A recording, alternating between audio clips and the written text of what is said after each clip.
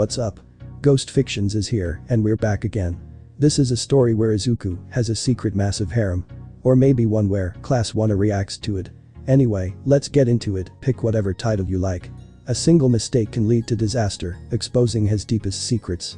His travels, the people he knows and have known, his friends and family. All because of a simple error that shouldn't have been discovered at that moment, and it all led him to meet those he would love more than anything in his life. Those who were light in the darkness, who were always there for him, and who always will be. But before we start, please consider subscribe to the channel and give this video a like. Don't forget to check the description for more informations. Also, this is a translate version, you may find some mistakes, specifically in the character's gender. Izuku of course is a male, this time, no changes in the genders. Well, with that out, let's get into the story. A new day at the prestigious UA Academy, a rather pleasant day in which its students strive to be better every day, or at least most of them. Ida. Does anyone know where Midoriya is? The class president spoke. Class was about to start and his friend was nowhere to be found. Sigh. Maybe he fell asleep. It was strange that her green-haired classmate wasn't there anymore on the day the homework was due.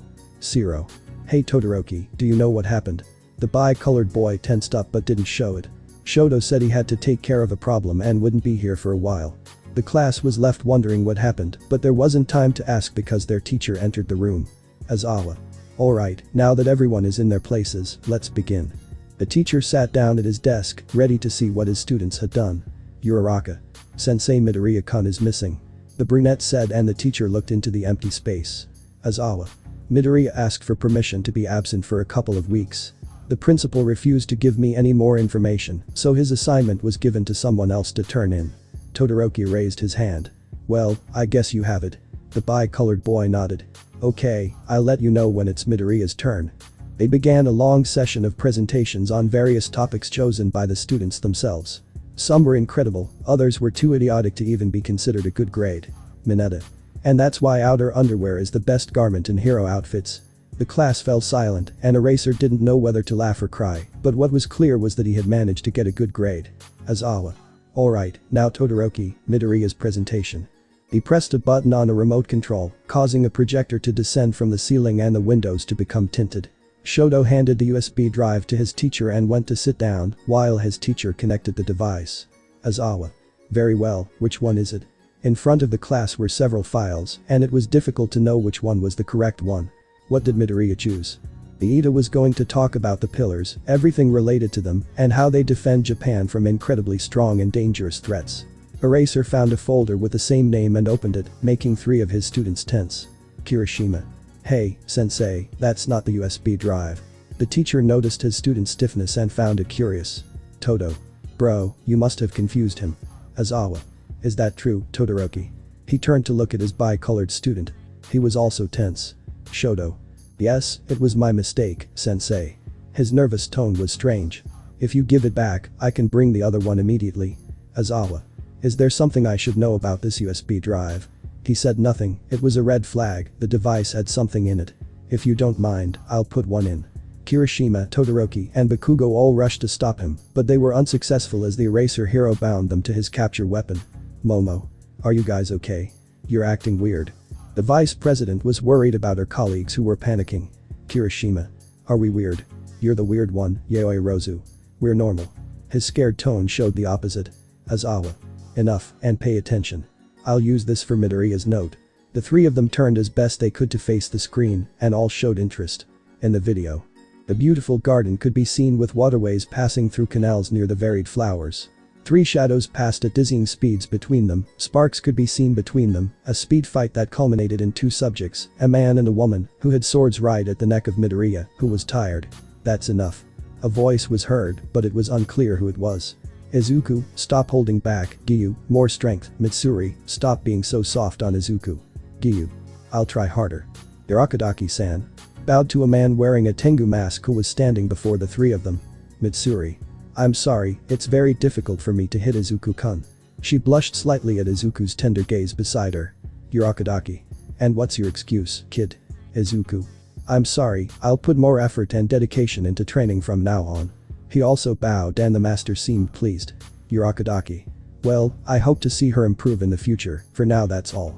The 3 relaxed and the pink-haired girl charged at Izuku who caught her. Mitsuri. Izuku-kun is mean. She pouted cutely in a show of anger. Insert Mick voice. Kenroji Mitsuri. Quirk. Angelic flexibility. Mitsuri can bend into positions impossible for a normal human. Exceeding her limit makes her nauseous. Izuku. Sorry, but if I use all my power, you wouldn't come out of this looking good. He scratched his cheek, a little embarrassed. Mitsuri. Fine, just for that you'll buy me everything I ask for. She broke free from Izuku's strong grip, who smiled calmly. Izuku. Of course, Giyu, do you want something? The black-haired boy looked at him and shook his head before leaving. And with that attitude of his, it doesn't surprise me that Shinobu-san rejected him. Giyu stayed in his place for a moment. Giyu. You're not funny, Midoriya. Continued on his way without saying another word, ending the video. Outside of the video. The reactions were varied. Some were surprised to see their comrade withstand the attack of not just one pillar, but two of them. His female companions, interested in him, only wanted to know the relationship between those two. And Mineta. Well. Mineta. Midoriya is with that sexy pillar. He drooled a lot imagining the pink-haired girl. It was then that a flick of Tsuyu's tongue knocked him unconscious. Tsuyu. Disgusting Kiro. Aizawa. I want an explanation now. He tightened his scarf, and the three of them felt like they were suffocating. Why does Midoriya know the pillars? No ordinary hero, let alone a student, should even be allowed near them. Kirishima. I don't know, I swear. Activated his quirk to make it more difficult to squeeze his body. Shoto. Izuku didn't say anything about that. The bi-colored boy was close to turning blue. Kitsuki. That's right. The ash-haired boy was almost unconscious. Aizawa. I don't believe you. Released his grip and the three finally breathed a sigh of relief. Explain what you know. Kirishima. I'm sorry Aizawa-sensei, but we promised Izubro we wouldn't say anything. The other two were still catching their breath, but they supported him. Mina. Would you do it for a Scooby snack? She showed Kirishima a box of cookies that he liked. Kirishima. Well, you see, He couldn't continue because Shoto froze his mouth. Kitsuki. Shut up, you shitty hairy brat. You were about to kill us. The red-eyed boy glared angrily at his friend, who was desperately trying to remove the ice. We won't sell out the walking lettuce. He looked defiantly at his teacher, who accepted the challenge. Aizawa. Very well, if you tell us what's going on, you won't have homework for 3 months. The classroom fell silent, awaiting the answer. Shoto. Same video folder 53. Everyone stared in disbelief as the bi-colored boy had sold out his friend. Kitsuki. Not even Judas was that treacherous. Was about to sit down, but was stopped by his teacher who left the three of them on the ground. Aizawa. Alright, let's begin. He selected the video and they waited for it to start. In the video. You can see Izuku on a missile in the middle of a green field. It didn't look like a good idea. Izuku. Are you sure about this, Lloyd? Izuku nervously looked at a blonde boy who was staring seriously at the green-haired boy. Lloyd. I understand you have doubts, Izuku, but it's for the good of the world. Actually, I just wanted to make Izuku suffer a little. It's better, Lloyd-san, we don't want anything bad to happen to Izuku-kun. She smiled sweetly, which made the blonde boy nervous. Lloyd. Of course it's completely fine, Yor-san. He smiled nervously at the red-eyed girl beside him. Insert Mick voice. Yor Briar. Quirk. Extreme stealth. Allows her to infiltrate any place she wants by becoming invisible to everyone's sight. How it works is still unknown. I hope so. After this, Izuku-kun and I have something to do, and it's best if nothing happens to him. He threw a knife from who knows where and cut the man's cheek. Lloyd. Ready, Izuku. He fearfully addressed Izuku, who was prepared for this. Izuku. More than ready. Grabbed the missile and the blonde fired. Was the last thing heard before the missile exploded, making the blonde afraid because of the black-haired girl's gaze. It's completely safe, right? He continued smiling, and the blonde felt like he had to run. Izuku. That was fun. Fell smoking and shirtless, giving Yor and the girls interested in the broccoli a very good view. Yor-chan, there's no need to act so extreme, I'm fine, it's not the first time a missile has exploded on me, even Senku makes worse explosions. Yor approached to hug him. End of video. Kitsuki. Idiot, it was 54, not 53. Moron. He hit Shoto's icy head, who just looked down. Listen carefully, Aizawa-sensei, it doesn't matter if you quadruple our homework, we won't say a word. Just then the bell rang, ending the class. Aizawa. Well, given that it's been revealed that a student is connected to heroes and is associating with people of dubious intentions, I'll take this USB drive to Nezu, and we'll decide what to do. The black-haired man left the classroom, leaving a tense atmosphere. Uraraka. What just happened? Eraser hurried towards the principal's office. What had just happened wasn't very common and he didn't know what to think of Midoriya. He not only knew the pillars, but also a strange guy who had access to missiles, and then there was that woman who pulled knives out of who knows where. Nezu. Come in. The principal spoke, and the dark-haired man entered the office. It looked as clean as ever, and the principal as manic as ever. Can I help you with something, Aizawa? The suit-wearing rat spoke, and the dark-haired man sat down in front of the being. Aizawa. A discovery occurred in the middle of class. The principal saw him excited, a bad sign. Nezu. What kind of discovery? His fur bristled at the new riddle that Eraser would provide. Aizawa. Midoriya Izuku. With that, Nezu knew everything. Anything related to Izuku was an enigma he would love to solve. It was discovered thanks to a USB drive in my possession that has a connection to the pillars, as well as having contact with people of dubious origin. Nezu. Yes, regarding the pillars, young Midoriya has been very strict with anyone who might know this information, which is why you weren't notified.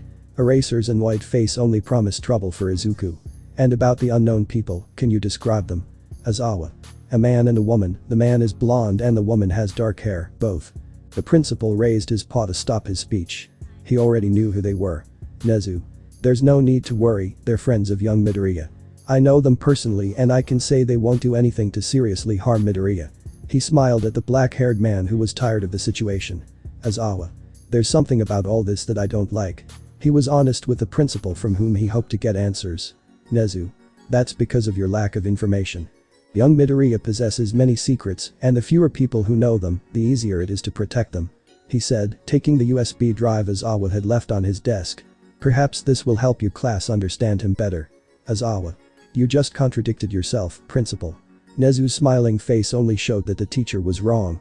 Didn't you say that the fewer people who know, the better? An entire class isn't exactly a small number of people. Nezu. I know, but I emphasize that the fewer people there are, the easier it is to protect them. Having students trained as heroes know this only increases the amount of protection available to people. He smiled at the black-haired boy's surrendered expression. I advise you that if you intend to view the contents of this device, do so with young Midoriya's consent. Aizawa. Sure. He picked up his phone and dialed his student. He was tired and didn't want to put off until later what he could do now. Izuku. Yes, sensei. What's wrong? He sounded a little tired and it was clear he was hiding something. Is it about my homework? Because if so, what did I do wrong? Aizawa. No, Midoriya, it's not about your homework, but it's important. A strange sound came from the other end, and the teacher wondered if his student was alright. Todoroki mixed up the USB drive and handed in a different one. Izuku suddenly felt a pit in his stomach. When he saw Shoto again, he would make him pay. Izuku. Which USB? Izuku prayed to every possible deity except the one he was thinking of. Aizawa. The one that contains a video of you training with a pillar and exploding with a missile. Izuku's soul left his body upon hearing the information. Izuku. I'd like to explain everything, but I'm in a bit of trouble right now. A terrible sound crackled from the other end, and Aizawa wondered what was happening. There are some videos on the memory card that can explain it.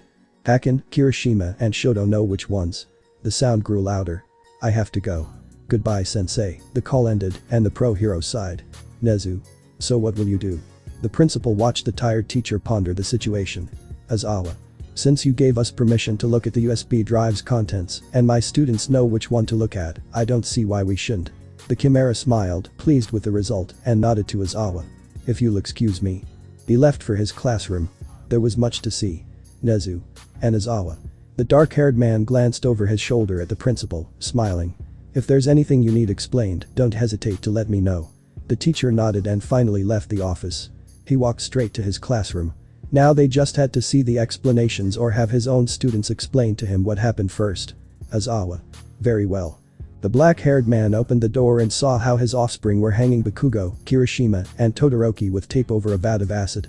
What's going on here? He demanded using his quirk, and the classroom fell silent. Toru. It was Mina's idea. Betrayed her friend Rosa, who felt betrayed. Mina. You're cruel, Toru-chan. You also want to know what's happening with Midori-kun. She accused the invisible girl, who shuddered slightly. Aizawa. I don't care who started it. Everyone clean up this mess and pay attention. Class A did as they were told, and soon the classroom was ready for what teacher had to say. Alright, I've spoken with the principal and Midoriya. To clarify the matter, we'll watch more videos from the USB drive. According to Midoriya, you three know which one to choose, right? The trio of idiots nodded. Good, now choose. The three of them looked at each other, unsure of what to do or which one to choose, so they let Kitsuki decide. He was the one who had known him the longest. Kitsuki. Aha, I finally found it. He smiled at everyone who looked at the blonde boy in confusion. Aizawa. What are we going to watch? The teacher asked everyone. Kitsuki's smile didn't disappear. Kitsuki. We'll see the beginning of this. Clicked on file number 1. In the video. It was a beautiful day, and a 4-year-old Izuku was in front of the camera completely happy, if his ear-to-ear smile gave any indication. Izuku. Well, this will be the record of every adventure I have with my friends, it'll be fun to watch. He moved the camera and focused on a small Kitsuki who was looking at the wall waiting for something. Did you manage to capture him, Kaken? Kitsuki. Not yet, he's elusive. Narrowed his eyes, focusing on any movement. Tanjiro. What's Kaken doing? The red-haired boy and his sister entered the room, watching as Kitsuki was capturing something. Gamaboko Gampachi. Kamado Tanjiro. Quirk. Stonehead. His head is so hard it can split stones. Izuku. We tried to catch a mouse. He said happily. Nezuko. A mouse. She hid behind her brother. She didn't like mice. Izuku. If there's one on the wall and we want to see it, don't worry Nezuko-chan, I'll protect you. He promised the girl who had stars in her eyes. Tanjiro. We'll both protect you, Nezuko. Affirmed her brother, and the girl smiled. Kitsuki. I caught it. He affirmed and pulled something from the wall. Are you sure it's a mouse? Izuku. He was moving too fast to see it. Admitted, embarrassed at mistaking animals. What is it? Kitsuki. This. Showed a very curious animal. Nezuko. How cute. She quickly picked up the strange creature who looked at her with a smile. Hello little friend. Tanjiro. Wait, Nezuko, we don't know if it's dangerous. Approached to take the little creature from her, who only looked curiously at Tanjiro. Kitsuki. It's a slug, do you think it's dangerous? The blonde boy retorted to the redeed, who thought about it. Tanjiro. No, but. A calming sound began to play, and when he looked at the animal it was singing. It's. Weird. It made me sleepy. He collapsed on the ground. Kitsuki. Yes. Me too. The blonde was the next to fall. Nezuko. Izuku-chan, I'm sleepy too. She lay back, still holding the little one in her arms, and Izuku watched the scene. Izuku. To me. Izuku dropped the camera he was filming as the green-haired boy fell asleep next to Nezuko. End of video. And with that, most people were touched to see small versions of their classmates doing childish things, but the question remained of the children who were with them. Kaminari. This is the first of all the adventures you've had, right? The blonde nodded. How many are there? Shoto. It's around 500 if I'm not mistaken. Everyone's jaws dropped when they heard that. Midoriya, record everything. Kirishima. He doesn't record almost all of that. His friends coughed falsely to ignore the comment. Shoji. What was that thing? He asked, referring to the animal. Kitsuki. We still don't know. After that, we found more and more, each with different powers, and we still don't know where they came from. Aizawa. And those two kids? He asked, and Kirishima tensed up a little. Kitsuki. The Kamado brothers are friends, if the stone-headed idiot sounds familiar, it's because he's supposed to be the next pillar. The word surprised most of those present. Echako and Midoriya-kun. We saw him training with them. Kitsuki. That idiot. Only trains with them. He's so bad with a sword that they never even considered him to be one of them. Momo. Midoriya-sen isn't good with a sword. If he teaches me how to use various weapons, including the sword. The vice president felt curious, as it was clear her romantic interest had knowledge about the use of most weapons. Kitsuki. I have no fucking idea, the bastard is good at teaching, but bad at practicing, he almost took out an eye using a bamboo one. The image was funny given Izuku's power and speed, he always ended up in trouble. Mina. Can I choose a video? Please E. She gave him her best puppy dog eyes, which seemed to convince the blonde guy. Kitsuki. Fine, but only one. He shouted, and the pink-haired girl came over to choose. Mina watched the videos one by one without being able to decide. In some it was a small Midoriya, in others a larger one, and in others he was just as she knew him. She searched for a while until she found something that caught her curiosity. Mina. What is this? File 76. Kitsuki smiled, and his two friends felt confused. They didn't know what had happened that day. In the video. There was a laboratory in the middle of a large plain, there were many things around the laboratory house, some experiments failed, others functional. Izuku came out of the house dragging as if nothing was wrong a large tarp that looked heavy. Izuku. Are you sure this will work? He asked a boy with onion-shaped hair. Senku. Quite certain, 1,000,000% sure. Said the scientist. Ishigami Senku. Quirk. Encyclopedia. and store all the data at once. If it collects more information than it can handle, it gives it headaches. Izuku. It was hard to get them out of where they were.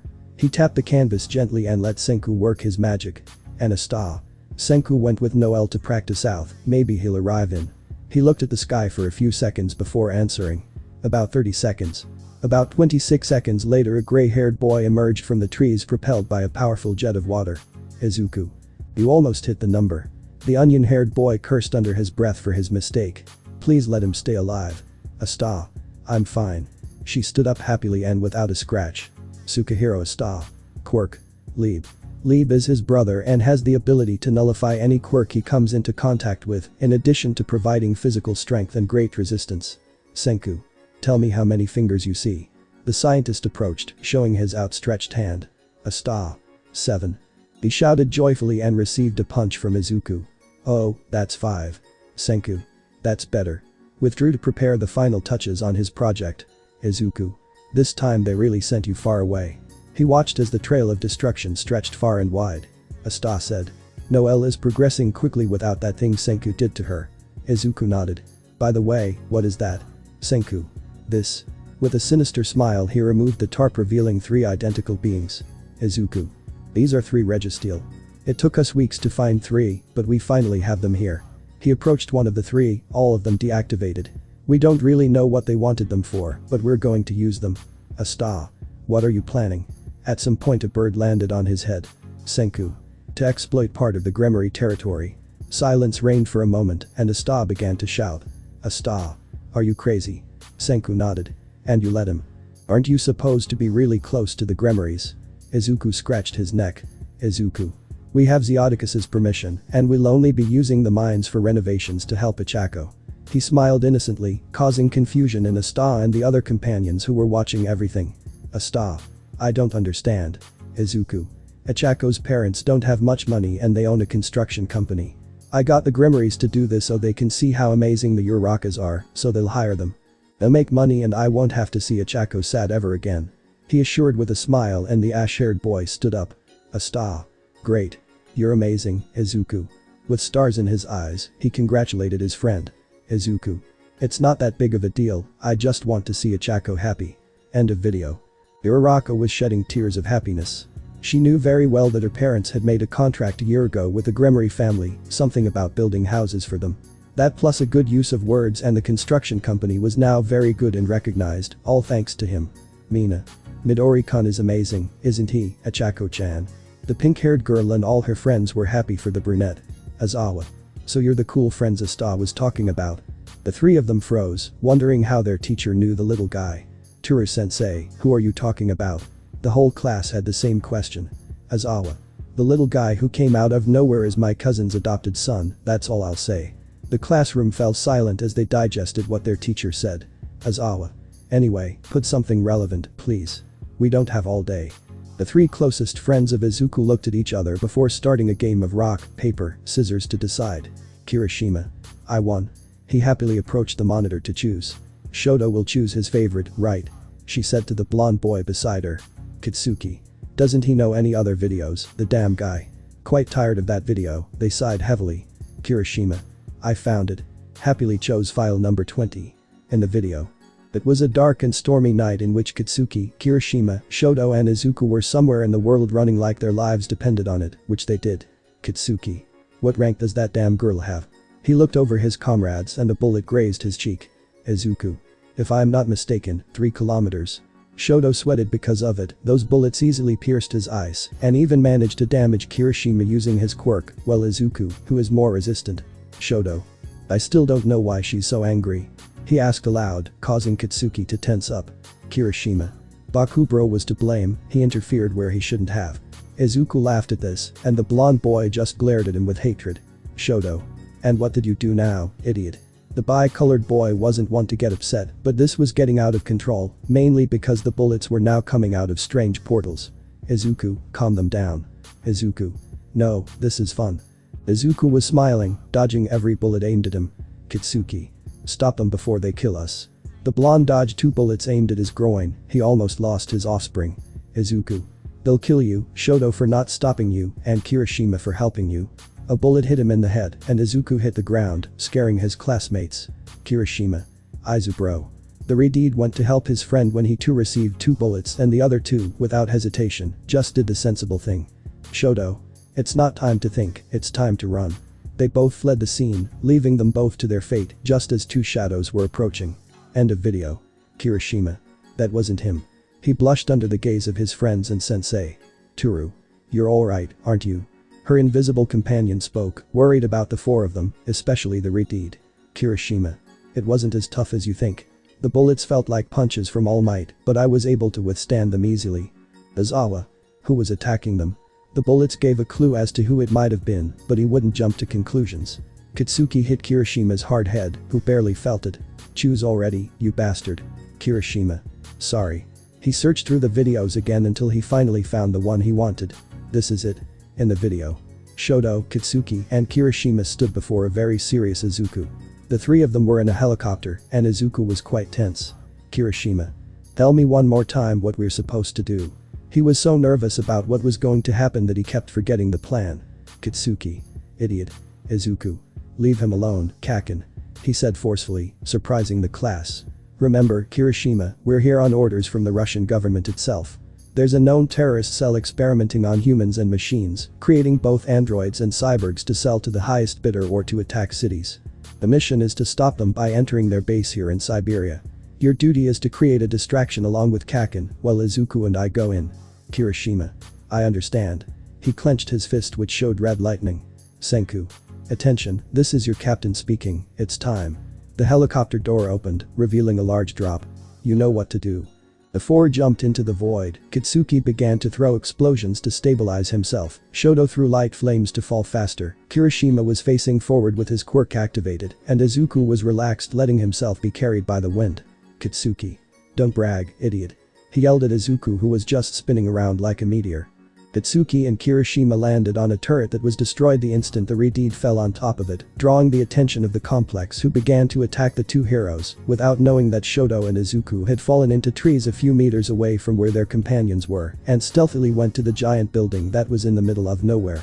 They entered through the ventilation on one of its sides and crawled inside, looking to see which was the power plant, reaching it, while Kitsuki and Kirishima thinned their ranks. Izuku. Phase 1 in action. Izuku tore through a wall that faced the power center, looking into its core. What do you say, Shoto? Shoto.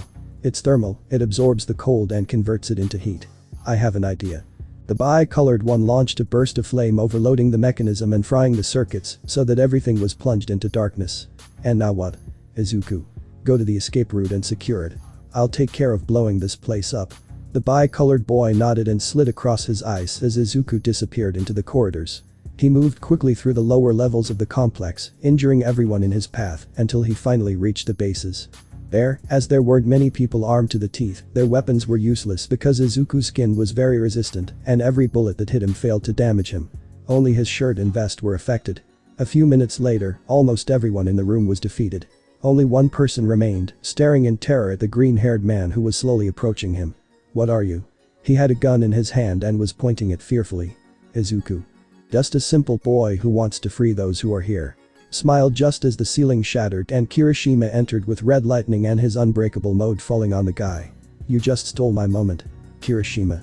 Sorry Izuku bro, but it was Baku bro's fault, he threw me hard, haha. Izuku sighed and helped his friend up. Is it time to go? Izuku. Something like that, first we have to get everyone out and then blow everything up. The Redeed and Izuku quickly went to check every floor in that place, and after 2 hours that were seen in very fast motion, everyone was out. Kitsuki. My turn. With a lunatic grin, he used his explosions on an exterior pillar, and it soon collapsed, along with all the connected ones, leaving ruins in its wake. And ready. A rock fell on his head just as someone emerged, terrified and hyperventilating. End of video. The room fell silent, not quite understanding what had just happened. Her companions were in a freezing place with many enemies, and then there was her. Mineta. Who is that girl? Was drooling a little at the sight of the scene and was met with a punch from Kitsuki that sent him to sleep. Kitsuki. What's it to you, you fucking dwarf? Azawa. What did you do? He didn't like his students getting involved in international trouble. It would cause problems. Shoto. A contact of Izuku's called us for help. Since we're not officially licensed heroes, we can operate unofficially. The heterochromatic boy said sincerely, surprising everyone. Momo. And the girl at the end. Kirishima. We won't tell you, you'd better see it for yourselves. Smiled at his classmates, and they were about to say something, but the bell rang. Aizawa. Alright, that's it for today. I'll keep this. The teacher took the USB drive from Kirishima's hands, who nodded nervously. We'll talk about it another time. And with that, the class left with more questions than answers. Class 3A left with many questions and few answers. They thought they knew their classmates, but they were wrong. They had experienced more adventures than they had mentioned and met some famous people they didn't know they knew. Uraraka. Yeah, Momo. The black-haired girl looked at her friends who were in the living room, she was lost in her thoughts. Are you okay? Momo. Huh? Yes, of course, it's just that. She thought twice before speaking. The Gremory family. It's strange that Izuku knows them, and from what that boy said, they're very good friends. Mina. So, Izuku, huh? She teased her classmate, who just blushed. Momo. Ahem. She coughed falsely, trying to make the blush go away. The Gremory family is very closed off and hardly interacts with anyone. Even dad has had difficulty making deals with them. Kaminari. If it's so difficult, how does Midoriya have contact with them? He said while eating the sweets Mina had hidden. Mina. Kaminari. The cold tone surprised everyone. Are those my sweets? Kaminari. Hee. He ran like there was no tomorrow, escaping from an angry Mina. Mina. You won't escape. The only one who knew where they were was Izuku. She shouted, drawing everyone's attention. Momo. So, Izuku, huh? The black-haired girl returned the blow, causing the pink-haired girl to turn purple. Sigh. Uraraka-chan is the closest to him, maybe she can tell us something, Kiro. Those present looked at the brunette who blushed deeply. Uraraka. Midoriya-kun has never said anything to me. She rushed to say. Zero. I suppose they're in some video. He looked around the room and the bedrooms and didn't see the three involved. Where are those three? Momo. They hid so they wouldn't talk until this afternoon when we'll watch the videos, only this time the principal will be there. She sighed defeatedly, those three really were good at hiding. Mina. I still don't understand why you're hiding so much information. She pouted, quite indignant that her best friend hadn't told her anything. Nezu. To protect certain people who are in those videos. The principal, accompanied by a racer, entered the dormitories, causing some general panic. Momo. Protect? From what? This was starting to get curious and I needed answers. Nezu. That will probably be seen today. He jumped to the table in the living room and those present looked at him. I know you have many questions, just like me, so today, since I have time, I will accompany you to watch some videos of young Midoriya. Iida. We are honored by this, principal. The ever upright Iida said proudly. Aizawa. If you're all finished, prepare the room. The teacher entered with an annoyed expression. There were still many questions and few answers. With great speed, the students of 3A cleaned the room and had everything ready to see more things from the USB drive. They were all gathered and ready for whatever Katsuki put on the big screen. Katsuki. Well, I don't remember which one it was. Everyone fell backwards, the blonde had been searching through so many videos for 10 minutes without finding whatever it was he was looking for. Shoto. Which one is it? He approached to look alongside the blonde boy who only whispered what he wanted. It was then that Shoto changed folders, putting in the folder for Force 2, which they found strange. Katsuki. That bastard moved it. He muttered angrily. Mina. What are we going to watch? The pink-haired girl pushed her and the video started. In the video. One rainy afternoon somewhere in Tokyo a couple of months ago, this time the ones who were seeing each other were Izuku, Kirishima and Tanjiro. The three of them were quite tense about what was going to happen. Kirishima. It's here.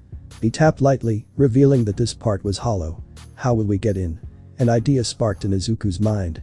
Izuku. Use your head. Smiled maliciously, looking at Tanjiro who was looking for something to open it with. Tanjiro. Huh? He didn't like his friend's look.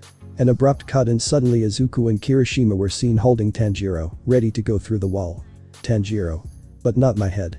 With a war cry the three of them passed through the wall, entering very dark rooms. That wasn't necessary. With a mask of anger he reprimanded Izuku who was only looking upwards. Izuku. How about a race? Ignoring Tanjiro, he said, exciting Kirishima. Kirishima. I'm in. Lightning flashed around his body as Tanjiro sighed. Tanjiro. Since. He jumped to his feet, ready. What does the winner get? Izuku. If Kirishima wins, we'll tell him what we have prepared for his power problem. This confused the class, what was that supposed to mean? Tanjiro. And me? He said, eager to win. Izuku. We'll help you with Kanao and stop Shinobu-san from poisoning your eggs. He smiled at his friend who just blushed. Tanjiro. That sounds good to me. Admitted the stubborn one, a great prize. Kirishima. And you, Izuku. What do you want for winning? Izuku flashed a foxy grin, a bad feeling. Izuku. When I win, you'll help me with something I'm planning for Nejire-chan.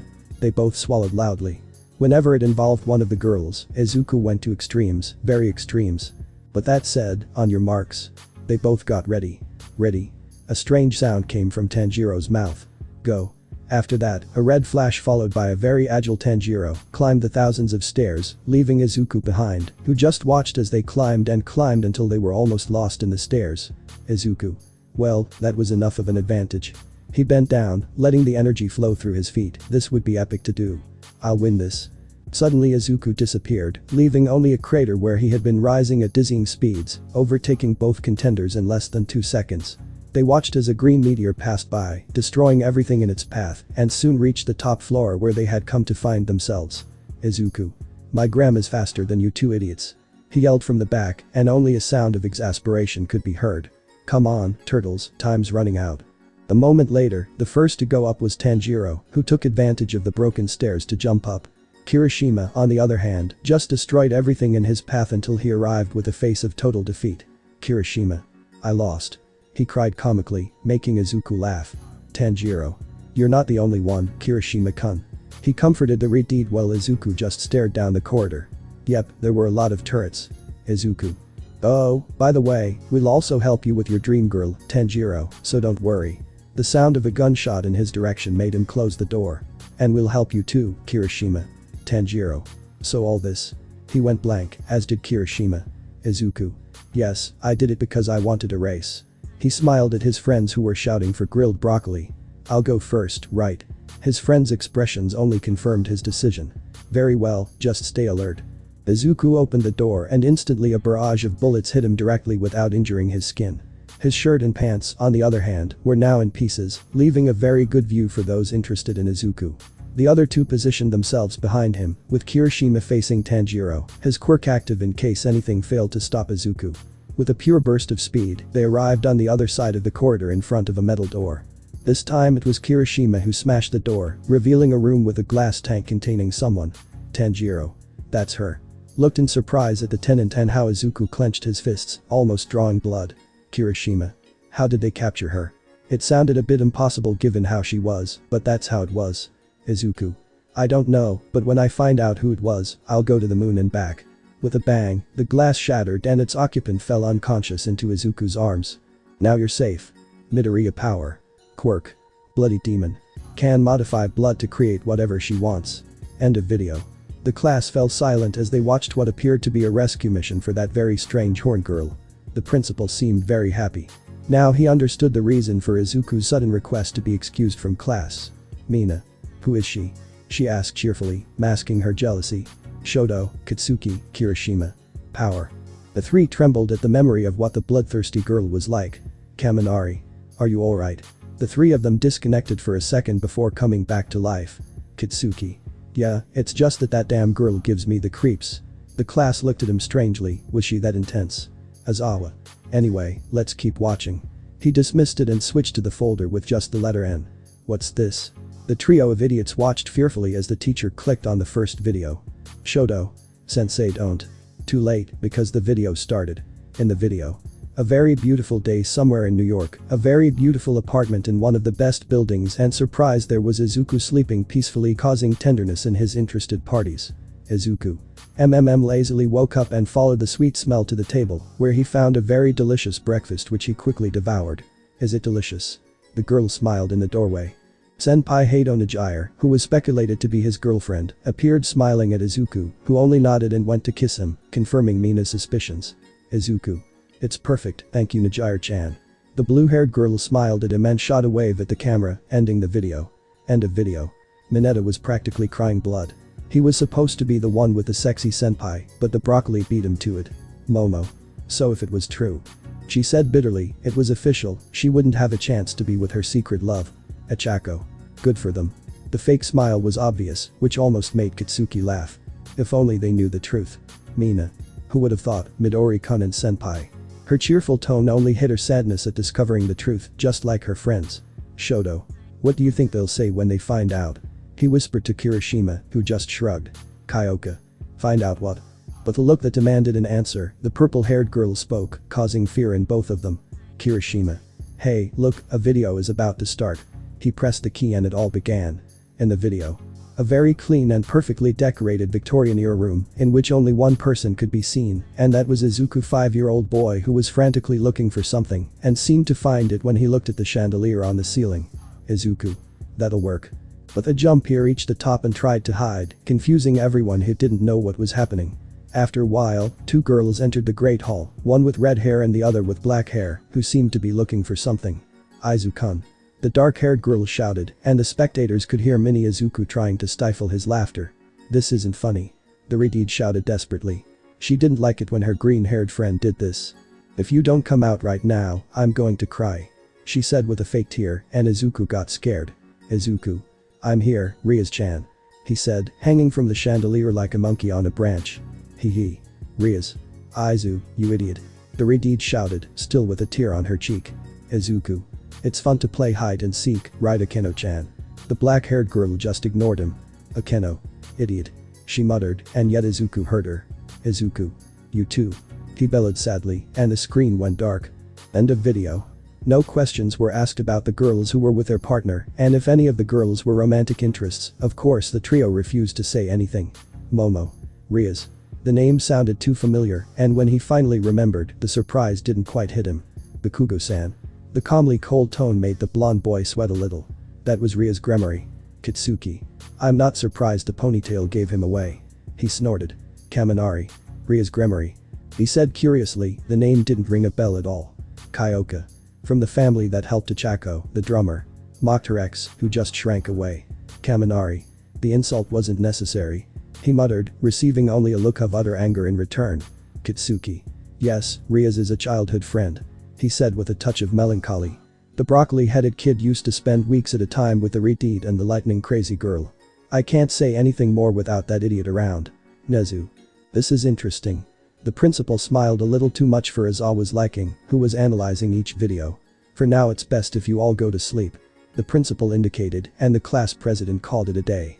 A new day had arrived, and with it, the excitement of knowing what was happening with their companion.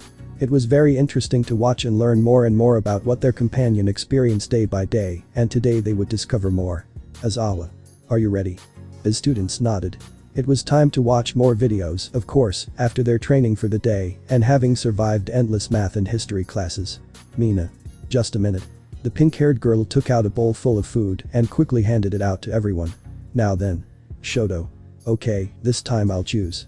He looked at several folders until he found something he didn't remember. Hey. Which one is this? Kirishima. I don't know. Scratched his head. That video was like any other in the many folders and had nothing that made it stand out. Kitsuki. Oh yeah, that. Everyone waited for some explanation, which they didn't receive. I have no idea. Without waiting for anything, he clicked on the video. In the video. One quiet afternoon, Izuku was standing in front of a very ordinary house, which was open. Izuku. Okay, this isn't normal. He muttered and opened the door, seeing that no one was there. Well, it doesn't look like they forced their way in. Did they leave the door open? He went inside to see if anyone was there. I believe the lady. A sound was coming from upstairs, so the green-haired boy quickly went up to the noise and went to the room from which the sound was coming. What are you doing? Something stirred among all the mess and moved closer to leave. Komi Shoko. Quirk. Cat cuteness. Whoever is in its presence completely loses their will to fight. Komi nervously rummaged through the mess without finding what she was looking for. With a tear in her eyes she tried to find what she needed. Izuku. Shoko-chan, what are you looking for? The girl looked at him and wrote in the air. I understand. Without even looking, Izuku opened a drawer and took out the notebook she was looking for. Is this what you're looking for? Komi, with stars in her eyes, she took the notebook and hurried to write. Thank you, Midoriya-kun. Izuku. It's nothing, Shoko-chan, I'm here to help. He patted her head and the girl just let him. Okay, what do you need me for? Komi excitedly wrote and showed it to the green-haired boy. I want to go to the aquarium, but I have no one to go with. Izuku. Okay, I'll go with you then. He said smiling and the girl nodded, quickly going to get ready. End of video. Kirishima. Oh, that's why we didn't know. Felt like a fool for not figuring out what the video was about. Sigh. Who was that with Midoriya-chan? She asked, causing silly smiles on all three faces. Are you all okay? Kiro. Shoto. Yes. That girl was too sweet and innocent for anyone. Mineta. If it was that. Before he could finish, the dwarf felt pure hatred directed at him, and turning around, he saw 3 of the 4 horsemen of the apocalypse staring at him. That adorable girl. Kirishima. It's Komi-san. He said in a love-struck tone. Toru. It's obvious. She said with obvious jealousy that made the Redeed tremble and the pink-haired girl beside him feel curious. Kirishima. It's just that Komi-san makes you feel calm about everything around you. He explained, which didn't seem to calm the invisible girl. Kitsuki. Leave your lovemaking for later. Shouted the blonde, causing both of them to blush. Put it on half and half now. Shoto. Well. Oblivious to everything, started another video. Azawa. What did they put? The 2 idiots just smiled, a bad sign. In the video. Once again in the cabin laboratory where Senku performed experiments on everything, and this time was no different as Izuku was sent flying by a single explosion until he disappeared somewhere in the sky. Shoto. Will he be alright? Next to him were Senku and Kirishima, connected by strange nodes. The 3 of them were looking at the sky. Senku. If he survived the bottom of the sea and the vacuum of space, I doubt a one-for-all explosion could do anything to him. He replied simply, going back inside and dragging Kirishima by the ear. Come on, we still have to figure out how to keep you from dying before you turn 20. The class was surprised by this information and looked at the Redeed who just remained serious. Shoto. Will this work? He entered, followed by the camera. Inside was a technological center in all its splendor, and in its center was an elevator that led down to where there were more things. Senku. It's necessary to know how this unique power works in all its splendor. We can't just rely on what little Gran Torino and All Might discovered about the wielders. With a couple of clicks, the nodes on Kirishima's body lit up. How does the power itself work? Is it only to enhance a quirk? If so, why consume the user's own quirk to survive? Why does Kirishima, besides becoming harder than diamond and tungsten, gain that superhuman strength? If we answer these questions, we'll have a path forward to address this. With the push of a button, an electric shock coursed through Kirishima's body. Well, how do you feel, cardboard brain? Kirishima. Just a slight twinge in his muscles. The onion head thought for a moment before sighing. Senku. This isn't getting us anywhere. We need you to unleash 100% to provide conclusive evidence. With a few commands, Kirishima was irradiated with electricity far exceeding what Kaminari could generate. Shoto. Are you sure he's okay? Senku ignored him, distracted by the red lightning bolts Kirishima was releasing. Senku. Well. Suddenly everything stopped. This is interesting. Kirishima. In our. Right. He felt like he was in a blender and his brain short-circuited. It feels weird. Senku. It's normal after being electrocuted to that extent, but it revealed some interesting things. He looked at the panel where the discharge and the resulting reaction were located. As we suspected, it's not electricity that comes out of you, or at least not entirely. Kirishima. Then. He slowly began to feel his jaw and arms again. Senku. Just like the broccoli thought, one for all strengthens every cell in your body, filling each one with an extreme amount of power. You're lucky to have the quirk you have because you'd almost certainly explode from so much power. Kirishima. But where did it come from? He tried to get up but couldn't. He still felt numb. Senku. You said there was a core, right? The Redeed nodded. It must be from there. For now, we've only confirmed that one for all reacts extremely strongly to energy, and that your quirk is a kind of resistance that prevents your death. Shoto. We have an idea of how to make it. You know. Senku. Is there a way to keep her from dying? The bi-colored boy nodded. For now, I have an idea, but I don't know if it will work. Kirishima. What is it? He said, exhausted. The effect of the electric shock was strange. Senku. We'll put a regulator on the area where you use one for all the most. This will divert and contain the energy, and from what I can see, I need it to contain a lot of it. Izuku. That's only temporary. Izuku entered panting and fuming. Senku. How far did he send you this time? Izuku took a heavy breath before looking at the 3 of them. Izuku. I almost made it to Tokyo, new record. The bi-colored boy cursed under his breath. Kirishima had taken first place from him in broccoli throwing. Thinking about it and standing here, I think I have a better idea of how to help Kirishima. Senku. Go ahead, I'm all ears. With a pen and a notebook he paid close attention. Izuku. As All Might explained to us, one for all strengthens and amplifies existing quirks, and as we know, one for all itself is capable of killing the user if they have a quirk, draining not only the user's power, but also their life and body, deteriorating them until death. Senku. Yes, that's how the 4th wielder died according to the records. He still remembered how Katsuki and Asta vomited after seeing the autopsy images. Rookies. Izuku. That's why if we manage to create something that can consume other than the quirker life, we could get the best out of the power without killing Kirishima. Shoto. How will we do that? At some point he got lost among so many words. Senku. It won't be easy, but I'll try. He turned to look at a very confused Kirishima who didn't understand anything. We'll save you, unbreakable wall. End of video. Aizawa. What was that supposed to be? The surprise didn't take long to arrive. Those they were talking about didn't understand what it was. Kirishima. Hey, that's not supposed to be shown. He said angrily, ignoring the sensei. Katsuki. It was time they knew. The Redeed, somewhat nervous, turned around and looked at the panicked expressions of his classmates. Toru. You'll die, Kirishima-kun. She spoke fearfully. The mere thought of her romantic interest dying pained her. Shoto. He won't, Senku will make sure it doesn't happen. He assured the frightened Toru, who simply went to hug Kirishima. Aizawa. Don't ignore me.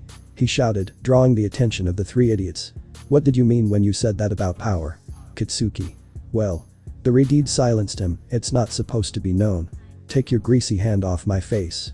He threw an explosion, and the Redeed retreated a little. Kirishima. But. The bi-colored boy stopped him. Everything, bro. Shoto. It's time they knew. You've been hurting yourself by not saying what's going on, and that's why Aizawa-sensei can't train you properly. Sighing, the Redeed accepted his defeat. Katsuki. The shitty-haired one possesses a second quirk inherited from All Might. The teacher looked at him demanding answers. Aizawa. What do you mean? The class remained silent, awaiting answers. Kirishima explained. All Might's quirk is known as One for All, and it's a power passed down from generation to generation like a torch of power given to a successor. The master just looked at him, asking him to continue. All Might gave me One for All after Izuku rejected the power. Uraraka. Was Midoriya-kun the one they were going to give it to? The Redeed nodded. He still remembered that afternoon well. Kirishima. Yes. According to what Izu told me, All Might found him saving someone close to him and didn't hesitate to offer him One for All, but he refused because he didn't need a power-up to be a good hero. Toru. And why did you take it? Kirishima. Izu recommended me, said I was perfect to have the power, great potential and worth as a hero, and I accepted. He admitted calmly, he didn't regret it. Aizawa. What do you mean by Kirishima dying? The atmosphere became tense, and the three were unsure whether to speak. Kirishima. We discovered 2 years ago that One for All can kill its host, after using it caused me excruciating pain, and my skin began to tear apart. Aizawa. Why didn't they tell me about this? He shouted, it was unpleasant that they were keeping something like this from him. Kirishima. All Might said it was super secret and nobody should know, even Izu got in trouble for telling Baku bro and Toto bro. Aizawa's gaze was intense. Aizawa. You made a very serious mistake by hiding this from me. He shouted at the three who were still standing there, serious. But the main problem is All Might and his stupidity. Stay here. The teacher stormed off towards the teacher's lounge. This wasn't going to end well. Something was wrong, and everyone at UA knew it as they watched a furious Eraserhead head towards the teacher's lounge. The former number one's irresponsibility had crossed the line by risking his student's life just to keep a secret that would surely get him killed. Luckily, his green-haired protege was capable enough to handle the situation and prevent harm. Aizawa. All Might. He forcefully opened the door, causing the blonde American to spill his coffee and glare at the angry teacher of Class A. All Might. Aizawa-kun. Is something wrong? He carefully cleaned the stain, not understanding the cause of his classmates' recent anger. Aizawa. Can I ask why you would give a student power without the consent of their teacher or family? The blonde boy spat out the little coffee he had drunk and looked at the black-haired boy. All Might. I don't know what you're talking about, Aizawa-kun. He played dumb, he would talk to his successor later about keeping it a secret. Aizawa. Don't play dumb. He slammed his fist on the blonde boy's desk, making the American even more nervous. The power that's killing my student. All Might. Where did you get such a strange story? He continued with his game of not knowing, testing the professor's patience. Nezu. He knows, All Might. The principal appeared from somewhere, startling the blonde boy. Young Midoriya left the way clear to learn certain secrets that Class A is seeing, and among them is that of young Kirishima. Aizawa. Do you know how irresponsible it was to do that without fully understanding everything related to your power? This was going to be a long haul. On the other hand, Class A was quite bored waiting for their teacher to return. Toru snuck away and went to put on some funny videos while they waited, but there were so many that he didn't know which one to choose. Some looked too amazing. Toru. File number 156. Kitsuki tensed up when he heard that. Izuku specifically said never to watch that video for some unknown reason. Kitsuki. Idiot. Rushed to stop the invisible one, but it was too late. In the video. A perfect day, sun high in the sky and a summer breeze, a perfect day to go out and go wherever your heart tells you. Today Izuku was waiting impatiently in the park because what was going to happen today was going to be exciting. Izuku-kun. A very cheerful voice called to him and he looked at the girl. Kitagawa Marin. Quirk. Cosplay. Then perfectly imitate any personality she can think of. If she does it for too long, she gets hungry. Izuku. Kitagawa-san. Izuku approached to hug the cheerful girl. I'm glad to see you. Kitagawa. Me too, Izuku-kun. She smiled excitedly at Izuku. Today was the day. Are you ready? Izuku. More than ever. He took the blonde's hand, who blushed in surprise. Let's hurry, we're wasting time. The next thing anyone saw was the two of them wandering around various stores, buying manga and video games, eating and laughing at each other's jokes, as well as looking for various fabrics, mainly black. Izuku. And what cosplay are you planning to do now? He asked excitedly. He was a big fan of how the blonde did things. Kitagawa. You know, lately I've been talking to 2B and. She looked at Izuku, blushing slightly. Well, I want to be like her. Izuku. I understand. Excitedly went to get another piece of fabric and handed it to her. This one looks like yours, I'm excited that you two get along so well. Kitagawa. Of course. She smiled at Izuku. End of video. Kitsuki's anger almost reached the sky, and his classmates noticed this as they watched smoke coming from the blonde's palms. Iida. Bakugo-kun, what's wrong? The upright Iida spoke, not quite understanding what was happening. Kirishima. See, come on Baba Kupro, it's definitely not what it looks like. He broke out in a cold sweat under his friend's angry glare. Kitsuki. That idiot. The smoke intensified and small explosions erupted from his hands. He dared to go out with Kitagawa-sama without telling me. What very few knew was that Kitsuki Bakugo was a devoted follower of Kitagawa Marin, just like his green-haired friend, so the idiot going out with his idol seemed wrong to him. The damn guy didn't tell me. Shoto. Surely she didn't want Kitagawa-san's #1 fan still watching over her like a hawk. That didn't seem to relax the blonde, who was just letting out explosions in the air. Quick, someone put on a video, that'll distract him. Iida. I'm coming. The class president approached and placed another file. Number 170. In the video. This time Izuku was next to a rather serious-looking black-haired man, both of them in front of a large apartment building that looked luxurious. Izuku. Remember me because I help you, Uesugi-san. The black-haired boy beside him sighed. Futaro. For the 5th time, I need someone to tutor 2 of the idiots I have to help, and you're the only one who's good enough for this. It was tedious doing this, but it was all for the money he would earn. Izuku. And who do you need help with? Somewhere between his house and here, Izuku got lost in his thoughts and ignored the black-haired boy as usual. Futaro. Itsuki and Miku are the ones doing best, and I need to focus on the other 3. Izuku nodded. Helping was something he would always do. Izuku. I understand. I'll gladly help. With a smile he followed Futaro, who luckily had free passage to enter and go up. Every second Izuku felt more excited. Teaching someone had always pleased him and was something he respected greatly, so he wouldn't back down just because Futaro seemed tense about the idea. They finally arrived. The girl with blue eyes and 2 stars in her hair greeted them. Nakano Itsuki. Quirk. Gluttony. Can eat all the food she wants, which is why she enjoys eating and cooking so much. Itsuki. You're late, Futaro. With a pout she looked at the dark-haired boy who didn't care. Who's your friend? She asked curiously. Futaro had friends. Futaro. This is Midoriya Izuku, and he'll be helping me with 2 of you. The girl nodded and looked at Izuku, who just smiled sweetly. Izuku, this is. He looked at Itsuki, waiting for her to say it. Miku. Itsuki. It's Itsuki Futaro. She said, disappointed with her tutor. Futaro. Ahem. In an attempt to keep this awkward scene going, decided to move on, leaving the sad Nakano and Izuku alone. Itsuki, dummy. He murmured sadly, something Izuku noticed. Izuku. Excuse me, Itsuki-san. The girl looked up and saw the sweet smile Izuku gave her. May I come in? Itsuki. Oh, yes, of course, excuse this scene. She stepped aside and Izuku passed by. Excuse me, Midoriya-san, what do you have there? The smell hit her face and it smelled very good. Izuku. Oh. This.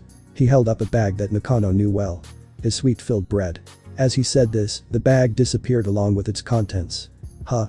Looking to his side, Nakano had already devoured almost all the bread he had brought. He tried to speak to him, but a scream and doors slamming shut stopped him. When he looked into the room, he saw only Futaro muttering under his breath, so he approached him and was not surprised to learn that the sisters did not want his help. "Futaro. What's wrong with you? I just want to help you have a future." He sighed wearily, this wasn't easy. "Izuku. Maybe your way of doing things is too different from what they do, and you have to change your approach." The black-haired boy thought for a moment, unsure what to do. "That's true, Futaro." One of the sisters came out of the kitchen with a glass of water. "Your friend is right. Nakano Miku. Quirkless. Futaro. I don't know how to do it. Ichika." The girl made an adorable pout. "Miku. I'm Miku." The dark-haired boy banged his head on the table. This was stressful. "Futaro. Ah." He let out that sound in exasperation. "It doesn't matter, I'll talk some sense into them." He was heading for the stairs when he remembered why the green-haired boy was there.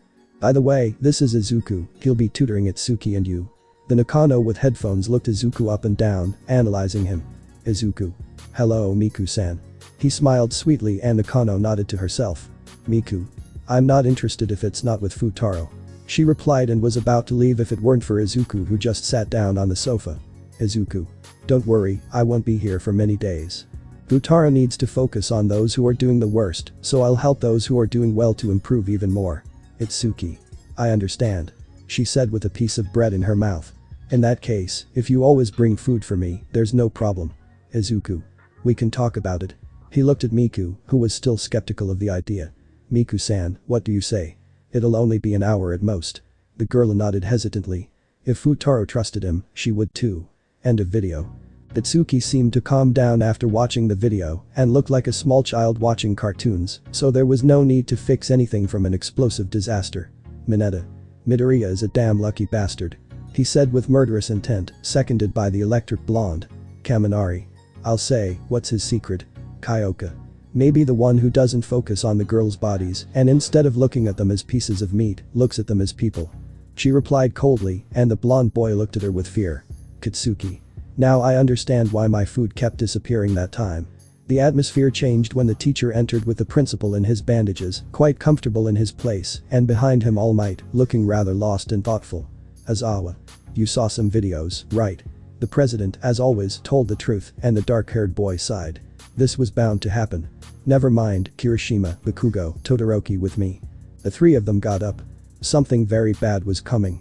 As the three involved left the dormitories, everyone started fighting over who would watch something while they arrived, so Iida and Momo established an order where they would select videos to watch based on a game of rock, paper, scissors between two people chosen by lottery. The first person was just choosing a video, but since there were so many and so varied, they didn't really know what to choose. "Mina. Hurry up, Zero." The pink-haired girl shouted to the black-haired boy who just smiled nervously. "Zero. A long list of interesting things judging from their thumbnails. File number 128. In the video. A quiet day on the outskirts of the city, a vast and extensive shooting range that reached 3 kilometers. Today Izuku had a meeting with his favorite weapons expert, at last he would learn to shoot well. "Izuku. Kinda." Izuku looked at the girl with a hunting rifle at her side. "Kinda. Izuku." She replied happily. "I hope you're ready. Izuku. You have no idea." He stood beside her and hugged her a little tightly. "So, what are we going to do today?" "Kinda. Today we'll just practice, you know the basics of shooting, we'll just see how much you've improved." Izuku jumped in place, being with Kinda was really cool. For the next 5 minutes, all that could be seen was Izuku practicing and Kinda correcting minor things that Izuku did. It stood out a lot because of the smile she gave to the green-haired boy who was only concentrating on it. Kinda. Not bad. She looked at the field, she had gotten half right, not bad in the short time she had been doing this. Izuku. I had a really good teacher. The innocent smile made Kina's heart flutter, as well as those of some girls who were watching. Kina. You deserve a reward for working so hard, Izuku. Izuku got excited and was already thinking about what he would receive when his lips met those of the bi-colored girl. I hope you like it. Izuku. His blush was so cute, Kina loved teasing Izuku, so she didn't hold back from laughing at his reaction. We can play that game. She said with a pout and kissed him, catching the bi-colored girl off guard. I hope you like it. With a blush, she left the bi-colored girl and left quickly. She knew what was coming. A very good chase that would end with Kina angry for not being able to catch the green meteorite. End of video. Uraraka. Midoriya-san kissed. Astonishment gripped everyone. But he's with Senpai. Mineta. Damn you, Midoriya. He cried blood upon seeing Izuku's fate. Momo. See, come on, maybe there's a reason for this. The dark-haired girl refused to believe that her Izuku was cheating. Kyoka. Or he could be a damn cheater like someone I know. She muttered aloud, causing sadness in a nearby blonde boy. Mina. Come on, it's Midori-kun we're talking about, there's surely a reason for this. The pink-haired girl calmed down. Who gets to choose? Kyoka. To me. Listlessly she went to choose the video, looking for something that interested her and trying to get rid of the bad taste in her mouth. File number 100. In the video. Izuku was on the grounds where Senku had his laboratory today. He was going to train, so someone was watching him to make sure he didn't go too far and do something crazy like jump to the moon. Again. Izuku. Are you sure there, Mimosa? He smiled at his companion, who only smiled back with a slight blush. Vermilion Mimosa. Quirk. Wild fauna. Creates and manipulates vegetation at will. It is also known that he possesses a healing power with the same plants. Mimosa. Pretty sure, Izuku-san. She assured him, and Izuku nodded. Izuku. Alright. He flexed, ready to jump. Senku, now. Instantly, many robots emerged from the ground with weapons at the ready. Let's begin. Beams and lasers were flying everywhere, along with armor-piercing bullets, all aimed at Izuku, who, cool as a cucumber, avoided almost everything, and what little they could hit him barely tickled his exposed skin. After that, combat robots arrived to give the green-haired boy a greater challenge, which didn't happen. As the minutes passed, his companions continued to be amazed by the amount of strength and power that Izuku demonstrated, even avoiding missiles that came from who knows where. He finally seemed to stop after being left in a state of exhaustion, wearing only his pants and smoking. Some robots did manage to do considerable damage to him. Mimosa. Izuku-san. The girl rushed to take Izuku in her arms and rested him on her thighs. Let me heal you. Izuku. Thanks, Mimosa. He was starting to get tired, he'd used too much energy. I think. I'll sleep now. End of video. The atmosphere changed when he saw his friend's effort. It was clear that he had the will to do whatever he set his mind to, it was terrifying and hopeful in equal measure. Kyoka said, a little scared that Izuku might hurt himself even more. That broccoli head is going to get seriously hurt if he keeps this up. Kitsuki. We told him the same thing, but at this point I don't think he cares. The blonde boy, accompanied by his classmates, All Might and Izawa, finally arrived. That damn. Shoto. Let him know how it is about this. A lump formed in his throat, the pain of not helping his friend when he needed him most still lingered. Izawa. I'm going to post something. To distract the three of them, he went to see what was there. Number 30. In the video. A fairly ordinary house somewhere in the world, today Lloyd was undercover on a mission, so he couldn't take care of someone very special who loved spies. Izuku. Anya, where are you? He shouted from the living room and heard the little girl giggle in the kitchen. Well, I guess I'll have to eat these sweets alone, there's no other way. The hidden girl got scared and went to hug Izuku. Anya. Nuo. Cling to Izuku's legs, who smiled at the little girl. I want candy. She made the cutest face she could to convince Izuku. Anya. Quirk. Mind reading. The girl can hear every thought around her. If she hears too many, she faints and may suffer a stroke. Izuku. Okay. He picked up the girl and stroked her cheek. Don't hide again, otherwise how are we going to eat candy? Anya. Excuse me. Izuku approached to tickle the little girl. It's tickle war time. He declared happily, to which the little girl went for her stuffed animal and straight into the war. And that's what the video was about, Izuku and the girl playing almost all day, then she had to eat and do her homework, she didn't like doing it, but her dad said it was important, so she would give her all to achieve it. Izuku. Good night, Anya. He smiled at the girl who just yawned before falling asleep. End of video. Kirishima. Anya is so cute. He said, touched by the little girl. Shoto. Your-san and Mitsuri-san spoil him too much. He said while eating a potato chip. Kyoka. For being unfaithful, he's a good father. She blurted out hatefully, and her friends gave her strange looks. Kitsuki. The cheating nerd. PFFT ha ha ha ha.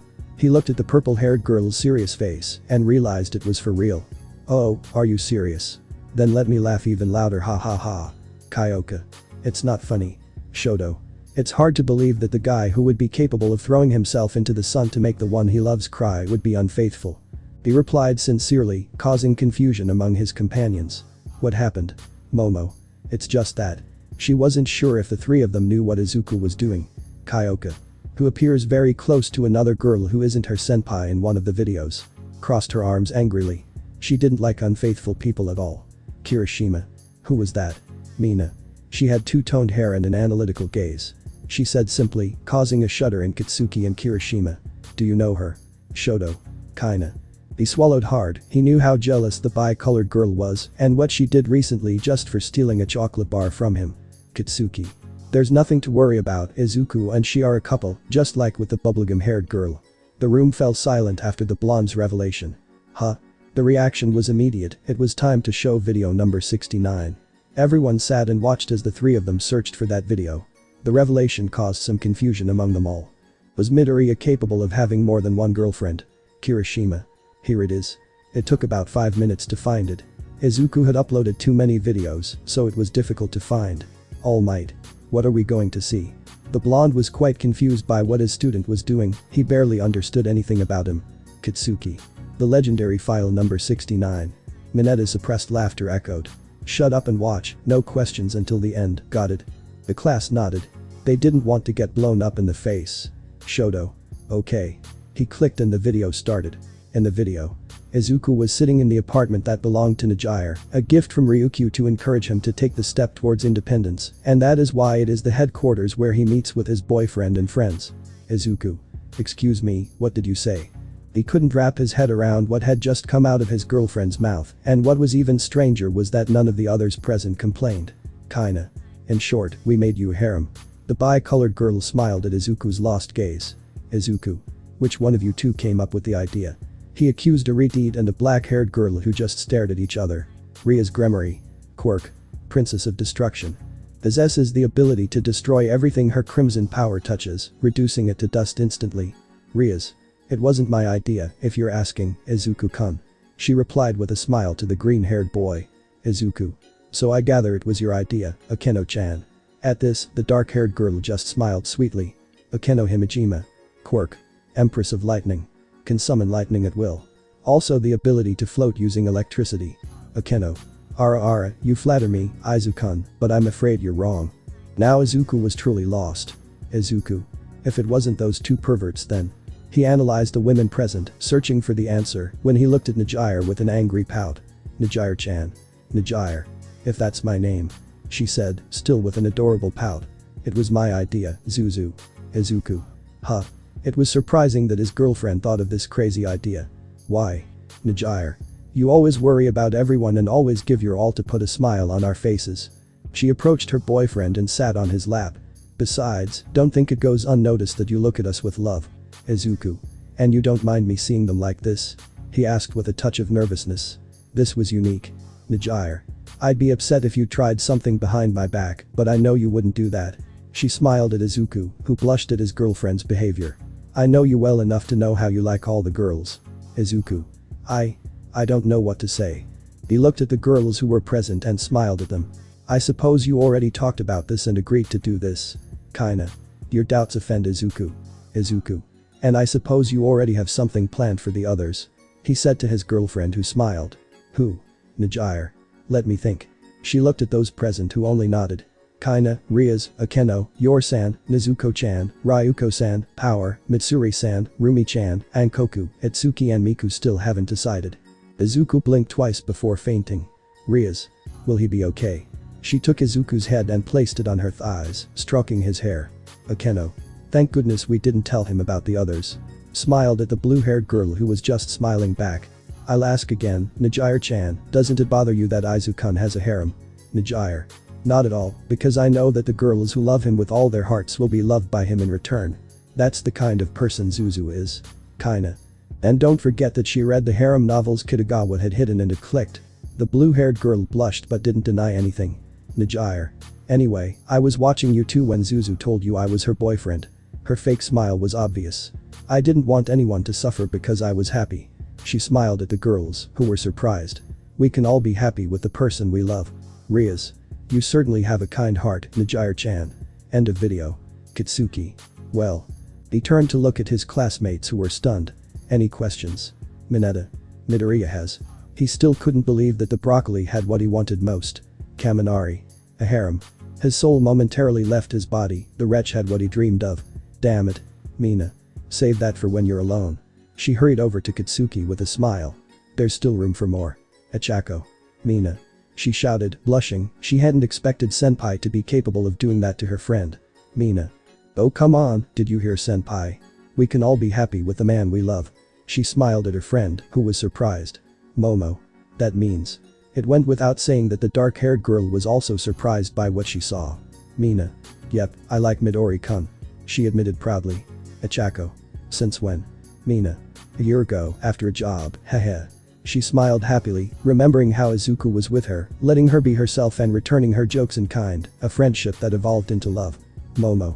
But sharing the one you love. She hesitated. It wasn't that she disliked the idea of being with Izuku, but she wasn't entirely comfortable with the idea of being in a harem. Kyoka. I guess that's okay. Everyone looked at her strangely, was she really not against it? What? If Mina wants to be with Izuku, let her, it's her life after all. Mina. Kyoka-chan, understand. She threw herself into the hug of the purple-haired girl who only tried to push her away. Kaminari. Izuku, huh? He spoke with a hint of jealousy, causing the atmosphere to become tense. Kyoka. Can't I call my friend that? She spoke hatefully. Kaminari. Since when are you two friends? Her jealousy only intensified. Azawa. Enough. Said the teacher, who remained resolute. Leave your business for later. Kyoka. I'm sorry, sensei. The purple-haired girl remained silent. There was nothing more to say. Kitsuki. Talk that to the mutant broccoli, I don't care. He dropped his hand, clicking on another video. Shoto. Idiot. He said seriously, causing anger in the blonde boy. In the video. It was a rainy day, so they couldn't go out and have adventures. Senku took advantage of this and used them as guinea pigs or assistants, slaves, for projects he had. It was impressive how much he had progressed in his inventions, such as the amplification helmet or the sky armor. Senku. For the umpteenth time, I'm not going to resurrect a dinosaur yet. Asta had been chasing him for 2 hours to get him to resurrect something. Asta. Please, it'll only be one. She put on her best face, but it didn't convince the onion-haired guy. Senku. I already said no. He declared forcefully and looked at something on Asta's shoulder. You have a slug on your shoulder. Asta. Looked at the slug on her shoulder, smiling at it. Hello. Senku. Give it to me. He took the slug and looked towards the elevator, which was out of service today, so there was only a drop into the void. Izuku. Izuku. What? Came the voice from deep within the laboratory. Senku. A slug escaped, I'm going to throw it. He announced and heard laughter from the other side. Izuku. You don't even have the strength for that, idiot. Leave it to someone else. With a sound of annoyance, the mad scientist extended the slug to Asta. Senku. Do it already. He said, annoyed. Asta. Won't anything happen to him? I looked at the deep dark hole. It didn't look good. Senku. We won't know until we try. Grew like a madman at the dwarf who looked doubtful. Relax, musclehead, these things have a tough shell, it'll survive. Asta. If you say so. Suspiciously, he threw the slug like a baseball. As the slug gained speed, it seemed to change shape until it transformed completely. With increasing speed it fell, surprising Senku and Asta who couldn't believe what was happening. They both watched as the slug advanced faster and faster until it anchored itself to Izuku's feet. Izuku. What the hell? He could barely say anything as the slug's tail grew smaller and smaller, being consumed like a wick. Oh no. The explosion sounded upstairs, startling Asta, who could only stare worriedly at the hole. If Izuku didn't show any signs of life, it was clear that neither the scientist nor the dwarf would survive. Senku. Broccoli, are you alive? He asked nervously, receiving no answer. Who do you think will hit us the softest when they find out? Asta. We're dead. The dwarf was already thinking about his will when a green light passed them both, leaving them close. Izuku. Incredible, these are exploding. He said, ignoring the fact that he was emitting smoke. Senku. Yes. He looked at the slug, now in its small form, smiling at Senku. These things are interesting. With a crazy grin he approached, wondering what these slugs were capable of. End of video. Iida. What was that? The class president couldn't believe what he was seeing. Shoto. Those things, after reaching a certain speed, change shape and do interesting things. I won't reveal anything else, it'll be fun to see their reactions when they see the whole catalog. Zero. Dude, that was incredible. The dark-haired man watched excitedly as everything unfolded. Achako. Midoriya-kun is fine, right? Hiroshima. Impossible, he's blown up worse things and he's still alive. He said respectfully. Not everyone could say they'd survived the things Izuku had. All Might. Bakugo Shonen. The blonde American approached the three who already thought he wanted to. May I? Kitsuki. I guess. He stepped back a little so the hero could choose. He just hoped it was good and not some stupid thing he'd recorded.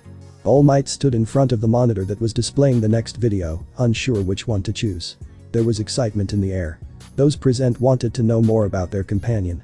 All Might. The American couldn't decide between two videos and was starting to test the patience of some. This one. Or this one. Azawa. Alright, I'm tired. Pushing All Might aside, he chose the first one there. File number 320. In the video. This time it was a 10-year-old Izuku. He was with his mother outside a martial arts dojo. The little meteorite that is her son had begged her for months to go to this dojo and even tried to blackmail her with sweets. How cute. Inko. Izuku, you shouldn't have brought the camera. What if something happens to him? The green-haired woman asked, worried about the most important thing for her son. Izuku. I want to record everything. Besides, Senku assured me that it could withstand strong blows. As the great friends they were, the scientist always let him use his inventions to see how they reacted in various situations. Inko. If you say so. Kissed both his cheeks, causing a giggle from her son. Good luck on your first day, sweetheart, behave yourself and do everything they tell you, okay? Izuku. Yes mommy. With a smile he entered, followed by the helicopter camera that Senku created. Upon entering the dojo, the little boy's eyes lit up because there were many people of all ages.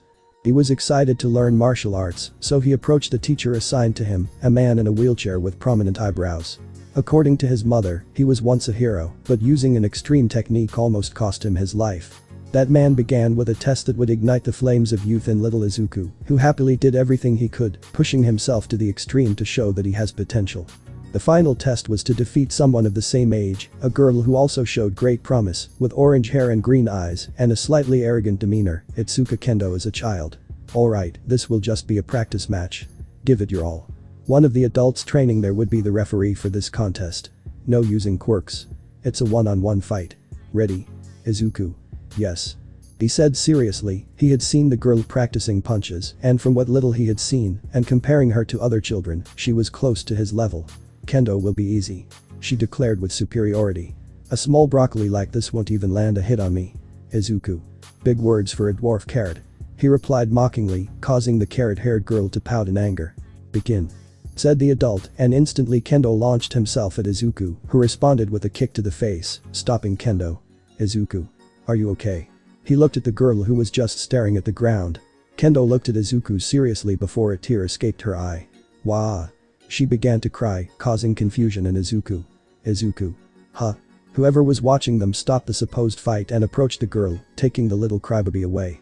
After that, he spent the day with Izuku doing what he was told, training as he was told without forcing his body for now, although he ended up completely exhausted, and throughout the training, he felt the angry gaze of the carrot girl. Izuku. So what is it you want? He said, a little annoyed by Kendo's stare.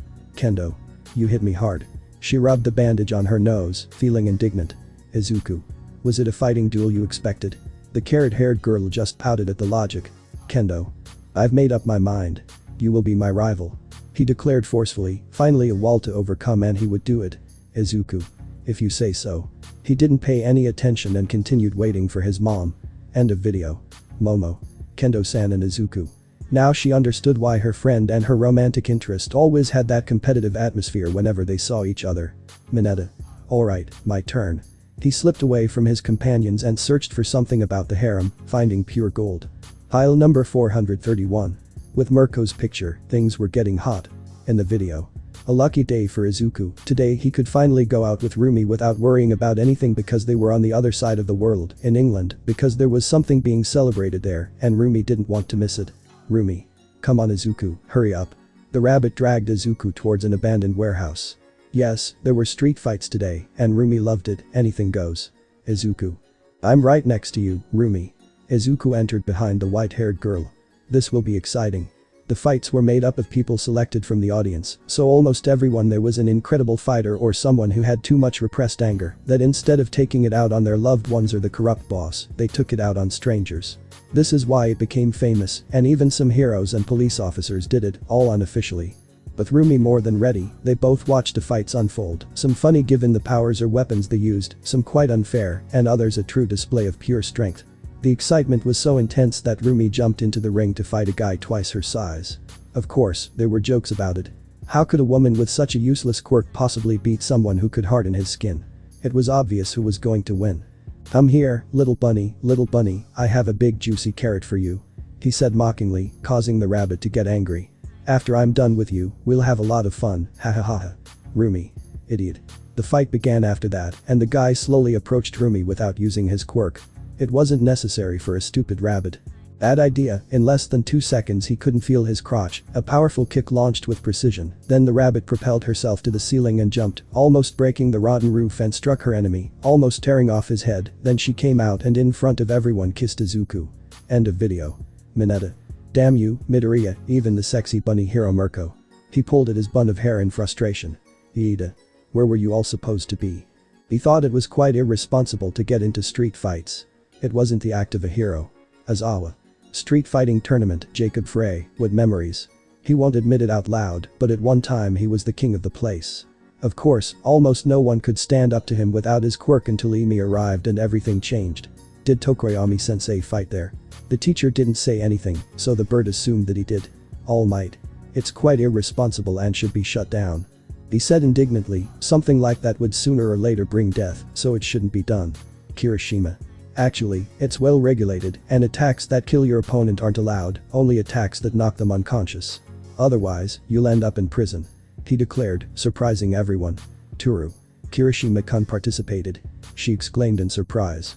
It was unbelievable that a romantic interest had fought so unfairly. Kirishima. Sometimes. He painfully recalled how Asta's father dragged them there, and they had to fight to win bets that were made clear when it became known that Mr. Yami almost lost his legs, and Mrs. Charlotte didn't like that. Ida. Do you know how irresponsible that was? The president shouted, quite indignant at his companions. They're prospective heroes, they have to act like it. Kitsuki. Shut up, you Chinese Robocop. He yelled, facing the one with glasses who maintained his gaze. Mina. Hey guys. She pointed upwards fearfully. What's that? Aizawa. Listen up. His bandages rose. This was very different from Shirakumo's portals. Kitsuki. Everyone relax, he's a friend. The blonde assured just as someone fell. Eerie. Why? The girl fell right on top of Momo who didn't hesitate to catch her. Ouch. Achako. Iri-chan. Now I really didn't understand anything. Eerie. Miss Uravity. She said happily, realizing where she was. It worked. Kitsuki. Brat, what the heck? I'd seen those portals before, but whoever created them didn't know how to use them. Eerie. Hoopa brought me. She said smiling, which only surprised the three of them. Kirishima. Hoopa brought you here without causing a fuss. The girl nodded, and the Redeed almost lost his breath. Shoto. So Senku was right. How strange. He said, knowing what that little devil was like. Why are you here, Eerie? Eerie. Dad's not here, and Mom Nejire had some business to attend to. She said something about Dad, so she left me with Hoopa. She said innocently, unaware of the consequences. Kirishima. I'll tell him. He rushed to say. It was always entertaining to see Izuku scold his girlfriends for something silly. Kitsuki. You won this time, you shitty hair. He looked suspiciously at the Redeed who just stepped aside to make a call. Momo. Excuse the interruption, but Iri-chan. The little girl looked at her smiling. Who is Hoopa? Eerie. Hoopa is Hoopa and he's my friend. She said proudly. Mina asked them directly. Guys, who is Hoopa? They just sighed wearily. Shoto. In short, a creature creates problems. Eerie. Hoopa doesn't cause trouble. She defended her friend with an adorable pout. Aizawa. Who or what Hoopa is, we won't find out today, it's time to sleep. Sounds of opposition arose, causing the black-haired boy to glare at them. Achako. Who will Iri-chan stay with? The little girl just took Momo's hands and placed them on her head so that she would pamper her. Momo. Let her decide. She said while stroking the little girl's white hair. Who do you want to stay with, little one? Eerie. With all of them. She said happily, at which point Mina snatched her from Momo's arms, lifting her above her head. Mina. Sleepover. With joy the girls left, the day coming to an end. The night arrived with an impromptu slumber party in Uraraka's room. Eerie liked its simplicity, as well as how warm and fluffy her Kirby and Machi-shaped pillows were. Throughout the night the girls played with Eerie, and finally after midnight the girl fell asleep with traces of Machi on her face, leaving them all equally exhausted, so they slept there as best they could. The next day arrived, bringing with it the hope of learning more about his friend. Of course, there were still many things to see, and luckily for everyone, it was the weekend, so all they had to do was get up and go to Aizawa-sensei to ask for the USB drive, go to the classroom, and that was it. Kendo. Yamomo. The president of Class B was heading towards the teacher's dormitories when she spotted her friend and rival from UA. Momo. Kendo-san. She said, trying to hold back her laughter. What she saw yesterday made her chuckle. Good morning. Kendo. Good morning. She smiled at the dark-haired woman and they both walked forward in a very pleasant silence. By the way, can I ask you something? Momo. Of course. She replied calmly, her laughter at seeing little Kendo finally subsiding. Kendo. Do you know where Izuku-san is? She asked, quite distressed. Her boyfriend didn't say anything. He just vanished into thin air. Momo. Izuku's out of the academy for a while. She said calmly, noticing the orange-haired girl frown. Is something wrong? Kendo. Nothing to worry about. She forced a smile. If what she thinks is true, Izuku did something stupid to protect them. Again. Momo. If you say so. She didn't believe her at all, but she wasn't one to judge. They both arrived at the teachers' dormitories, noticing how they were preparing for their day off, all except Aizawa, who was checking everyone's notes, not that he wanted to go anywhere. Aizawa. Yaoirozu. He looked at the dark-haired girl who just gave him puppy dog eyes, making him sigh. Well. Momo. Thank you, sensei. With a smile on her face, received the coveted USB drive under Kendo's astonished gaze. She knew that well. Kendo. Yeah, Momo. The dark-haired girl looked at her curiously. Whose is it? Momo. Oh. It's from Izuku-san, he let us see its contents. She smiled mockingly at the older sister of Class B. You were quite arrogant as a child, Kendo-san. The president turned bright red with embarrassment at that moment. Kendo. Did you see that? The dark-haired girl nodded, causing her blush to deepen. How embarrassing. Momo. Oh, calm down, it was very sweet seeing you, Izuku-san, when we were kids. With this, her embarrassment only increased more. Do you have something to do, Kendo-san? Kendo. No, actually. Today wasn't a day for her to do anything except reject Monoma's attempts to ask her out. The idiot didn't understand that she already had someone. Momo. Would you like to come and join us for a while? The orange-haired girl didn't even think twice before nodding. Remembering good times with Izuku and watching his adventures was always entertaining. They chatted amiably along the way, sharing ideas to improve as heroines. They wouldn't be distracted by anything on their journey to become heroes capable of saving as many as they could. When they arrived, everyone was ready to watch, and Eri was ready with some new clothes that were in Izuku's room, in case the girl wanted to stay. Eri. Mommy. The little girl ran and jumped into the arms of the Redeed, who did not hesitate to catch her and cradle her. Kendo. Eri-chan. The orange-haired woman completely forgot where she was and devoted herself to pampering her little one. How are you here? Have you eaten? Eri. Hoopa brought me, Mom. The older sister of Class B felt panicked upon hearing that. The last time that little devil used his power, Izuku and Senku ended up somewhere in India. Momo. Mom. She finally reconnected and knew where she was. Curious and jealous glances arrived, causing her a little nervousness. Kendo. Hee. He looked at the three idiots asking for help, and Kitsuki just smiled. Mina. Are you part of Midori-kun's harem? In less than 2 seconds, Kendo had a very excited Mina in front of her. Can I come in? Kendo. That. She finally got a signal and processed what the alien said. That's not my decision, Mina-san. Kitsuki. You'll find out later, Raccoon Eyes. He said, taking the opposing class president out of his sights. Everyone settled in to watch whatever Kitsuki had prepared, as he had spent all morning thinking about which video to show that wouldn't expose anything that would very likely land him in foreign prisons, and he came to a conclusion. File number 279. In the video. The camera barely focused on anything because it was a high-speed chase in the skies. Something bad was happening and it showed in Izuku because of how fast he was going. A stop. How long do you think it will take before I catch them? Both the dwarf and the mad scientist and Tanjiro were chasing the rocket that is their friend in a very useful jet that Senku devised after watching old series of heroes who saved the planet. One of them was even a Norse god. Senku. Considering that he's approaching the sound barrier. He thought for a few seconds before arriving at a number. 15.4 seconds, and given who we rescued, even less. Tanjiro. I think even less. He said with a smile. Given that they have both Anya-chan and Eri-chan, Izuku won't stop until he saves them. Those present were surprised, and in Kendo's case, she lowered her gaze. She was there when the girls were taken, there were so many agents that it was impossible for her to do anything. That's right, moments before several agents stormed into Izuku's house and took the girls away and knocked out the girls who were there, then they left in a sonic jet that Izuku almost caught. Tanjiro. Is there any way to reach him?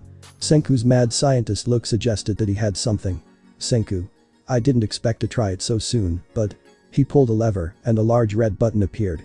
I suggest you sit down and fasten your seatbelts, this is going to hurt. Both passengers did as the walking onion said, and he pressed the button. Instantly the jet sped up, leaving them close to the other plane which had a hole in one of its sides. Senku didn't hesitate to send a camera drone to see what was happening, and what is seen. The bodies of government agents lay on the ground, some with their arms or legs turned the wrong way, all unconscious, thanks to a very angry Izuku who was near where they had both girls, and didn't hesitate to smash the door to pieces. Surprise, there was Anya defending Eri from a sexual deviant who was looking at them very pervertedly. Eri was holding something that Izuku didn't quite see, and for now he didn't care. "Come on, girls, we're just going to play an innocent game," said the idiot, all sweet and sycophantic. Of course, Anya knew perfectly well what they wanted her for and just kept pushing him away as best she could, throwing candy in his eyes. "You spoiled brat." He was about to hit the girl when a hand stopped him. "Huh? Izuku.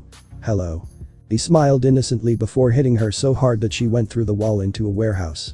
"Are you okay, little ones?" "Anya. Daddy Izuku." The little girl clung to his leg, crying. "I was scared.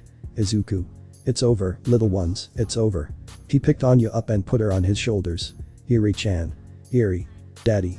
The little girl looked worse than Anya and was just clinging to something in her arms. "Izuku. What's that there, sweetheart?"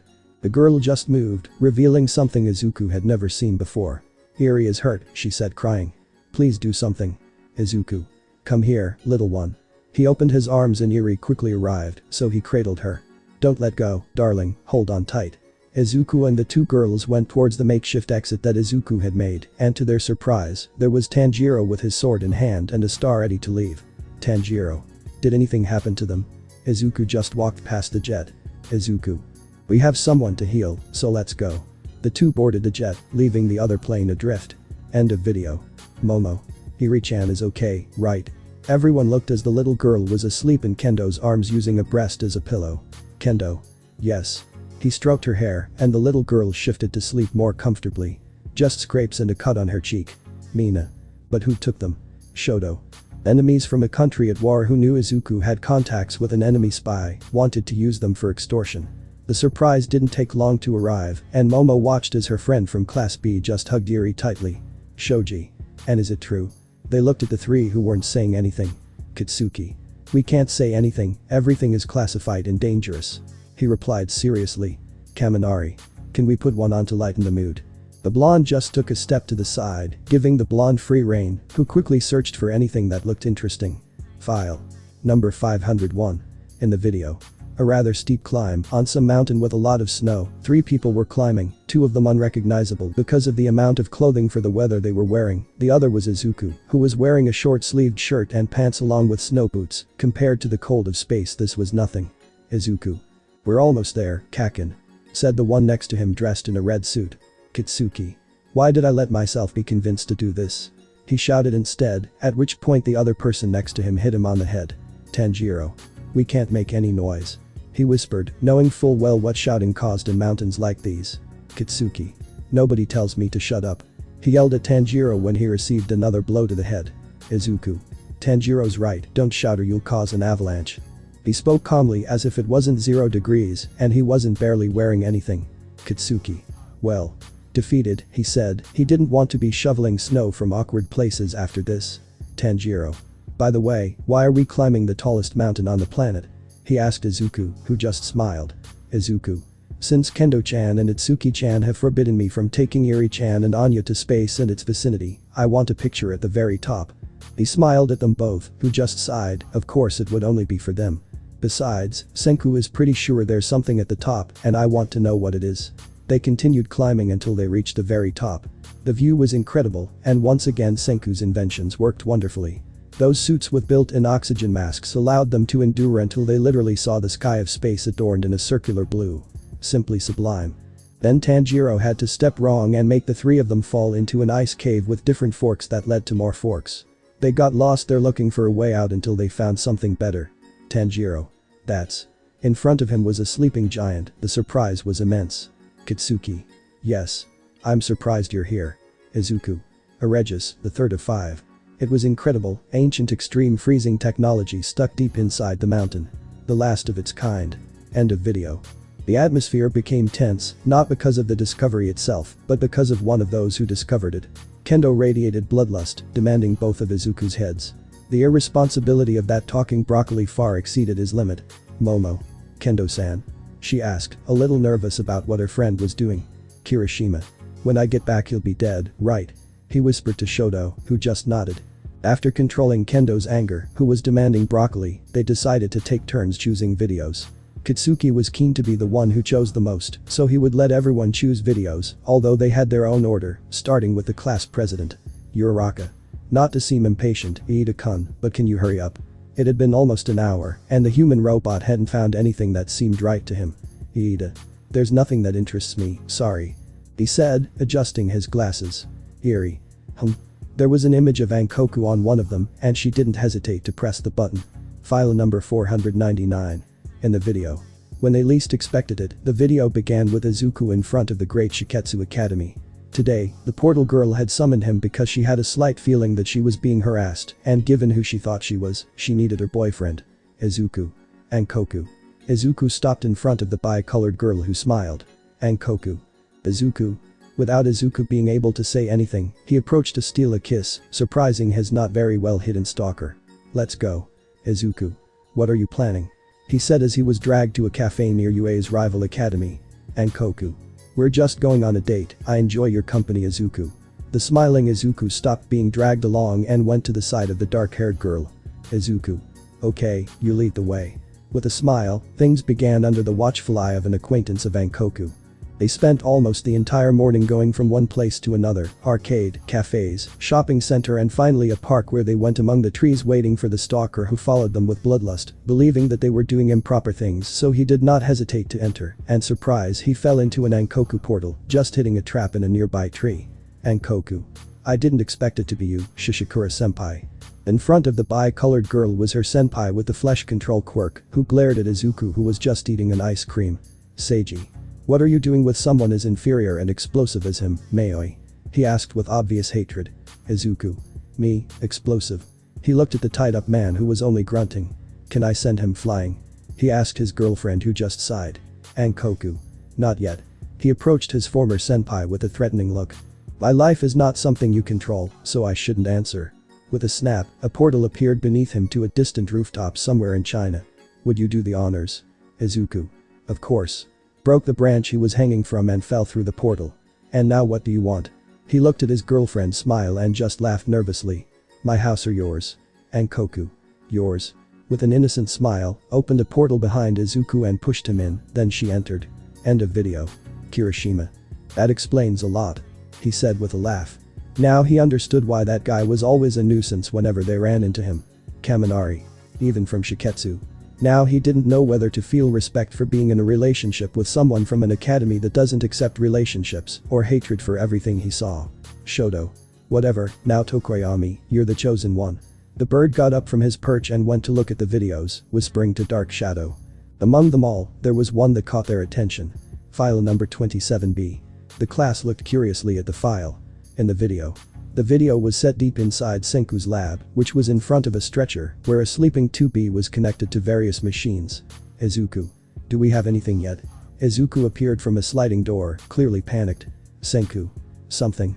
He looked at a tablet where the little they knew about her was stored. Android 2B, 80% machine, 20% human. They used a human plus biomechanical enhancements to create her. From the few recovered files, it's known that she has the DNA of a woman, but it doesn't say who. Furthermore, it's so diluted that it's impossible for me to search any database. Izuku. How are you? He asked, approaching the girl who didn't move an inch. Senku. Pretty good, there's just one thing. With a single click he showed the android status. Her memory bank was 93% erased. I doubt she can speak or remember anything.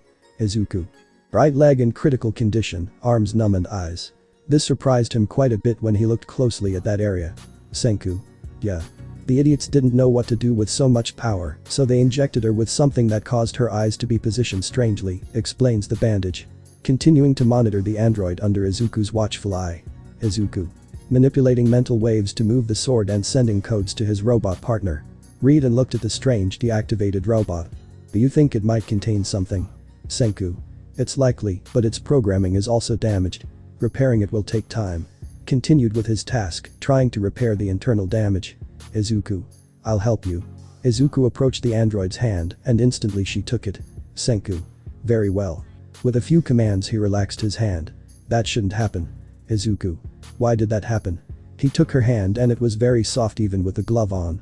Senku. A predetermined reaction. He looked at the machine that monitored brain activity, something was different. Or maybe something else. He hurried to find the reason for the change and what he saw surprised him. Izuku. Is something wrong? The scientist was pacing back and forth, completely serious, while typing frantically. Something wasn't right. Senku. What a bunch of scoundrels. He clicked his tongue, this changed everything. I've discovered something. Izuku. What? Senku's serious expression only made him tense up. Senku? Did you know that one of the main leaders of that organization was a Yakuza you captured? Izuku was astonished and looked at him fearfully. Mimic. Izuku. Did he do this to her? He approached 2B who was only slightly moving her hand. Senku. Has various commands and vague memories that were implanted in him, and there's something you should listen to. With a couple of clicks, something began to be heard. 2B. Izu. Don't blame yourself. The young woman's voice was broken and weak. You. Izuku. It's. He felt a void in his stomach and he couldn't breathe. That bastard. Without saying anything he left the place, he didn't want to know more for the moment. End of video. Uraraka. What happened to Midoriya-kun? The brunette, like everyone else who didn't know 2B, found what happened curious. Kendo. 2B possesses something very personal of Izuku's. He still sadly remembered what happened afterward. The green-haired boy changed radically after that revelation, he was almost never the same again. Momo. Are you okay? She asked worriedly. Kendo. Very well now. She sighed, letting the bad taste leave her mouth. Can I choose one? The blonde nodded and the redeed went to put on her favorite video. File number 666. Kitsuki and Shoto remained static, unlike Kirishima who fell like a log onto Toru's soft thighs. In the video. Senku, Asta, Izuku and Kirishima were in some desert in the world in front of a military base that looked super secret. Senku. Okay, here's the plan. He pulled out a projector that displayed a hologram of the facility. Izuku and Kirishima enter from the front, while Muscle Brain and I sneak in from behind without anyone noticing. Izuku. Understood. Left ready, followed by Kirishima who only activated both quirks. Kirishima. Is it really worth taking a bunch of miniature beings out of the most heavily guarded base on Earth just because Nejire-senpai found one and wants to help them? Izuku just nodded, going forward with everything he had, followed by the redeed. Moments later, Izuku and Kirishima were inside the top secret base, passing by the facilities where they kept those strange beings, going through many parts until they entered the area where those beings were. Kirishima. What the? He looked in amazement at the various strange species that were there. Izu bro. Look. Izuku. Behium. Read next to the tank he was in. Kirishima. Here's another one. He pointed to a tank further back. Izuku. Elgin. Without thinking, he released the two and they continued through the corridors until they glimpsed Asta and Senku in front of a tank with what looked like a plushie surrounded by similar small ones. We found them. Senku. Beings who transcend space and time without knowing what or who they are, lost in nothingness, found in everything of an unknown world and with unknown power. Read the only file that existed about this. Izuku. One of them escaped and went for help. Looked at that tank and didn't hesitate. It's time to wake up. With one blow he freed that being. End of video. Kendo. So that's where they came from. She said with surprise, those beings were curious and interesting. Momo. But what are they supposed to be and where did they come from? She looked at her friends who were just staring blankly. Kendo. According to what Izuku said, a being that only has fun doing whatever it wants, whenever it wants. As for where they come from, it's unknown. She scratched her cheek, a little embarrassed for not giving a concrete answer.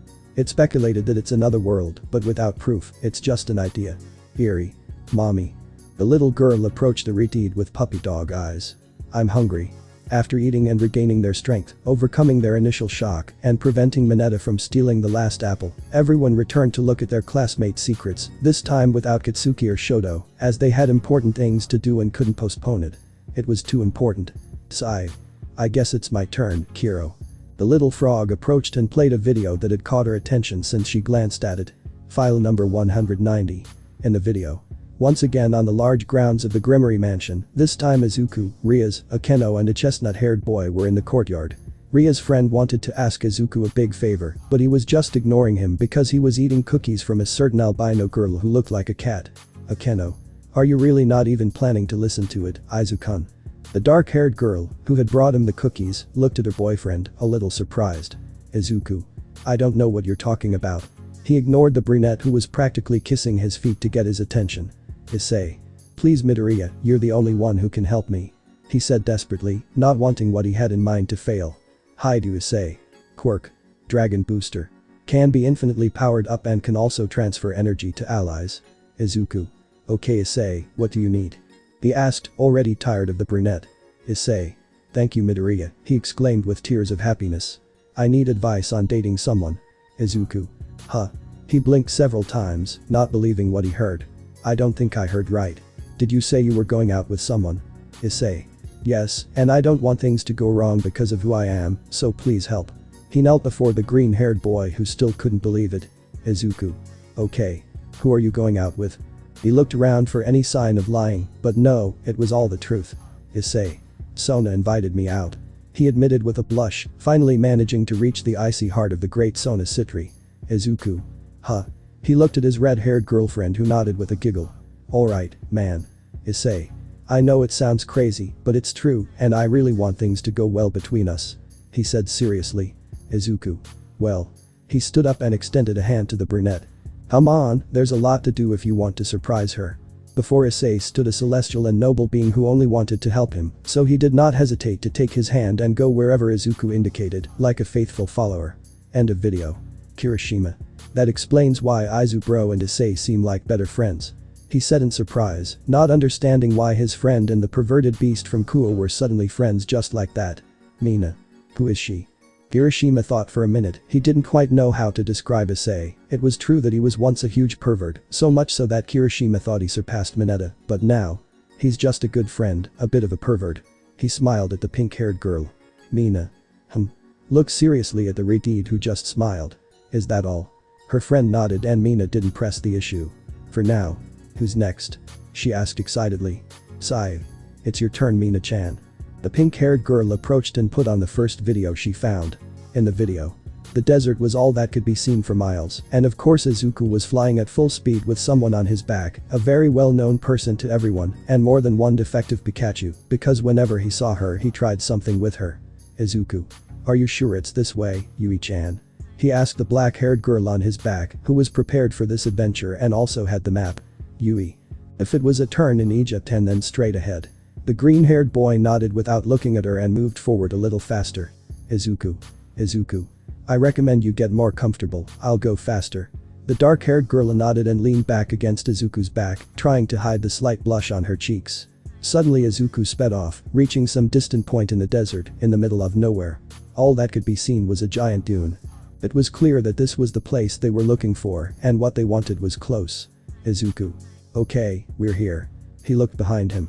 Yui had fallen asleep and was hugging him like he was a plushie. I hope you have sweet dreams, Yui-chan. He whispered and continued his journey on foot with a very comfortable dark-haired girl on his back. Alright, let's get to work. He looked over the dune and there was nothing there, then he went a kilometer in every direction, and there was still nothing there. There was only one thing left to try, but it required waking Yui up, which was not up for discussion, so he decided to rest waiting for the dark-haired girl to wake up. Yui. The dark-haired girl finally showed signs of waking up after 2 hours. She spent all of yesterday training with her boyfriend and was a little sleepy. Izuku. Izuku. Hello Yui-chan. Izuku was floating in the middle of the sky while playing a good game on his phone while the dark-haired girl woke up from her deep sleep. Did you sleep well? Yui. Yes. She said, looking away, trying to keep Izuku from seeing her blush. Are we there yet? Izuku. Yes, but I don't know where it is. Izuku descended slowly while the dark-haired girl checked the backpack she was carrying. There's nothing around the dune, I was waiting for you to wake up to ask. Yui. Thank you. She continued searching, trying to get rid of her blush. Her boyfriend was so cute. There must be a hidden entrance in the sand. Senku gave me something to find it. She held out a strange device that looked like a speaker. Izuku. I understand. He stabilized himself so the dark-haired woman could do her thing and the horn activated, almost instantly showing a point to enter. Where? Yui. At the top. Izuku descended and left the dark-haired girl at the base of the dune and climbed to the very top. I want to see too. With a pout she climbed the dune without problems and watched as Izuku pulled some kind of lever. Izuku. It stuck. He sighed and looked in surprise at the dark-haired girl who, without saying anything, touched that lever and made it gigantic, collapsing the dune. Yui. He picked up the dark-haired girl and flew off just as the desert swallowed whatever was there. Yui.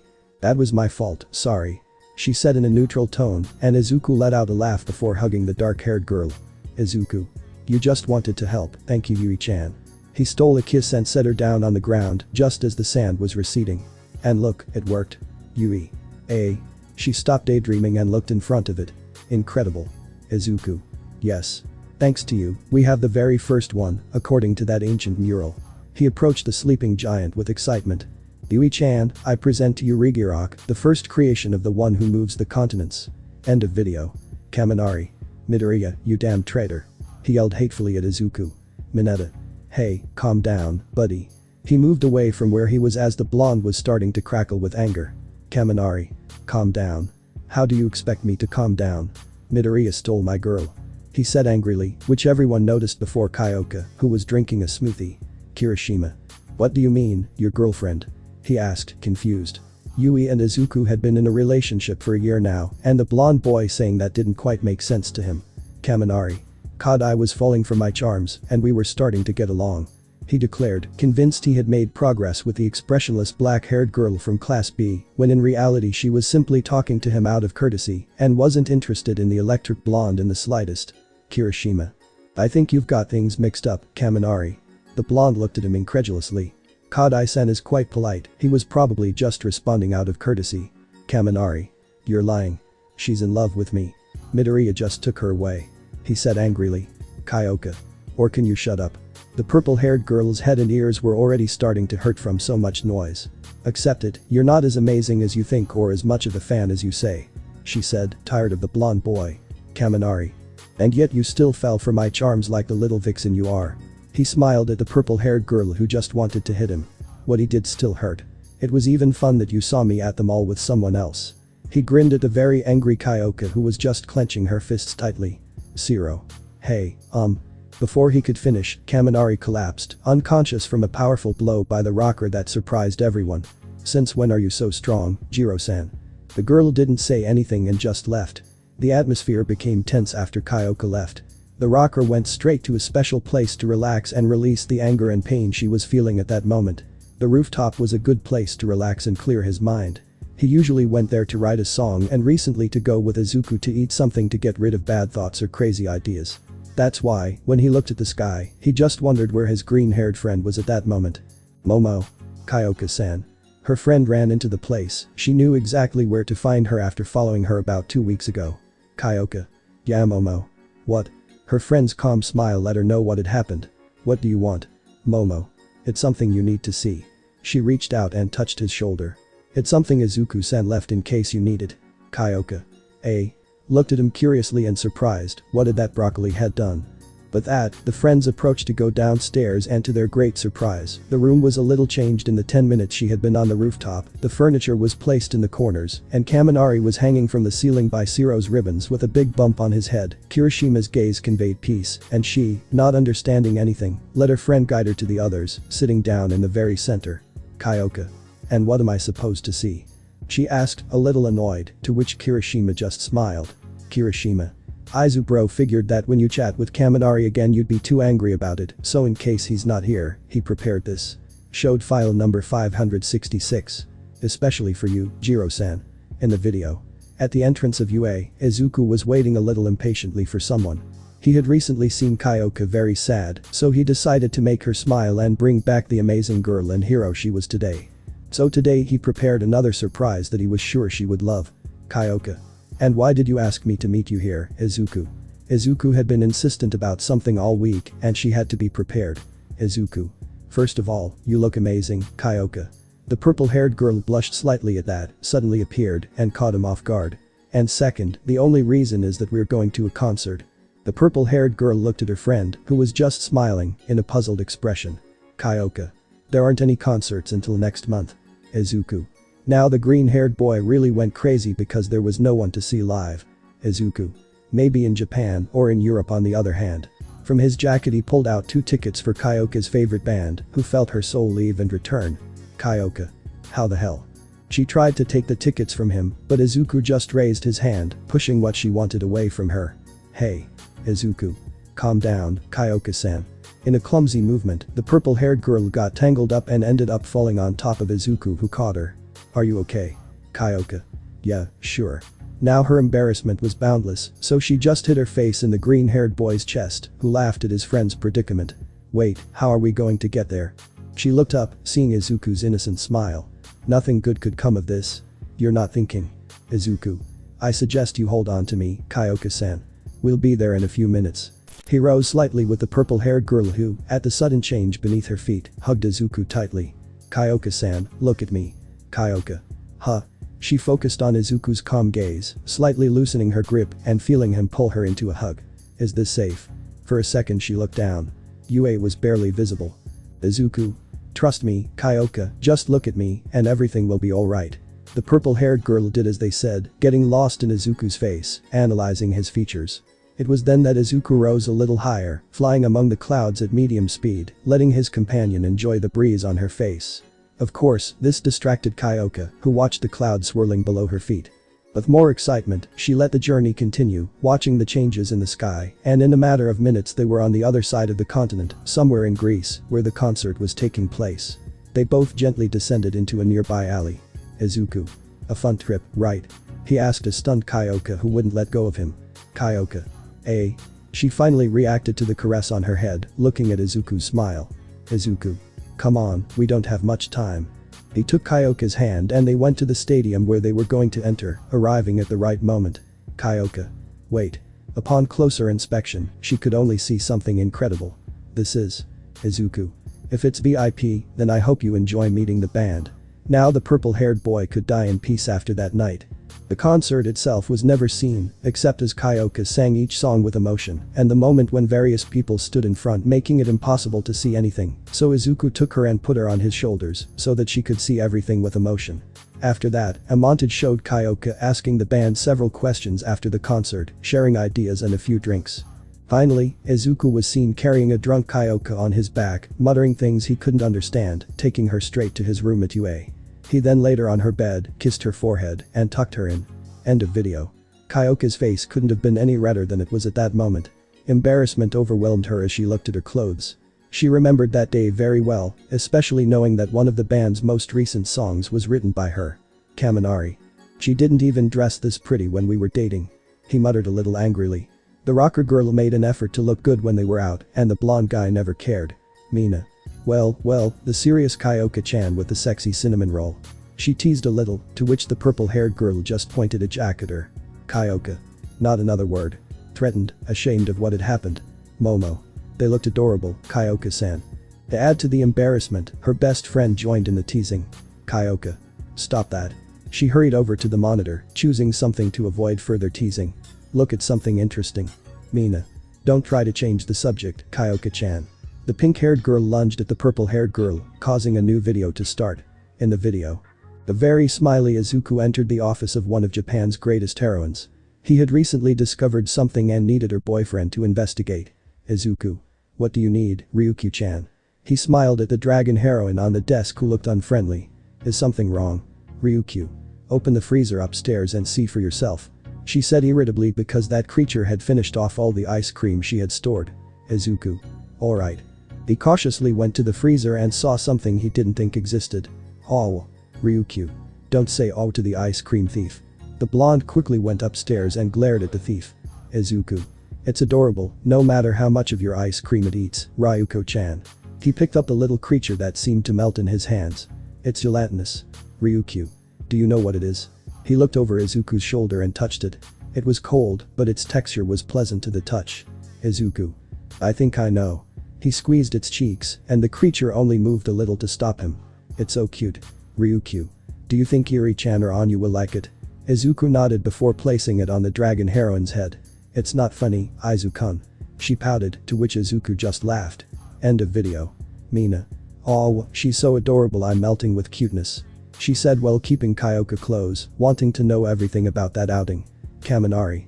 I can find adorable things too. At some point between the two videos, he felt very jealous of his classmate and everything he had accomplished. Kirishima. Oh, so Ryuko-san found it. Now I understand where that strange slug that played with Iri and Anya came from. Achako. It looked like a mochi. She drooled a little thinking about it and its amazing taste.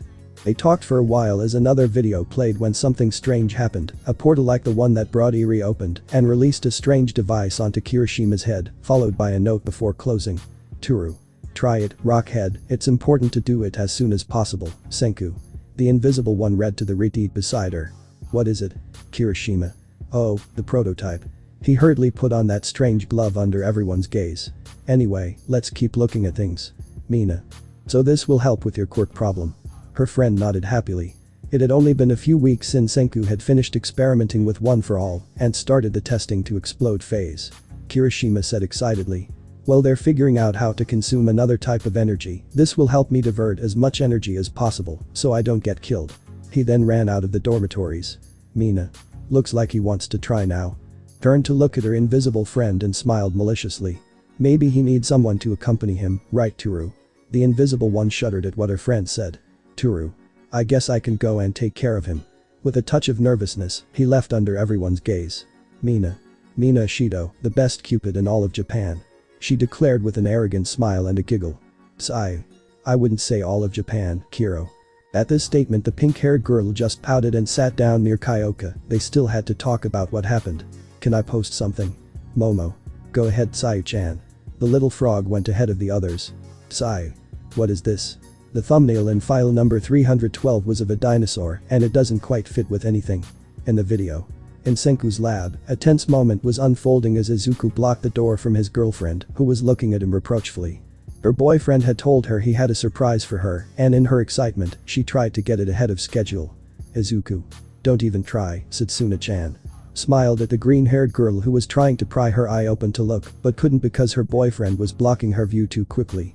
Setsuna. You haven't even given me a hint, Izuku. That's not fair. She pouted as the light bulb went off. UKNOW if you let me pass. Izuku. Try it and you won't get any cuddles for 2 months. He said, stopping the green-haired girl's flirting. Be patient. Setsuna. You always give the best gifts, how do you expect me to be patient? She waved her arms with a pout and her boyfriend came over to calm her anger. Senku. It's ready, broccoli head. He shouted from inside, exciting Izuku. Hurry, it's coming out. Izuku. I'm coming. Izuku entered the laboratory, closing the door behind him and taking the gift from Setsuna, which proved difficult given how he moved around the entire laboratory. It took 2 minutes that an impatient Setsuna waited when her boyfriend came out smoking and quite beaten up, holding something behind his back. Setsuna. Are you okay? She tried to approach, but Izuku stopped her. Izuku. I'm completely fine, Setsuna-chan, don't worry about it. He assured the green-haired girl, who didn't seem convinced. Now this is your gift. He showed her something she never thought she'd see in her life. Setsuna. It's a. She approached the creature that was sniffing the air around it. How is this possible? Izuku. Oh, it's a clone of an original. Resurrection is scientifically impossible, so Senku used DNA and created this one. He placed the dinosaur on her head and gently cupped her cheek. I hope you take good care of it, Setsuna-chan. Setsuna. You can bet on it, Izuku. Without hesitation, she put the little one on the ground to explore nearby and kissed her boyfriend. You're the best. End of video. Momo. Now I had really seen it all in life. Coda. Incredible. It slipped out, so he covered his mouth in embarrassment. Shoji. A living dinosaur, it's incredible what they achieved. Mina. I want one. She said happily, finally getting Kyoka to spill the beans about the broccoli, and she couldn't be more excited. Sayu. Midoriya-chan is so cute, Kiro. She said, looking at another video that sounded interesting. Kiro. Achako. What's wrong, Sue? She approached to look in surprise. The image was of Izuku being pierced with a very sharp object. What? In the video. Izuku didn't understand what was happening. 1 minute you were strolling through the park with Eri, and the next a woman appeared out of nowhere to try and kill you. Just another Tuesday thing. Izuku. May I ask why you attacked me, miss? You're Midoriya, right? He said with a smile. Izuku. No, I'm Carlos Santana. He said sarcastically, which the assassin didn't understand. You're. Oh, my sincerest apologies. She said, a little embarrassed. But since he knows so much, I have to kill him. Izuku. Why am I not surprised? He sighed before expertly dodging the dark-haired woman's weapon, surprising her. Excuse me for doing this. He gently struck the assassin, only slightly pushing her back. Has very good strength. Jumped to a nearby tree, disappearing from Izuku's sight. Izuku. Unbelievable. Became alert for what might happen when he felt something pricking his neck. Surprisingly, her weapon broke upon contact with Izuku's skin, who took advantage of the situation to grab her arm and slam her to the ground. Izuku. Now then, miss, can you explain why you tried to kill me? Izuku pinned her to the ground just as Eri returned with someone following her. Eri. Daddy. The little girl pouted and grabbed Izuku's leg. That girl says candy is better than caramel apples. Tell her it's not true. Izuku. Just a moment, darling, I have something to take care of here. He stroked the head of the infant who only pouted in indignation. Anya. Mom. The other girl looked at her mother being dominated by Izuku, causing confusion in her little head. You're Anya. This. Nervously, she looked at Izuku, pleading for help in his eyes. Izuku. Is that your mom, little one? Anya nodded nervously. The guy in front of her might not have given off an intimidating aura, but he was still a stranger. I won't do anything to him, it's just that he did something wrong, and I need to know why. Anya. Squinted, trying to see the truth. Izuku. I didn't expect this situation when I went out to the park, and all I wanted was a moment of peace and quiet. He looked at the dark-haired woman who only had a worried look on her daughter. Well. He let go of the woman who hugged the girl tightly. End of video. Mineta. But what? If before he had been scared seeing how his companion was in extreme life-threatening situations, now he didn't know what to think. Iida. That was extremely irresponsible of Midoriya-kun. He shouted, quite indignant that his classmate had let a possible murderer go free. Achako. But thinking about it, what would have happened to the girl? Midoriya-kun let her go because of his daughter. The Robocop fell silent and trying to manage the situation, approached the monitor. Iida-kun. Iida. Look how interesting. Without even looking at what it said, she clicked. In the video. Izuku was standing in front of Miku, who was blushing deeply and could hardly believe what came out of her mouth. Miku. What are you saying? Her proposal was clear and concise. She begged Izuku to accept. Izuku. Count on me, Miku-san. I'll help you win over that idiot Uesugi-san. Miku sighed with relief. Miku. Thank you, Midoriya. Finally, she had the last piece of her plan to get closer to her crush. Izuku. What's the plan? The next thing we saw was Izuku setting the scene for both lovebirds, but without any real connection. Futaro was too dense for the situations he put him in, so Izuku decided on a more direct approach, even going so far as to organize dates for them where awkward situations were inevitable. In the end, with great force, he achieved his goal and brought Miku closer to Futaro, but nothing more. Miku. It's impossible, I'll never achieve it. She moaned sadly in her bed under Izuku's watchful gaze. Izuku. Hey. He approached and gently stroked her head in an attempt to calm her down. Don't give up. You have everything you need to win Uesugi's heart, you just have to keep trying, it's not easy to get past that stubborn head of his. Miku. And what if I don't succeed? She said sadly, lately that thought had been haunting her. Izuku. Then I'll be here for you, Miku-san. Nakano turned to look at him. After the last video, everyone went their separate ways, a little tired from so many emotions, especially the purple-haired girl who fell asleep as soon as she lay down. Others took the opportunity to eat or do the homework Aizawa had assigned. Kendo and Eri went to the Class B building, where Monoma was in for a very unpleasant surprise. Later that night, Kirishima and Toru finally arrived, one very sweaty and the other practically fuming. What she saw that day she would cherish for the rest of her life.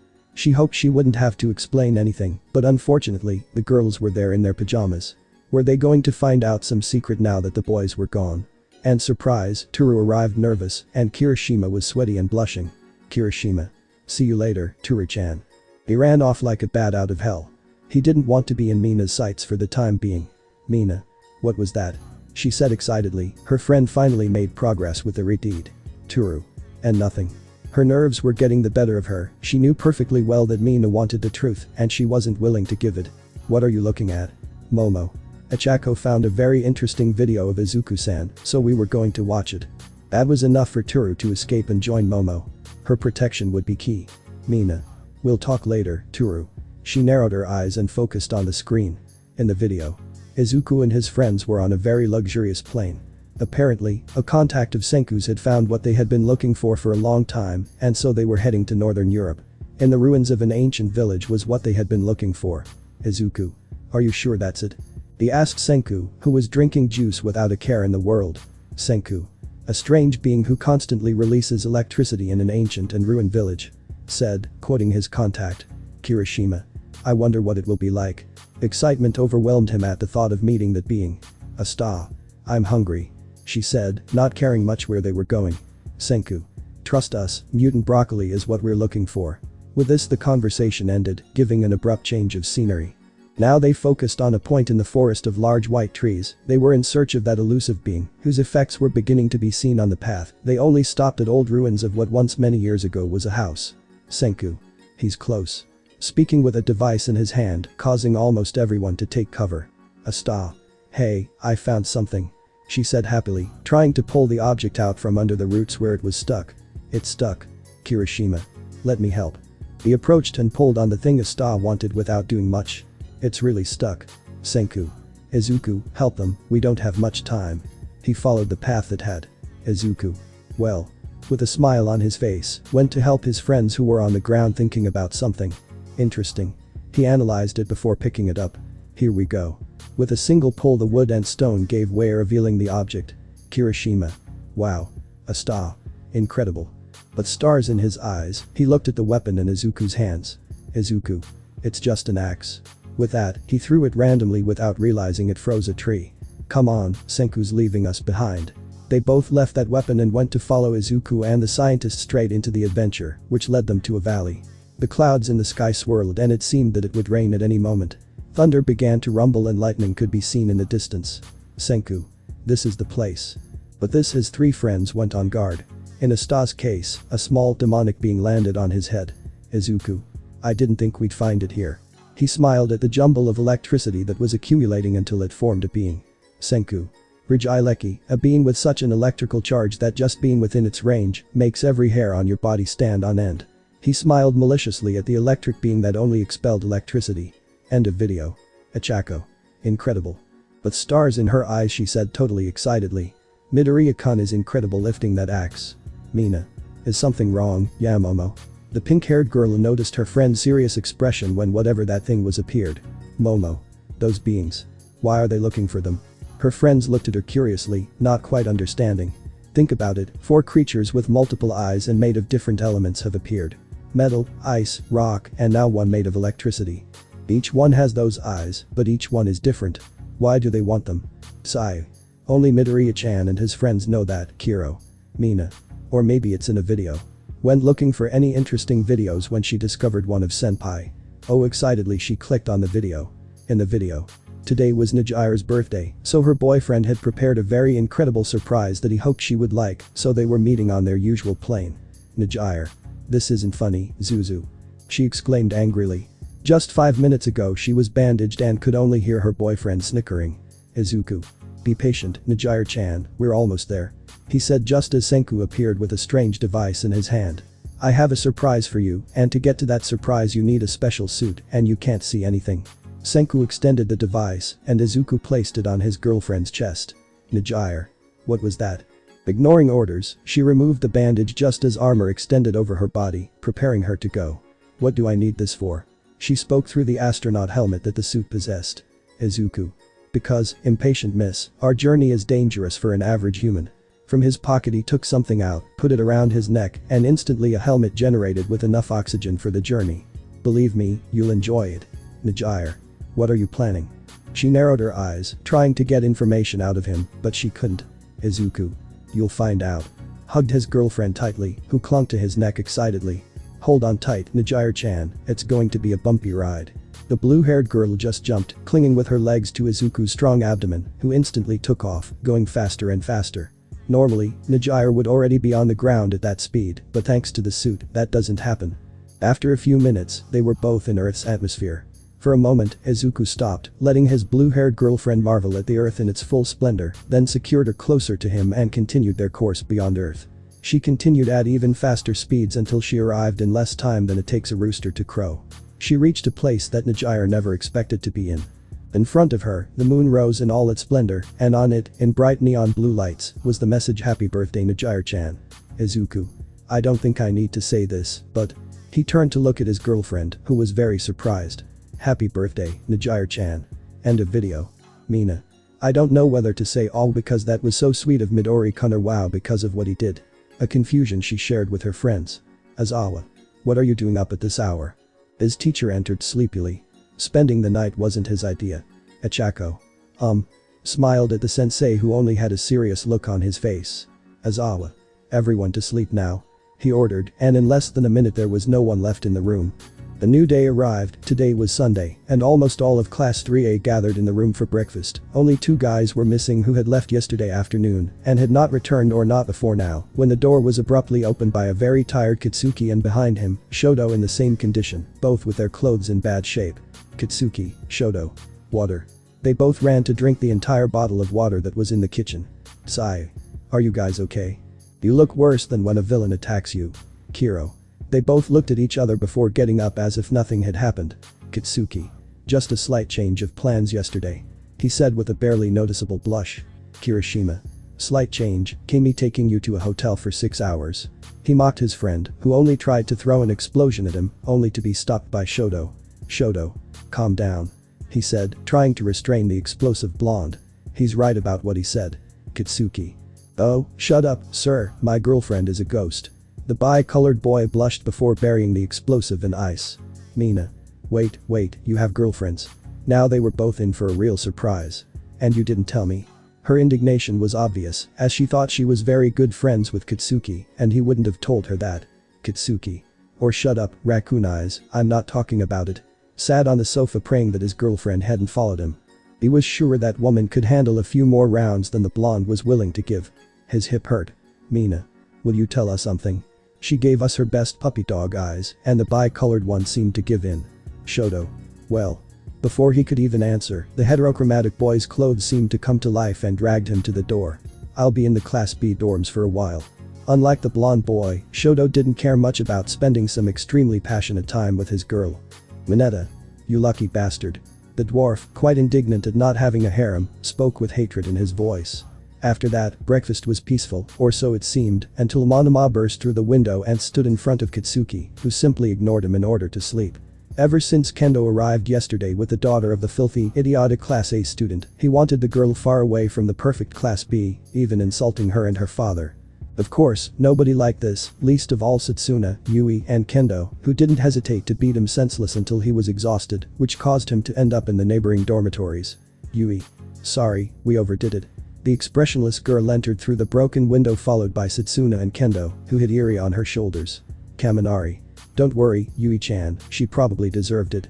The blonde boy suddenly appeared with a flirty smile at the girl, who only took 2 steps back. Yui. And you are? The blonde boy froze, much to Kyoka's amusement, who was cursing not having her phone handy to record the situation. Kaminari. How funny, Yui-chan, you're quite the prankster. He ignored the girl's cold tone, as she wasn't interested in the blonde boy. Yui. Whatever. Continued on her way, ignoring the blonde boy, and went to the stairs of the boys' rooms. Iri-chan didn't have any clean clothes with her and knew perfectly well where her boyfriend put the girl's clothes. Kaminari. I'll help you with whatever you need, Yui-chan. Like a lovesick idiot, he followed the raven-haired girl who was ignoring him. You know for sure what you're looking for is in my room, why don't you come with me? Yui. No thanks. Continued on to Izuku's room, much to Kaminari's annoyance. He was about to do something when the dark-haired girl closed the door in his face. Kyoka. What does the door taste like, idiot? The purple-haired girl was recording the scene with her best friend's phone. She could get some good laughs out of this. Kaminari. Shut up, surfboard, she's just confused, that's all. He kept denying that his classmate had such a girl on his side. Yui. Why would she be confused? Left with a change of clothes for Iri-chan, the last one Izuku had, so they would soon have to go back home to look for more. Kaminari. Nothing, it's just that the idiot here thinks you're dating that useless Midoriya, that's all. He said with disgust towards Izuku, something he didn't like. Yui. Well, that idiot has made me feel so special and unique by his side, and I love him madly. She said, leaving Kaminari speechless, and Kyoka, who recorded everything, with a victorious smile. Shall we go, Jiro-san? Kyoka. Of course. Followed the dark-haired woman with great joy. The morning was starting off very well. Upon arriving at the room, everything was ready to watch videos. This time, classes A and B were gathered together, Monoma next to Kitsuki, who was sleeping. It wasn't what he wanted, but he was forced to be there. Tetsu. Can I add something? The silver-haired boy said excitedly, and he was given the green light to act. Great. In the video, Izuku was flying at high speed, escaping from something that couldn't be seen because of how high up he was. Nobody understood anything except that Izuku was apparently in danger. Izuku. Where did that thing come from? He shouted seemingly into nothingness, closely followed by an extremely large shadow. Senku. Do I look like I know what's going on? He shouted into the communicator, a little scared. It was supposed to be just a test flight through the atmosphere to test the green-haired boy's limits. Izuku. I can't even see your face, you idiot onion. He dodged an attack from the creature and rose higher. Senku. Try to close the distance, you're better up close in the sky. Nodding, Izuku let himself be carried by the strong winds, ending up close to the creature, finally seeing it. Izuku. You've got to be kidding me. He blurted out in amazement and went straight to the creature. End of video. Tetsu. Incredible, a giant snake. Setsuna. Actually, it's a dragon. She said simply, remembering how she used to ride on the back of that creature with Izuku behind her, traveling from one place to another. Manga. Incredible. His face turned into a giant exclamation mark. Midoriya sure knew how to have fun. Eerie. Mom Yui. Said playfully, she was planning something to see the reactions of the girls present. Yui. Yes, darling. The dark-haired woman approached to listen to what her daughter wanted and would gladly do it. I understand. She approached and played the first video, catching the attention of the others. In the video, Izuku and Momo were face to face, the dark-haired girl very embarrassed by what she was about to propose. Momo. Please Midoriya-san, I beg you. She said with a blush on her cheeks. Izuku. I understand. He thought for a moment and smiled at his partner. Of course I'll help you, Yaoi Rozu-san. Momo's eyes shone with joy. The next thing we saw was Izuku and the dark-haired girl in very curious situations in which the heiress Yaoi Rozu turned bright red. What she asked for was simple. Izuku would help her overcome her nervousness and shyness. The screen changed and now the green-haired boy was next to Ichako, who looked tired. She had asked for help with her training so she could beat Kakin next time, so they were both in the gym. Ichako. I can't feel my arms. She said wearily, and Izuku laughed. It's not funny. She pouted, which only made Izuku laugh more. Izuku. If that's what happens when you train so much, you're Rocket-chan. He approached the brunette and helped her up. Let me help you with your stretching. For the next few minutes, Izuku and Ichako were seen very close, with the brunette's face resembling an apple because of how red it was, as she perfectly felt every muscle of Izuku helping her.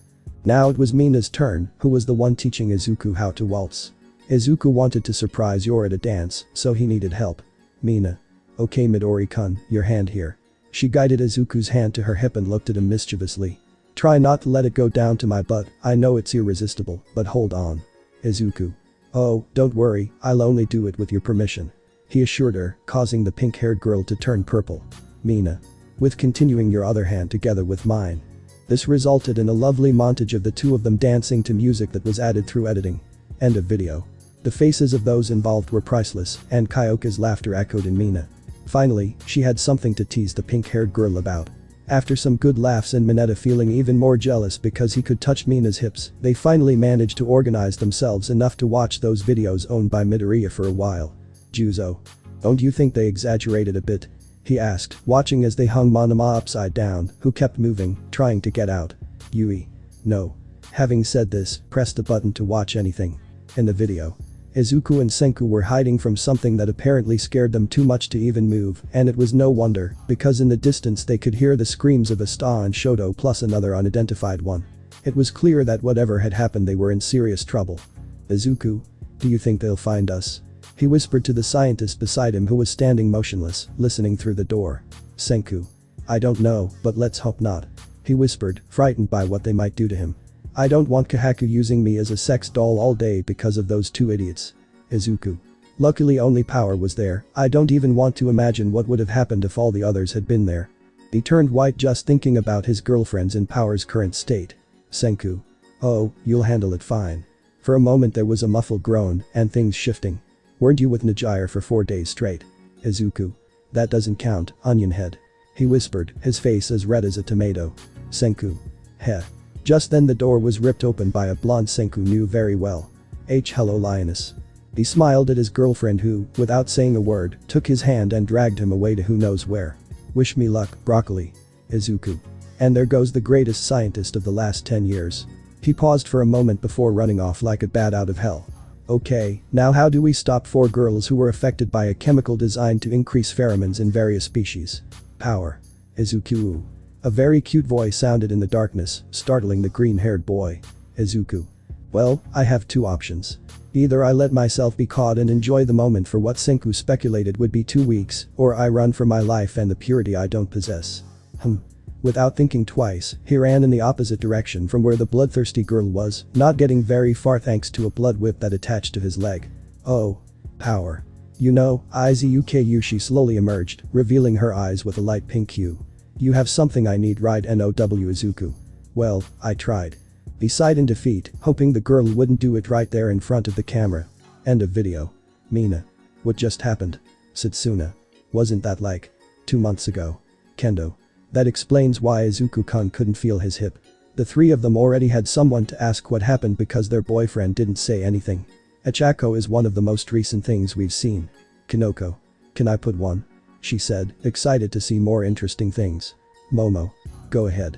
But the smile on her face made way for the brunette who cheerfully put on a video. In the video, Asta and Izuku were in some mountain in northern Europe.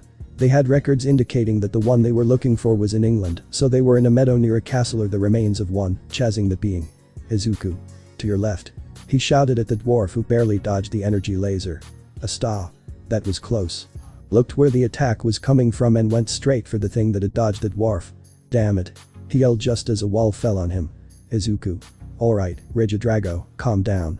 In front of Izuku was an imposing being pointing at him. If that's what you want. He went straight to stop the dragon. End of video. Kinoko. What is that? She exclaimed excitedly at the draconic ball she was looking at. Yui.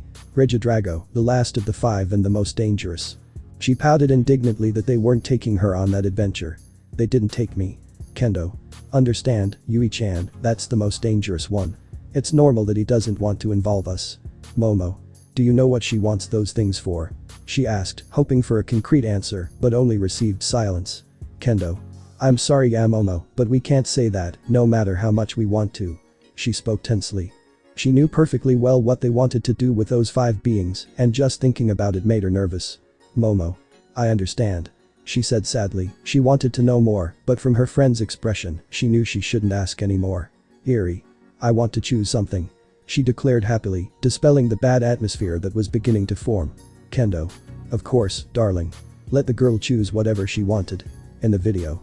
Izuku and Kirishima were on the roof of a Japanese government building. Izuku was tired of the constant agents being sent to kidnap Iri or Power. Both were targets for the government because of their unique quirks, and they wanted to extract every last drop of power for their plans. Kirishima. This makes us villains, right? The Redeed wasn't quite sure how to feel about this. Izuku. At this moment I care very little about being the villain if it's to protect those I love. Without waiting any longer he ripped off the door that led to the interior of the building and entered without fear. Kirishima. I suppose he's right. Without thinking twice he followed the green-haired boy inside. As both Kirishima and Izuku descended, they knocked out several agents who were trying to stop the 2 powerful beings of extreme strength who were making their way through at great speed, only being stopped by someone. Denji. Stop right there. He looked at the green hair and felt confused. Izuku. Denji. Quirk. Chainsaw heart. Can shapeshift into a being made of chainsaws by simply pulling a lever on his chest. Izuku. Hey Denji, I'm sorry about this. The green-haired boy disappeared from sight and reappeared behind the guy who had fainted. I don't have time for you. And what about me? Came a voice from afar. The green-haired boy and the red-haired boy knew it well. Makima. Quirk. Absolute control. Controls everything she wants. If someone doesn't have enough willpower, they fall before her as her loyal servant. Izuku. Makima. He said coldly and with extreme hatred. You know it's not nice that you send agents every other day after those I love. Makima. These are orders that, unfortunately, I cannot disobey. They have me bound by a very short chain. Kirishima. And Denji isn't your lapdog. Activated one for all to instill a touch of fear in the woman. Makima. Or don't drag Denji into this. After all, that's how he wanted it and that's how he's happy, Kirishima. Don't blame me for him liking being submissive. She said, a little angry. She didn't like it when people messed with her boyfriend. Izuku. What do you mean by the leash? What did you do to get yourself targeted? The Redeed lowered her gaze. Makima. Makima. They tried to ambush Denji and maybe I played with their heads a little. Izuku. If I'm not surprised. Sighed in annoyance and looked out the window. Couldn't you know, send fewer agents or give me a heads up about when they're coming? That way I can prepare and give them what for. Makima. It could be done, but seeing what you just did. She glanced over the green-haired boy's shoulder. The trail of destruction was long. I don't think it's necessary. You only missed me, so go ahead. Izuku. I'm glad to reach an agreement with you. He approached the woman and punched her in the stomach. End of video. Kasei. Does anyone understand what we saw? He asked, dazed from so many blows. Kirishima. That woman is a high-ranking officer in a government cell for the protection of society and a friend of ours. She was forced to attack Yuri-chan and Power repeatedly. We just went to chat. He smiled at everyone, perfectly sensing Toru's analytical and inquisitive gaze. Is Auntie Makima bad? She asked innocently, not quite understanding what was happening in the video. Yui. No, dear, she's only had bad jobs. She stroked the girl's hair, who just smiled. After the last video and checking that Monoma was still alive, they didn't know who to choose, and a small argument had formed between Rin and Shoji, who were about to come to blows if it weren't for Kitsuki, who woke up with so much noise. Kitsuki. Will you two stop for a minute and let me sleep? With a punch to both of them, it was all over, so he sat back down and went to sleep. Kamakiri. Since they can't decide. The one with the blades put on a random video to calm the situation. In the video, Izuku and Tanjiro were escaping through the forest. The rock-headed boy could barely keep up as he was more focused on straightening his shirt and escaping the terror that was following them. Izuku. In what world is it a good idea to go to your girlfriend's house when you know perfectly well that her overprotective sister is there? He yelled at Tanjiro, who was just praying that they wouldn't get caught. Tanjiro? I didn't even know Shinobu-san was here. He shouted just as a shadow appeared in the trees. What are we going to do now? Izuku. Rather, what are you going to do? He spoke maliciously. Tanjiro. What do you mean? He broke out in a cold sweat as Izuku disappeared from his sight. Izuku. Izuku. You know, you don't interrupt a friend in the middle of a date night. He spoke from the shadows, startling Tanjiro. That's why when Shinobu-san called 3 minutes before you, I assumed you'd done something. Tanjiro. What are you planning? Izuku. You're the bargaining chip. At this, the big-headed boy suddenly lost his footing, and when he looked down he was in the top of a tree. Huh. Shinobu. Izuku-san did keep his word. Came a voice from the shadows, startling Tanjiro. Tanjiro. Shinobu-san, how about we talk about what you saw back there? He negotiated nervously. Shinobu. There's not much to say, Tanjiro-san. You'll pay for taking Kanao's innocence. End of video. God have mercy on that poor guy's soul. Several boys nodded at the sight of the dark-haired boy. Kendo. Anyway, who wants to put one up? They looked at each other before getting up to fight, just as Ibarra had put something up. Ibarra. Very slow, guys. Smiled innocently at all those who were cursing their slowness. In the video, Miku Nakano was seen in front of a train station. Today, Izuku had asked her outright after finding out who had won Futaro's heart, and he was feeling a little down, so his friend's sudden appearance and asking him out took him by surprise. Izuku. Miku. Izuku arrived somewhat tired and a little sweaty. What was supposed to be easy to accomplish wasn't, and he lost more time than he estimated. Miku. Izuku, why are we here? She looked at Izuku as he hid something behind him, and curiosity got the better of her. Izuku. Oh yeah, there's a Japanese history convention a few blocks from here, and I thought you'd like to go. He smiled at Nakano, whose eyes lit up before she grabbed Izuku's arm and dragged him along. Miku-san. Miku. Yes. She said excitedly to the green-haired man who was dragging. Izuku. It's the other way. The girl turned bright red, which Izuku took advantage of to lead her to the place. They both wandered around the place looking at the different armors, weapons, and historical figures from the Sengoku era. Of course, Izuku bought a scale model armor that belonged to his companion's favorite general, who happily received the gift. In the end, Miku was able to ignore her sadness for a moment, and at the end of the day, the green-haired boy left her on the terrace of his apartment right in front of his sisters, who hid to watch. Miku. Thank you for today, Izuku.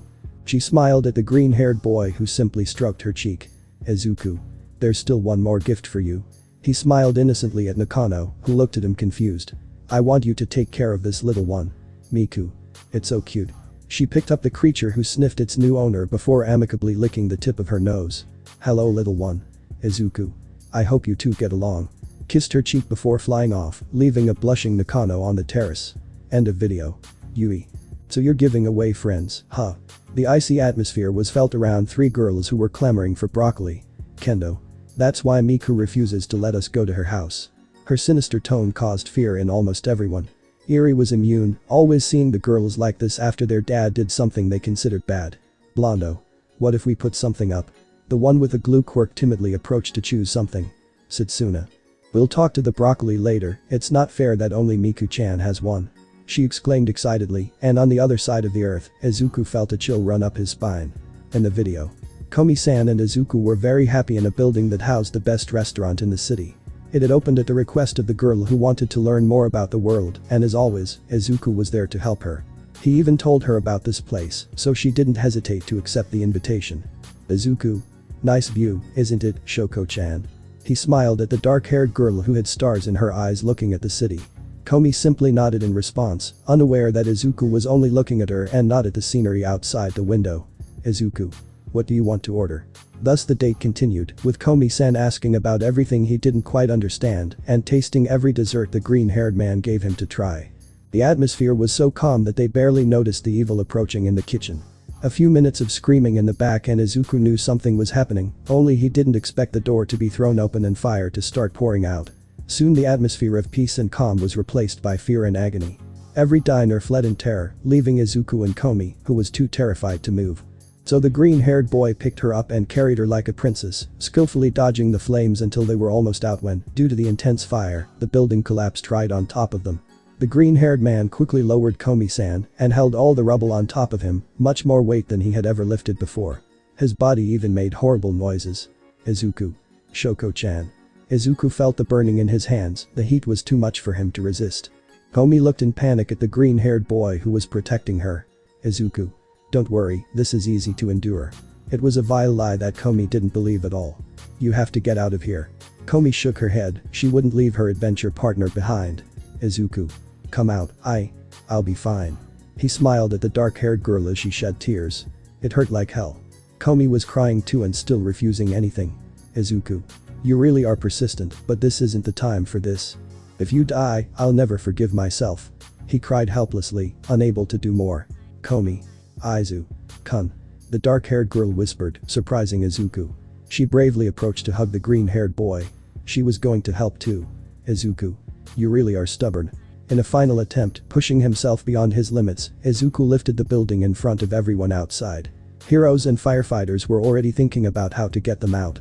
The hero was Izuku after supporting a 6-story building on his shoulders for a long time, surprising the world, now a skeletal blonde who looked at who would be his successor. End of video. Momo. Izuku-san just lifted a building. The dark-haired girl couldn't believe what she was seeing. She knew about Izuku's strength, but this was another level. Kirishima. That was when All Might selected him as his successor. He exclaimed in surprise, causing Class B to look at him in confusion. Oops. After a quick explanation from the redeeded fool and a desire to punish a mutant broccoli for not saying what he was getting himself into, everyone decided to go get something to eat. It was already past 2 in the afternoon, and Eri needed to eat something, so they were going to leave it at that for now, or of course they would if it weren't for Monoma wanting to demonstrate how inferior Class A was, and of course, there would be something in the videos of that annoying Izuku. Momo. I don't understand why we're watching, I'm hungry. She said, and everyone nodded in agreement. Monoma. No one's leaving until I prove we're better than Class A. He declared angrily. Besides, the pizza's coming in 20 minutes, so you'd better stay. Kamakiri. Anything for pizza. He muttered to himself, and the blonde boy smiled. Monoma.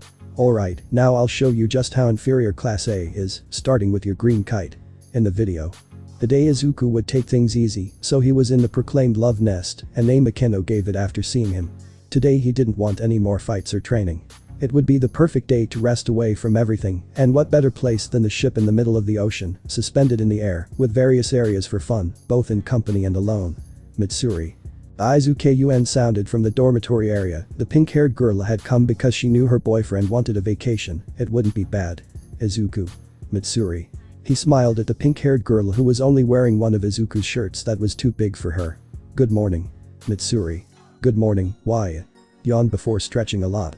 And what will we do today? Izuku. Whatever we want. Approached the girl and stole a kiss. Mitsuri. Let's play outside. During the next 10 minutes, the two lovers were seen doing almost everything. Cooking together, playing ping pong, and swimming in a pool on site.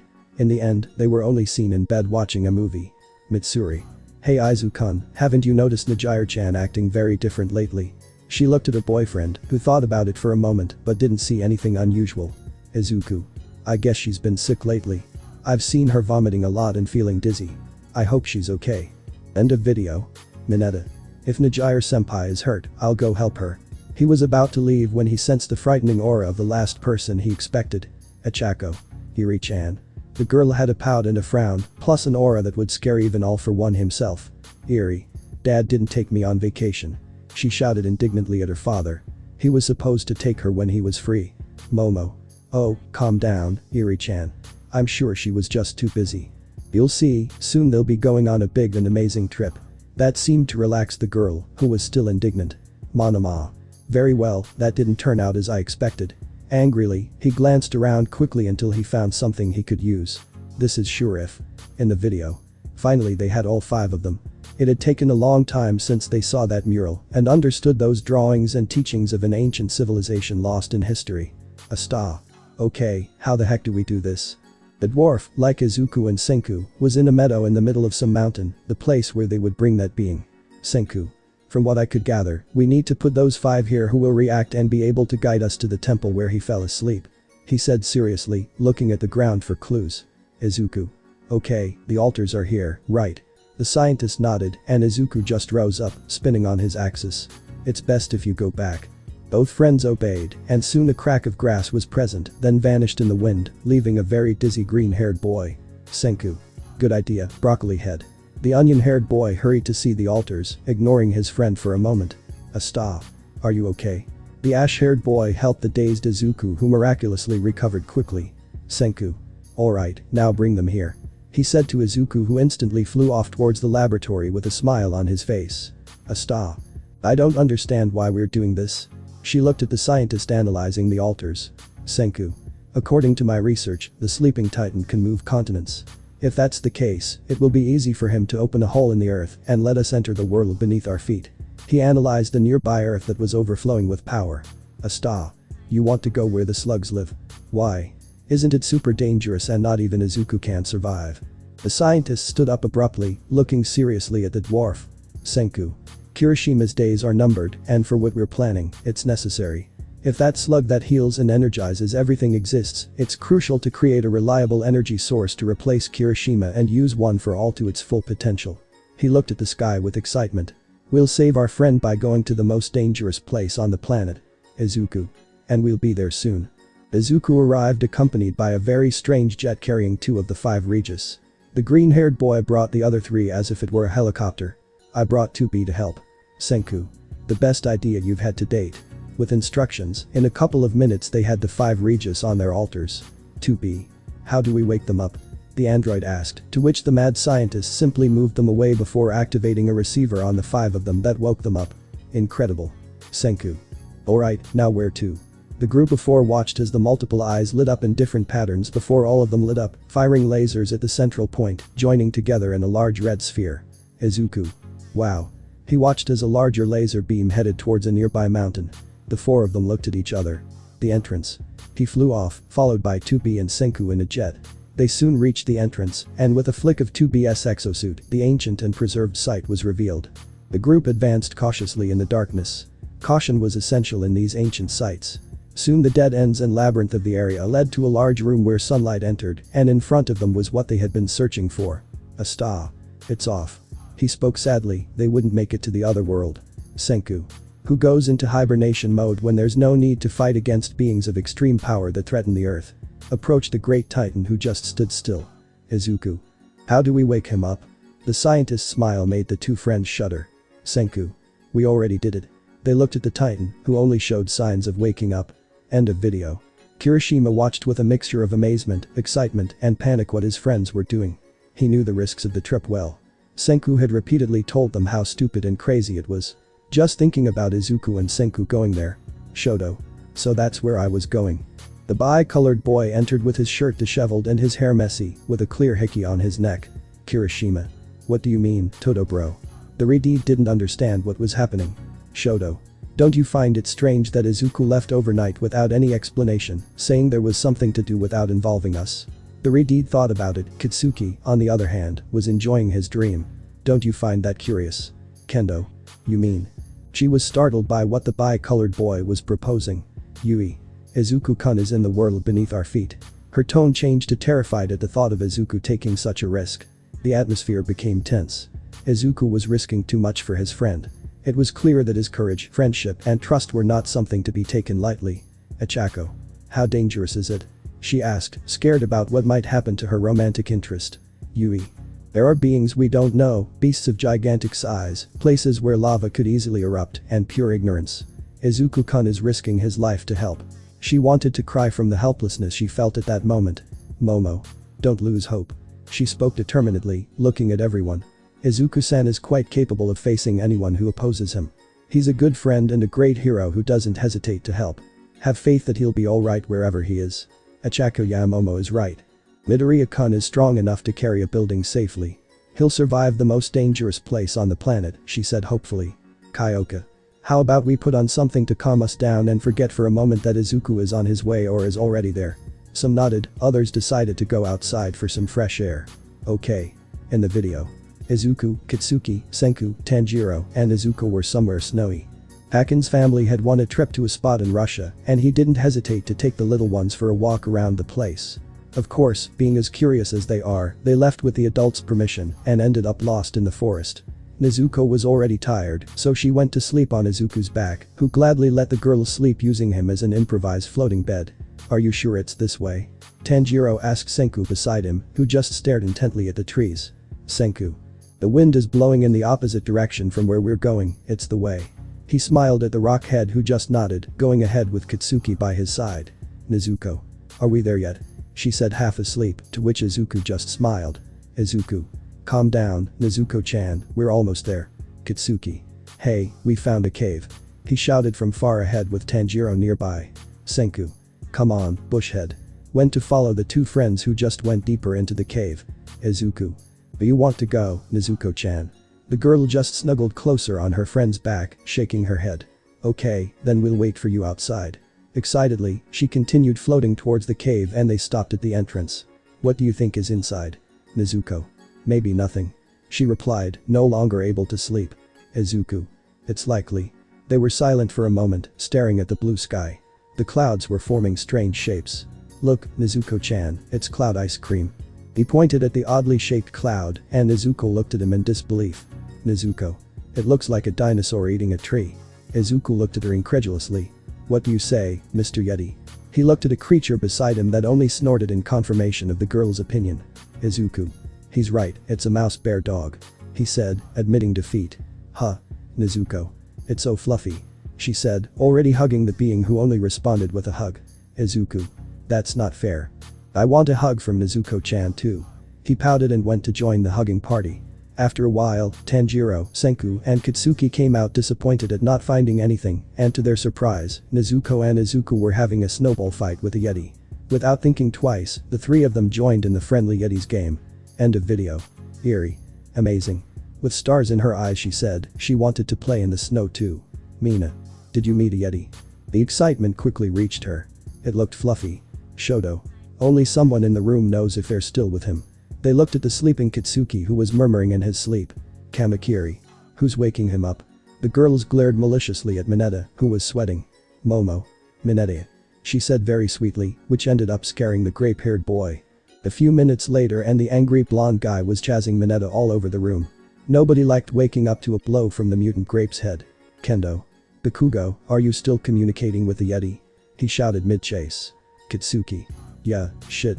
He replied quickly before disappearing into the hallways. Momo. Okay, let's continue. They ignored the purple-haired boy's cries of pain and kept looking at something. In the video. Kitagawa and Izuku stood facing each other, looking quite serious. Soon there would be a cosplay contest at an event that the blonde was obviously going to attend with her green-haired friend, who was going alone to protect her from any pervert who might try to take advantage of her. Izuku. Are you ready? He called to the bathroom and only heard things being put away before he came out. Kitagawa. And how's it going? She said excitedly, waiting for her friend's reaction. Izuku. You're more beautiful than the character Kitagawa-chan himself. He spoke with complete honesty, to which the blonde only blushed slightly. Kitagawa. Thank you Izuku-kun. She said, sounding a little nervous. Izuku. We'd better hurry, we don't want to be late for your imminent victory. He said, causing a feeling of excitement and sadness in the girl. Kitagawa. Okay. He took Izuku's hand and they both headed towards the place. Along the way and at the venue, people constantly asked the cosplayer for things, from simple photos to strange poses. There were always those who wanted something more from her, to which her personal bodyguard always appeared to deliver justice in true Midoriya style. Finally, after a few hours, the winner of the contest was announced, and surprisingly, it was Kitagawa, who proudly and excitedly accepted the prize. Or she would have, if it weren't for one of the contestants who had narrowly missed winning and decided to attack Kitagawa, intending to kill her. He didn't get far, though, because someone intervened. Kitagawa. Izu-kun. She looked impressed as Izuku stood before the guy with a blade hair quirk, only to panic at the sight of red liquid on the floor. No. Izuku. You should learn to lose. He shifted slightly, causing more red liquid to spill onto the ground. It's not very nice to attack a lady, especially Kitagawa-chan. In a flash, he appeared behind the guy, sending him to sleep. Are you okay, Kitagawa-chan? Izuku was caught in a hug by his friend, who was crying on his chest. Kitagawa. Izu-kun, please don't go. Izuku looked at him, puzzled. You're hurt because of me, I'm sorry, I'm so stupid. She continued sobbing against Izuku's chest, who was still confused. Maybe that's why Goho left me. Izuku. Don't say that. He said seriously, and the girl looked up. Izuku was annoyed. If he left you, it's because he's stupid, nothing more. You're amazing, Kitagawa. You do what you love without thinking about anyone. You're kind and maybe a little jealous, but that's all. He stroked her head and pulled away from the hug. Besides, I'm not hurt. Kitagawa. But the blood. Izuku. Blood. Where? He looked down. An ugly stain ruined his shirt. Oh, my milkshake. He said sadly. End of video. Juzo.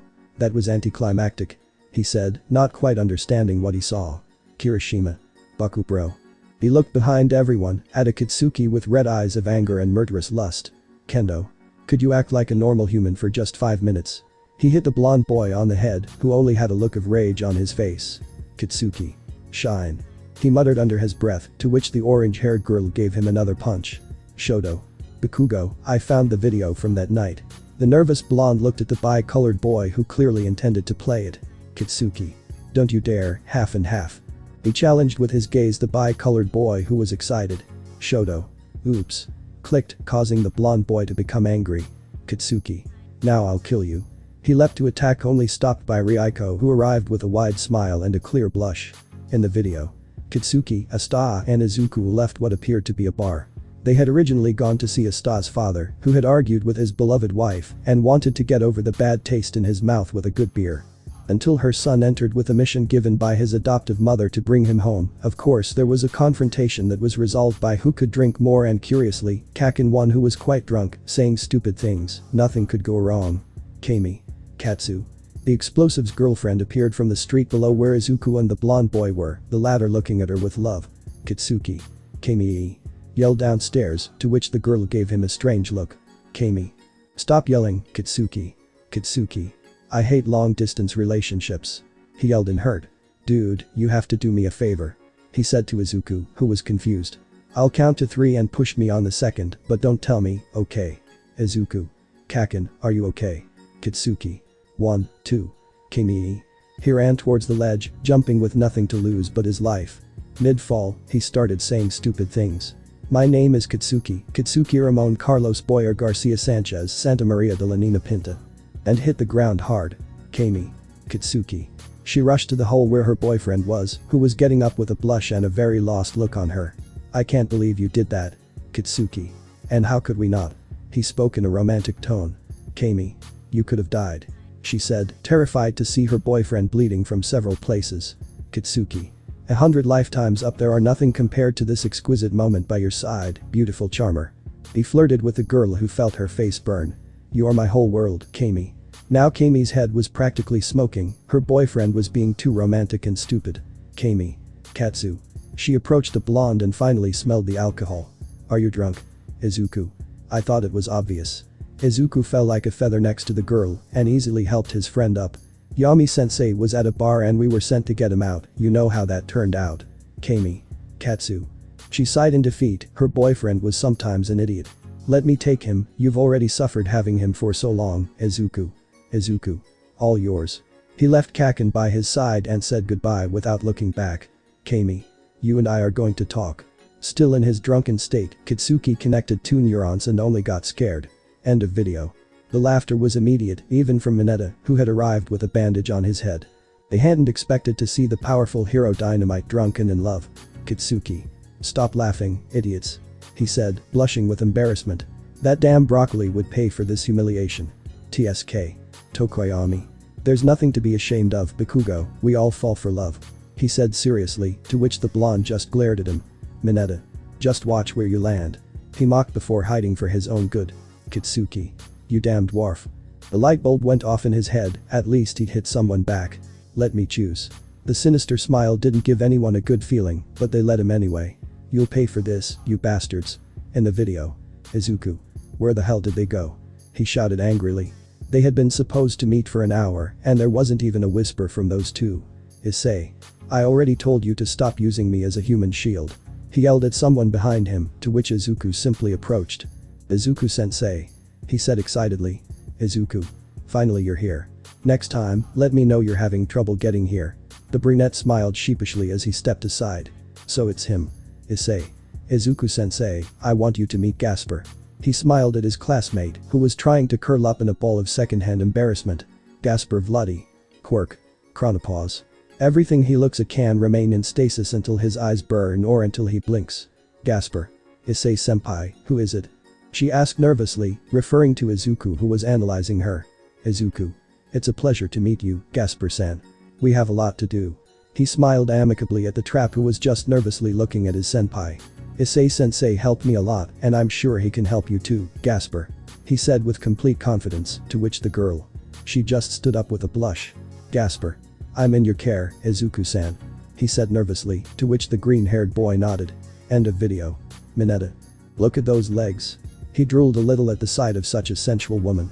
She has small breasts but those legs and that innocent look. Kaminari. She's so cute. He blushed as he looked at the screen. Gasper is too cute in the blonde's eyes.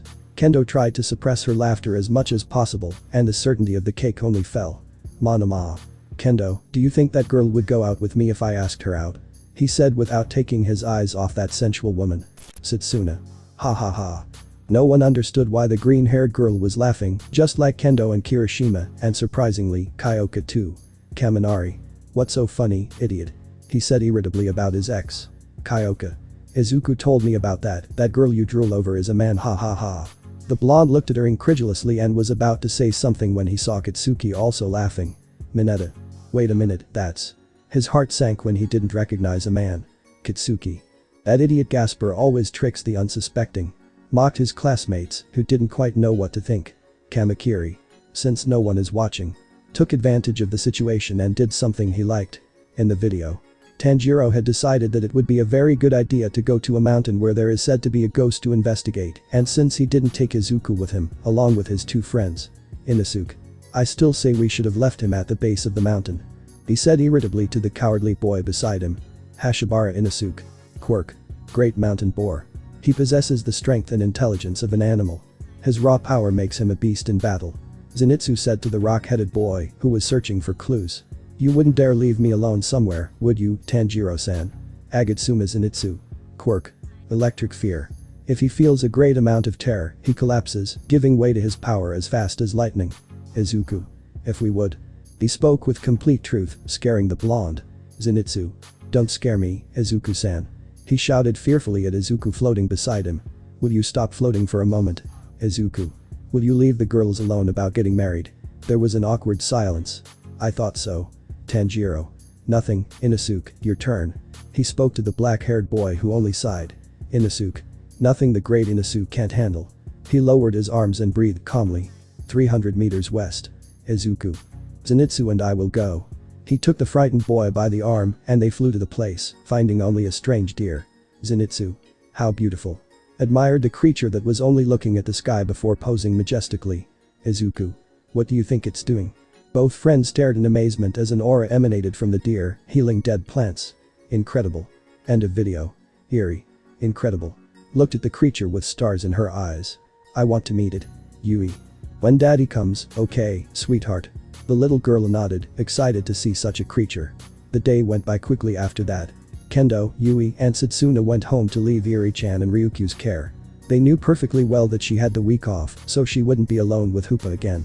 Upon returning to classes, their teachers were relentless with teaching and training, so much so that the time spent watching videos all afternoon became half the afternoon, so most rushed to do their homework, others decided to ignore it until the last day before they had to hand it in. Finally they were gathered together with their teacher who thought it better to sleep with the class present, that way at least he would escape for a while from midnight and his insistence.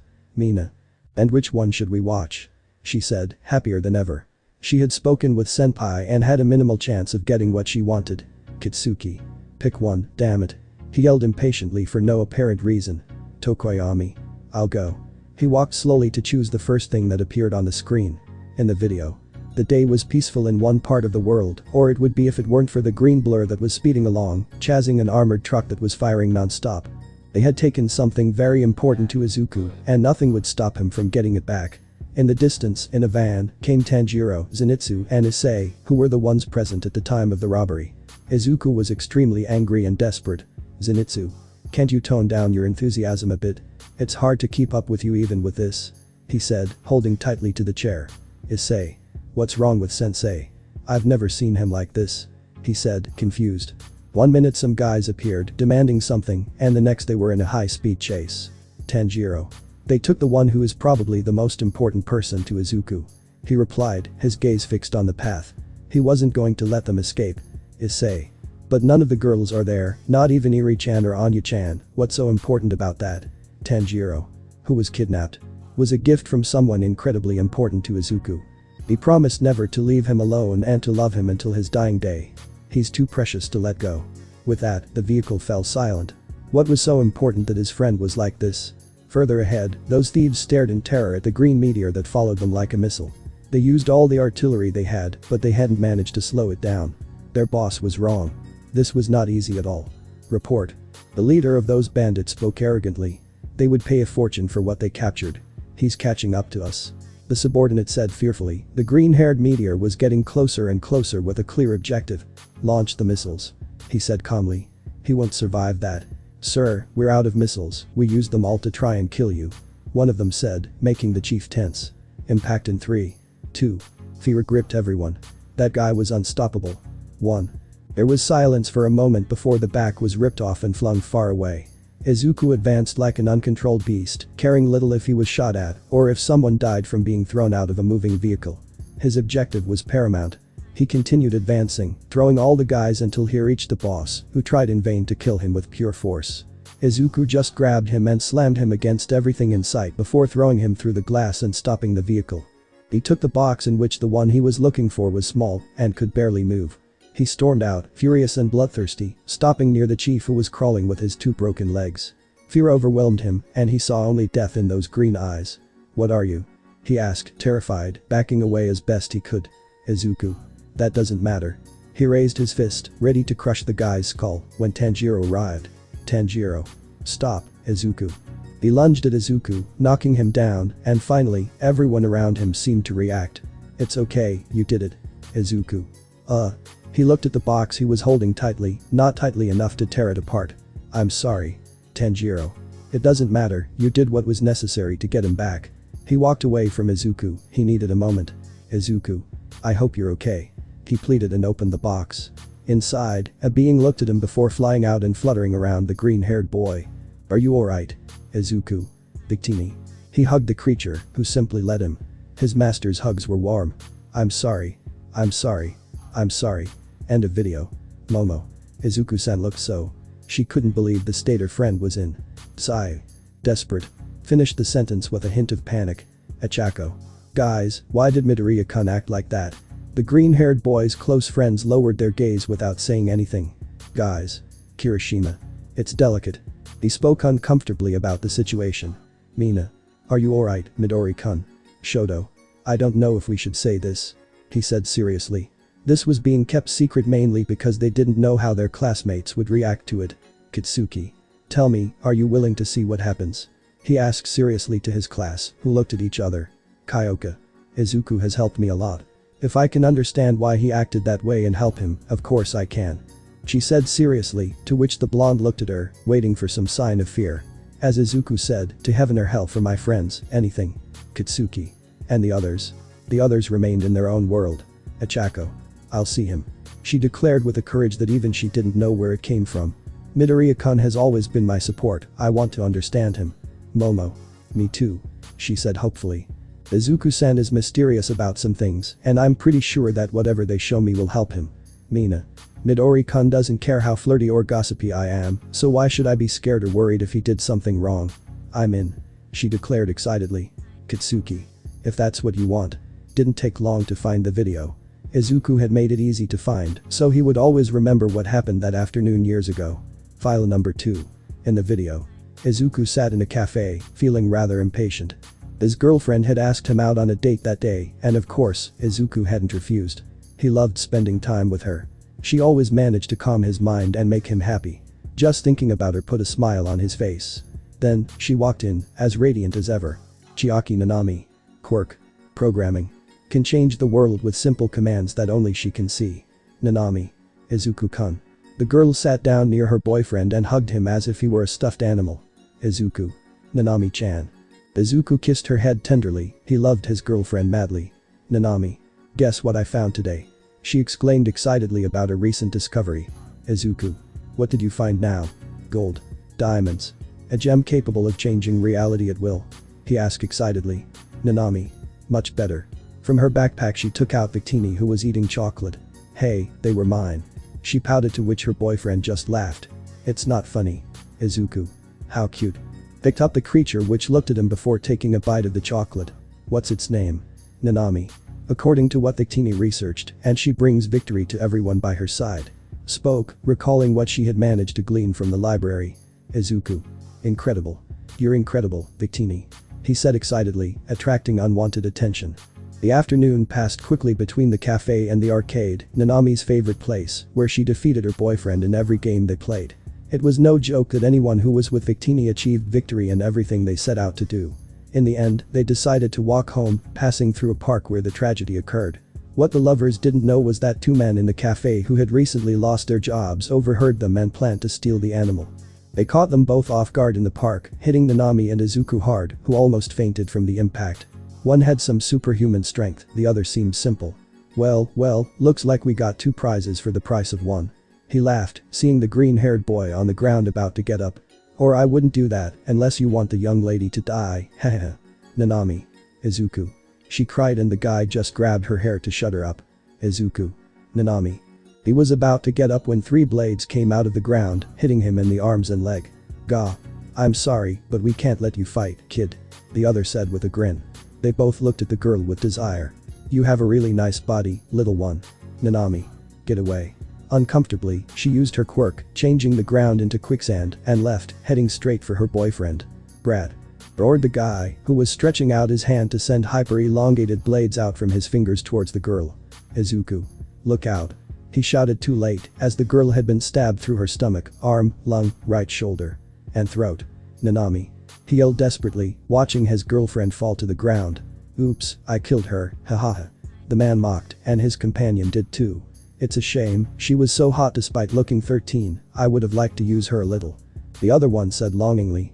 Izuku felt his heart break, the one who always showed him a smile in his difficult moments, senseless fights with his friends, with his parents, the one who only wanted to fly free without any ties, fallen to the ground on the verge of dying, and to make matters worse the 2 attackers mocked her, was that her limit? Izuku Midoriya broke down. Rage flooded him and he stood up as if he had no wounds, he walked slowly looking at his girlfriend's agonizing body, the laughter grew louder and louder, he let his quirk flow more and more, all the energy of a star in a single body. The ground cracked as Izuku roared in pain, a green aura surrounding him. The laughter of the 2 stopped, and they stared in panic at the boy who was crying up to the sky. The 2 fled as fast as they could, trying to get away, but they didn't get far. Suddenly, Izuku appeared, punching the bladed creature in the stomach, piercing its intestines and spine.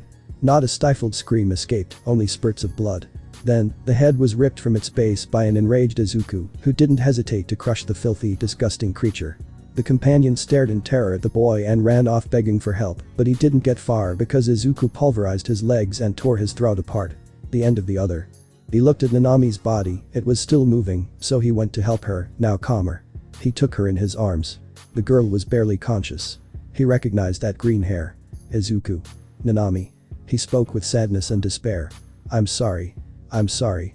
I'm sorry, if I had been faster. he cried, to which his girlfriend only raised a hand with difficulty, cupping his cheek. Nanami. Izu. Don't blame yourself. The young woman's voice sounded broken.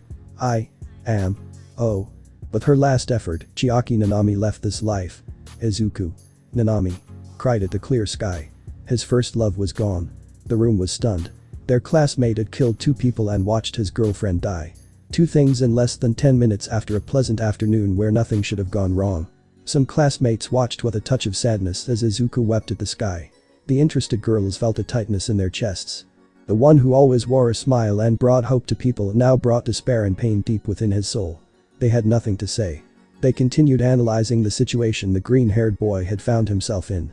Even the teacher, who was thinking about the attack, was sure he had been there himself. Ida. Midoriya-kun killed someone.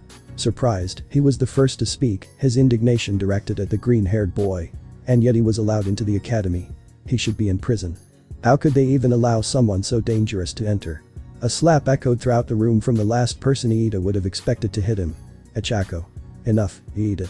Didn't you see what was happening? Aren't your eyes open? Midoriya-kun had to watch the person he loved die right in front of him. Do you know how he must have felt? How horrible it must have been. The brunette blurted out the words with sadness and hatred, letting tears fall from her eyes. Ida didn't behave calmly. A hero should always be calm, no matter what. He defended himself, indignantly confronting his companion. Shoto. Says the one who got carried away and went to attack to the death just because his brother fell doing his job. Said the bi-colored boy angrily. Ida.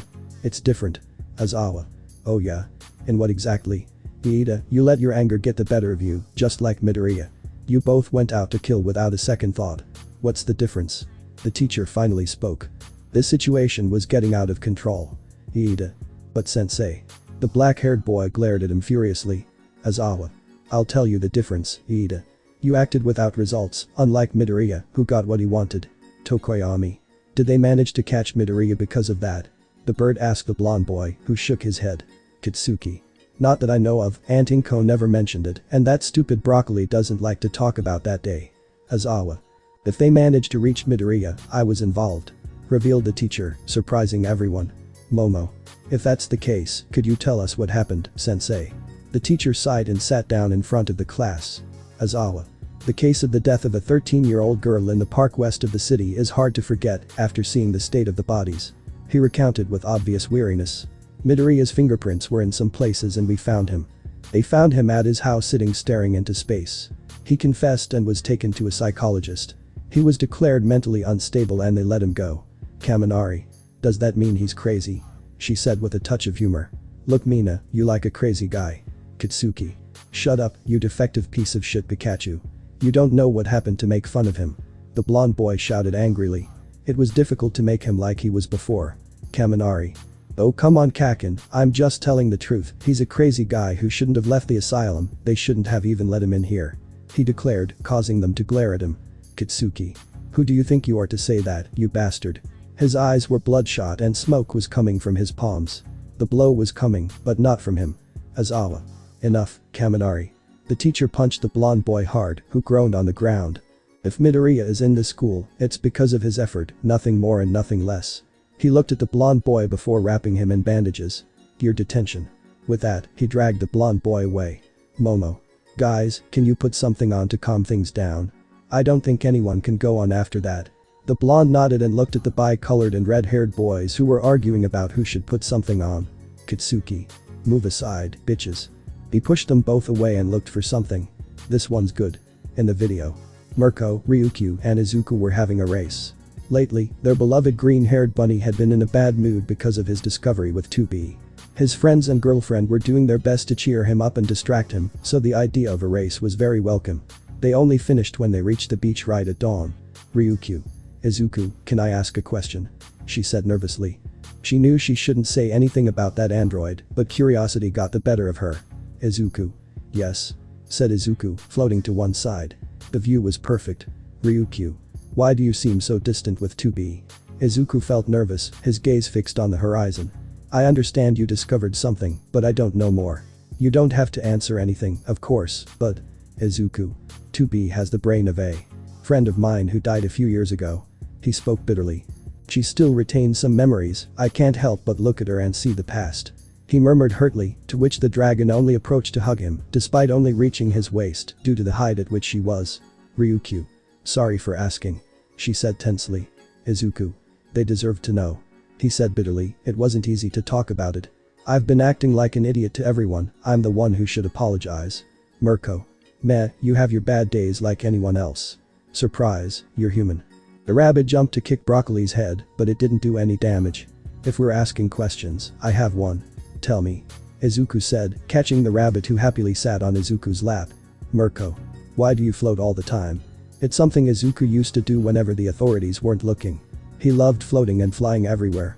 It's stressful having to come down from a cloud. Izuku. It's a habit I picked up with Nanami. He smiled at the memory. She liked it when we flew, free as the wind without a care in the world. I guess it's a way of remembering her. Mirko. Yes, that's right. She smiled, having a very good idea. How about we fly whenever you want? We're heroines, I'm sure we can get you a special pass to fly. Izuku. I would really appreciate it, Rumi, thank you. He hugged the rabbit, who felt her cheeks burn. Mirko. And no problem. End of video. Ichako. So that's why he's always flying. It was no secret that Izuku loved to fly, which is why he always got into trouble when they were in their first year. Mina. It's sweet that I remember her that way. Momo. Although she should watch where she's flying or she might hurt herself. Said, remembering how the green-haired boy had crashed into a lamppost during one of his flights. Kyoka.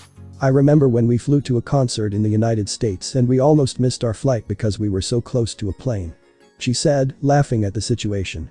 Shoto. Kirishima, do you remember this? He said with a smile, pointing at the video. Kirishima. Oh. Without saying anything, he placed the video, which he considered very incredible. In the video. The beautiful ocean full of mysteries that humans have not solved, no one is sure what lies beyond that deep blue landscape. Today the group had a mission to reveal the secret of Atlantis and at the same time, see how much marine pressure the two walls of the group are able to withstand. A star. Look, a seagull.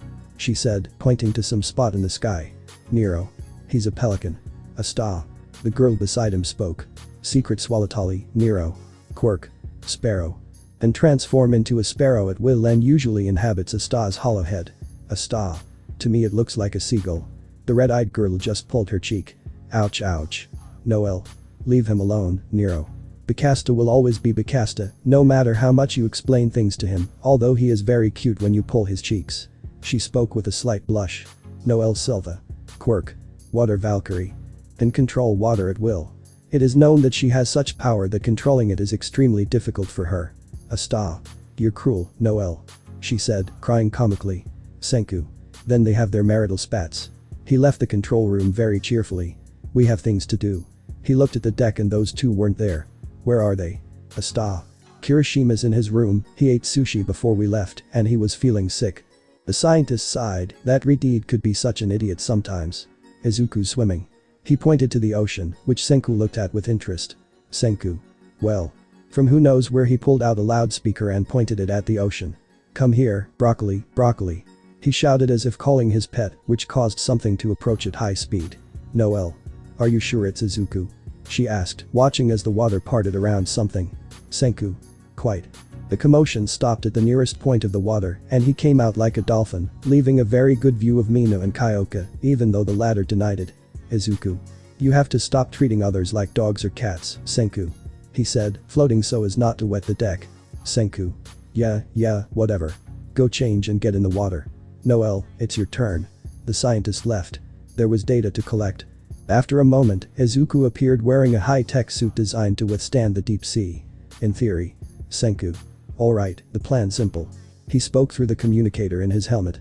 Go down as far as you can, even if the suit gets damaged. As long as you have oxygen, you'll be fine. Noel will accompany you as far as she can, and then she'll be your link to us. Got it? The green-haired boy nodded. Good luck, Broccoli. Izuku jumped, followed by Noel, who was surrounded by water, leaving her with a mermaid tail. They both descended to the boundary between the known and the unknown, looking at each other before Izuku jumped into that deep dark abyss. The descent was frightening. Not even the faintest light reached us, and the little light the suit provided revealed rare and little studied fish. Fortunately, the suit had a camera to see everything. He continued descending, the suit began to make strange noises. Too much water on him caused a lot of pressure inside the suit. Fortunately, Izuku withstood it. He continued until he reached the seabed. The heat was unbearable. Volcanoes could be seen throwing bubbles and white crabs with hairy arms, an ecosystem very little explored by science. He walked as best he could, observing the scenery. There were a few fish trying to avoid him and crabs near the heat cracks. A strong tremor shook Izuku, who looked around. Perhaps it was time to leave. Izuku. What the hell? The green-haired boy stared at the giant shadow swimming near him until he could see it more or less clearly. End of video. Ida. What the hell was that thing? He shouted, terrified at the sight of whatever that beast was. Kirishima. I don't know, we didn't go back after that and we got Izuku out as fast as we could. Momo. You often find very strange beings. She said somewhat mockingly, to which the three only let out a chuckle. Sai. What other adventures have you had? Kiro. She asked, tapping her chin with a finger. They looked at each other before reaching for the adventure video folder. Kirishima. Pick any one. Tsu. The frog approached and looked at each one, all very interesting at first glance. Sai. This. In the video. Itsuki and Ankoku used to be very different in many ways. When they were left in the same room, they always ended up arguing. No matter what happened, they couldn't agree on anything, and many times Miku acted as a mediator between them. Izuku would do it, but it always ended with Izuku crying in a corner because his girlfriends couldn't get along at all. That is why when they both appeared with a smile on their face and stars in their eyes, clearly in agreement about something, the surprise was immediate. Kitsuki. Are you okay? The blonde boy stared incredulously as both girls sat on the green-haired boy's lap, who was stunned. Kirishima. Girls, I think you broke it. He said jokingly, and they both looked at each other before looking at their boyfriend. Itsuki. Izuku. She grabbed his cheeks, stretching them slightly. Ankoku. Come on, it's not like it's so strange for us to agree. He said, to which the two present looked at each other without saying anything. They didn't want to end up in some zoo for saying something they shouldn't. Miku. You two are like oil and water, it's normal that you scared him. Said the girl from the doorway, holding a sleeping Anya in her arms. Itsuki. Dear sister, don't exaggerate. She smiled very sweetly, much to Miku's displeasure, who then simply left. Now Izuku, do you think we could go? Ankoku. Yes, please, we swear we won't argue about anything in the world. Izuku finally reacted, looking at both girls. Izuku. I guess we can go look for him. They both high-fived, sending a shiver down the green-haired boy's spine. I don't know what got into them, but let's go. The three of them left there straight for Hawaii. Both had read about beings that protected the islands, and curiosity got the better of them. They needed to find them, and at some point Yui joined them, excitedly going with them on the jet, following Izuku, who calmly led the way to the islands. Upon arrival, they settled somewhere in the thick forest. The group of four set off into the woods, Yui leading the way followed by Itsuki and Ankoku, with Izuku bringing up the rear. Izuku didn't believe his two girlfriends would argue over any little thing and would keep a watchful eye on them. Izuku. Where did you say it was? He asked his self-appointed guide, who looked at the map. Yui. We're close. She said, resuming the journey. Ankoku. I still don't understand how Yui came with us. Said the bi-colored girl while eating a sweet. Itsuki. She likes to explore, we can't blame her for wanting to discover everything. They continued climbing a mountain and arrived at a field of red flowers. The daylight gave a very good view, especially because of the creature playing among the large field. Ankoku. Look. She said excitedly, approaching the being. Itsuki. She's so cute. She approached the creature to play, leaving only two watching them play. Yui. Incredible. With stars in her eyes she looked at the being playing with her two friends. Izuku. Let's go too, Yui-chan. He took the black-haired girl's hand and they joined the game. End of video. Kitsuki. After that, we had to go after them because they didn't want to come back. Mina. I want to go too. She declared excitedly. Kirishima. You'll have to tell Yui-san, she's the one who knows where he is. Mina's eyes sparkled and she was about to go out to find her expressionless friend. There was a lot to talk about. Momo. I'll go with you, Mina. She ran towards the door, following the pink-skinned girl. There was something she wanted to discuss with the Izuku-related girls. Kitsuki. This isn't going to end well. Anyway, what do you want to see? The class stared in disbelief at their classmates' actions and were about to say something, but Achako. How cute. She squealed upon seeing the adorable picture of young Izuku in an explorer's outfit. Kitsuki. No, not that one. With a blush of embarrassment, the blonde went to stop the brunette, but he couldn't. In the video, Izuku was planning a robbery. It sounds bad when said that way, but to put it better, Izuku will borrow a book without anyone's consent and return it later when he manages to find what he saw out of the corner of his eye. The plan went as expected, and he obtained the nursery book in stealth because one of the caregivers discovered him, and since he looked so cute trying to reach the shelf, she let him be. Another mission accomplished by the great agent Midoriya. Kitsuki. Izuku. The blonde suddenly appeared from a bush. He had been playing hide and seek, and they hadn't found him by sheer miracle. What are you doing? Izuku. Kaken, in my hands I hold absolute power. He declared excitedly, showing the book of legends he was holding. Kitsuki. It's just a book. There was an awkward silence that was only broken by a fake cough from the green-haired boy. Izuku. Kaken, the path to a legendary artifact is in this book. He declared excitedly, looking at the blonde boy who was surprised. Shall we look for it? Kitsuki. Yes. I'll gather the others. He disappeared into the bushes, time to assemble the gang. Half an hour later, facing Izuku were the strongest and most serious warriors ever assembled on the planet. Their strength was such that it made even All Might himself tremble. Izuku, Kitsuki, Tanjiro, Nezuko, Senku, Rias, Akeno, and a recent friend of Senku's named Taiju, the 8 adventurers, were brought together to search for something that no one believes exists, but they're going to look for it anyway. Rias. What are we supposed to do, Aizu? The Redite asked curiously, looking at her friend, who smiled somewhat arrogantly. Izuku. Today, my dear friends, we will go exploring in search of something never before found. He revealed the book to the correct page. Behold the dragon's egg. Taiju. Oh. Incredible. He went closer to look at the picture on the page. He hadn't expected Senku to have such incredible friends. He expected them to be very, very cool, but to look for a dragon. It exceeded his extremely high expectations. Senku. Are you sure it exists? Not to be realistic, but it's unlikely that something like that actually exists. He said skeptically of what the green-haired boy was proposing. Izuku. Whether it exists or not, we're going to find out. That's why we're here. What do you say? Are you coming with me on an epic adventure? He said with contagious excitement. Kitsuki. I'm coming. Taiju. Me too. Tanjiro. That sounds fun, I want to go. He turned to look at his sister who seemed a little undecided. And you, Nezuko. Nezuko. I want to go wherever Izuku-chan goes. She said excitedly. Rias. I want to. Akeno. Me too. Izuku. Senku, will you come? The children looked at the little scientist who seemed confused. Senku. Just to confirm if it's really real. Smiled at his friends, who smiled back. This story will continue. End of video. Achako. And that's it. She shouted indignantly, the premise was too much. Kitsuki. The trip was so long that we had to segment it. Back then Senku barely manufactured the flying cameras, and they didn't have much memory. Don't blame me for technicalities, round face. He replied half shouting, and the girl was left somewhat stunned. Sigh. Can we see the other parts, Kiro? Kitsuki then removed the USB drive and left through the door. He wasn't willing to see that today. Mina and Momo arrived at the Class B dormitories, specifically asking to see Yui. Of course, they were allowed in. A single blow from Kendo to Monoma, who refused to let the filthy Class A contaminate the room with germs, allowed them to go to the 3 girls close to Izuku. It was time to clear things up and for Mina to ask about that strange being she finally knew was called Tapulel. Kendo. And what did you want to ask, Momo? She said while taking a sip of tea. She knew very well that her friend and rival liked her a lot. Momo. Can I ask? What's Izuku-san like in a relationship? She said, blushing. She might have better control of her nerves and shyness, but this embarrassed her immensely. Kendo.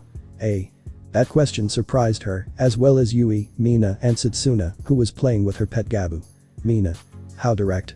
Spoke gracefully, causing her friend's blush to deepen. Kendo. What's with the question? She said, a little shocked. If things are as she thinks, then she'll have to talk to Senpai and Izuku to clear things up. Momo. Well, Her blush deepened exponentially. It's mostly curiosity. Yui. Do you like him? The expressionless girl asked, to which Momo just looked at her teacup. We won't say anything, you're free to like anyone, including someone who's already in a relationship. Momo. The truth is. She recalled all her experiences with the green-haired boy, from his help with her personal problems to his general support, and of course, their outings with friends to places around the world she'd never been. Yes, I like him. He's smart, brave, a great support who's always there when needed. But I don't know if this is right. He already has many others, why should I be with him? Do I even deserve it? Yui. Oh, you deserve it, believe me. Whenever he talks about you, you can hear that love-struck, somewhat childish tone he has for us. She said calmly, though deep down she was a little irritated. Satsuna. I still think it's a good idea to tie him up and take him somewhere he can't charm anyone else. Pouted as Gabu chased her hands. The dinosaur was very funny. Kendo. You know we can't, he'll make puppy dog eyes, and no one can resist that. She said defeatedly. They had tried before but it didn't work. And Koku let her go at the first sign of sadness in Izuku. Yui. Anyway, are you willing to go into this? You'll literally be involved in weird situations and with beings that defy logic very often. Yayoi Rozu lowered her gaze, analyzing the situation. She could almost see the angel and the demon on her shoulders whispering ideas. Momo. I want to be happy. She looked up at the Redeed who was waiting for an answer. If I can be happy next to the one I like and my friends, that's fine by me. The girl smiled at this answer. Setsuna. I'll tell Nejire-chan. Ran to the phone. Whenever Izuku and a new girl fell in love, they'd argue about who should call the boss to get her to say something. Kendo. Although without Izuku here I doubt he'll say anything. She spoke tensely, the idea of her boyfriend in the most dangerous place on earth still tormenting her. Mina assured her. Trust him, Kendo-chan Midori-kun is super duper strong and he'll find a way to get back safe and sound. This didn't quite convince her. Yui. Remember, we're talking about Izuku. Neither flames nor the depths can touch him. A simple unexplored hole in the earth is nothing. The orange-haired girl seemed to rethink her thoughts, still displeased. Setsuna. If you want, we can meet with the others to calm you down. The room fell silent. That's why they knew very well that it wouldn't end as they thought. So the day passed for the friends who tried to distract their minds from the fear of losing the one they loved. Fortunately, a new day arrived and finally the hope of seeing the continuation of that video from yesterday. Achako couldn't sleep well because of it and blamed Kitsuki for it. Achako. Just put the video on and stop messing around. She shouted, half desperate, at the blonde boy who was just playing around with the videos. Kitsuki. You're so damn delicate. The video started wearily, or in this case, what he thought was the video. In the video. Kaina and Izuku had a mission, and they wouldn't stop until they finished it, something of such importance that the world would drown in chaos if this critical task wasn't completed. Kaina. We ran out of ice cream. She shouted from the kitchen of Izuku's big house, where both Izuku and his girlfriends lived. Izuku's mother had gone to live with her husband some time ago. Izuku. Do you want to go to the store? Or are we going to the place with the best ice cream in Europe? The bi-colored girl went to get a motorcycle helmet. She was excited to go anywhere in the world. Okay, let's go. The former heroine climbed onto Izuku's back and settled herself as best she could to fly quickly to the place they considered to be the best on the planet, a place in the Philippines that made the best chocolate ice cream with cocoa cream that Kaina loved so much. Upon arrival, the atmosphere was strange. There wasn't a soul in sight. The town was abandoned and, as the woman could speculate, not much had happened. Something strange was going on. Kaina. Burn marks. She examined a mark right on the door of the ice cream shop. Izuku. Scratches here and a piece of something I can't identify. Picked up something that was solid like concrete but a burned yellow color. Kaina. An animal maybe. The answer came with a laser aimed at the green-haired boy who barely felt it. On the ceiling. He quickly transformed his arm into a weapon and fired at the ceiling, scaring away whatever it was he shot at. Are you okay? Izuku. In perfect condition. Stretched out his arm and moved it to confirm there was nothing to worry about. It wasn't very strong, maybe a warning. Kaina. Come on, there's a mystery to solve. The bi-colored girl walked towards the street where she saw her target slipping away. She couldn't see her clearly because the shadows worked against her and prevented her from knowing more. Izuku. Yes, Captain. Izuku followed his girlfriend to the place where they hoped to find the creature. They walked for a while, observing their surroundings. Burned houses, downed posts, and even more pieces of the strange material. They followed the trail of destruction until they reached the main park, where Kaina was horrified by the state of the land. Fallen trees, ruined grass, and what looked like a moth hive on the lake. Rage overwhelmed her. This place was important to her. It was where she had confided in Izuku, and they had become a couple, after, of course, talking things through with the other girls. Izuku. Should we destroy it? The bi-colored girl nodded and Izuku flew through the oval-shaped structure, creating a clean hole that destabilized the thing, causing it to collapse. Kaina. Now. Used her quirk and pointed to the middle of the forest. Come out, strange thing. From the dark depths of the forest, red eyes were seen, and he appeared. End of video. Ichako. That wasn't him. She exclaimed to the blonde boy and gave him a light tap on the head. She didn't want to get hit by an explosion from the blonde boy. Kirishima. He was the one next to me. He said with a laugh, to which the blonde boy glared at him furiously. Kitsuki. I know, idiot, I know. He clicked the right button. I think it was. In the video. The gang was gathered and ready after school. They had met on one of Grimmery's properties, according to Izuku, that could lead them to the place where the egg was. Senku. So, where do we begin the search? His green-haired friend smiled simply. Izuku. I have no idea. There was a deathly silence before Katsuki hit him on the head. Ouch. Katsuki. It hurt me more. He shouted, clutching his red hand. The head of broccoli was too hard. How are we going to start if we don't know where we're going? Izuku. Actually, the book only says that dragons usually make their nests in mountains far away from everyone, maybe going to a forest will help us. The friends looked at each other a little doubtfully. Riaz-chan can guide us, she's the one who knows the area best. Riaz. I don't think it'll work, but okay. Entered the forest owned by the Redeeds family, followed by her older brother, who wanted to protect his little sister above all else, even from broccoli. Izuku. Riaz-chan, your brother is giving me a dirty look. Izuku said as he felt his red-haired brother's gaze burning his head. Riaz. Ani-sama is just jealous that Izu is amazing and not stupid at all. She spoke loudly so her brother would get depressed and leave them alone. Akeno. Riaz is very hard on her family. She said half-jokingly, and the Redeed just pouted in embarrassment. Izuku. I think Riaz-chan is super cute when she pouts. He said innocently, which made the girls indignant. Did I say something wrong? Tanjiro said. Maybe they just want attention. He watched as his sister crossed her arms in indignation. Izuku. Nezuko-chan, are you okay? The girl ignored him and continued on her way behind her brother. Huh.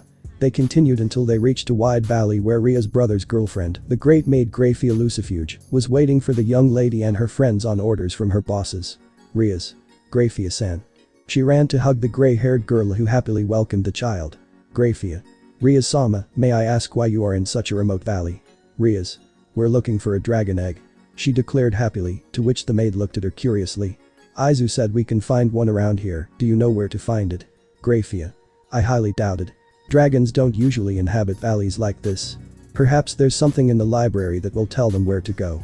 Redeed nodded energetically and climbed down from the maid's arms to go to her friends. There was another place to go. End of video. Achako. Seriously, those cameras didn't have any memory, right?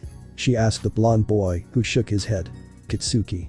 It took us years to improve the damn cameras to be the best of the best, and even now, that onion wants to improve them even more. He said with a touch of irritation. Several cameras exploded in Kakin's hands and were still exploding. Shoto. I found the other part. He said, and Achako pushed him to put this video on. It has an N. Kitsuki. Put it on. There weren't many videos with lyrics, so finding one was pretty rare. In the video. They had finally left the Gremory family library, many books that Kitsuki hoped he would never return to, too much history, fantasy, and science fiction that he would never be able to forget. Senku. Well, from what I've been able to find out, dragons call to dragons to unite. Maybe we can find a dragon and then have it take us to the egg. He proposed, and all the explorers seemed to consider it. Taiju. But where will we get a dragon? The onion-haired boy thought for a while before looking at Izuku, who was eating a lollipop given to him by Ria's parents. Senku. Dragons are usually very resilient, right? Taiju nodded. And they usually fly, right? He nodded again. Tanjiro. What are you thinking? Senku's deranged gaze frightened everyone a little except for Izuku, who was enjoying his popsicle. Senku. Maybe he doesn't breathe fire, but Izuku is the closest thing to a dragon. We'll use him to attract a female. He declared with a smile, prompting the three girls to quickly hug him possessively. Izuku. Huh. Izuku could barely move to eat his popsicle. Riaz was on his back, Nezuno on his right arm where he had the popsicle, and Akeno around his waist hugging him. Are you all okay? Riaz. We won't let you use Izu to attract girls, you idiot Senku. She said, holding his head possessively. Izuku was comfortably eating his lollipop. Kitsuki. You're all crazy. He declared simply, receiving a lightning bolt to his face. Ouch. And what was that for? He said angrily to the dark-haired girl who just stuck out her tongue. You. Senku. Leave her alone, Muslim. Understanding the female brain is like trying to empty the ocean with an impossible spoon. He said, half annoyed by how the girls were acting with Izuku, who was trying to get out of his friend's comfortable embrace. We'll only use him to attract a dragon, nothing more. Maybe they'll even mistake him for their child and take him to the nest. The three narrowed their eyes suspiciously. Nezuko. Do you promise nothing will happen? She said with an inquisitive look. Senku. I promise on your brother's stone head. The three let go of Izuku, who just looked stunned. Izuku. Are the hugs over already? Oh. He said, lamenting, he liked giving hugs. Taiju. And where are we supposed to attract a dragon? The mad grin returned. Nothing good could come of this. The group headed towards the city's central park. If there was a dragon, it would appear and take Izuku, who had a tracker, a chip-shaped candy he'd bought, and his friends would follow him. Or at least they would have, were it not for a very slight change. The dragon was very different from what they expected and was accompanied by a fairy. Nejire. Let's go quickly, Ryuko-ni. A very young Hato Nejire was in her dragon form, the one who would one day become the heroine Ryukyu. Ryuko. Don't pressure me, Nejire-chan. If I can't fly, I can't fly. She said before disappearing in a poof, and a girl of about 12 years old appeared with a pout. Nejire. But you have wings and you don't know how to fly. We have to learn so we can fly and go on adventures. The girl pouted, catching Izuku's attention. Izuku. Oh, you're a dragon. He exclaimed, flying quickly towards the duo, but he misjudged his strength and speed and ended up embedded in a tree. Ouch. Ryuko. Hey. The blonde and blue-haired girls approached to help the green bullet who was calmly emerging from the tree. Are you okay? Izuku. You're a dragon, right? He said with stars in his eyes, standing in front of the girl who backed away a little. Ryuko. You could say that, yes, my quirk allows me to be one, why do you ask? Izuku's smile widened, almost resembling that of his blue-haired friend who was looking at him curiously. Nejire. Why do you want Ryuko-ni? Who are you? Is your hair broccoli? Do your cheeks have spots? Are you a talking plant? How did you fly so fast? Can you teach Ryuko-ni how to fly? Na. She said excitedly to Izuku, who smiled. Izuku. Wait a minute, this? Nejire. I'm Hato Nejire. And this is the great and powerful Tatsuma Ryuko-ni. A nice new friend. She exclaimed excitedly, releasing a small wave towards the sky. Izuku. I'm Midoriya Izuku, nice to meet you. He said cheerfully. After that, the group of children left, much to Nejire's delight. She asked them all 1,001 questions. They were nice, and they stayed playing for a moment before Izuku revealed the reason for such a furtive encounter, leaving the dragon very surprised. Ryuko. I don't have that. She said, causing disappointment in the green-haired boy. But I did see something strange in my attempt to fly. She spoke sadly. Her attempts to fly were very bad and she didn't like it at all. Nejire. Nana Izu, can you teach her? She said excitedly, and the girls present looked at her. Nezuko, Riaz, Akeno. Wait. Izu. They asked with a touch of jealousy. Nejire. Yes, he's my friend so he deserves a nickname. She declared happily. Izuku. Yes, I can teach you, Ryuko-chan. He said to the blonde, who looked surprised. Ryuko. Really? She said excitedly. Izuku. Of course, and Senku can surely help too, right? The onion-headed girl nodded and went with them. Senku.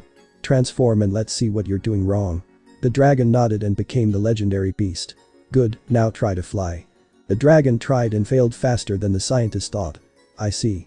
Ryuko. It's very difficult. She said exasperatedly. Izuku. Oh, it's because of how you move your wings. The dragon looked at him, confused. This is how they explained it to her. You don't let your wings feel the wind, you just move them, causing you to not be able to rise properly. Ryuko. And how exactly do I do it? She said desperately. Izuku. You have to spread your wings and let the wind embrace them. When you feel it pulling you back, raise them and lower them slowly. Get used to the feeling before you actually fly. He explained happily. The dragon did as explained, only succeeding on her 16th attempt and fluttered around the park. That day Ryuko learned to fly. Ryuko. Izuku, shall we go to where that strange thing I saw was? Izuku nodded and followed his new dragon friend to a clearing in the park. In the center was a strange egg. Is this what you're looking for? Izuku. Yes. It's identical to the one in the book. He exclaimed excitedly just as the egg showed signs of hatching. Ryuko-chan, look. Ryuko. She went down and transformed, watching as the egg opened, revealing a very cute dragon. Oh. End of video. Tokoyami. Well, that was so sweet that I think my black soul has been completely purified. He said as dark shadow looked dizzy. Sigh. Why did this video last longer than the others? Kiro. Kitsuki. Oh, it's a compilation. Senku didn't like how they cut out at key points, so he edited them, but he hasn't finished the job yet. He said calmly, remembering that day. Zero. What happened to the baby dragon? Kitsuki. He's not such a baby anymore, and now he just lives happily playing on the Gremory grounds. He said, remembering the day they took the little boy to that place. They got lost many times. Achako. Hey guys. She said, a little scared as the ground seemed to crack and something came out. What is that? Kirishima. A slug. Approached the little girl who had a strange chip on her slug-like back. What is it? He asked. With a single touch, it revealed a hologram of Senku who looked happy. Senku. Hello, impenetrable wall, I'm glad you received this message. We're very close to catching that slug. Just a few more caverns and we'll be there. And don't worry, we're safe. Broccoli is a very good bodyguard. Izuku. Senku, more of that weird water. Shouted Izuku, causing panic in the scientist. Senku. I'm leaving, they need help, goodbye. The transmission was cut off, leaving only the chip and several questions for everyone. Kirishima. There for more videos. He said with the slug on his shoulder. You already knew what to watch next. Mina. What is it? She looked curiously as her friend connected the chip to the USB drive and it emitted a beep. Kirishima. It's an easier way to upload and categorize videos. He smiled as he looked at the screen. The video was playing automatically. Shoto. I don't like it when he does that. In the video. Senku. Very good record of the first week in the underground. He said, looking at the camera while in the background Izuku and 2B were exploring a giant mushroom. Approximately 1 week, 1 day, 5 hours, 30 minutes, and 10 seconds ago, we managed to use the power of the sleeping titan Rigagigas to open a door right here. The atmosphere is very strange, and I still have doubts about how oxygen gets to this place. There's no sun, but there are fungi and bacteria that act as a pseudo-sun. The flora and fauna are completely strange. Just look at this. He turned the camera, focusing on Izuku bouncing around a lot, while 2B watched him. 2B. Be careful, we don't know if it shoots spores. In response, Izuku stopped jumping, picked her up bridal style, and went bouncing with her. Wait, Izuku. Izuku. It's fun, 2B. He laughed, looking at his girlfriend's expressions. Senku. It's clear this won't be an easy trip. Taiju. Who are you talking to, Senku? Oki Taiju. Quirk. Extreme endurance. The more blows he receives, the more he can withstand. If his resistance is exceeded, he faints. Senku. I just want audiovisual evidence of our trip, nothing more. He said simply, just as a giant mushroom fell and out of it fell a guy the class didn't recognize. Tsukasa. This place is interesting, Senku. The man spoke as he effortlessly lifted the giant mushroom. I'm glad to be here. Shishio Tsukasa. Quirk. Brute strength. Strength that can equal 50% of the current user's one for all. Senku. It doesn't surprise me that the monster can lift these things. He said wearily, turning off the video. End of video. Momo. Did you just make her fall? She said, surprised. Kirishima. That's right, Tsukasa, only Izuku has been able to stand up to him with pure force. He said excitedly, remembering that day when both opponents struck each other simultaneously, sending them flying 3 kilometers away. Mineta. How scary. Kitsuki. It's not that bad, he usually controls himself.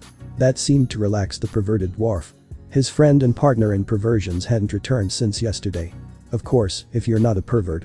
The gray-haired boy's face paled, fearing for his life. Shoto. Hey. Bakugo. The bi-colored boy pointed at the video and looked at his friend. Is it safe for me to be here?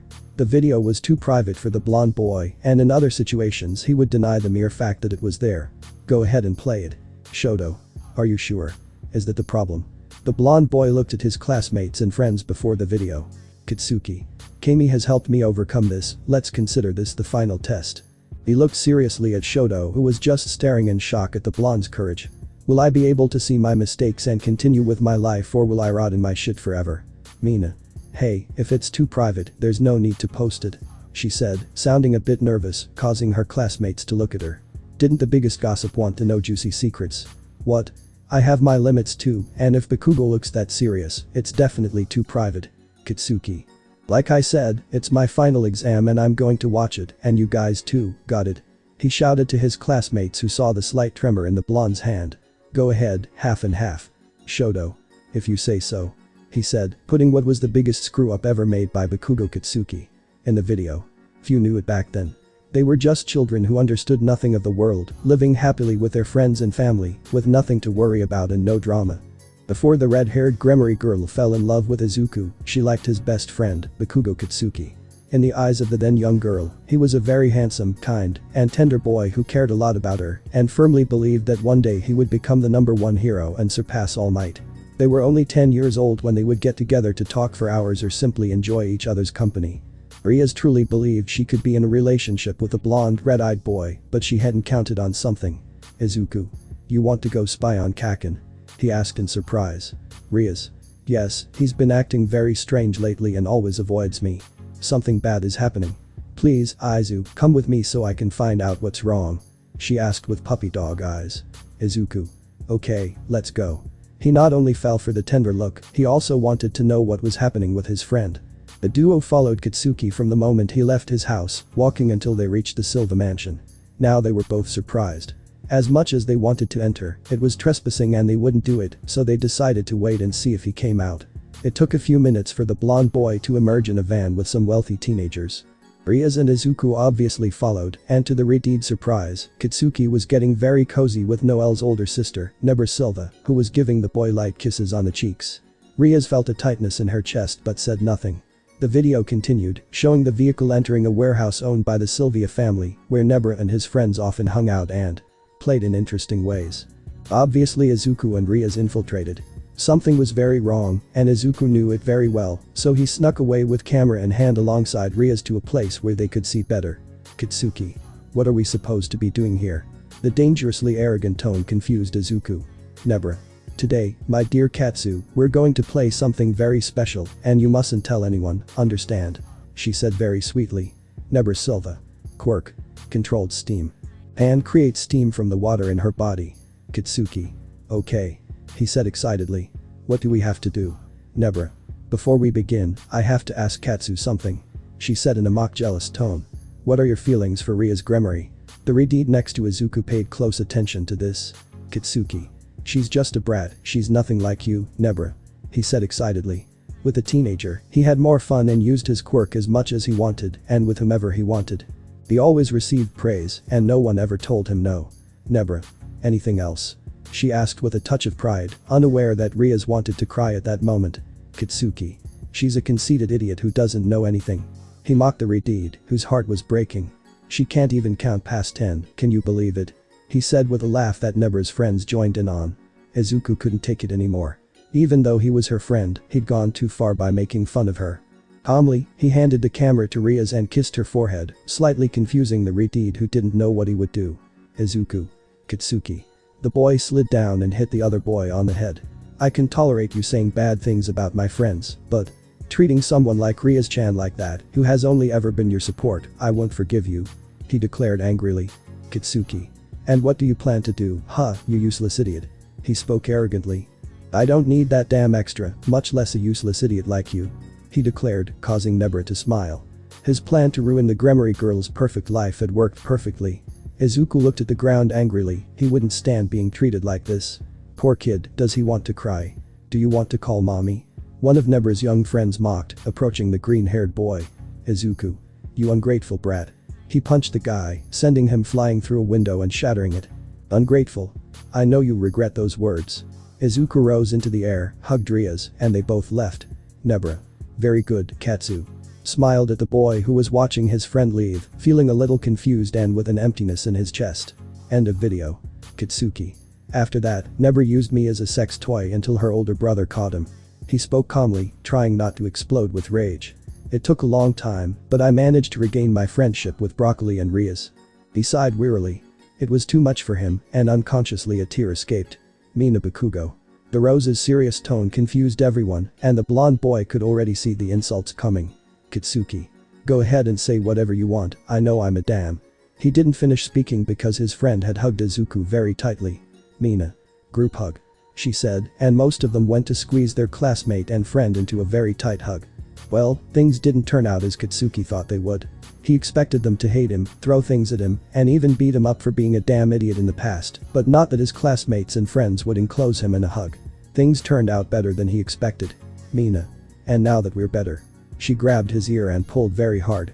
That's what happens when you don't trust your friends enough to talk about your problems. Katsuki. I understand, there's no need for my ear to suffer. He said in pain, the Rose wouldn't let go of his ear. Let go. Momo. Mina, I think she already understood the message. She said, somewhat amused to see the blonde boy like that. Mina. Okay. She left him alone and went to the monitor, wanting to watch something to cheer her friend up. Let's put this bad time behind us and watch something, what do you think, Katsuki? Katsuki. Well. He said, touching his ear in pain. His friend had gone too far with his suffering. In the video. In their search for the sleeping titan and his creations, it was common for them to receive false reports about the whereabouts of their target. Often, these reports were inaccurate and led to situations like today's. Recent volcanic activity was reported in the city of Pompeii. Apparently Mount Vesuvius was about to erupt again, and according to a contact of Senku, it was due to Origi, which sounded illogical, but they still had to know what was happening. The group, consisting of Izuku, Senku, Inosuke, and someone who could not be seen, flew over in a helicopter, watching as smoke rose from the great mountain. Senku. From what I've been able to find out, we have 2 days to find out what's happening with Vesuvius and try to stop it. We can't risk what little remains of Pompeii disappearing in a sea of magma. He spoke from the cockpit. Izuku. This doesn't look good at all. He said, looking at the smoke rising from the summit. Mereoleona-sensei, what do you think? Mereoleona Vermilion. Quirk. Fire Lioness. Flame control so extreme and precise that she can literally levitate with heat at her feet and withstand even volcanic lava. Mereoleona. There should be a day and a half left before things really explode. Are you sure what they're looking for is here, Brad? She looked at the green-haired boy who was squinting, trying to see something. Izuku. We won't know until we go there. Smiled kindly at his teacher, who smiled back with excitement. Mereoleona. Alright, then let's investigate. She grabbed Izuku by the head and extended a fiery claw to grab the dark-haired companion, who was cursing everything for not letting him finish his fries. You're coming too, Brad. She opened the door and a strong wind hit him in the face. We get off here, scientist. Senku. Wait, it's not safe and. They're already gone. It doesn't surprise me that she gets along so well with Kahaku. Both lionesses are very stubborn. He sighed and followed the 3 of them to the ground. In the city ruins, the 3 walked straight to the volcano. There was a slight change in the ambient heat that the lioness detected. Something wasn't quite natural, and this was causing the eruption. Fortunately, Senku found them easily and was riding in a strange 4-legged spider vehicle. The temperature on the ground was more than their shoes could withstand. She was still amazed by the endurance of those 3. Senku. I detect something on the volcano slope. He told the lioness, who was serious. Mereoleona. That's where that presence that changes the atmosphere comes from. She said just as she began to tremble. Inosuke. What's going on? He said nervously, his senses telling him to leave, something very bad was happening. Deep within a cave emerged a beast that caused so much chaos in the surrounding area. It had a violent awakening that wreaked havoc. Mereoleona. So you're the one to blame, huh? She said euphorically. Your head will make a nice decoration on my wall. She launched herself without considering the consequences of anything. Senku. Wait. Going so straight ahead is dangerous. He said as a torrent of fire was launched and the camera melted. End of video. Mineta. Look at that woman. Drooling, looking at every expression of that beautiful woman. Kirishima. Mimi Mereoleona. Without wasting any time and finally reacting since the lioness appeared, he went to hide behind a piece of furniture. Toru. Kirishima-kun. She looked at the boy in confusion and went to him. Are you okay? Kitsuki. Your boyfriend is perfectly fine, that woman is terrifying and scares him to the core. He said, ignoring the fact that the invisible woman was releasing smoke and his red-haired friend was just as red as his hair. Toru. He looked at Mina in an attempt to ask for help, but she only had a mocking smile on her face. Kirishima. I'm flattered to think I could be with someone as amazing as Toru, but I don't think I deserve her. He said with a blush on his face, finally standing up, ignoring that his great friend Kitsuki had paused the very moment of Mereoleona smiling as only she knows how. It's not funny, Kitsuki. Kitsuki. Yes, it is. He said with a laugh. Just tell her you love her and be happy. Kirishima. He looked at his partner who seemed excited and nervous, waiting for the Riti to say something. It's better if we talk in private.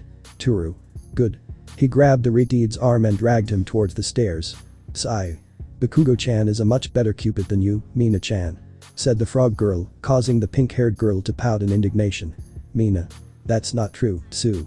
You're so cruel. She said with fake tears to add drama to the moment. Kyoka. Anyway, there's something I've been wondering about and I want to see if it's true, can I? She asked the blonde boy who just stepped aside. Momo. What are you looking for, Kyoka-san? Her friend approached, watching as the purple-haired girl searched, looking a little annoyed. Kyoka. Izuku helps me remake older forgotten songs, I thought they were here. She said, a little irritated, wanting to see what new things Izuku had. Shoto. Oh, he transferred that to a separate memory he has at home. He said while eating soba. It's not that far from here, and I'm sure Kendo can give you a ride. The purple-haired girl ran off. There were things she wanted to do. Can I post something? Mina. You know it. She smiled at the bi-colored boy who approached to look for something. Ringoku-sama. In the video. Izuku had a brilliant idea for Shoto to use his fire differently than his father. He knew Shoto didn't like the idea of being like him, so he would take him to learn from someone Izuku considered superior in fire manipulation. A classmate of Mitsuri and the teacher of Tanjiro and his two idiot friends. Rengoku. So it's him.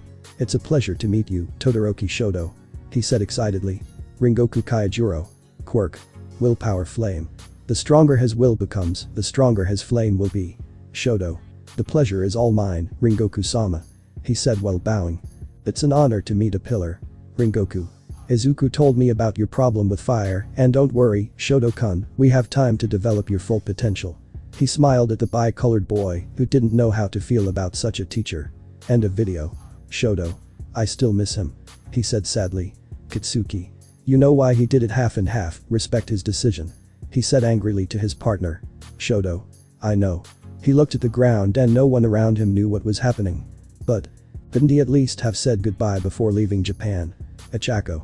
Was he the one who trained you, Todoroki-kun? The bi-colored boy nodded, eating his cold soba. Shoto. He said, eating, to which Kitsuki hit him on the head. Kitsuki. We already told you not to talk with your mouth full. He complained, and the bi-colored boy continued eating peacefully. Momo. He looks familiar. She racked her brain, and when she finally remembered, she looked at the bi-colored boy in surprise. Todoroki-san, is your teacher Rengoku-sama? She exclaimed in surprise. Sigh. Do you know him, Momo? The dark-haired girl looked at her in confusion. Kiro. Momo. The surprise is that you don't. Rengoku-sama is one of the most powerful and well-known pillars in Japan, his feats are even told in movies. She said excitedly. Kitsuki. Let me guess, you're a fan of his. The dark-haired girl stopped her excitement and nodded nervously. Momo. Rengoku-sama is my inspiration for using a sword, that's why Izuku-kun helps me with that. I admit with a blush. I want to be as strong as Rengoku-sama and not fear anything. Shoto, you're on the right track, he said when he finally finished his soba. Rengoku-sama is surely proud. Mina. Let's stop being fanatics, I found something incredible later. She smiled at the two friends present who looked at each other, something giving them a bad feeling. In the video. Bitsuki had a plan that, if it went wrong, would land him in the hospital and, incidentally, at his own funeral. Luckily for him, he had everything ready. He distracted the important people so he could enter the room where he had what they were looking for without any problems. There was just one slight problem. Kitsuki. I'll ask again, what are you doing here, you shitty hairy brat? He shouted quietly so as not to attract the attention of the girls who were in the room right below them. Hiroshima. You want to eat Ankoku's chocolates along with the ice cream Kaina has stored in her room, and you're not inviting me? You're cruel, Bakubro. He whispered back. Kitsuki. Well, that explains why you're here, but why is he at the door? He asked, pointing at Shoto, who was eating soba without a care in the world. Kirishima, standing guard, smiled at the blonde boy who was staring incredulously at the redeed. Kitsuki. They know, it doesn't matter anymore. Continued towards the ice cream maker he knew Kaina's room had at the back of the closet and took out the coveted ice cream and some chocolate bars belonging to Ankoku. Sweet food. Ankoku. Bakugo. The cold tone made both thieves nervous and they just slowly turned around, watching as the two bi-colored girls emerged from a portal. The refrigerator had an alarm in case some idiot tried to steal it. Kaina. So they decided to die this way. The bi-colored woman transformed her arm into a weapon. The death of these two would be painful. Kitsuki. As the half and half one said, it's not time to think, it's time to run. Both thieves left, taking Shoto with them. Come back here. The chase continued downstairs just as Izuku entered his house. Stunned, his friends kidnapped him and left, followed by two very angry girls. End of video. Kitsuki. It still hurts to remember that day. He said, traumatized and holding his jaw. Luckily for them, after Izuku fell, he calmed his girlfriends down, but he still got hit. Shoto. At least they calmed down quickly. I still remember when Zenitsu wanted to take Mirileona-sensei's sweets. They both trembled at the thought. That time the blonde boy ended up in a hospital bed. Sigh. Are you alright? They both came to and nodded quickly. Zero. Can I choose now? He said excitedly, to which everyone nodded. Perfect. In the video. The day was a special day for Komi. Her parents finally agreed to let her go on an adventure with Izuku. Of course, it wasn't easy because the girl's father was very worried about her safety, and Izuku had to assure her that where they were going there wouldn't be even a villain or any top-level danger. Fortunately, both Shoko's mother and her brother advocated for her to go. Only Izuku understands the Komi family. Izuku. Are you comfortable with how we'll be traveling, Shoko-chan? He asked the excited girl in the hangar. Komi nodded excitedly, her eyes sparkling with stars. Izuku. Well. He smiled, entering the jet they would be using this time, followed by the excited girl. It was her first time flying. By the way, Kitagawa-chan will be coming too if you don't mind. Komi shook her head and went to look at the seats and the pilot's seat where Izuku would be. This time she preferred to fly in a pressurized can. Kitagawa. Oh, Izuku-kun. The blonde entered joyfully, knocking the green-haired boy down and kissing him happily. Komi with a massive blush she looked at her boyfriend and the blonde in her moment, she still found it hard to believe what had happened in such a short time. Izuku. Hello. He stood up with the girl in his arms and gently placed her in the chair. Stay here while I get everything ready. He said before leaving both of them in a slightly tense atmosphere. Kitagawa. Hello Komi-san. He said, trying to lighten the mood. Komi greeted him and smiled before taking a close look at the plane.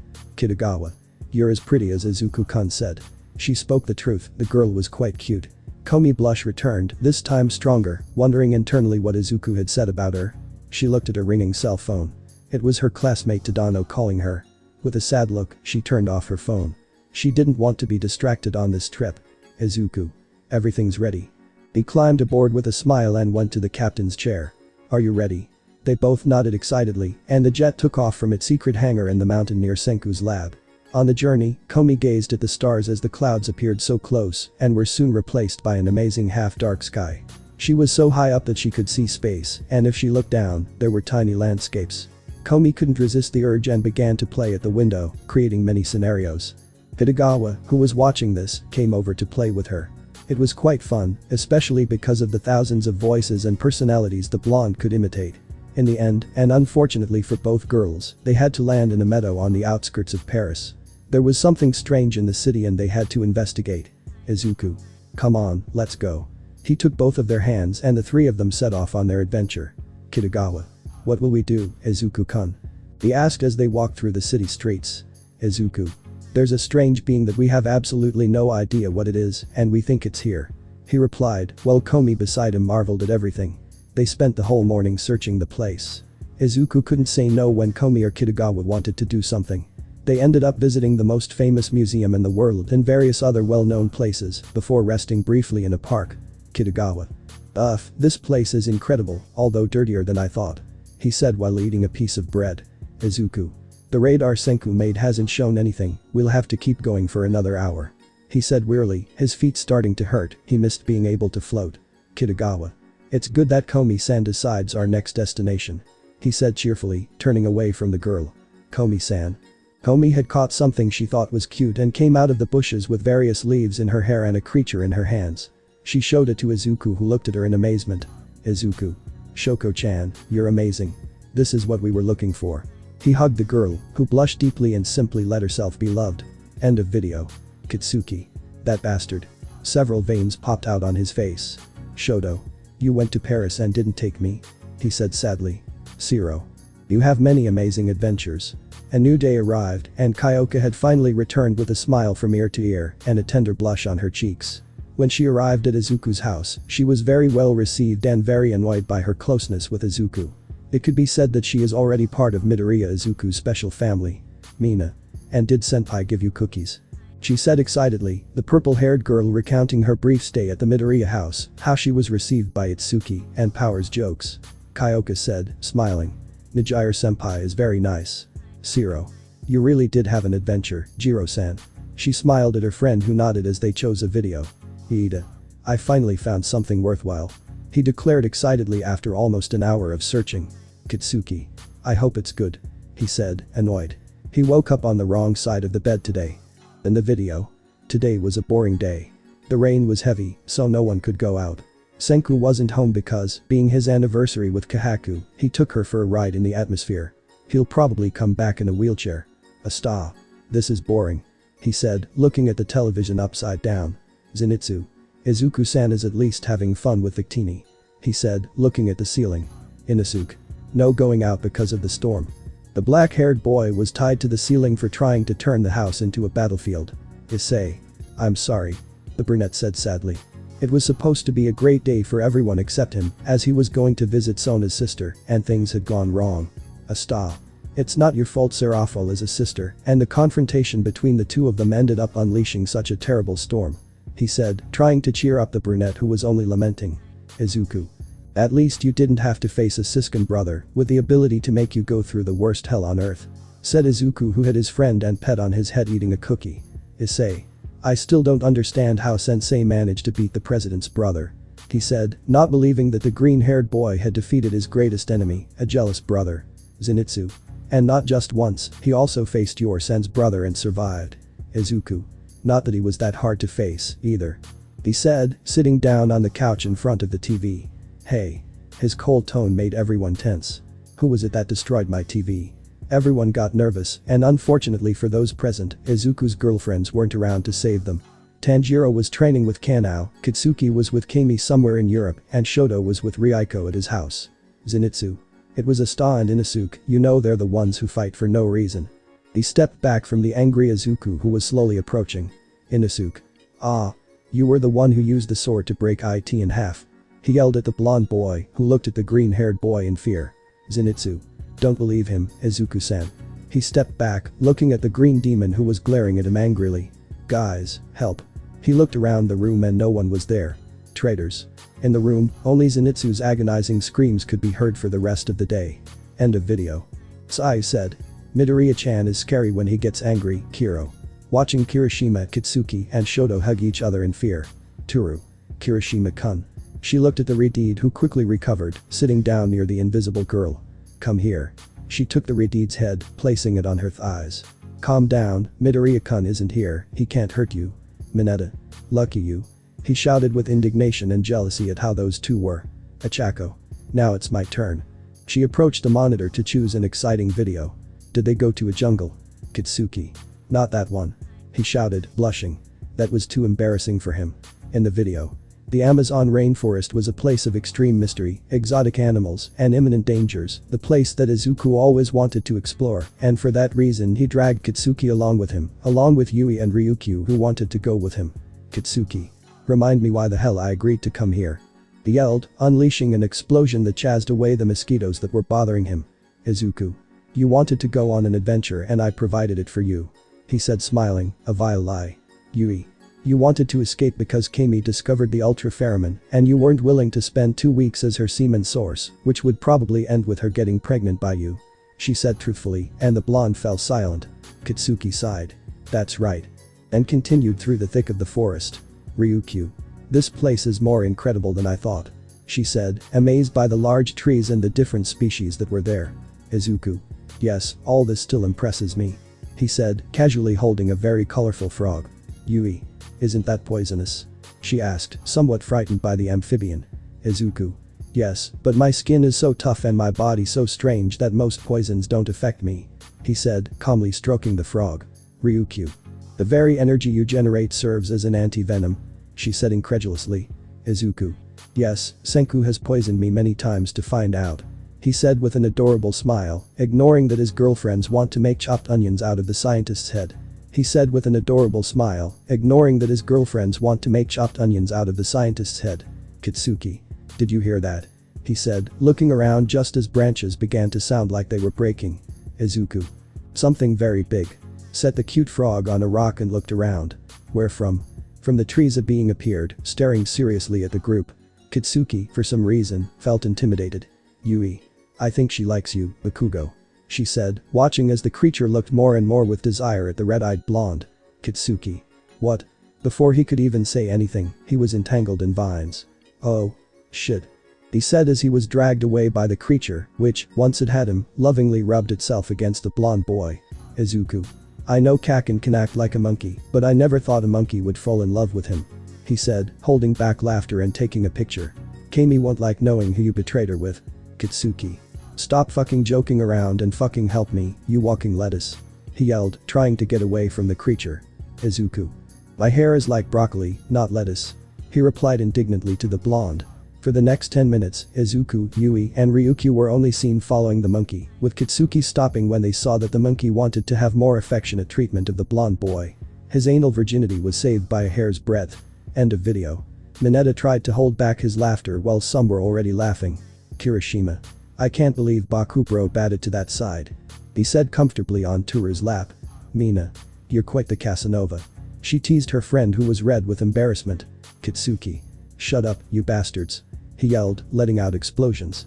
The worst part of that situation was that when they returned, Kami, under the effects of the pheromone and smelling something strange on her boyfriend, didn't hesitate to remove it in the most exciting way for Kitsuki. In the end, he did it for 2 weeks, and fortunately, he wouldn't have a child anytime soon. On the third day of the week, something surprising happened. While everyone was preparing to uncover more secrets about their green-haired classmate, who had disappeared somewhere near the planet center, some couldn't deny their fear. Not knowing his whereabouts, one of the few girls who didn't know her boyfriend's location stood in front of the Class A dormitories. She mustered enough courage to come, though her nerves were getting the better of her. Luckily, a friend decided to come with her. Momo. Yes, who is it? The dark-haired girl opened the door to the 2 girls who were there, one more nervous than the other. Itsuki. Hi, we came to see Izuku. Nakano said with a calm smile that disguised her fear of not knowing anything about Izuku. Momo. Oh. Looked at them both and was surprised that they were there. In front of the dark-haired girl were Itsuki Nakano and Komi Shoko, who, no matter how much they tried to hide their fear, it was clear. Well. You'd better come in. She stepped aside and they both entered, Komi analyzing the surroundings since it was her first time in the dormitories. Itsuki. Kaken. Shoto. Kiri. The girl spoke, making the 3 of them tense up. Kirishima. To Itsuki-san, Komi-san. The Redeed smiled nervously at the 2 who only approached to greet. Shoto. Hello, Komi-san. He greeted the girl, who smiled in greeting. Kitsuki. What are you guys doing here? His nerves were getting the better of him. He didn't know if his broccoli friend had said something to his girlfriends. Itsuki. Oh, Komi-san and I haven't seen Izuku-kun in a long time and we're worried, you know how he usually is. She said while Komi played with Dark Shadow beside her, which she found cute. Kyoka. Izuku is. She was about to answer, but the blonde boy's gaze stopped her. Itsuki. Is something wrong? She asked nervously and scared. Kaken, what's wrong? Her nervous tone caught her companion's attention, who paid attention. Achako. Midoriya-kun is underground. Revealed the brunette, surprising both of them. Shoto said. It's best to calm down and speak calmly. As Momo went to get her best tea. When the situation was explained, both girls were terrified. Their boyfriend was on a journey that almost certainly led to his death. Komi wanted to cry, and Itsuki just hugged her. She understood the crazy things her boyfriend could do, but this was too much. Itsuki. By the way, what are you all supposed to be doing? She looked at her friends who were getting everything ready for the afternoon. Shoto. Izuku's USB drive, let us see it. He replied calmly, and Komi's eyes lit up. There were many videos she hadn't finished watching. Komi pointed at the monitor excitedly, activating her quirk and causing everyone to relax, or in Minetta's case, a soul purification, which resulted in no possibility of purification. Kirishima. Come on, Komi-san. The dark-haired girl excitedly went to the monitor. Komi found one from relatively recently before Yor and Izuku left, and curiosity got the better of her. In the video. Yor was sad and about to cry. He saw it coming, but he didn't expect it to hurt so much. Lloyd. I truly apologize, Yor-san, but it's for your own good and Anya's. He said bitterly. The organization called for an abrupt change of plans, and fearing something might happen to both the girl and the dark-haired woman, he decided the best course of action. Izuku. You know there's another way, Lloyd. Said Izuku, who had arrived to take Anya for a walk somewhere on the planet. Lloyd. There isn't one, Izuku. He spoke seriously to Izuku. This charade is over, from today this family ceases to exist. With that said, he left with his last things. Yor didn't want to cry in front of his green-haired friend, he wouldn't let him see him weak. Izuku-san, it's best if you leave while I. He didn't finish speaking because Izuku hugged him and gently stroked his hair. Izuku. You know perfectly well that you don't need to act strong, Yor, you can cry. The dark-haired girl clung to her friend, crying a lot, just as her daughter came out of her room. Anya. Mom, Izuku, are you ready? The little girl looked at the scene without understanding much, so she went to hug her mom, creating a very tender and bittersweet scene. End of video. Itsuki. That explains a lot. Said while eating a cake that Sato had made, the 5th one he'd made. Kirishima said. I'm still surprised she doesn't get sick so easily. While Nakano just smiled and continued eating. Itsuki. My turn. She smiled, approaching and searching for a video she knew was here. Oh, so my dear sister. She smiled broadly and clicked. In the video. Izuku entered the Nakano house. Miku had left one of her favorite figurines and a notebook. Izuku, being the good friend he is, went to leave it at her house, finding a rather shocking scene. Standing before Izuku was one of the Nakano sisters in a pool of blood. Her expression blank. The knife was stuck in her abdomen, and the phrase "go to sleep" was written on the wall. If this were any other house, Izuku would have rushed to call Shoto and they would solve the mystery together, but since he was facing a Nakano. Izuku. What role are you rehearsing now, Ichika-san? He spoke calmly as the girl stood up, to the surprise of those watching the video. Ichika. He didn't deceive you, did he? She said with a pout. Ichika Nakano. Quirk. Emotional vision. Is able to know people's true emotions. Izuku said. The blood you used isn't prop blood, it's tomato sauce. The knife is obviously plastic and the phrase is written backwards. The girl continued pouting. Ichika. I'll surprise you someday, Izuku. She declared excitedly, to which Izuku laughed. End of video. Itsuki. So that's why there was such a strong smell of rotten tomatoes. Now finally her sister's secret was revealed. Mineta. She's a zombie. He declared fearfully before being hit on the head courtesy of Kitsuki. Itsuki. My sister Ichika is an actress and she likes to play pranks on Izuku with every performance she can, it never works. She said laughing, remembering how her sister would stay up late plotting to prank Izuku. Kirishima. And I still don't know how he manages not to believe even Bakubro falls for her. Said, causing anger in his friend. Kitsuki. In my defense, aliens do exist and that disguise was very well done. He defended himself as best he could. That time, Ichika took a holographic device from Senku and made it seem as if the aliens were arriving. Shoto. He wasn't, you could see his hair through the mask. Kitsuki. Mind your own business, half and half. After teasing Kitsuki a bit and Itsuki eating him, the unwanted Kaminari arrived with a lost look. His punishment was to clean everything on the academy campus, and with each use of his quirk he became silly, resulting in more things to clean. Fortunately for him, two of the girls from Midoriya's videos were there and he went to try something with Komi-san. Kaminari. Hello miss. He approached with a face that was too friendly for Komi. Kyoka. Hey, dummy. She was stopped by Kitsuki, who had a mocking smile. He knew perfectly well what was going to happen. Kitsuki. Look and you'll be surprised, ears. He said, half laughing. Komi, from her bag she took out a strange object and pointed it at Kaminari, and unexpectedly he was pushed against the wall, falling unconscious on the floor. Mineta. How scary. He said, his legs like jelly. Kitsuki. Ha ha ha. He laughed loudly. Kyoka. Huh. Itsuki.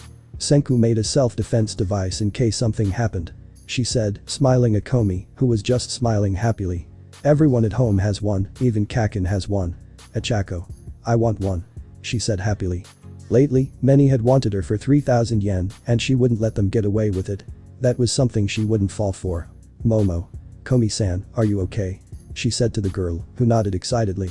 Her boyfriend was right and it was fun to use him. Itsuki. Why don't we keep watching the video? He'll take a while to wake up. She smiled at everyone, some not very convinced. Shoji. Will he be alright? He looked at the unconscious blonde man, not having much faith in what they were saying. Itsuki. Perfectly, maybe my tongue will be numb afterward, but nothing more. She assured him and went to sit next to Komi and Kyoka, who wanted to see that device. Momo. In that case. Watch the videos and made a quick decision. In the video. Meeting your partner's family can be stressful. Parents may not want their son or daughter to be with that person, sometimes siblings ruin things, or the fear of meeting the family is too much. In Izuku's case, he had to meet various families and explain his situation of falling in love with multiple girls who also loved him, something that is not well received in some families. In others such as the Gremory family or Akeno's father, they saw this coming and accepted it, knowing what Izuku was like. Seeing the Vermilion family first wasn't what he had planned to do today, but he couldn't change course now, mainly because Mimosa was the winner of the raffle, and with some fear about how his parents would react, they both went. The problem wasn't with his parents, but with his brother, who didn't consider Izuku worthy of even breathing the air, so he tried to do everything to sabotage him. Kirsch. That boy doesn't have the looks to be here. He declared with great annoyance to his parents, who were looking wearily at their son. Kirsch Vermilion. Quirk. Cherry Blossom. This damn egomaniacal idiot I hate can manipulate and create cherry blossoms for use in combat or to shove up his ass. Izuku. If I'm so horrible, prove it in a fight, Vermilion-san. He spoke calmly, and the annoying guy just smiled arrogantly. Kirsch. A disgusting creature won't last more than a few seconds in combat against me. He said confidently. Izuku. You probably wouldn't last a minute in bed, and I don't remind you of that every second. He replied, fed up with how the idiot was acting. Mimosa. Let's go, Izuku-san. Coming here was a bad idea. The brunette said, dragging her boyfriend away from her brother. She knew how this would end. Kirsch. You. Angrily threw many petals at the couple, hoping that Izuku would be scared by such an incredible and beautiful attack. Izuku. Huh. But the simple gesture, he dispersed the attack, leaving the guy scared. Very weak.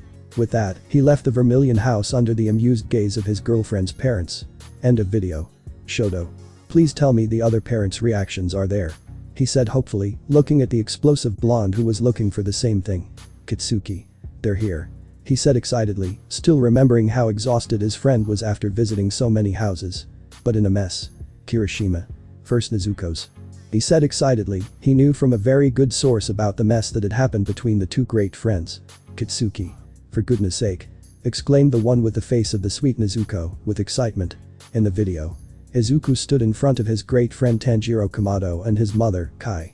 Both were looking at Izuku seriously, not quite believing what he said. Izuku. Please let me make Nezuko-chan happy.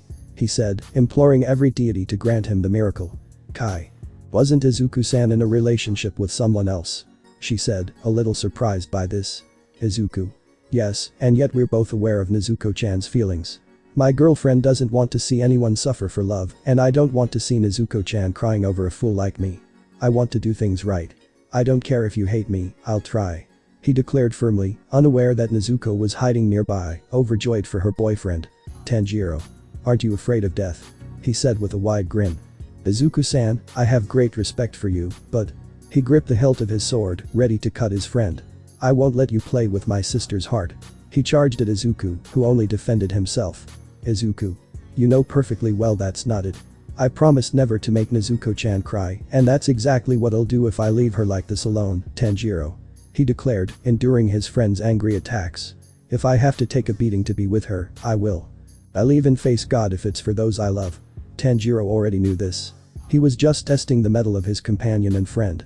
Better than anyone, he knew how far Izuku would go for his loved ones. He didn't care if the world was against him. He respected him.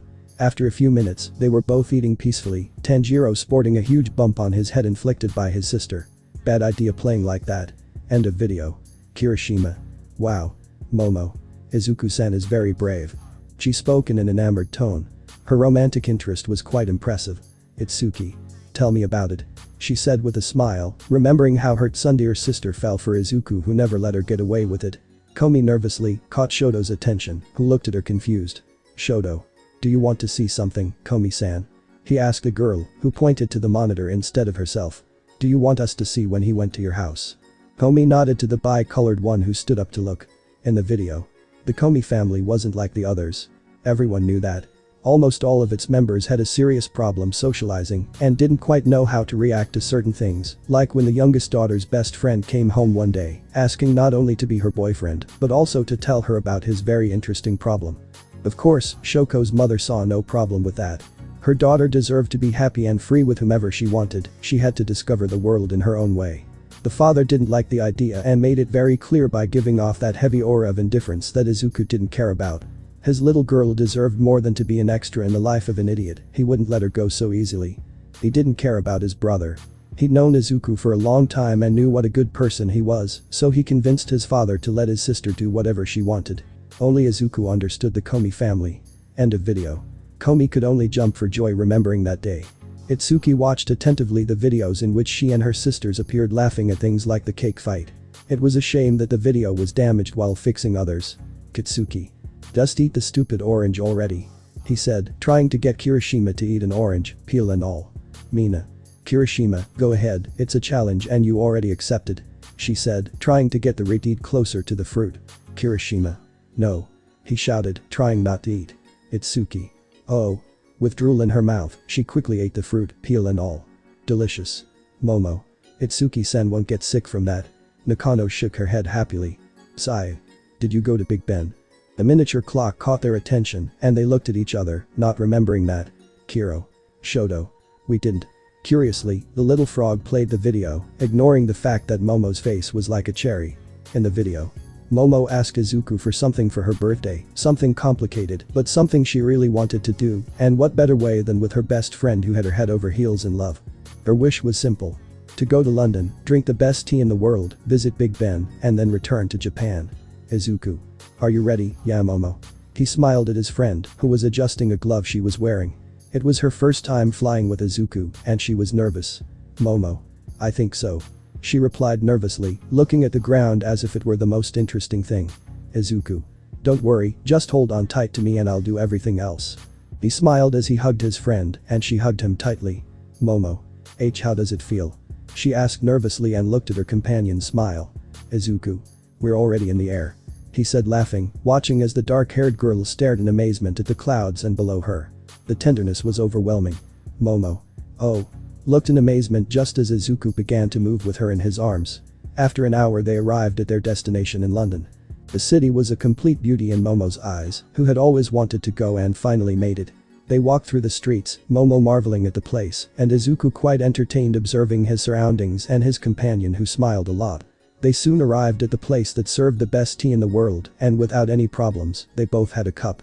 Izuku liked it, but Momo didn't. It was the biggest rip-off on the planet, not even comparable to others she had tried. They left calmly, Momo pouting in indignation, and headed towards different points of interest, eventually arriving at Big Ben.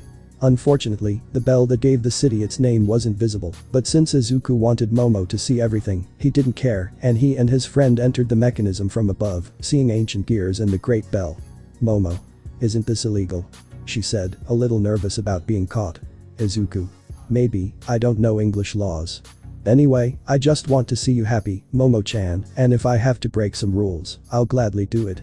He smiled at the dark-haired girl, who blushed deeply. She looked at a very small door that stuck out from the room. Momo. Izuku-san. She looked at her companion who went to one side of the mechanism. What is that? Izuku. It looks like a door. Unintentionally ripped the door off its hinges, letting dust seep in. God. Momo. It seems someone used to live here. She entered with a flashlight in hand, looking around the small dusty place. On a coat rack hung a large red trench coat and a hat. Izuku. Look, a monocle. He picked up the strange monocle and used it. How weird is this? They both continued investigating until they found something shocking. Momo. Is she a robot?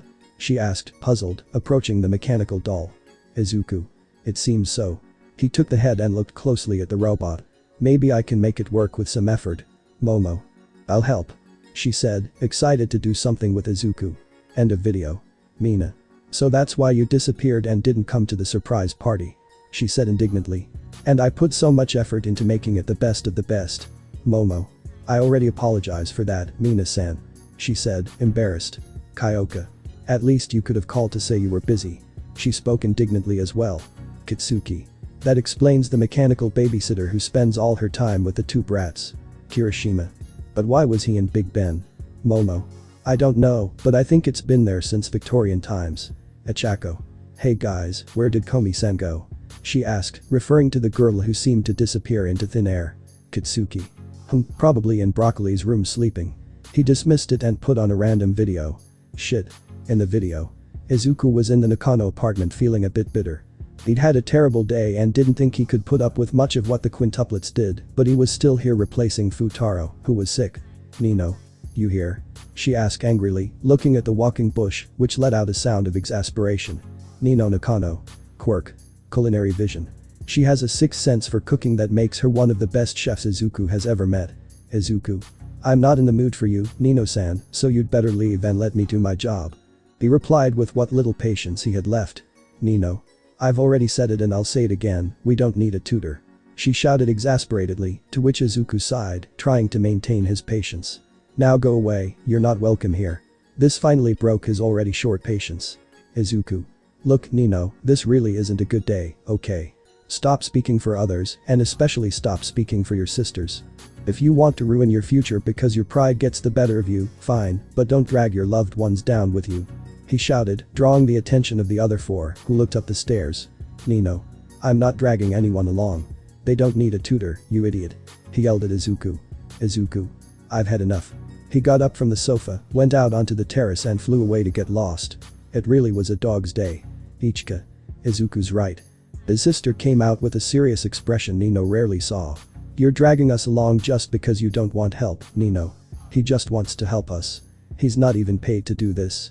He came even though he had a bad day, just to receive hate. Nino. He deserves it for being an idiot. Miku. But he didn't do anything, he just helped. I really wanted to study with him.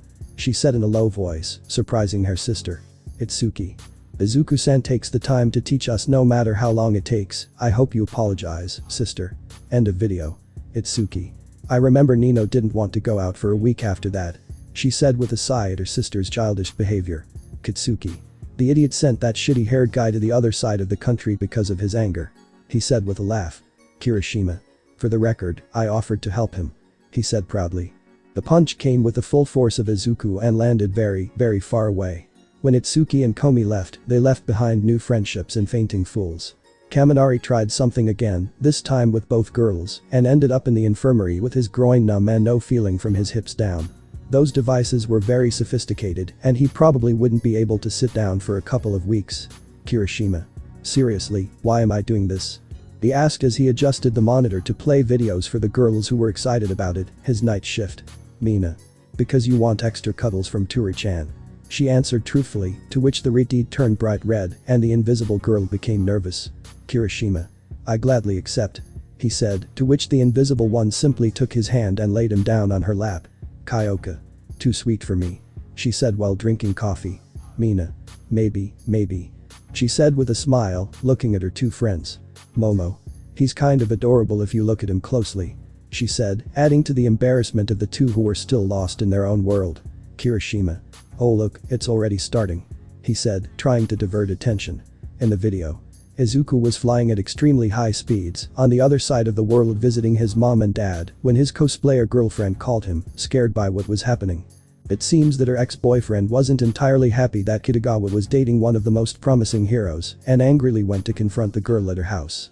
One thing led to another, and now the blonde was hiding in the bathroom while her ex tried to get in. 2 minutes and a slight sunburn from the Earth's atmosphere, and the green-haired boy burst in, smashing the door and watching as his panicked girlfriend tried to kick her idiot ex. Izuku. I'd appreciate it if you left my girlfriend alone. He said seriously before punching the idiot who ended up embedded in the wall. Are you okay, Marin-chan? Kitagawa. Izuku-kun was scared. Clung to Izuku who was just stroking her hair to relax her. Izuku. Nothing happened. He whispered. End of video. Sigh. Kirishima-chan, do you know anything about that? Kiro. The girls looked at the redeed who was too comfortable in his seat. Kirishima. Oh, Kitagawa's ex is jealous of his friends and Izuku, so he went to try and fix things. Let's just leave it at that. He said, a little tense. Bakubro always helps keep him away. Nothing can happen to Kitagawa-sama. He said, imitating his friend. Kyoka. It still surprises me that Bakugo is such a huge fan of one of Izuku's girlfriends, and now that I think about it. How did he take that? She asked Kirishima, who thought about it for a moment, turning blue at the thought. Kirishima. Bakubro ended up in the infirmary for testing Izuku to see if he was worthy of Kitagawa. He replied, remembering how his friend ended up on a space station with one punch. Mina. Hey, another one continues. Stopped her friend from his strange thoughts, and they turned to look.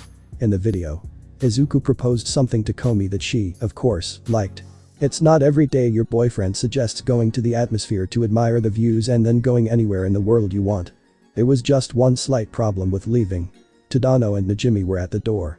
Lately their friend had been very distant from them and they didn't understand why, so they decided to confront her and, to their surprise, they found a green-haired boy with a bright smile holding hands with their friend. Tadano. The awkward moment was clear. Najimi. Hi. I'm Najimi Asana, who are you? She asked, not quite understanding the reason for the awkwardness. If this boy was Komi's boyfriend, good for her. Izuku. Midoriya Izuku. Replied kindly. Shoko-chan talks about you too a lot. He said, making the dark-haired girl blush. Najimi. Oh, and what has she said about me? She replied proudly, wondering what her friend might say about him. Izuku. Good things, I can assure you. He said as his girlfriend squeezed his hand, he couldn't stand any more embarrassment. Well, we have to do something, we'll be going, it was a pleasure meeting Najimi-san. He replied, heading out of the entrance to the Komi house, only to be stopped by Tadano, who put his hand on his shoulder. Yes. Tadano. What are you supposed to be to Komi-san? He said fearfully. He had denied his feelings for Komi because he believed she didn't feel anything for him, and that's why there was a slight distance between them, which led Komi-san to find refuge in Izuku and end up falling in love. Izuku. Her boyfriend. He said lovingly to the dark-haired girl who felt her face burning. Shoko-chan is my girlfriend. Tadano. I see. He spoke haltingly, the phrase you don't know what you have until you lose it, echoing loudly in his head. She never mentioned that. Izuku. I don't care who she talks to about a relationship, she's free to say whatever she wants. He looked at the girl whose heart was racing. Shall we go, Shoko-chan? Komi looked at her friend who had his head down, and then at Izuku. She nodded excitedly, and the green-haired boy grabbed her by the waist, pulling her into a hug and surprising her. Izuku. Do you want to fly or would you rather walk? The girl thought for a moment before pointing to the sky. Whatever you want, Shoko-chan. Izuku hugged her lovingly and they both floated away, leaving behind an impressed Najimi and a sad Tadano. End of video. Momo. That boy looked so. She didn't quite know how to finish the sentence. Sayu. Defeated. Ended up for her friend. Kirishima. Tadano is Komi-san's best friend and well. You know, they're very close. He said somewhat awkwardly. Toru. What a tense atmosphere, huh? Tried to relax everyone, but couldn't. Kyoka. That must have been hard. She murmured to herself. Mina. A little. She said, leaning against the computer and playing a video. Huh. In the video. Izuku and Mitsuri were having a light argument. Both wanted to give Izuku a gift, but couldn't decide what.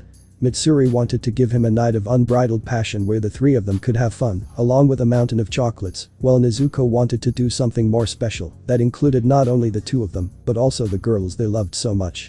The argument was too cute for Izuku, who arrived home from training and looked at both of them pouting, ready for a battle. Mitsuri. Rock, paper, scissors to decide. Nezuko-chan. Spoke seriously to Kamado, who had a determined look. Nezuko. You lose, Mitsuri-chan. She declared, and both of them displayed a terrifying aura that filled the air. Thus the battle began, and Izuku, not wanting to know his surprise beforehand, left them, and they continued with their task, stopping mid-competition because they realized they could do everything in one day, starting with Nezuko's, and then continuing with Mitsuri's. They began to plan, and at the end, Izuku entered, almost dying of cuteness. Yep, that day I vomited rainbows like there was no tomorrow. End of video. Ichako. Both are very cute. She replied, melting with cuteness. Kyoka. And you don't even know them personally. She said, a little embarrassed by that. She knew both of them firsthand and could assure you that tenderness and fear went hand in hand. Momo. When did it get to be midnight? She said, startled. Girls, we have training all day tomorrow, it's best to go to sleep. Mina. According to Yamomo, I'm sleepy. Thus the day ended for everyone, leaving a pleasant feeling of peace in almost all. Kaminari still couldn't sit down. With the new day and the grueling training, Class A left them completely exhausted. It was a bad idea to watch videos late because they were barely awake when their teacher arrived, and their suffering was double or even triple if possible. Fortunately, after finishing and taking a bath to avoid muscle problems, they went to watch videos, finding the scene of their classmates stopping the three idiots who wanted to play a specific video. Kyoka. What's going on here? She asked everyone, who looked at her companions with a bit of fear. Mineta. They want to put something on that will give us goosebumps. He said, scared. He'd already seen his green-haired companion break the sound barrier and fight a giant snake. He didn't need any more scares. Mina. Which one is it supposed to be? She asked, approaching the monitor followed by her friends who had their heads down. Kitsuki. File number 623. Screamed when he finally broke the tape that Zero put over his mouth. Kaminari. Mina, think it over. The pink-haired girl ignored him and clicked on the video. In the video. Eri and Anya are very good friends, not just sisters, they are very close and curious, so they used to go out to explore the area around Senku's lab whenever dad brought them, and although it seemed like they were going alone, 2B and Yor were watching over them in the shadows. Today was different. Yor was put to sleep by a strange being, and 2B was remotely shut down by something, so Eri and Anya were left alone deep in the forest, following a very pretty balloon that was holding their hands. Anya. Eri, wait. The pink-haired girl followed her sister past an old tree, and there she saw her. Oh. Taking Eri's hand, the balloon guided them both to an unknown place in such a place. Obviously, Izuku found it strange that Yor and 2B hadn't checked in, and his fatherly instincts told him something was wrong. This was confirmed when he found them in the middle of the forest with no trace of his daughters, so he and Inosuke went to track them down. But every step they took, fear crept through his body. Those two girls were precious to him, and he would protect them with everything he had. He followed his tracker friend, reaching the deepest part of the forest. The shadows cast by the trees and the dim light created a scene straight out of a horror movie, so they both increased their speed, following the two girls. Soon, they found them. Anya and Eri seemed lost in thought, both holding hands with a shadow that exuded an aura of madness and fear that sent shivers down the spine of Izuku's dark-haired companion. Izuku. Eri-chan. Anya. He shouted to the girls who were still holding hands with what had been the shadow. Inosuke. That thing terrifies me. He grinned wildly and looked at Izuku as if waiting for permission to attack. Let me have some fun, Imuru. Izuku. Go ahead. they both ran off. Izuku pushed the shadow, who released the girls, and Izuku held them in a protective hug. Anya. Iri-chan. He said as he shook them gently, and they both woke up. Anya. Huh. Dad. She looked at Izuku, who was hugging them, trembling. The pink-haired girl didn't understand, but hugged him back anyway. Izuku. Don't go so far away again, you hear? You had me worried. He scolded them both, who lowered their gaze. Iri.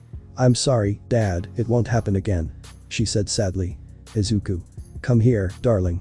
He hugged them both again, just as Izuku landed headfirst on the ground. Izuku. Run. He shouted when he finally emerged from the ground, and tempted by his curiosity, the three looked back, becoming very frightened. The girls' terrified screams drew everyone's attention, and they rushed to help, but they couldn't get very far as Izuku landed in front of the house with Izuku on his shoulder, and both girls terrified. End of video. Mineta had already run away in fear as soon as that being appeared, and Kaminari wasn't far behind, but since he still didn't have complete control over his legs, he fell halfway. Tokoyami and Dark Shadow looked at each other, slightly stunned, and Kota was hiding behind Shoji. Mina was jumping for joy with the girls. The horror genre was among her top 3 favorites, as was Kyoka's. The excitement of a good horror movie was palpable, and that was pleasant. The other girls felt similarly. Horror was something well accepted among them. Achako. What was that thing? She asked, between excitement and fear. Shoto. No one has dared to look for that thing. He said from his position. Tsuyu. What are you doing hanging from the ceiling, Todoroki-chan? She asked a terrified bi-colored boy. Shoto. For protection. He said in a tone more fearful than neutral. Can we put something else? Mina. After pulling Bakugo out of the closet. Spoke, trying to get the blonde boy out of his hiding place. Katsuki. Leave me alone. Go check something else. He replied from inside, and Mina, with a smile on her face, left him alone. At least for now. Kyoka. They're chickens. The little frog beside her nodded in support of that idea. Tokoyami. Just a little, it's more of an impression than anything else. He said seriously, supported by everyone in the room. Mina. Sure. She squinted, not quite believing what the bird was saying. Tokoyami. Look, Kirishima posted another one. The Redeed changed the subject and continued watching videos with a smile. In the video. It was supposed to be just an innocent date with his beloved two-tone girlfriend who was skilled with firearms. How on earth did this turn into a life-or-death situation? To quickly recap, Izuku and Kaina were on a very quiet date, eating ice cream and playing shooting games in arcades. When on their way back home, someone found them and injured Kaina in her arm, and Izuku could barely touch his attacker, who seemed to predict where he was going with every step he took. Izuku. You know, attacking out of nowhere isn't good. Kamikura Izuru. He spoke seemingly to nothing and emerged from the shadows. Kamikura Izuru. Quirk. Ultimate hope. Modified by scientists, Kamikura is the pinnacle of humanity. His mind is among the most intelligent, his strength among the greatest, and his luck among the best. Izuru. You're Nanami's killer, Midoriya Izuku. He said with a hateful tone. I've only come to kill you. Izuku. You're an idiot. He replied, squeezing Kaina in a hug. He had long since closed the wound on his arm. Nanami-chan died because of 2 idiots who thought they were too clever. Izuru. They were just your weapon. If she hadn't gone out with you, she wouldn't be in danger, she wouldn't be dead. He spoke calmly. Izuku. Maybe, maybe not. She could very well go to that cafe alone and be attacked as soon as she steps out. Kamikura. He retorted hatefully. You're desperate because you abandoned Nanami when you were Hajime Hinata, aren't you? You distanced yourself from her, pushed her aside, and for what? To become a monster? He shouted to distract his enemy. Izuru. I'm just the best version of myself. I did it for her, so she wouldn't be with a useless quirkless guy. He said, noticing the slight movement of the green-haired boy. He was planning something. Izuku. Quirkless people are more than you think, Kamikura. Someone without powers just works harder for their goals. If they want to be a hero, they have the will to be one even if everything is against them. You, on the other hand, took the easy route and let yourself be influenced by what others said. He said somewhat impatiently. Izuru. What you're planning won't work, Midoriya. I am the superior being who can handle anything. Izuku. Yes, I read it from the lab you escaped from, Rat. Graphs of various neural parts that have control over subtle but powerful abilities under command. He looked at the guy with some amusement. You're just a lab rat. What makes you special came from a bottle. Izuru. Your death and that of that murderess will not be missed by anyone. With a calm step he was about to deliver the final blow when a strong blow from behind stopped him. Huh? He turned around seeing a ghost from the past. 2B. It's not good that you attack Izuku. she said, walking calmly, ignoring her enemy and reaching Izuku and the bi-colored girl, helping them both to their feet. Izuru. Nanami. He whispered as the three left. End of video. Mina. Who was that? She asked, frightened by how trapped Izuku was. Kirishima. A real pain. Said, annoyed by that guy who kept going after 2B in an attempt to get Nanami to come out. Momo. Is this something from 2B? She asked her classmates, who looked at each other. Shoto. You could say that, he was a friend who made a bad decision and became that. Mina.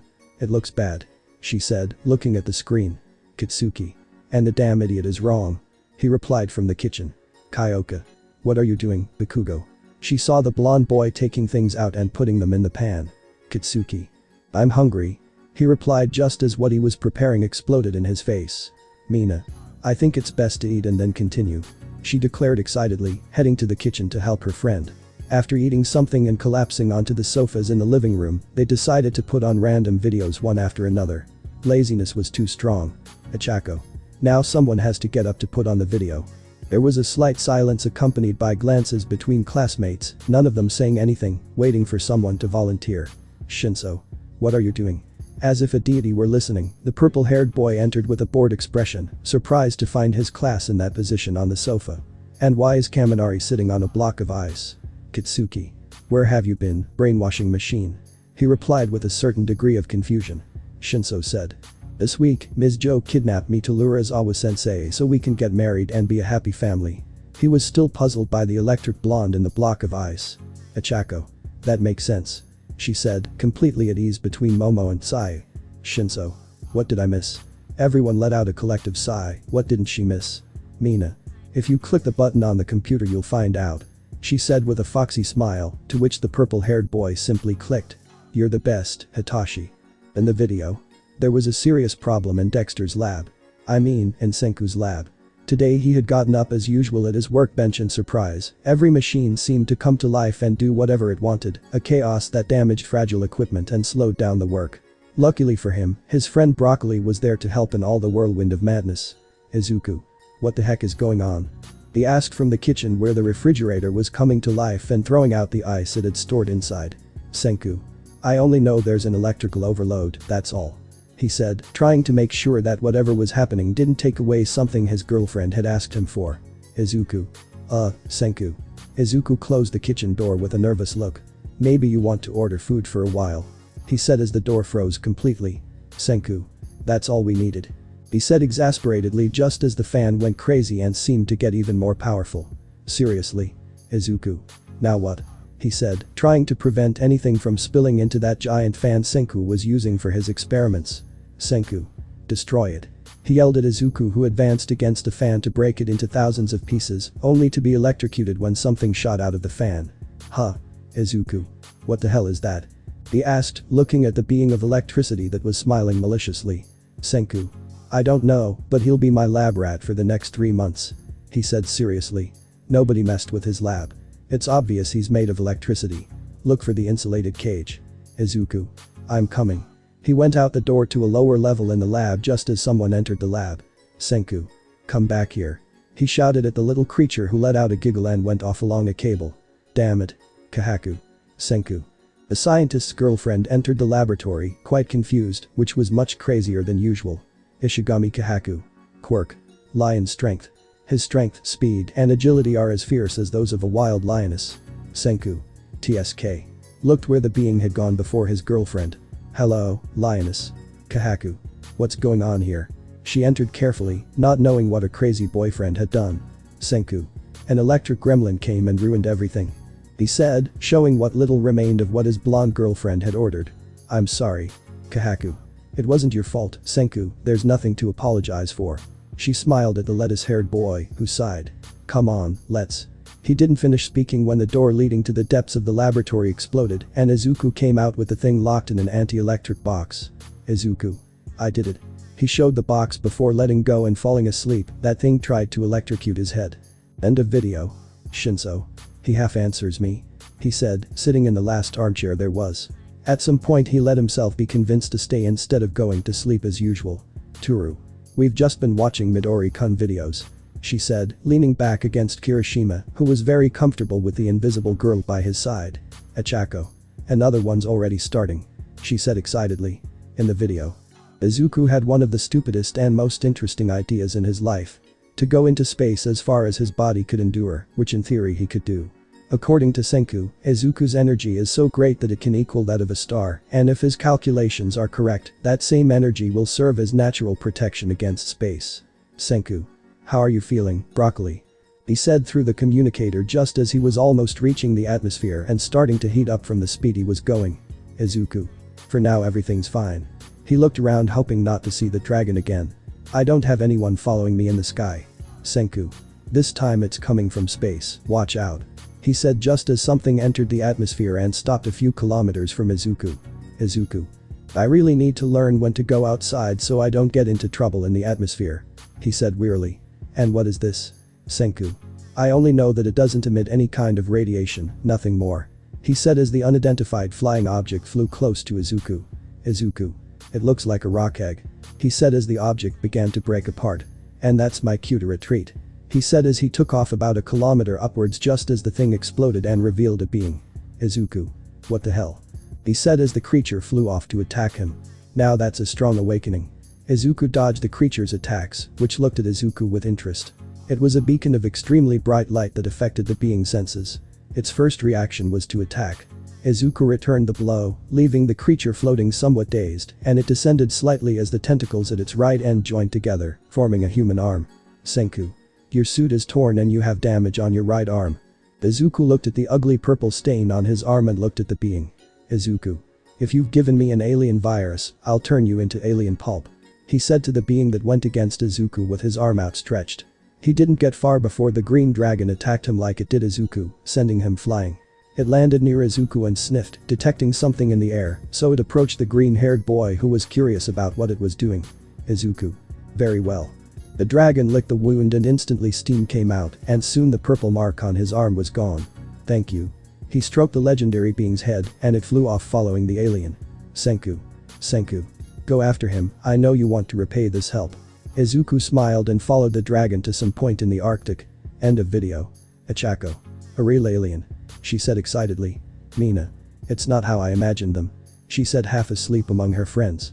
I'm going to sleep for a while, wake me up when we're going to sleep. A light snore was heard after that, the exhaustion of the day got to her. The next morning, the entire class A woke up on the sofas. They had become so comfortable there that they soon followed Mina into the realm of dreams. They were only awakened by the slug that remained with Kirishima, who was clamoring for food. Of course, the Redeed woke up and woke his invisible girlfriend, who woke up her pink best friend, and so everyone woke up under the gaze of Izawa, who had fallen asleep in his sleeping bag near the door. With some effort they managed to wake their sensei, who only woke up in a bad mood. Hiding from Ms. Joke wasn't easy. The cheerful woman was always on the prowl, ready to flirt with the dark-haired boy who looked like a homeless person. The class went to get ready for their classes, ignoring their sensei because it was too late. They only went downstairs to see Izawa ready to watch more videos. Mina said, a little dazed and confused. Izawa-sensei knows I should be going to class. Iida. As a classroom teacher, you should set an example of responsibility. He said, somewhat indignantly to his teacher. Izawa. Today's a day off, or have you forgotten?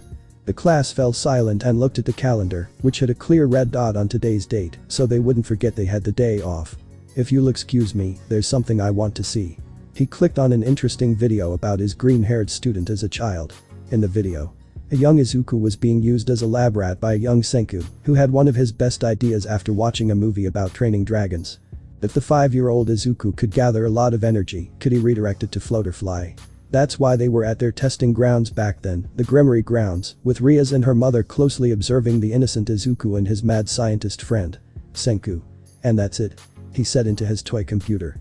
He doesn't know it, but his dad doesn't want him using any technology right now, for fear that he'll destroy the world economy, reveal state secrets, or in the worst case scenario, destroy countries with the push of a button. For the good of humanity, Senku shouldn't have access to the internet without supervision. Izuku. Are you sure? He asked, bouncing in place in an electrode suit that made him look funny and cute in Ria's mother's eyes. Senku. 1,000,000,000%. He assured with a smile that pleased Izuku. Remember, you don't have wings or steering, so you have to figure out how to use your hands and feet for that. Izuku. Understood. He struck an adorable military pose for his red-haired friend and got ready. Rias. Good luck, Izu. The girl shouted excitedly. If her friend could fly, it meant he could take her to space. Little Izuku began jumping higher and higher, reaching about 300 meters, before feeling the energy being diverted to the soles of his feet. It was a pleasant tingling sensation, and in one of those jumps he didn't fall quickly, he fell slowly and calmly, almost floating. Having nothing to hold on to can be scary, but Izuku knew it was okay. Izuku stepped to the ground and looked expectantly at an excited Senku, taking his first steps. An abrupt cut revealed that there were two videos joined together, so the video continued, this time showing the children accompanied by Akeno, who looked excitedly at Izuku in the strange outfit. Senku. This time try to really fly and not just float. Izuku nodded and jumped. Rising almost to the sky, Izuku let himself fall, extending his arms like wings and joining his feet to point the way, and then he made a simple movement and went flying into a tree, crashing and worrying his friends. Izuku. I'm fine. He calmly floated down to the ground where Akeno noticed a scrape on his elbow. Akeno. Izuku. The dark-haired girl simply asked him to come closer, and when he was near, she just kissed him on the wound.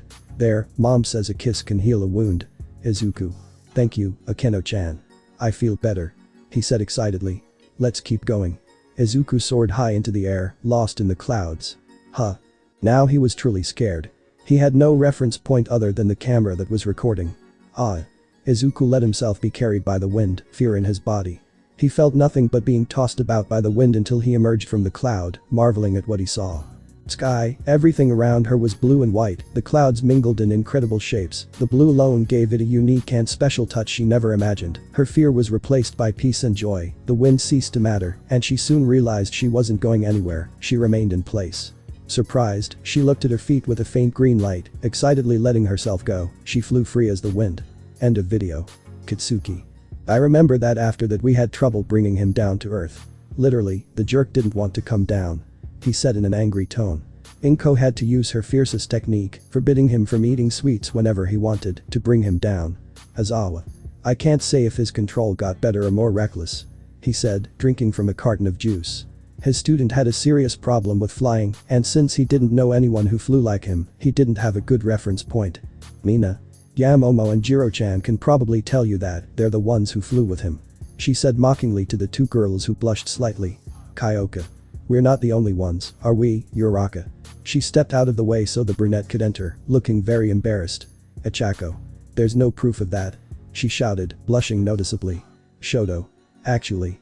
He pointed at the monitor, and both Toru and Mina wanted to see it. Ichako. Wait. The girl was stopped by her best friend who was looking at her with excitement. Sayu-chan. Sayu.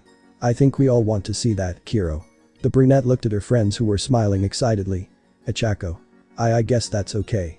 She spoke nervously, deep down she wanted to see that video, she liked that particular day. In the video. Today was a very tiring day. Ichako didn't have money for the train because she left it at home. She was so tired from training and her job at the cafe near UA that she barely noticed she didn't have any money. Luckily for her, the green-haired boy was at a nearby store buying groceries for home and some sweets for his friend and pet Victini. His friend's frustration was obviously a sign that he should approach and help in any way he could. Izuku. Uraka-san. Izuku approached the girl who looked at him with a friendly smile. Ichako. Hello, Midoriya-san.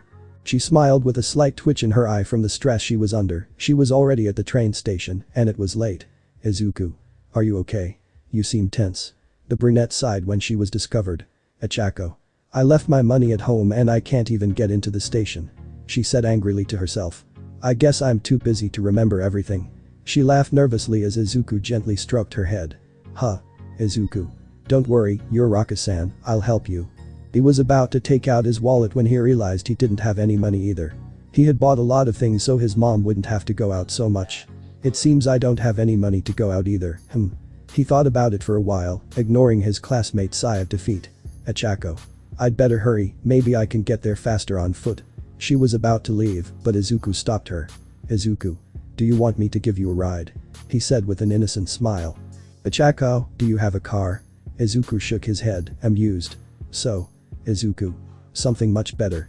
He took the brunette bridal style, causing her to turn into a tomato, and lifted her up. Flying is much better and more comfortable. During the trip, Izuku laughed at his companion and her exaggeration of everything, believing she would fall at any moment. Because of this, Izuku rose above the clouds, and she continued with her fear, only to a lesser degree. Izuku. Don't worry, you're Raka-san, I'll always catch you. He smiled at the brunette who looked at Izuku as her hero at that moment. She left her fears behind and looked around in amazement. Achako. It's beautiful. She whispered as she watched the colors of twilight cover the sky. Izuku. I know. I never get tired of the view. He said, moving closer to the brunette. How close are we to your house? He asked, lowering himself slightly, and the girl was shocked. Achako. Midoriya-san. He said nervously. We passed my house a long time ago. With a laugh Izuku turned around and went his way. End of video. Kyoka. I know for a fact that he often misses his destination. She said laughing. Izuku always used to get lost when he flew too far. Mina said. It can't be that bad. She defended her friend. Kirishima. When he wanted to go to Ireland, he went too far and ended up on the other side of the Pacific on a remote island. He said, laughing. Mina. I guess if it goes on too long. She said as a small robot emerged from the hole in the ground left by the slug when it arrived. More videos. The excitement was palpable in almost everyone in Class A. Knowing what their teammate was doing while they were training was incredibly exciting. Of course, Kirishima, Kitsuki, and Shoto were punished for not telling the teacher anything about Midoriya communicating between the surface and the world below. Shinso, who couldn't quite figure out where Izuku was, sat next to the teacher, looking like father and son, which resulted in laughter. Aizawa. Can you all stop laughing and show us what arrived? He said, irritated by his class's immaturity. Kirishima. Just a moment, sensei. He replied, adjusting the video player. Shoto. What do you think happened this time? He said to his friends who were adjusting everything. Kitsuki. We'll find out right now. He replied as he inserted the chip. Ready. In the video. This time it was Izuku who was recording with 2B sleeping on his back, floating as she normally does, her innocent smile a symbol of bad things. Izuku. Hey Kaken. He greeted his friend excitedly. I'll do the registration this week. The girl on his back murmured something before Izuku lovingly stroked her head. 2B needs to sleep, last night was too much for her. He whispered. Anyway, let's begin. We've been here for 2 weeks now, and things have gotten exciting. We found a tribe of tall, strong, blue-skinned beings with mechanical knowledge. They call themselves cave trolls, and I'm not one to argue with that. Senku. Broccoli, we found a trail. He shouted to the sky, and the green-haired boy slowly descended so as not to wake the girl. Izuku. We still don't have any leads that would lead us to what's locally known as elemental energy. According to the trolls we found, there are 5 elementals. Water, fire, earth, air, and energy. Besides that, every slug in existence is a derivative of them. Interesting, isn't it? He said to the camera, walking behind Senku. Senku. Don't forget that everyone lives in an unknown place, and the only clue we have is an old house where humans lived a very long time ago. He said, holding a strange device in his hands. There's a trace of energy here. Izuku. Oh yeah, I forgot to mention that humans lived here, but apparently someone guided them back to the surface. 2B stirred slightly behind him, so to avoid waking her, he lifted himself up a little, so as not to disturb her with each step he took. Tsukasa. Don't forget the strange water we found. He said, looking around for dangers. Izuku. That's right, trolls had a strange name in an ancient language that translates to dark water, an extremely dangerous substance that brings problems to living beings. According to what they say, it's so dangerous that a villain in this place used it for his evil purposes. There's even some underground. He sighed, tired of the evil. Oh, and I found this. From Senku's backpack he took out a slug that no one had ever seen before. Izuku. It's so cute and it flies. The slug fluttered beside Izuku and landed on his shoulder. You're so cute. Senku. And don't forget about the other tribe here. He spoke without looking at him. He was more focused on finding some way out of the great jungle of giant mushrooms. Izuku. It's true, there's a tribe of. He paused for a moment, thinking about what the troll said. Moles. 2B. Topoids. Said, waking from his perfect dream. Said Topoids Izuku. Izuku. Right, thanks for reminding me. 2B. The android rested her head on her boyfriend's shoulder, and he kissed her. For now, we have that, and we're on our way to find those moles. Goodbye. End of video. Kirishima. Humans underground. The surprise was immediate. Shoto. Dark water. What? He was too lost in everything that happened. Achako. You'll be alright, right? She said nervously to her friends, who looked at each other. Kitsuki. We don't have the slightest idea, round face. He said truthfully, causing a slight tension in the atmosphere. Aizawa. Trust your partner, doubt is harmful. He said seriously to his students, who tried to forget that small but deadly detail. Let's continue watching videos. Kitsuki. Okay. started a video without even looking at what it was. In the video, Asta had a serious problem with who he associated with or spending too much time with whomever his father introduced him to because it had gone too far. Tanjiro. Repeat what happened. Spoke, not quite believing what his friend was saying. Asta. That crazy researcher. Wants every bodily fluid I have and many other things from me that I promised to give her. She said with an innocent smile. Senku. And what was the problem? He said, irritated by the state of his lab. Asta. Noelle and Nero found out and they won't let me leave. He said, still smiling. Senku. And that's why you told her about a place they don't come to very often, right? He shouted angrily at the dwarf. I thought you two would get along. Asta said, frightened by his friend's angry glare. Sally. Astea came the sound from outside as the door was knocked down by a jelly salamander and a somewhat crazy girl entered. Sally. Quirk. Absorbent gel. She secretes a jelly-like substance highly resistant to cold or heat. She likes to experiment on Asta and his body. Sally. Oh, Asta's friends. I'll experiment on you too. She gave a psychotic smile. Senku. I'm sorry, but I have my own experiments to do. He pressed a button and instantly an orange washing machine and a sweet smile sprayed a jet of water, taking her out of the room. Izuku. I'm here. He said, coming down from the clouds with Victini and Anya in his arms, looking at the state of the laboratory. What did I miss? End of video. Shinso. Who was that? He spoke, not understanding much of what was happening. Kirishima. Sally usually comes when Noelle and Nero aren't with Asta, it's a jealousy thing. He said with a smile, it was nice when he wasn't holding the syringe. Kitsuki is much better than when that furball Senku's teacher comes around. He said irritably. Nezu. Can I know who you're talking about? The principal appeared in Izawa's bandages, startling everyone. Shoto. If I am not mistaken, it was. He racked his brain trying to remember that strange being. Cecil B. Heimerdinger, if I recall correctly. Nezu. Oh, my very dear scientist friend. He smiled maliciously, remembering the various battles of minds they had in the past. Achako. Who? Kirishima. I think she's in some video. That's how another video started. The class watched intently as their classmates and friends searched through videos. Achako. Principal Nezu, who is that guy? She asked the intelligent rat, who was calmly eating. Nezu. Professor Heimerdinger is a science expert, one of the most brilliant minds in the world, a pioneer of incredible scientific advances. Smiled at his students. And a very dear friend. Kitsuki. Here it is. He shouted excitedly and moved to the classroom. I have to say, this video isn't supposed to be shown, but I don't care. He pressed the button and the video started. In the video, Kirishima, Kitsuki, Shoto, Asta and Senku were on a plane heading straight for the clouds. They had to hand in their work to the professor and were already late because a certain electric gremlin started messing around in the hangar and they had to go and capture it. Asta. And why am I the only one tied up? He shouted indignantly, to which the onion-haired one glared at him furiously. Senku. Whose fault was it that the gremlin escaped? He said angrily. Astamiya. Senku's gaze hardened and the dwarf lowered his eyes. But Izuku helped too. Why isn't he trapped? Senku. Have you ever tried to catch a star? He said without looking at him, which made Asta think about it seriously. Asta. No. Replied calmly. Senku. Well, neither can I, and unfortunately for me, broccoli has the strength and energy of a star, there's nothing I can do to it. For now. He smiled lunatically at his thousands of ideas. Kirishima. By the way, where are we going? He asked, looking out the window at the various clouds. Senku. My academy is located somewhere between the air borders, easier to defend and harder to infiltrate. He spoke as he adjusted his landing gear.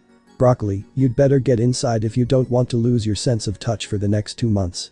He yelled outside where Izuku was sleeping in a wing. Izuku. I'm coming. He yawned and entered the plane under the incredulous gaze of his friends. And what are we supposed to do here? He asked, approaching Senku and watching as a structure appeared among the clouds. Senku. I'll hand in my work, grab a couple of things I need, and then we'll go. He turned to his friends who were playing cards. Don't touch anything and don't explore the place, you could literally get hit by a thermonuclear bomb if you're not careful. Kitsuki. Yeah, whatever. He said, irritated at losing. Shoto. How's Asta winning if he can't use his hands? He asked a dwarf, who just smiled without malice. Asta. He may be tied up, but Lieb isn't. He replied as a small demon-like creature emerged from Asta's hair. Kitsuki. You disgusting rat. He muttered angrily. Senku. Attention, this is your captain speaking. Get into position and prepare for landing. Without waiting for anything and with great force, the scientist went to a hangar, leaving his friend slammed to the ground. Izuku. Well, I wasn't expecting that. He dusted himself off a bit and looked at his friend in the doorway to leave. Wait, Senku. Upon exiting, there were many aerial vehicles that Izuku didn't quite understand. Some resembled birds, others seemed like something out of a futuristic movie. The hangar alone was impressive, and they hadn't even seen anything yet. As they got off the plane, there was an extremely fluffy being with a calm smile. Senku. Midoriya Izuku, I present to you the most brilliant mind on earth, founder of this place, advisor in 5 different countries, and my teacher, Cecil B. Heimerdinger. Cecil B. Heimerdinger. Quirk. Unknown. Heimerdinger. Senku, it's a pleasure to see you again. He smiled at his student, who nodded happily. I gather he's the one you've been talking about. He approached the smiling Izuku and extended his hand. Paw. Whatever. Nice to meet you, kid. Izuku. It's a pleasure to meet you, Professor. He replied kindly. Senku didn't say I was a furball. Senku. Details. He said, taking out a USB drive and handing it to his master. It's the theory, the experiment will come out later. He turned to the plane just as the other 4 were leaving with a very large box. Kitsuki. What the hell are you carrying here, you damn onion? He yelled, struggling to keep the box from falling. Senku. A special space-searching automaton. Said, laughing at his friends trying to carry the box. Izuku, it's your turn to act. Izuku. Always willing to help. Was about to approach the box but was stopped by the teacher. Sir. Heimerdinger. Let me help. From his pocket he took out a remote and pressed the largest button. Instantly an automaton appeared to carry the package. Now my student and I have business to attend to. Have fun exploring the complex, just be careful where you go. With that said, the professor and the student left the hangar. End of video. Kitsuki. And after that, the shitty-haired guy got lost, almost got raped by 5 girls, and the mutant broccoli got lost looking for the bathroom. Explained his trip to the academy his friend attended. Toru. Are you alright, Kirishima-kun? The Redeed nodded, not understanding why his friend said that. Kirishima. Baku bro's exaggerating, what happened was 5 girls took me to their room and gave me something to drink, that's all. He said simply, to which they looked at him incredulously. He stepped back a little, hitting the button with his elbow. Oops. Kitsuki. Idiot. In the video. Kendo and Izuku had a very interesting time when they trained at that dojo.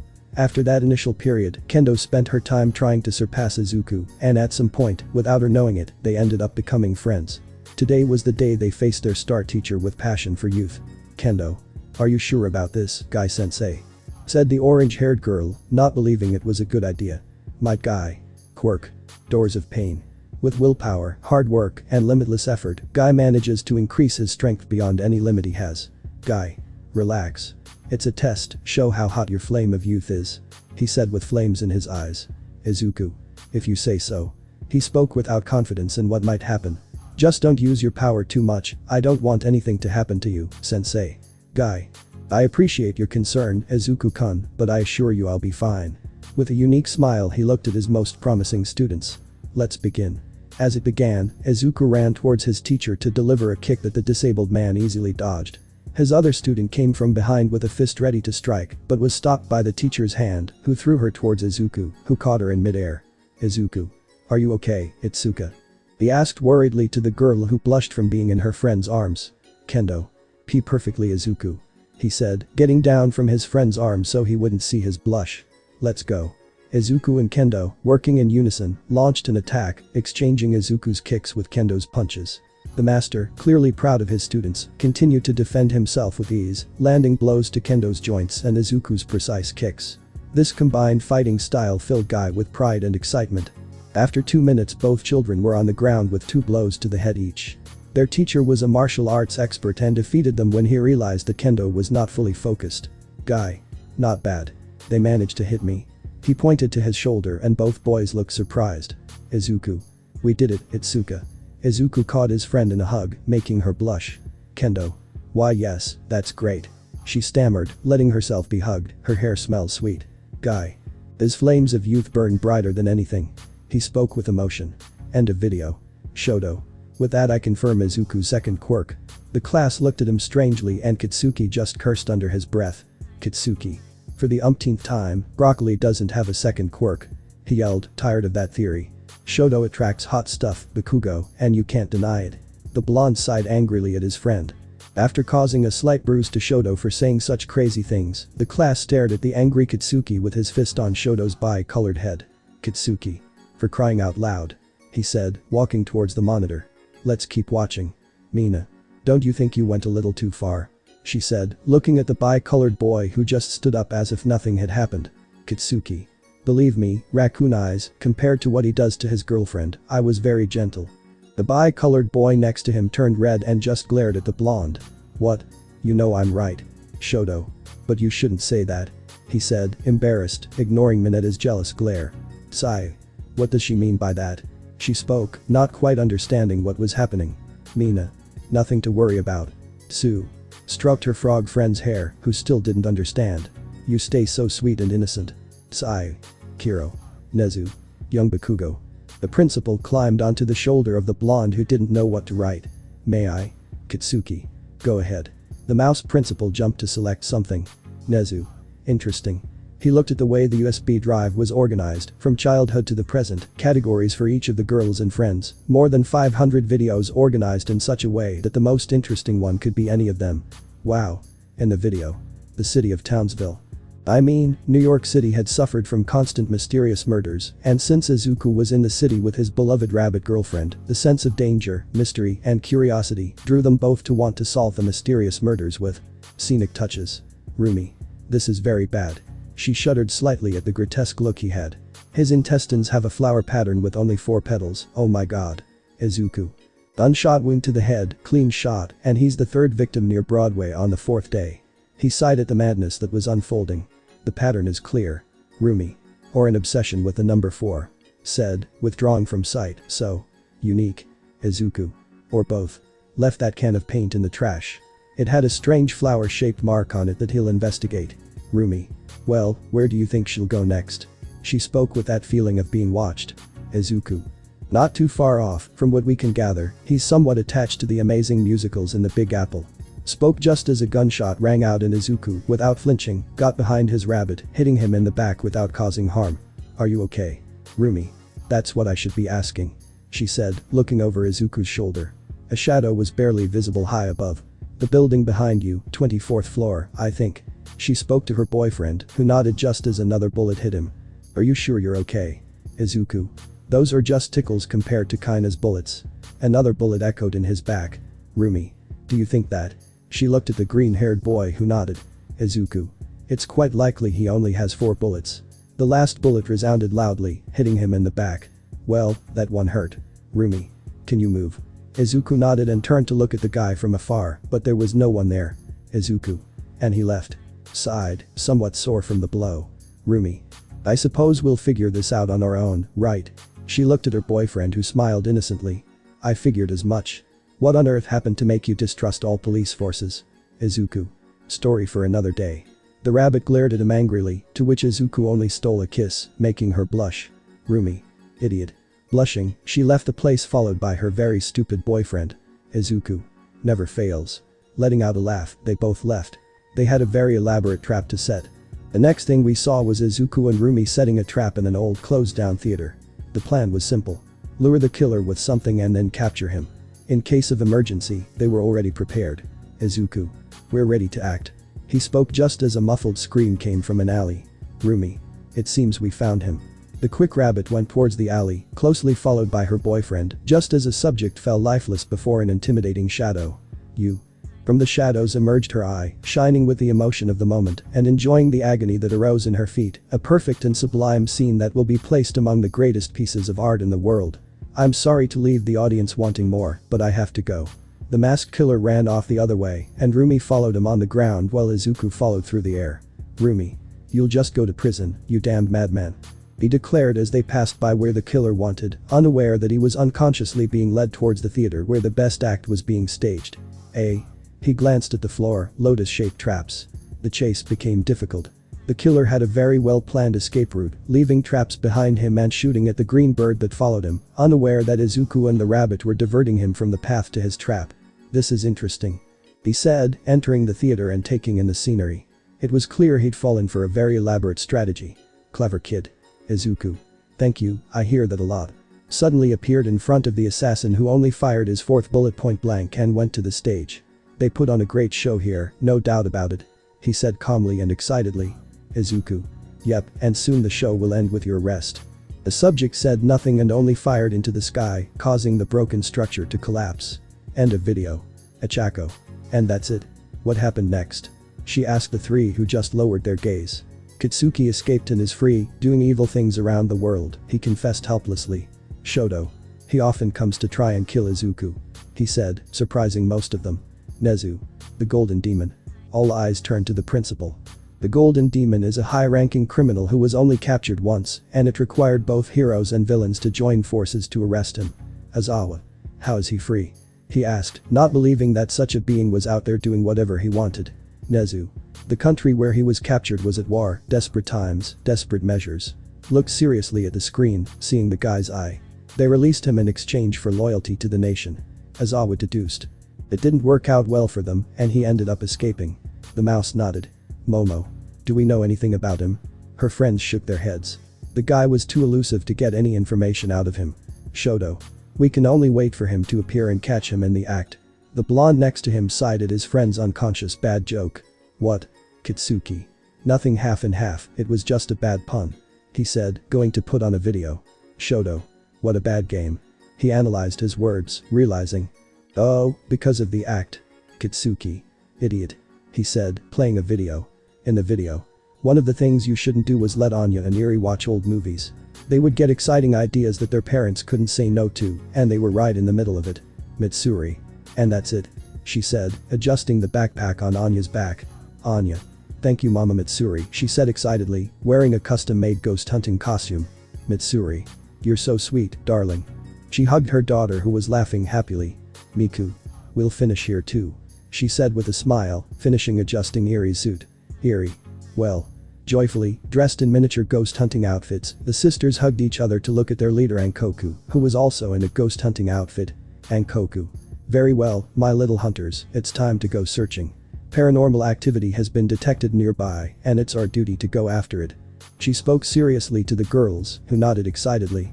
Good. Follow me, good ones. The bi-colored girl and the girls ventured into the forest in search of ghosts. 3. They walked through the dark forest with Ankoku in front and Anya and Eri behind, attentive to even the slightest movement, the moment of calm before a storm. Ankoku. Did you hear that? She asked the girls, who looked at each other before shaking their heads. They're close. Be alert. Anya, Eri. Yes ma'am. They said excitedly, following their mom into the forest. Ankoku. Over there. Pointed to a tree and both girls went to see. Eri. Oh. Excitedly, she looked at the little ghost. Anya. Capture it, I see another one. She said, running to another tree, looking at the other creature similar to the one they found. Anya. It's so cute. Both sisters pointed at their ghost as the device did its job and dragged them inside where they were quite comfortable. Ankoku. Agents Eri-chan and Anya-chan did it. She said happily to her girls, who just hugged each other, and then to their mom. End of video. Mineta. Hey.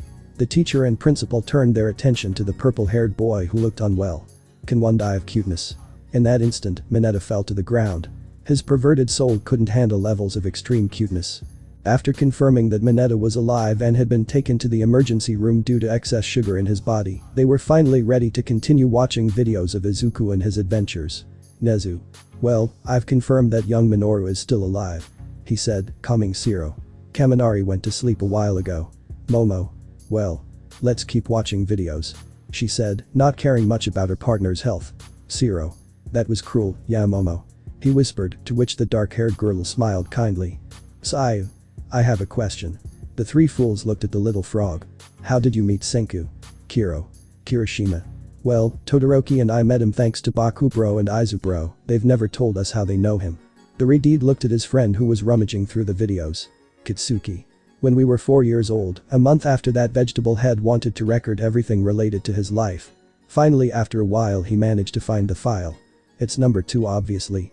In the video. Izuku, Tanjiro, Nezuko, and Kitsuki were at the daycare.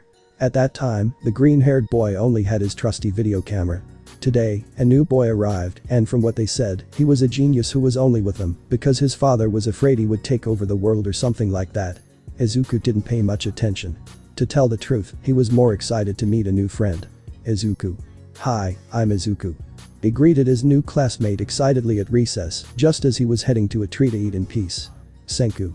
Why the camera?" he asked, squinting. The vegetable-headed kid was acting way too excited. "Izuku. I want to record every adventure I have," he said excitedly to the onion-haired boy who was acting skeptical. "What's your name?" "Senku. Didn't you hear me when I introduced myself in front of everyone?" He seriously doubted Izuku's mental capacity. "Izuku. No, I was excited to meet a new classmate," he said with a dazzling smile that nearly blinded the little scientist. "Senku. Ishigami Senku." He spoke, a little dazed by the energy emanating from Izuku. Is it normal for you to glow green?" "Izuku. Huh?" He looked at his arm and was surprised by an unusual faint glow. "No." He was starting to get nervous, and it only made the glow intensify. "Senku. Calm down, Izuku looked intently at Izuku, frightened. "It must just be your quirk working." This seemed to confuse Izuku even more. "Izuku. Are you sure?" he asked nervously to the mini-scientist who wasn't confident. "Senku. Quickly think of a giant number. At 1 billion%. He said with false confidence that the green-haired boy believed. "You just have to. Relax and it'll happen, that's it." Even he didn't know what he was doing, but it was working. "Izuku. Well." The little Izuku breathed slowly to calm himself, and when the brightness faded, he looked at his classmate in amazement. "You're amazing, Senku. Thank you, he said, jumping slightly higher than usual. "Senku." He smiled with pride and confidence. "I'm here to help whoever needs it." From that day on, Senku became more and more interested in increasing his knowledge and helping his green-haired friend. End of video. Kitsuki. It was also the day his quirk awakened, who would have thought? He said, eating his ice cream, which he'd kept hidden deep inside the freezer. Achako. Although not much of Midoriya-kun was visible given how it was filmed. Said with a pout, she likes seeing the cute green-haired boy in his childhood. Shoji. Is there anything crazy you've built? The three nodded, remembering their friend's many inventions. Kirishima. Many things I'd like to forget. He said, tense because of some experiments the scientist was conducting. Kitsuki. Others end in certain catastrophe. Followed the redeed. Shoto. And some explode in the face causing a lot of pain. Shuddered as he remembered the scientist's thousands of ideas. Nezu. Could this be file number 222? He smiled at the computer and his students nodded. In the video. Senku went too far this time. It may be because he had consumed a lot of caffeine and been playing video games for a whole week without getting up from his seat except to go to the bathroom to relieve himself. The madness combined with the caffeine plus the brain of a mad scientist causes in Senku a nervous shock called by Izuku as the rage of the genius that causes him to create machinery until the energy runs out. Izuku. Are you sure you don't need to sleep? He spoke nervously to the scientist who had significant dark circles under his eyes and very wild hair. Senku. Pretty sure. Who do you take me for, mutant broccoli? He laughed maniacally before slapping himself and looking at his friends. Tanjiro. We'll do whatever you have planned and you'll go to sleep, Senku. He spoke authoritatively to the onion-haired boy who nodded disinterestedly. Senku. Yeah, whatever. Smiled maniacally at his two friends. Behold my latest creation. He let out another villainous laugh as the tarp fell. Izuku. You created a guardian based on a Zelda game. The impression didn't leave him, just like it did his friend beside him. Senku. That's right. And today you will be the guinea pigs to use it. With a controller the guardian came to life looking at his targets. You better run. Tanjiro. This can't be true. He said incredulously as a red dot appeared on the swordsman's stone head. Oh. Izuku. Time to run. He grabbed Tanjiro by the head and they both took off running, pursued by the laser and the laughter of a crazy Senku. End of video. Kirishima. After that Senku was in the hospital for a month. He said with a laugh. Kanao didn't like that her boyfriend was used like that. Azawa. I wonder if they can be used for the academy's defenses. He thought aloud, to which the principal paid a little too much attention. Shoto. You can talk to him when he gets back. He said while searching for the best video of the scientist. Here it is. In the video. This time it was Zenitsu who woke up, a movie marathon that ended with him asleep on the sofa surrounded by food. Of course, as soon as he woke up he went to Senku to ask for something incredible and fantastic that he saw in those movies. Normally Senku would refuse, arguing that it was stupid or a waste of time, but the request was very interesting to him. Senku. It took longer than I thought, but it's finally finished. He said wearily. Izuku was beside him in worse condition. He had done the work in exchange for a gift for his girlfriends. Zenitsu. You finally did it. He exclaimed excitedly, to which the scientist nodded proudly. Senku. Admire, Sparrow Brain. From the depths of the laboratory came a vehicle very different from normal. Zenitsu. You were the best scientist in the world, Senku. He shouted, going to the ship followed by Senku and Izuku. End of video. Mina. Incredible. She exclaimed excitedly, looking at the creation. Kitsuki. The fastest vehicle on Earth. He said excitedly. And only I'm trained to drive it. Shoto. You. And your San and Kirishima and Yui and. He didn't continue because the explosive blonde boy punched him. Ouch. A new day dawned at UA. Today the forecast was for plenty of sunshine, with a high probability of encountering dangers among Izuku's videos. Classes were terrible, and the heat only made the aspiring heroes want a cold shower to cool down. Momo. How good a cold shower feels when it's so hot. She said, entering the room, the last one to arrive to actually watch videos. Achako. I agree with Yamomo. She said, lying back in her seat. Thank you Todoroki-kun for making this breeze. Shoto. No problem. He replied, releasing a light frost to cool the moment. Kirishima. Since it's such a hot day, I think I know what to choose. Smiled innocently at everyone, while Kitsuki, beside him, doubted him. Kitsuki. What are you planning, shitty hair? He narrowed his eyes at his friend with a shark-like grin. Kirishima. Me? Nothing. He continued with his smile and started the video. In the video. The Sahara Desert was vast and imposing. Various local legends were known about the place, tombs of ancient civilizations lay in its dunes, beings never before seen among its arid landscapes, and of course Izuku, Yui and for once Power were here to unravel a legend. Yui. Well, according to the locals, the Desert King is somewhere nearby. She looked at the holographic map that Senku gave them. Power. What do you think Izuku is? She said excitedly, making a sand doll. Izuku. Maybe it's a camel. He replied, looking at the horizon in case he found something. Yui. It's a turtle. She replied without looking at them, causing confusion in her boyfriend and her friend. Izuku. Power. A turtle. The dark-haired girl just looked back at the notes she had. Yui. The people here talk about a creature similar to a turtle, but with a spiky shell that rolls around here. She stopped looking at the map to look at the sky. And according to what they say, around midday it wanders around here. Izuku.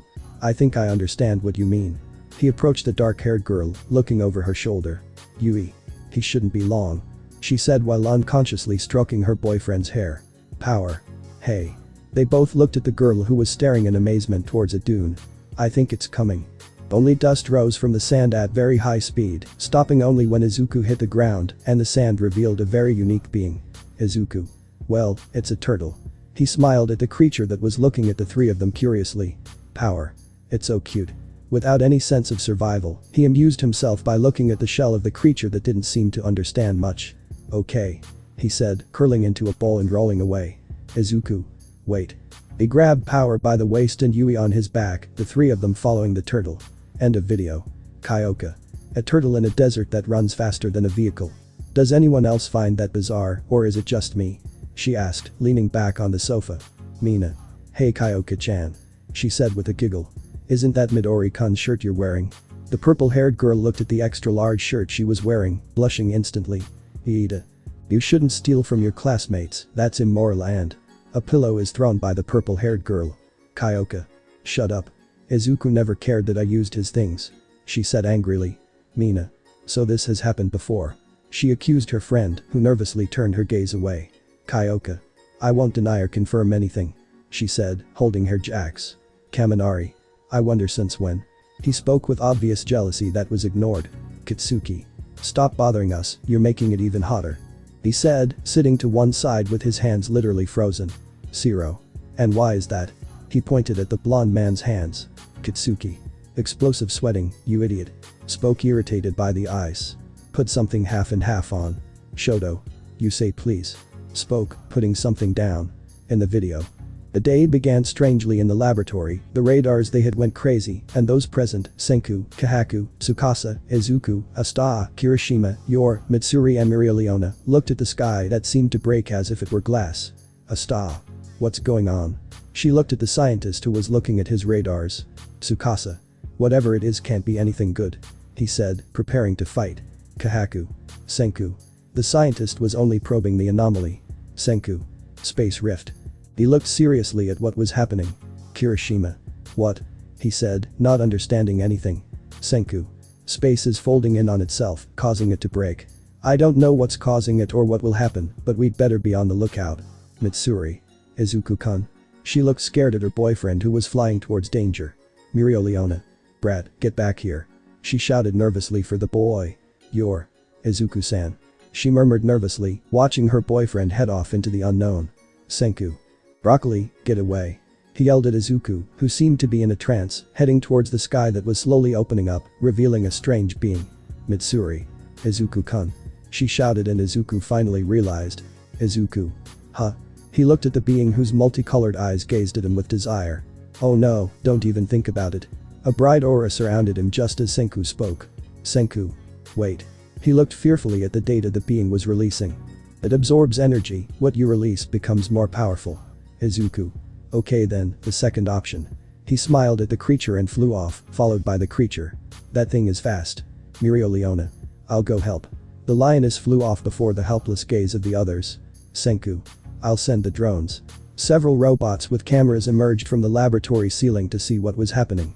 In the sky, the being and Izuku occasionally clashed, generating wind waves from the impact.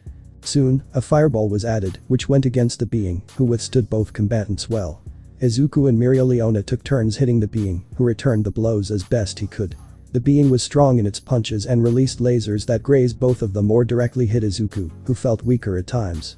Izuku. No. I don't understand. He gasped, exhausted. It was then that the creature lunged at him, ignoring Leona. Izuku. Followed them both as they fell in front of everyone. Izuku. Ah. He screamed loudly as he was grabbed by the being's arm, feeling that he would soon faint. You're. Izuku-san. He was about to approach when a light enveloped both combatants. From the light Izuku emerged wearing black armor, his eyes covered by the being's head, 2 extra arms coming out of his back, and armor on his chest. Mitsuri. Izuku-kun. She asked Izuku who was just standing still. Senku. Alright everyone back up. He pressed a button and instantly several guardians emerged from the ground. Tsukasa, Kirishima, your turn. Tsukasa. Fine. Walking and standing in front of the guards, looking at Izuku. Kirishima. We'll get Izubro back. He said, as he was surrounded by red lightning. End of video. Momo. What was that? She looked at Kirishima who was tense. Kirishima. Not long ago, while we were training, that thing appeared. He looked nervously at the screen. We don't know where it came from, only that it likes energy, especially light, and it doesn't stop until it consumes everything. Achako. Midoriya-kun is alright after that, right? The Redeed looked nervous. Kirishima.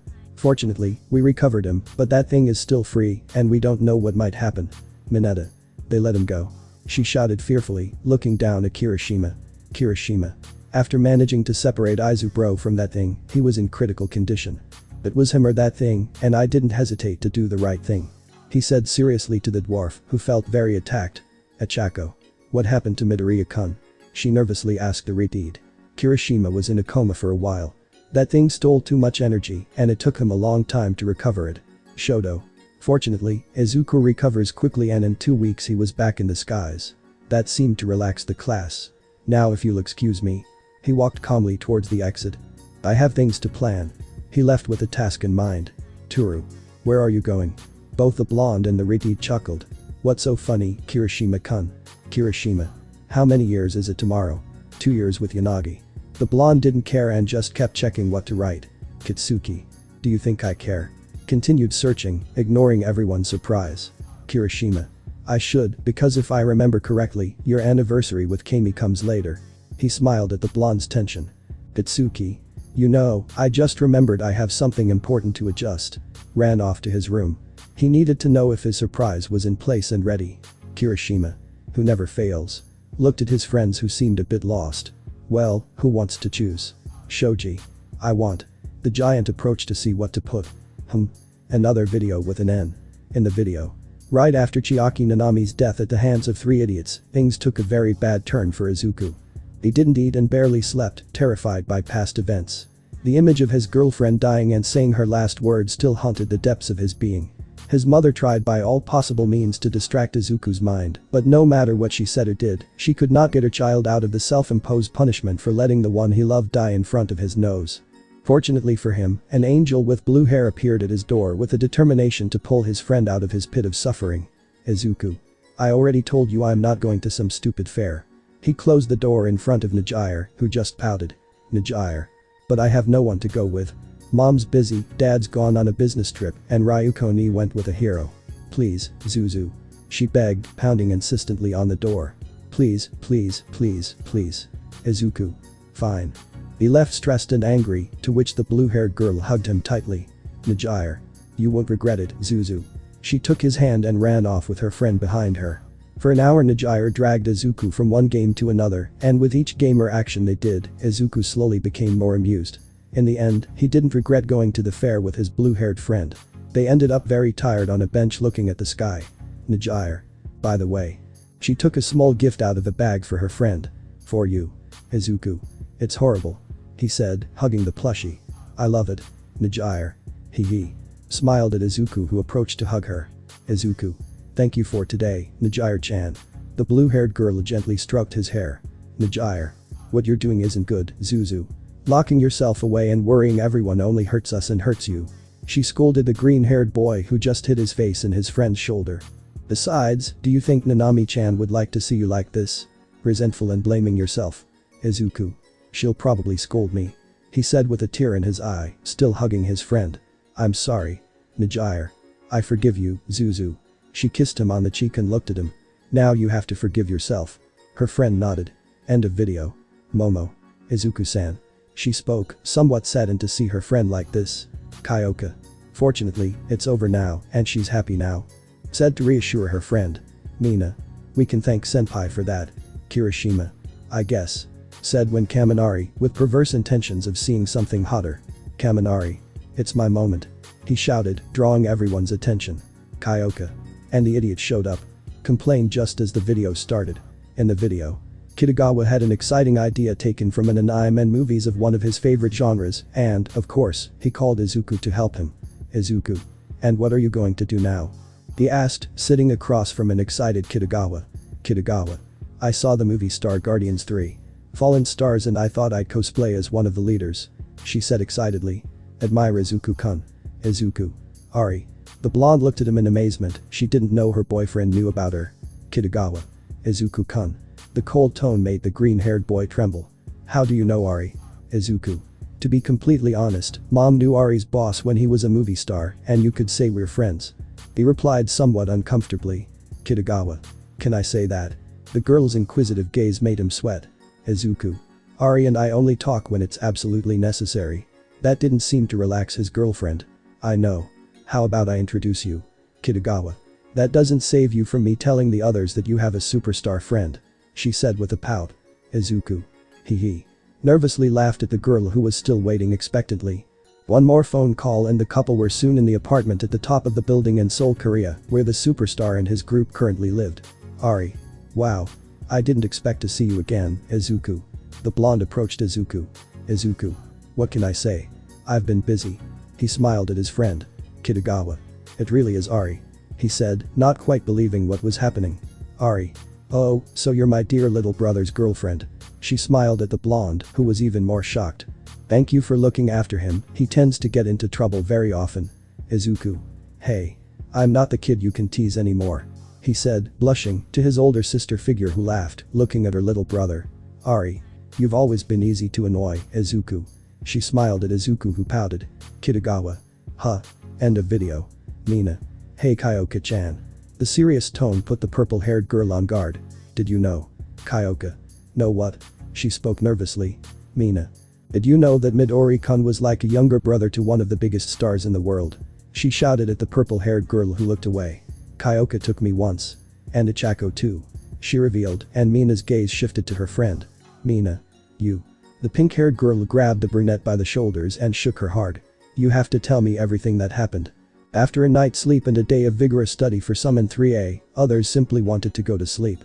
Not even interesting videos would get them out of their rooms, their training had left them exhausted. Ichako. Hey, where's Bakugo? She said, noticing that today it was just the two of them. Her classmates were in their rooms, except for the three idiots. Shoto with Ryuko, Kirishima on a date with Toru, and Kitsuki, who hadn't appeared yet. Mina. Oh yeah, Kitsuki's with his girlfriend. He said not to wait for him to watch videos. She smiled as she ate her sweets. Sigh. From what I can see it's Girls' Day. Kiro. Went to the monitor to put something on. Any recommendations? Momo. Many things intrigue me, but put whatever you like, Sayu-san.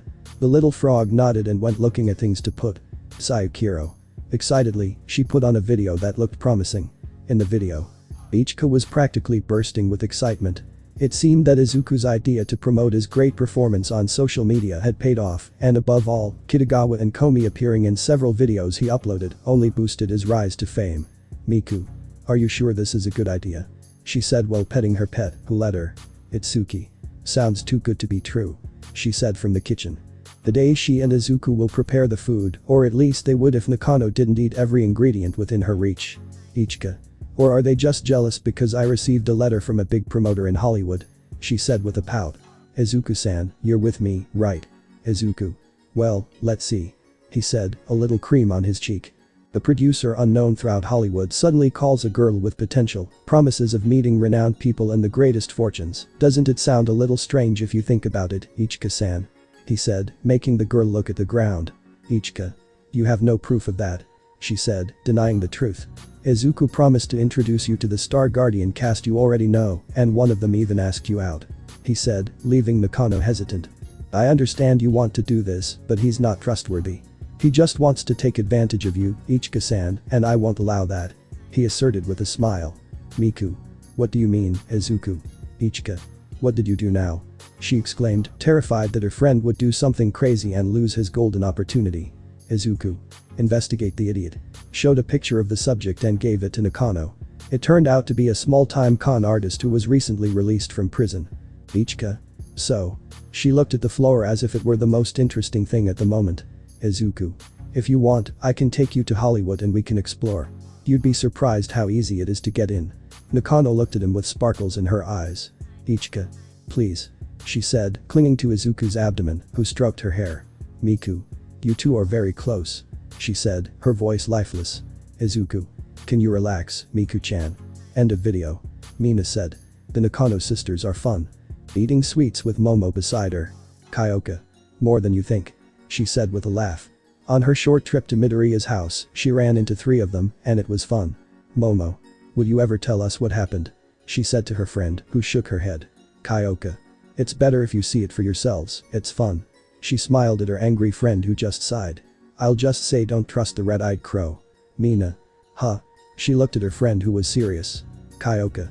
The kind of protector that Iri-chan and Anya have that watches them from afar. She said, stealing one of Mina's sweets. Mina. That's not right, Kyoka-chan. She yelled at her friend, who ate it without caring about her friend's glare. You know, you could have asked for it. Kyoka. And where's the fun in that? Laughed as she put on another interesting video of Izuku. In the video. Thunderstorms are often dangerous given the amount of energy released in the clouds and the high probability of lightning striking an unsuspecting person. For Senku, it was the perfect time to conduct experiments in adverse weather conditions, and for Izuku, the perfect time to fly as training. He knew that if he wanted to be a hero, a storm couldn't stop his attempts to save lives. Senku. Alright, time to test my hypotheses, Zenitsu. He shouted to the blonde boy, who was lifted into the air to check the state of the sky. We'll begin the experiment soon. I need confirmation from the sky. Zenitsu. Because He wept silently at his friend's cruelty and with a little courage looked around. It looks like it's going to rain. A bolt of lightning suddenly struck his head and electrocuted him. Why me? He said, fuming. Senku. Well, we have confirmation that the storm has begun. He smiled, lowering the injured blonde to the ground. Zenitsu. Whatever. What are we supposed to do? He said, no longer wanting to be there. Senku. Today, my dear human lightning rod, we will test her. He showed a simple slug that looked excited. Zenitsu. You must be kidding me. He shouted, scared of that one in particular. Senku. I don't know how much electrical charge it stores, and I need to test it in an optimal environment like today's, and you're the guinea pig. Zenitsu. No. He ran for his life without looking at Senku with the slug in his hand. While the two on the ground were having a high-voltage chase in the sky, Izuku was quite lost. The lightning was strong and he felt very sore from the force in the clouds. In addition, the light drizzle didn't help at all. He couldn't see well where to go and was starting to feel dizzy. Everything seemed so similar and different at the same time. Izuku. Just a little more. He continued through the storm, refusing to be beaten. He endured another lightning bolt that pierced him and still kept flying forward as a blue glow passed by his side, absorbing the electricity and then releasing it in powerful lightning all around him. Izuku. Incredible. he said, catching the attention of the being who looked at Izuku before smiling and leaving into the storm. Come back here. A chase ensued against the creature that seemed to fly among the lightning bolts. Izuku knew that this was not the case. It was only propelling itself forward with the same electrical current in such a way that it appeared to fly. He continued to get closer and closer until he finally had him standing in front of him in the top of a tree, smiling at Izuku, who looked tired but was still standing. Izuku. So that's how you get out, huh? He smiled at the beast that guided him along such a tortuous path. Thank you for that. The creature nodded to Izuku before jumping when a clap of thunder resounded, and Izuku looked towards his friends, Senku staring at a burned Zenitsu with a slug on his head. End of video. Achako. How cute. She squealed excitedly, looking at the creature. Mina. Zeraora is so cute. She said, remembering how Izuku introduced her to that electric furball as a gift he made. Momo. Do you know him? Mina said. Kyoka-chan and Yamomo aren't the only ones having adventures with Midori-kun, hee. She smiled at her friends, who sighed at the pink-haired girl's antics. The afternoon continued with the girls from Class A chatting and joking, a time to enjoy the company of friends, and a bit of Mina's style of humor, which of course caused her friends to want revenge in the form of a game. Momo. Things are simple, Mina-san, and to have fun, you'll close your eyes and choose a random video. She said with a radiant smile to her friend. She had manipulated the computer to play specific videos that the pink-skinned girl said she didn't want to see. Mina. That sounds really fun. Smiled without seeing the wickedly cute smiles of her friends. Achako. Here you go, Mina-chan. She showed a bandage to put on the girl. Mina. I hope I choose something exciting. She excitedly put on the blindfold and looked at her friends, or at least she thought she did. Tsu-chan, lead the way. She said to the little frog who took the girl's hand and guided her to the monitor. Tsayu. You're already in place, Mina-chan Kiro. The little frog went to her place. Mina. Let's see. She said seriously, not seeing anything, so she searched and searched, going where she shouldn't. Maybe this. What the trio of fools never mentioned was that there was a file folder with the extreme danger symbol. It contained the most dangerous adventures ever told, literally videos of unmanageable madness and terror. In the video, Izuku, Kaina, Yor and Ryukyu were strolling through the prosperous city of Towa. The video was from 2 years ago, and the mere sight of the city left a bad taste in Momo's mouth upon learning what had happened to it. Ever since Izuku learned about that city, he always wanted to visit it. It was the cradle of hope, according to some. Founded and directed by the Towa Group, the city prospered very quickly, isolated itself from the world, and jealously guarded its mysteries within its walls, yet still maintained a good relationship with the rest of the world. Yor. Hey, don't you feel like something's wrong? Her job as an assassin gave her a sixth sense of imminent danger, and her body was constantly tense as she crossed the city streets. Kinda. I think so too. She said, watching how the people seemed like the living dead, just walking around completely out of it. Izuku. That's partly why we came.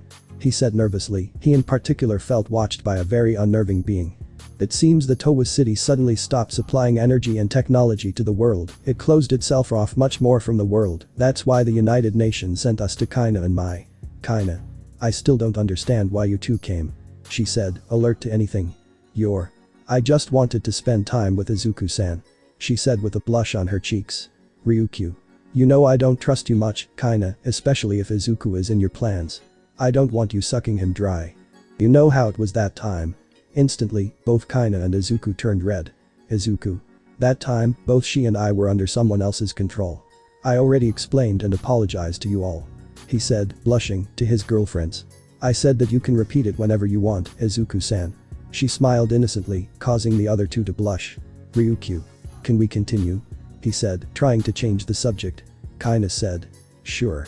Continuing along the path with Yor and Ryukyu behind, and finally Izuku, who didn't want anything bad to happen to his girlfriends.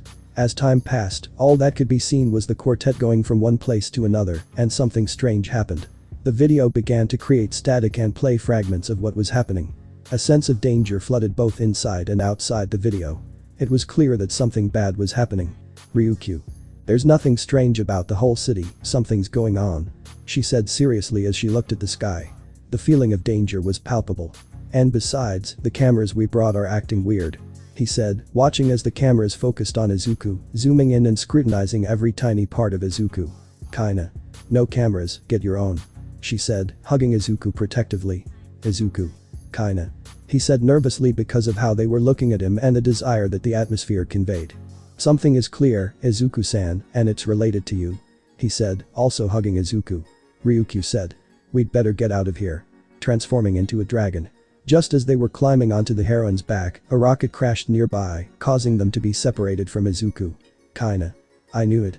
She said, standing up and looking around. Izuku. Izuku. This way. He flew off followed by robot bears throwing grenades. What the hell? Kinda. Very well, this is very bizarre.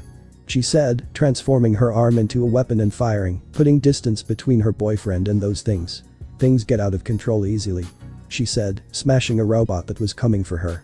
No, no, no. You can't take me away from him. If I don't take him, Manaka will be sad. A child's voice called from the other side of the plaza where they were standing. Ryukyu. I'm sorry whoever you are, but he's coming with us. She used her wings to clear the field and saw the cause of it all. The girl. Member of the Ultimate Despair. Kotoko Itsugi. Quirk.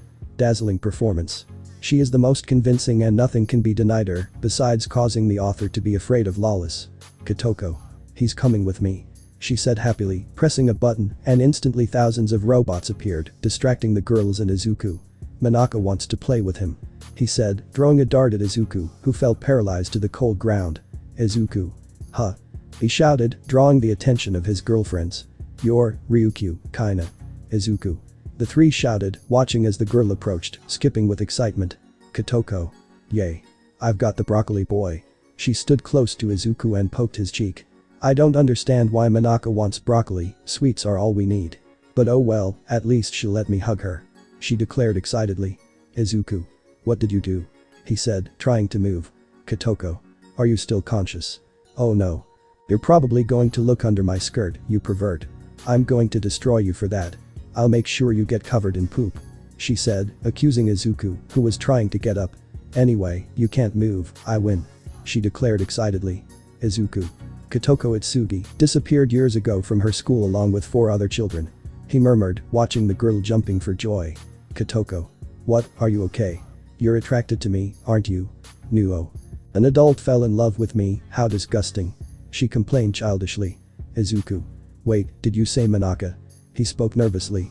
Kotoko. Yep, Manaka wants the broccoli so we played catch. She said excitedly. Izuku. Manaka Towa. Kotoko. Hey, how do you know the great Manaka?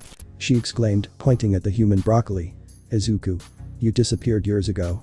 It's impossible not to know that 5 children could just vanish like that. He shouted, feeling his fingers move slightly. Kotoko. We just went with our older sister. She smiled at the boy as a loud crash sounded. The girls were almost there. Oops, I forgot about you guys, all that talking distracted me. She pulled out a controller and directed some bear robots to capture the boy. Goodbye. She smiled at both the girls and the cameras. End of video. The room was frozen as they watched a girl kidnap one of the most powerful heroes in the world. There wasn't much to say beyond what was logical. Mina. What happened? Was the first to come out of shock. Achako. Midoriya-kun was kidnapped by a girl. She murmured, unable to believe what she saw. Kyoka. The continuation is there, right? She said nervously and impatiently, looking at the videos in the danger section. Momo. Izuku-san in Towa City. The pieces finally fell into place, now he understood what was happening. Tsuyu. They rescued him. Kiro. She spoke, believing she knew the ending. Kyoka. That can be answered easily. Clicked on the video. In the video. The sabotage cameras followed the pink-haired girl and the captured Izuku. Their fate. Only the girl knew, and of course she wouldn't talk to the talking broccoli about it. She didn't need to, and besides, she was only told it was to create a utopia of children free from adults. Just thinking about it made her jump for joy. Izuku. Since it's not worth asking where we're going, can you at least tell me why you're doing this? He said without looking at the girl, who glared at him. Kotoko. We'll create a paradise for children, no adults allowed, and for that, Manaka needs something from you. She spoke innocently to the adult. I don't know what it is, and you'd better not make a pass at her. She threatened the green-haired boy, who sighed in annoyance. Both followed with a path of mass destruction behind them. Ryukyu, Kaina, and Yor were going as fast as they could to save their prince. Of course, it could only be guessed by the sounds of explosions and bullets in the distance. Izuku just had to wait for the paralysis to go away with each breath, as Shinobu taught him. At every moment Izuku felt how his mobility slowly but surely returned. Kotoko. Mo na Circa. She shouted excitedly to the great hall of her headquarters. She appeared from an elevator, the leader of the desperate children, and the main cause of the city, being a chaotic mess of living dead adults. Member of Ultimate Despair. Manaka Towa. Quirk. Despair genius. The Hell girl possesses the intelligence of a scholar, almost reaching the level of Ishigami Senku. Manaka. Kotoko, you did it. She said happily, looking at Izuku who was asleep. Well, you were the big winner of this game. Kotoko. Yes. She squealed excitedly, throwing herself at her prize, a hug from her leader. I love you, Manaka. Manaka. I love you too, Kotoko. She said, returning the hug. Now we can continue with the plan.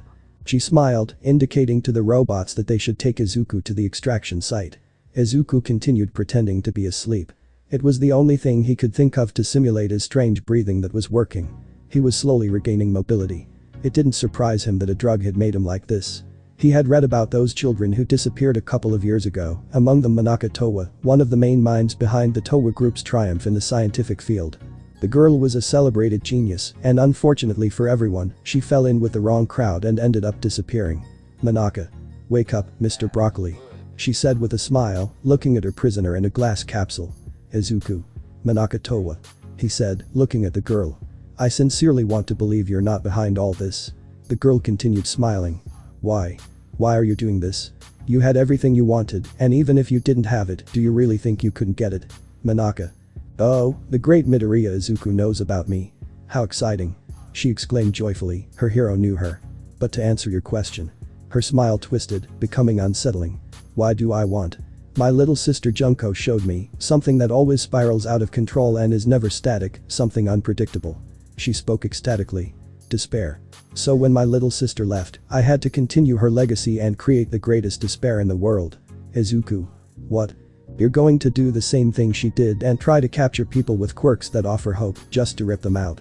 The same thing will happen to you as happened to Enoshima, and both Nigi and Ikisaba will come to stop you. He spoke with strange breathing, one more minute, and he'd be free.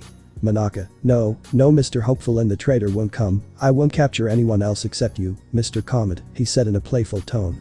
Towa's city arose from something very interesting that I will use for my goal. With the flick of a button, the lights turned on, revealing something strange. Manaka. It's an egg. But not just any egg. To Izuku's surprise, the girl stood up from her chair and walked around the capsule that contained it. The egg of a life destroyer, and when it hatches, thanks to the energy within you, people will feel desperate. No hero will be able to protect them. Izuku. Your plan is to unleash a powerful being and kill us all. He shouted, trying to get out. Manaka. That's right, and thanks to the energy I've gathered since you came in here, it's almost ready. She declared excitedly, startling Izuku. Izuku. Eh? He stared at the girl in shock. A few more seconds and he could take care of the egg. Manaka. You think I didn't notice? He said innocently. Your breathing is strange, it's like the pillars.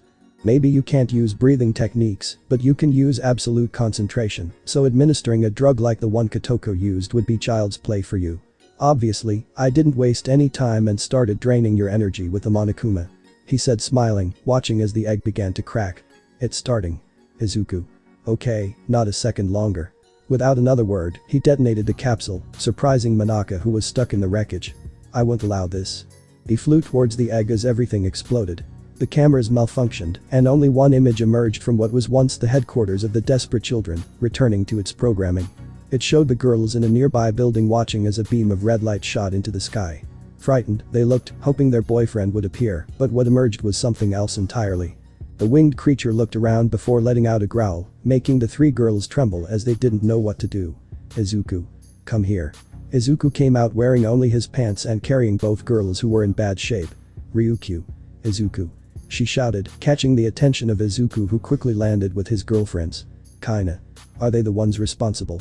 She looked at both girls, asleep and comfortable on her boyfriend's back. Izuku. It was Enoshima Junko who poisoned their heads. Left both girls and looked at the creature fluttering from side to side. How strange. Is something wrong, Izuku-san? He said, poking the green-haired girl with a stick. Izuku. He's supposed to destroy things and cause despair in human hearts, but he looks. The creature fluttered more. Happy. Kinda. Maybe he just wanted to get out, you know how hard it can be to be locked up with no way out. She said, hugging Izuku's arm. Izuku. Kinda. He looked at his bi-colored girlfriend who was clinging to his arm. Kinda. Idiot, don't scare us like that again. She cried a little, she really thought she was going to lose him right there. What would Anya and Iri-chan do without their father? Now it was the dark-haired girl who was crying, hugging her boyfriend's back. Ryukyu. Izuku, please don't scare us again. she said, hugging her partner's chest. Izuku. Sorry. Izuku stood there as the creature flew overhead and sometimes launched beams of mass destruction in the excitement of getting out. End of video. The atmosphere turned cold and none of the girls said anything. Their friend and romantic interest had been kidnapped by children who used him to revive a being of mass destruction that turned out to be a bird that wanted freedom. Sigh. Midoriya-chan usually gets into a lot of trouble, Kiro. Being the first to come out of the shock, she spoke, waking her friends. Mina. Why did I have to put that? She yelled angrily at herself, clearly frustrated. Achako. That was very bizarre. She whispered, still not quite believing what she saw. Kyoka. I agree with Uraraka. She said, stretching to go in front of the monitor. How about we leave that topic aside and continue watching? Momo. That sounds like the best idea. She said, sipping her tea. The surprise was too much for her. Kyoka. Thought for a moment, unable to decide between one video or the other. Mina. Oh, this one. She pointed to the one with a temple, and the purple-haired girl didn't hesitate. Good. In the video. Akeno is usually quite flirtatious and likes to tease her boyfriend, she just hides the fact that she has a great time with him. Today she would definitely tease him a little more since they were going to a temple at a request, the place held a mystery that she wanted to solve. Izuku. Akeno-chan. He called to his black-haired girlfriend, they were going to meet nearby, and he couldn't find her. Akeno. Izuku doesn't have to be so impatient. The black-haired girl descended the temple stairs with a smile on her face. Akeno. Surprise. Izuku looked at her boyfriend who was blushing. So, what do you think? Izuku. Beautiful. He blurted out, causing the dark-haired girl to smile even more. Akeno. Although if you want. She approached to play a little with the green-haired boy. You could see Mori Izuku. Akeno-chan. He said sheepishly, hugging his girlfriend. Not here. I'll give you all the love you want later, okay? He smiled at the dark-haired girl, who buried her face in her boyfriend's chest. Akeno. But this time just us, okay? She asked without looking at him, and Izuku stroked her hair. Izuku. Fine. They were like that for a moment before Akeno let go and saw the ancient temple going up the stairs. You still haven't explained to me what we're doing in a ruined temple. Akeno. Decades ago this temple stood as a great place where peace dwelled. Began a prepared monologue, making her boyfriend smile at his dark-haired girlfriend's antics. It was said to be cared for by a being of immeasurable beauty. Izuku. I didn't know you protected temples, Akeno-chan. He said innocently, causing the girl to blush. Akeno. Izuku. Don't interrupt like that. She said with a cute blush that the green-haired boy loved. As I was saying, the temple had a guardian of incredible beauty and power. It was said to be a bird so glorious that with a simple flap of its wings, it released incandescent light that healed and calmed even the hardest hearts. She continued her monologue, looking at the place. Izuku. And what happened to make the temple end up like this, charming priestess? He said, making his girlfriend nervous. This time she would return the teasing. Akeno. A storm swept through these lands. It was very strong. Lightning struck the structure, starting a fire. Only 3 animals were trapped in the burning embers. After that, a rainstorm extinguished everything, leaving the place as you see it. She finished, arriving right at the last step, followed by her boyfriend. Izuku. What happened next? He looked at the dark-haired girl with excitement. Stories like this thrilled him. Akeno. A celestial being descended from the heavens, saddened by the death of 3 innocent beings. So with her power she gave them a new opportunity as guardians. From the rubble, the 3 beings rose before the terrified gaze of the humans, who began to attack them, not understanding much of that power. She said sadly, entering the temple followed by Izuku. It is said that they will only appear before humans when their hearts are kind and just. She finished her story, reaching the top of the place. Izuku. I suppose you want to know if the celestial being exists. He said, to which his girlfriend nodded. Akeno. According to legend, Ho-Oh will appear after his bell rings during a special dance, but only before a person with a righteous heart capable of loving beyond their limits. Smiled at her boyfriend, who was beginning to understand. Izuku. Tell me what I have to do, oh great priestess of lightning. He said, bowing exaggeratedly before the dark-haired girl. Akeno. My dear knight Izuku, you have been selected to assist in the summoning of Ho-Oh. She smiled, playing along with her boyfriend. Izuku. Okay, what are we supposed to do? The dark-haired girl took Izuku's hand and led him to a stage. Akeno. It's simple. From her dress she took out a bell and handed it to Izuku, who instantly lit up. Don't let go of it. She walked away towards the stage, beginning her ceremonial dance. Izuku was captivated watching his girlfriend dance on stage. He didn't notice when the bell flew out and landed above his head. Its light was overwhelming. He didn't care, though. He was too busy watching his girlfriend have fun. When she finished, the dark-haired girl approached just as a loud squawk sounded. From among the clouds emerged a bird with its colorful feathers looking down. Izuku's gaze shifted from his girlfriend's eyes to the bird flying nearby.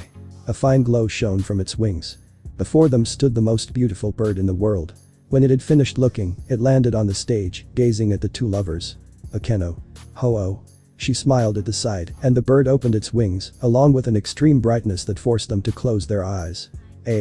When she opened her eyes she realized that the bird was no longer there. Izuku. Look, we have a memory and proof. He reached out to pick up the only thing he left behind, a brightly colored pen. It's hot. End of video. Mina. Beautiful. Was all that came out of her mouth. The bird was majestic to her. Momo. No doubt comforting. She said with a smile, letting her tea cool. Oh. She looked at the cup and became sad. Kyoka. Did anyone else notice how that bell rang with every step? Her friends looked at her. Well, it was just me. She sighed, disappointed. Sigh. Not all of us have as good an ear as you, Kyoka-chan, Kiro. The little frog pointed out matter-of-factly. Mina.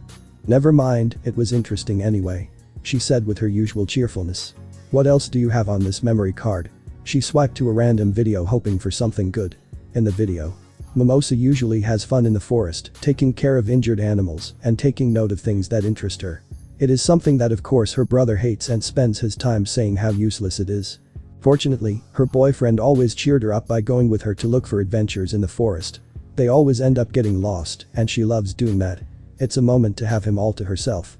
Mimosa. Hurry Izuku-san, we're close. The brunette said excitedly. On one of her trips to the forest, she found something she hadn't seen before and obviously dragged her boyfriend along to see it. Izuku. I'm coming, Mimosa, I'm right behind you. He said cheerfully. It was comforting to see his girlfriend so happy. Can you tell me what we're looking for now? Mimosa. A fairy. She exclaimed excitedly. Izuku. A fairy. I don't need to see a fairy, Mimosa-chan. He assured, and his girlfriend stopped for a moment, looking at him, not knowing why he said that. I already have the most wonderful fairy right in front of my eyes. He smiled at his girlfriend, who turned as red as an apple.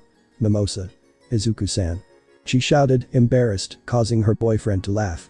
Come on. She took his hand again, leading him to the place. Here. Izuku. An oak grove, they're not very common around here. He said, analyzing the object. Mimosa.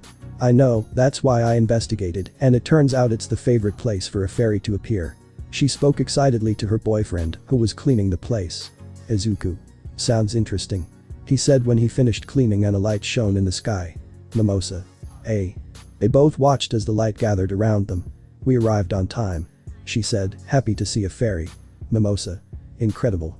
The girl's voice caught the attention of the being who curiously came down to look at both boys. Izuku. Hello little one. He smiled at the curious being who approached to touch Izuku's nose. It tickles. He moved away to look at Mimosa and went to her. Mimosa. How cute. She smiled, activating her quirk and letting flowers grow out of nowhere, surprising the being that fluttered near the girl. Oh. This was Mimosa's happiest day. End of video. Momo. That sounds familiar. She said, looking at the oak grove in detail. Kyoka. Do you know what was happening? Momo. Not really, just bedtime stories mom told, a fairy capable of changing the seasons with her presence. Looks just as mom describes her. Ichako. He's so cute. She squealed affectionately. Sigh. Looks like an onion, Kiro. She muttered to herself. Mina. Will there be a video with that thing? She was about to approach when a rather damaged robot emerged from the hole that connected to the surface. Kyoka. We already know what to put. Approached and put the chip into the USB, playing the video. In the video. Senku. There's not much time to talk. He said, his body covered in wounds. Everything went wrong. Kirishima, if you're watching this, we're in danger. The best thing would be to block access to the surface, but given how things are, I don't think it'll work. Get ready, Kirishima, Bakugo, Todoroki. He's coming. There's not much time left alone. The scientist looked away, frightened. If I don't come back, tell Kahaku I'm sorry. Sai was the first to recover from shock and nerves, grabbing the USB drive and skipping towards the principal's office. Something was going to happen and there wasn't much time to prepare. Something happened to her friend on that field trip and it couldn't be anything good given how the scientist acted. Nezu. Miss Asui, is something wrong? The intrusion of his student halted his planning for a new defense system at UA. Sai. It's urgent, Kiro. The little frog showed the USB drive, making Nezu attentive to what might have happened. Nezu. You can leave it in my hands, Miss Asui. He smiled at his student, who placed the device on the table to go and warn her friends. Those three had to be prepared. Let's see what happened now. 30 minutes later, Nezu already had the teachers ready for a possible surprise attack. The principal, with the help of sonar, was able to determine how far the chaos surrounding Senku was from the academy, and it wasn't very far at all. Obviously, he was more than prepared for it, having Endeavor just a phone call away, as well as Ryukyu and Mirko. Being close to Midoriya, they could be of help in this. Ectoplasm. What are you doing here? The teacher looked as Class 3A stood in their battle-ready suits. Kirishima said seriously, standing next to his teacher.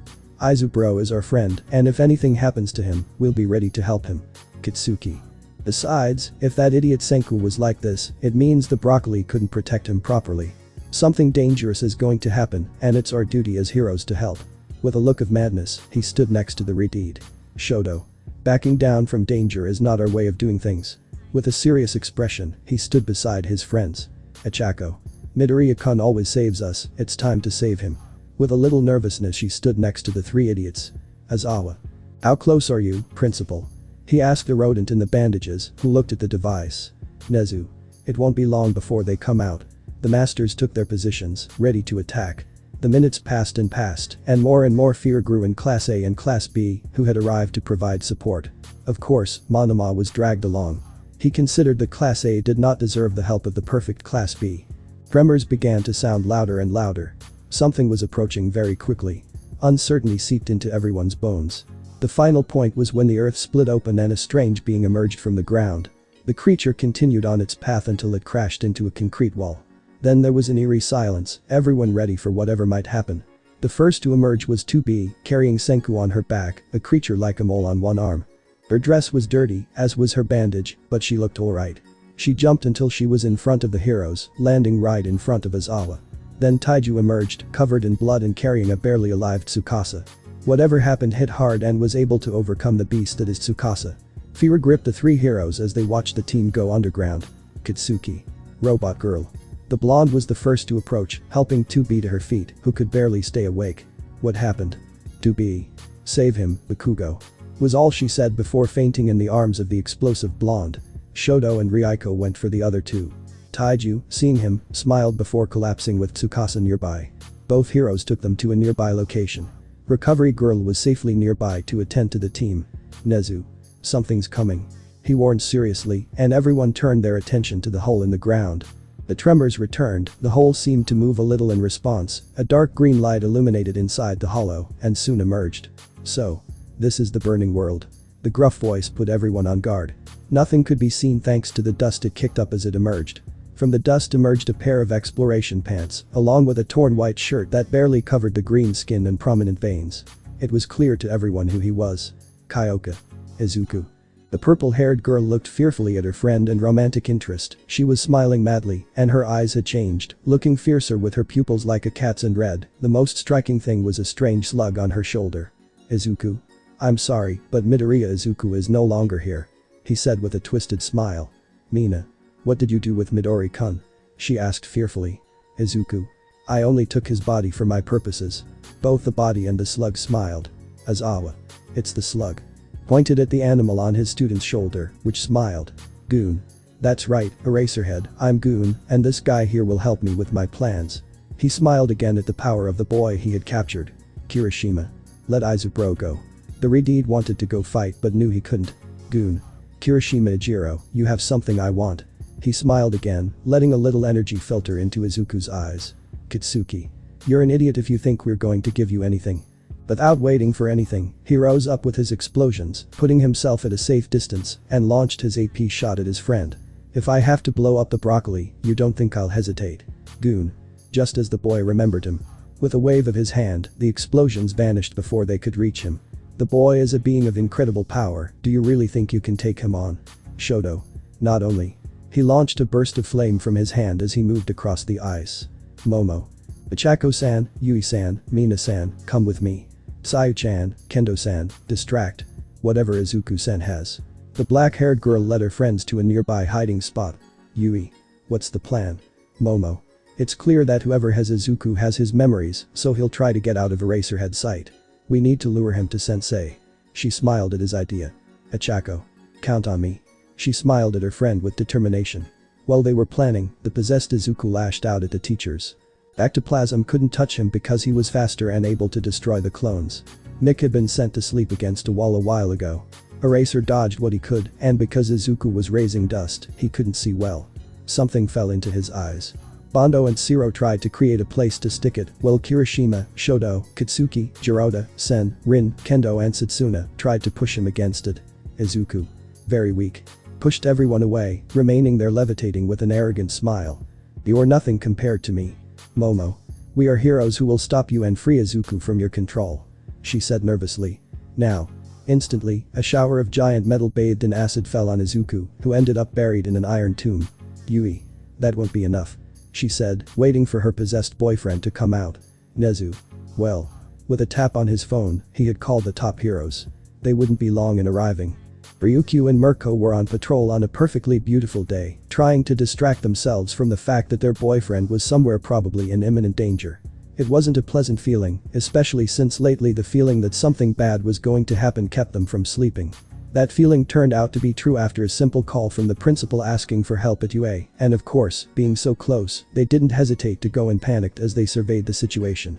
Her boyfriend was there, as were her friends, students, and teachers, all staring at the green-haired boy who looked more undead than ever. His smile was twisted, and his eyes revealed pure evil. Goon. They're nothing. Hand him over in peace and I'll let you live as my pets. The sweet and tender voice that assured you that everything was alright had also disappeared, leaving only perversion and fear. Mirko. Izuku.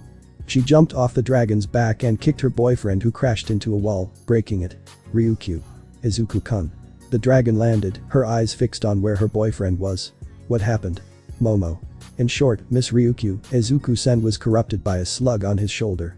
Spoke, ready for combat against her friend. Goon. Oh, two professional heroes, how touching. He smiled macabrely at the two heroines as a burst of flames arrived. Endeavor. You're really messed up, kid. The number 1 hero arrived along with the number 2, both of them received Nezu's message. Hawks. What a crazy thing you're up to, kid. He said, holding 2 feathers like swords in his hands. Goon. The eternal number 2 and his servant, what grace, can't you handle this boy alone? He said playfully, causing the hero's flames to burn even hotter. Katsuki. As the winter man said. Smiled, standing next to the number 1 with a challenging look. I know the idiot is still there and I'll beat him out of there. Goon. Try it, but I doubt you can. The kid is under my complete control. He rose up with a dark green aura and charged at the number 1 hero, ignoring both blondes.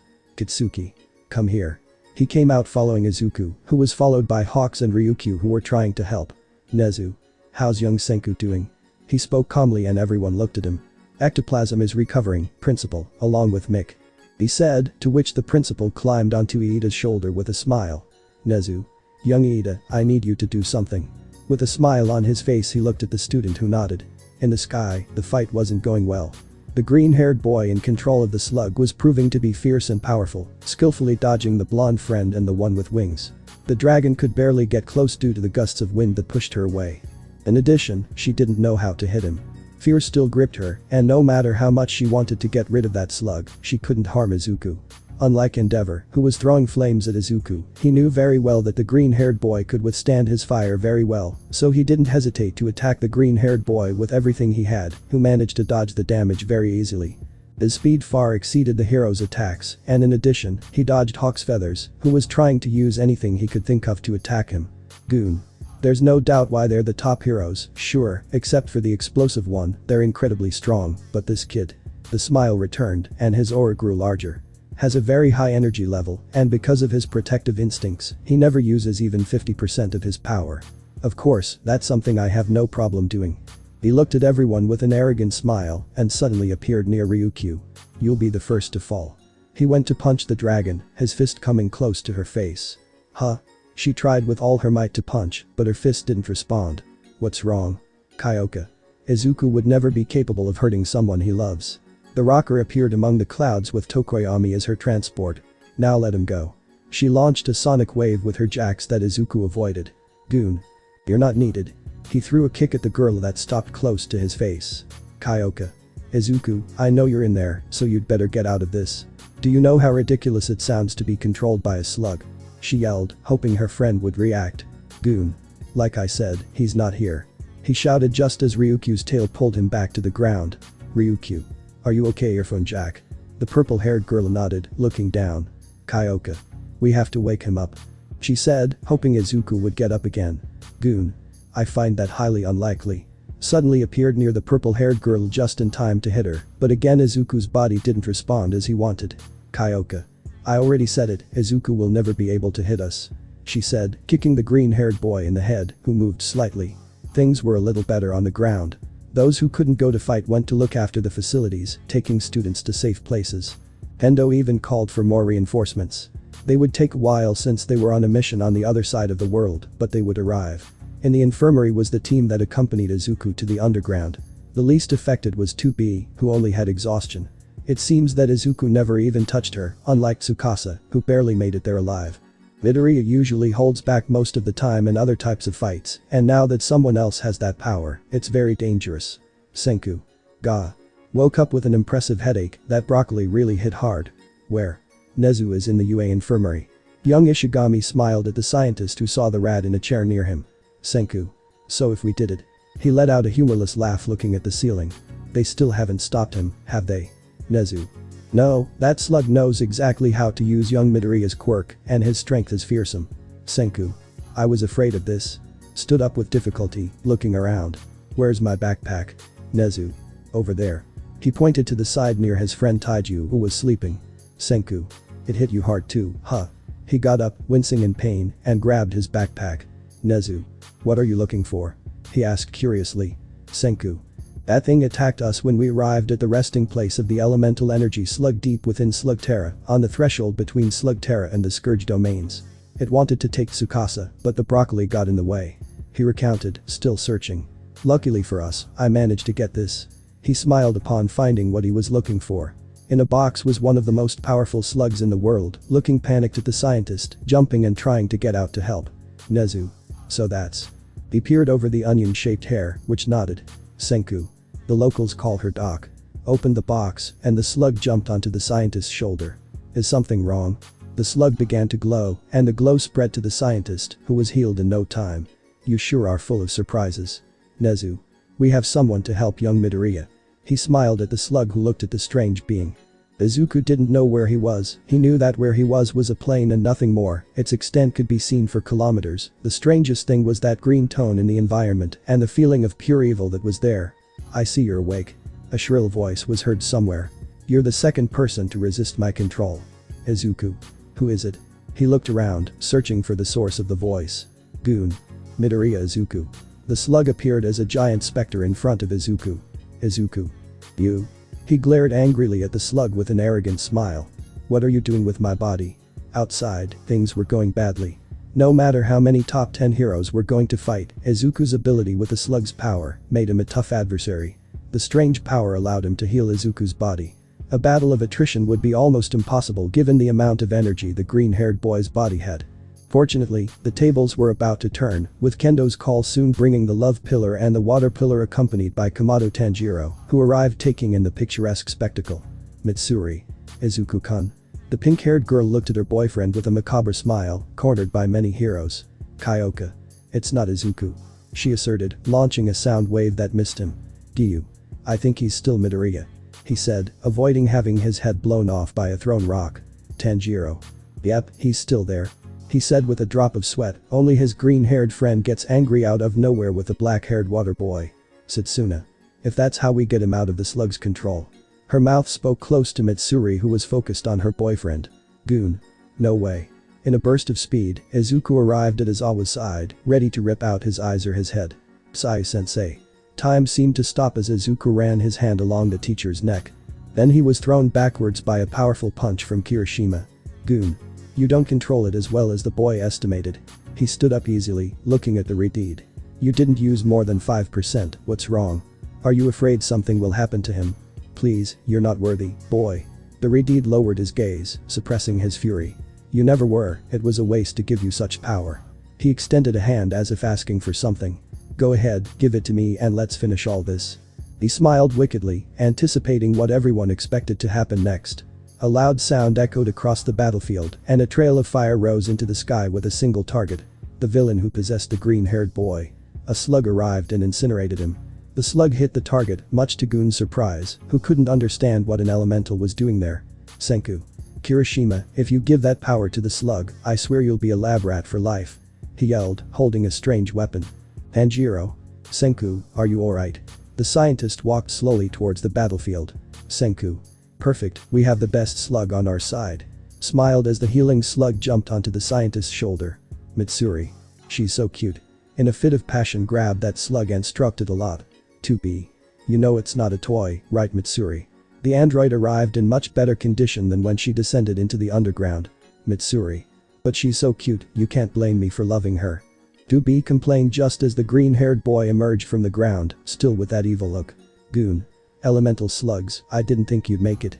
He growled in exasperation, looking at the healer in Mitsuri's hands. You'll be the first to fall. He lunged, determined to end this instantly. Kirishima, Tetsu. We won't let you. They both joined forces in their maximum resistance mode, not letting the green comet pass. Goon. They're nothing to me. He kept pulling down, trying to reach the pink-haired girl, when she jumped onto the wall, sword in hand, forcing the green-haired boy back. A little more and he would have hit the slug. Senku. Alright, I need time to work out the plan. Tanjiro, Bakugo, Shoto, distract the madman. The named ones nodded before going against Izuku. Mitsuri, 2B, stay close. Izuku is still there, and I know he wouldn't be able to seriously harm either of you. Both nodded and went against Izuku. Yui. What will we do, Senku? Senku. I need a clean shot, and unfortunately Kaina isn't here so I need precision. Leave him still in one spot and I'll take care of the rest. He said, preparing the attack. Izuku was very confused, fighting against his friends and girlfriends. He couldn't do much to help. Every time he tried to fight what he believed was the mental image of the slug, it changed the environment to turn it into its playground. Izuku. You won't win, there are too many against one. He said with a smile. Goon. Oh, you think so? Your power is incredible and it increases with every passing day, every second you breathe. You have the ability to advance almost without stopping. You're wasting your potential. He yelled, throwing the green-haired boy into the air. Izuku. I don't waste anything. He yelled, launching himself at the slug. It's not my fault that it knows how to use my quirk better than a disgusting slug. He tried to hit the slug again, but it only got bigger. Goon. You won't get very far, kid. Only I can use this place. Izuku. 2 can play that game. With a snap of his fingers it began to snow. Salt. Goon. Hey. Is this the best you've got? He mocked Izuku's attempt, who had a smile on his face. Izuku. No, but thanks for asking. With a snap of his fingers, Goon glowed and felt his skin burn. Goon. God, what have you done? He screamed in pain. Izuku. Turning your body like a slug from the surface and very irritable to salt. The anger in the slug was growing as he looked at Izuku in front of him. In the fight outside, everyone noticed how the slug seemed to lose strength with each blow it dodged or received. Something was happening, and most knew what it was. Their friend was fighting. Goon. Enough. With a shove, he moved away from everyone, looking down at them. Inside, Izuku felt like he was sinking into the ground. I'll take one for all by hook or by crook. He charged at Kirishima, who had his quirk active +1 for all to resist further. Kirishima. I won't give it to you, Izu already said so. I'm good at using it, and no matter how much you want it, I won't give it to you. He charged at his possessed friend without moving him much. I'll go beyond my limits and stop you. He declared, increasing the force he exerted. Toru. Kirishima-kun. She shouted, worried about the repeat. No one dared approach such a clash of forces. Goon. I'll have it sooner rather than later. Kirishima. Senku, now. He shouted into the air, leaving Goon confused, who didn't even have time to say anything before the elemental hit him full force. Goon. Ah. Fell to the ground unconscious, the slug seemed dehydrated, and Izuku finally lost to Kirishima. Izuku was quickly taken to the infirmary. That blow snapped him out of mind control and released his energy, as did Kirishima and everyone else who had been hit by Goon. Things were looking up now that the chaos had dissipated. A few hours later, the rest of the team from the underground awoke along with the strange mole that came with them, who soon got lost in the UA facilities creating a mental map. The discovery of this place in the burning world would be well recognized in Slugterra. The first mole on the surface would surpass his ancestor, the hero of the 99 caverns and beyond. Nezu. Is it safe to let him wander around there? He asked Senku, who was checking the damage on 2B. Senku. There's no need to worry, that mole will just get lost, open doors, and maybe eat everything in the cafeteria," he said, further repairing the android's right forearm. "How are you feeling?" "2B. All systems are in order, thank you Senku." She spoke calmly. A moment of relaxation was welcome after so many problems. "Tsukasa. My shoulder still hurts," she said, looking at the mess her friend had made. "I didn't think Izuku had so much power." "Senku? That was due to all the energy he released. Izuku usually has a reserve for difficult times. The slug just released its brakes and a lot of power came out, which he used against you and Kirishima. Taiju. And the others. Senku. It was just games and tests with the power of the green comet," he said, approaching the giant hole in the middle of the field. Slug Terra was opened. 2B. The entrance between two worlds that should never have met. She spoke, approaching the scientist. "Both in Slug Terra and on the surface there are legends from both places. Taiju. I still don't understand why they shouldn't cross paths." Senku facepalmed at his friend's stupidity. "Senku. Surely because of the differences between worlds, the different powers, and because of the infernal beings deep within the planet who want to conquer the world." Taiju looked at his friend in surprise. 2B. When we reached the threshold and took dock, that strange creature told us, a portal between the lowest levels of the planet where they harbor the scourge and the dark water to corrupt the surface. This made his friend nervous. Senku. Imagine all the heroes of planet Earth powered up by a dark power, and that doesn't even include that demon they talk about in the caves of the east. Nezu. I suppose he'll want to close the passage," the principal said, leaning on Taiju's shoulder, who was surprised by that. Senku. It's for the best, only after taking the mole back home. He got up to go see his friend. 2 days later and after many visits to Izuku from his girlfriends, he finally opened his eyes today. Sleeping so much had restored some of the energy he had so lightly spent as a slug. He opened his eyes looking at his daughters asleep on his lap. Anya had her penguin in her arms, and Eri was wearing a shark costume. Izuku. I think I'm going to. He was almost knocked unconscious by one of the world's greatest powers. Tenderness. Anya. Mani. Bit the penguin, drooling a little. Eri. Queen Apple. She smiled unconsciously, clinging tighter to Izuku's leg. Izuku. It's not such a bad way to die, he said, looking at the ceiling with a smile. The good thing is that I was able to come back. He stayed there waiting for something, melting with tenderness as he watched both girls sleep. Unconsciously, he stroked their hair, and they smiled, recognizing their father and his sweet, gentle touch. Rumi. Well, it's my turn to look after you today, so you'd better. She stopped talking, looking at her boyfriend and smiling at the girls. Izuku. The rabbit jumped into the green-haired boy's arms, waking the two girls up. Izuku. Hello, Rumi. He smiled as only he knows how. The albino couldn't resist any longer and kissed him passionately. Eri. Mommy Rumi. The girl rubbed her eyes and stretched, shaking off her laziness. Huh. Izuku. Hello little unicorn. Opened his arms and Eri, with tears in her eyes, went to him. Eri. Daddy. The little girl clung to her father, sobbing with happiness. You're okay. Anya. Eri, what's wrong? The pink-haired girl woke up, looking at the scene. Dad. She also joined the family hug, squeezing her dad lightly. I was so worried, I thought you weren't coming back. Izuku. Don't say that, Anya. I'll always come back to be with the ones I love. He kissed his daughter's head and hugged them both. You are my world, and I'll always come back to those I love. Rumi. If you ever do something crazy like that again, I'm going to come to wherever you are and kick you right back here, you hear me? She said nervously, worried about what might happen in the future. Izuku. Loud and clear Rumi-chan. Stroked the white-haired girl's ears, which melted at the touch. Rumi. I told you not to do that. She shouted with extreme blushing, lightly hitting her boyfriend and drawing attention.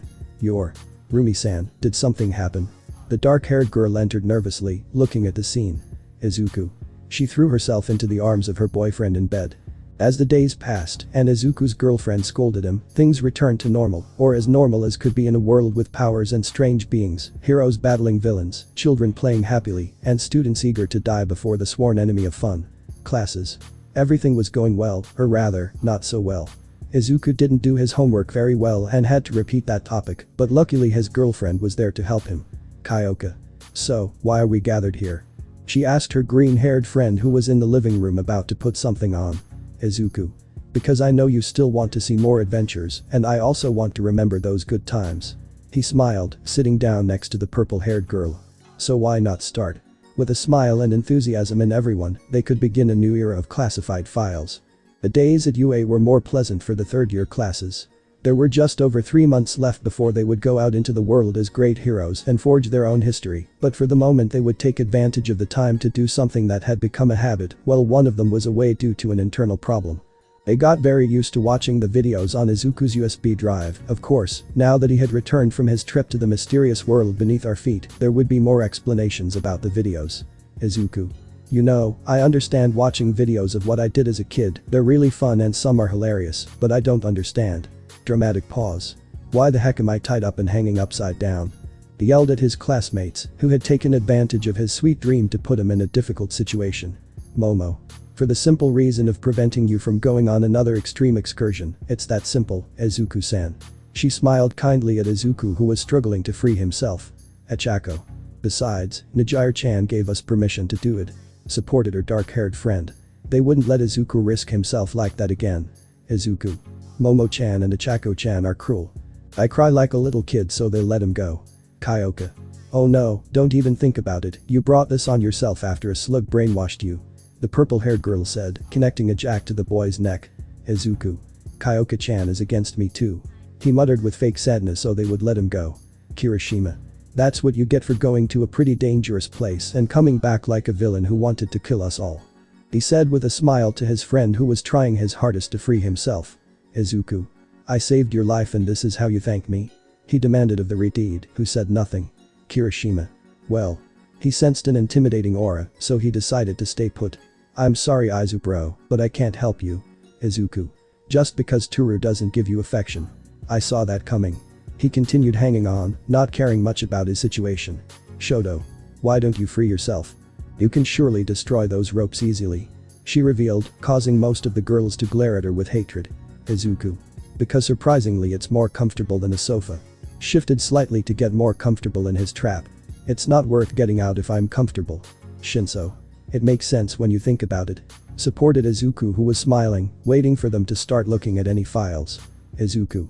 By the way, Kyoka-chan. The girl looked at him after eating a potato chip. Do you know where Victini is? Kyoka. She remembered where she had last seen him. If I am not mistaken, he was sleeping on Achako's pillow. Izuku. Why am I not surprised? He shifted slightly in his seat. Ever since he brought his pet, it spent more time with the girls than with him. The ungrateful wretch. Kyoka is grateful that she's not in Mina's room. Mina. And what's that supposed to mean? She said to her friend with a pout, to which the purple-haired girl replied. Kyoka. Nothing. With a smile she ignored her friend who was about to start an argument. Momo. Well. You shouldn't talk, Kyoka-san, your room is a total mess too. She said honestly to her friend, who remained frozen. Kitsuki. Stop arguing already. The blonde boy, tired of the situation, shouted angrily. Izuku. Kaken, you should calm down. It's not even noon and you're already angry. The blonde boy glared angrily at his friend, who smiled at him very amicably. Kitsuki. Whatever. He put everything aside, he knew that when Izuku acted like this, he received a painful blow. Kirishima. So, shall we watch something? Izuku got excited. Today he wanted to show them something. Izuku. I want to choose. He said excitedly. Achako. Well. She approached the television, it was going to be Izuku's arms this time. What do you want to watch Izuku? Izuku. He paced back and forth, wondering which of the many videos was the best. File number 15, that one can find them. Achako. Very well. It didn't take long to find it. It was quite close to the first issues. In the video. At the Bakugo house, the children were gathered. Izuku, Kitsuki, Senku, Nejire, Ryukyu, and Akeno. The latter had found an ancient legend, and since she had to see if it was true alongside her friends, a new adventure awaited her. And what better time than Christmas to do it? Izuku. Akeno-chan, tell us what you found already. The broccoli boy spoke, as impatient as ever. Christmas parties were always fun with his friends. Akeno. Searching in Riaz-chan's library I found this book. From her backpack she took out a leather-bound book with a star printed on the cover. Senki.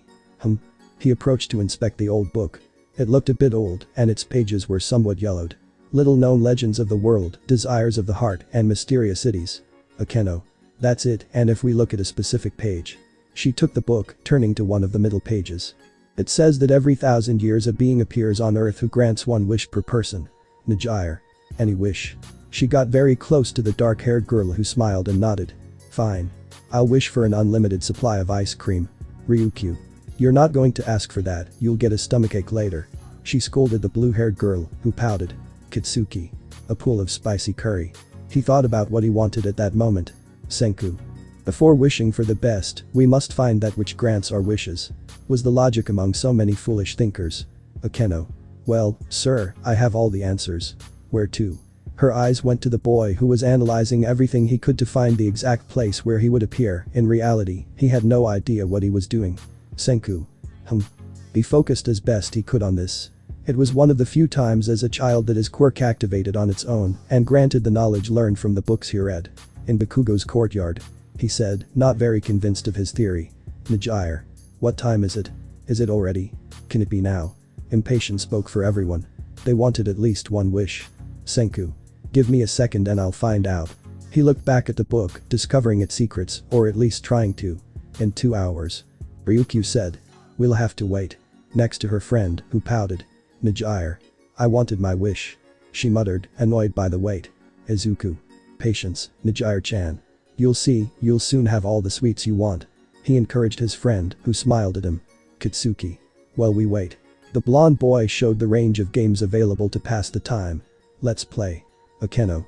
I want to be the first to beat Kaken. She stood next to the blonde boy who sighed. Kitsuki. It's not fair. She knows too much. He accused the dark-haired girl, who stuck out her tongue. Senku. Is Bakugo afraid of him? Teased the blonde, who angrily grabbed a controller, determined to show him that he wasn't afraid of anyone. Not even 5 minutes had passed, and the blonde had already lost more than 25 times to the brunette. It wasn't a good idea to challenge her in one of her specialties, Super Smash Bros. Ultimate. 2 hours and many battles, most won by Akeno, the only exceptions being when she played against Izuku, mainly because she was distracted by Izuku and his fluffy being. Kitsuki obviously accused them of cheating, and Senku was trying to figure out why Akeno surrendered to Izuku. At the moment he had no idea why it was. Finally, after 2 hours, the children were in the courtyard under the hidden gaze of Mitsuki, who was watching over them. They were all staring at the sky, which was slowly turning orange, yellow, and pink.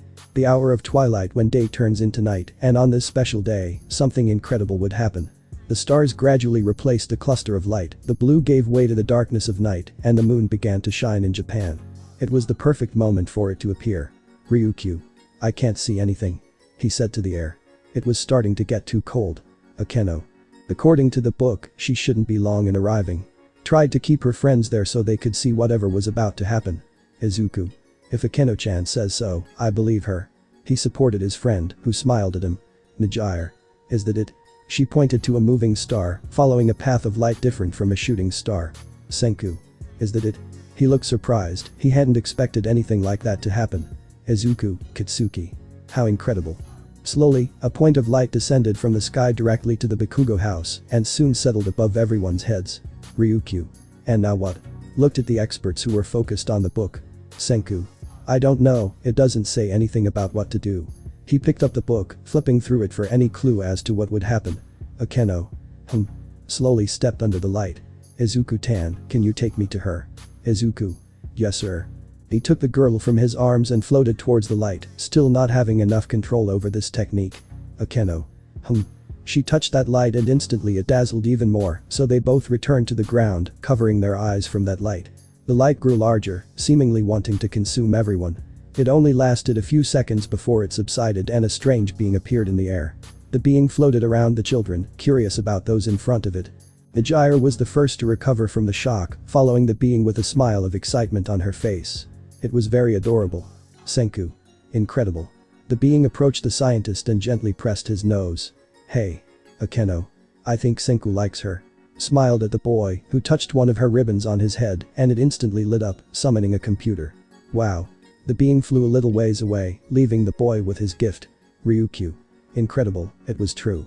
Amazed, she ignored the being floating near her.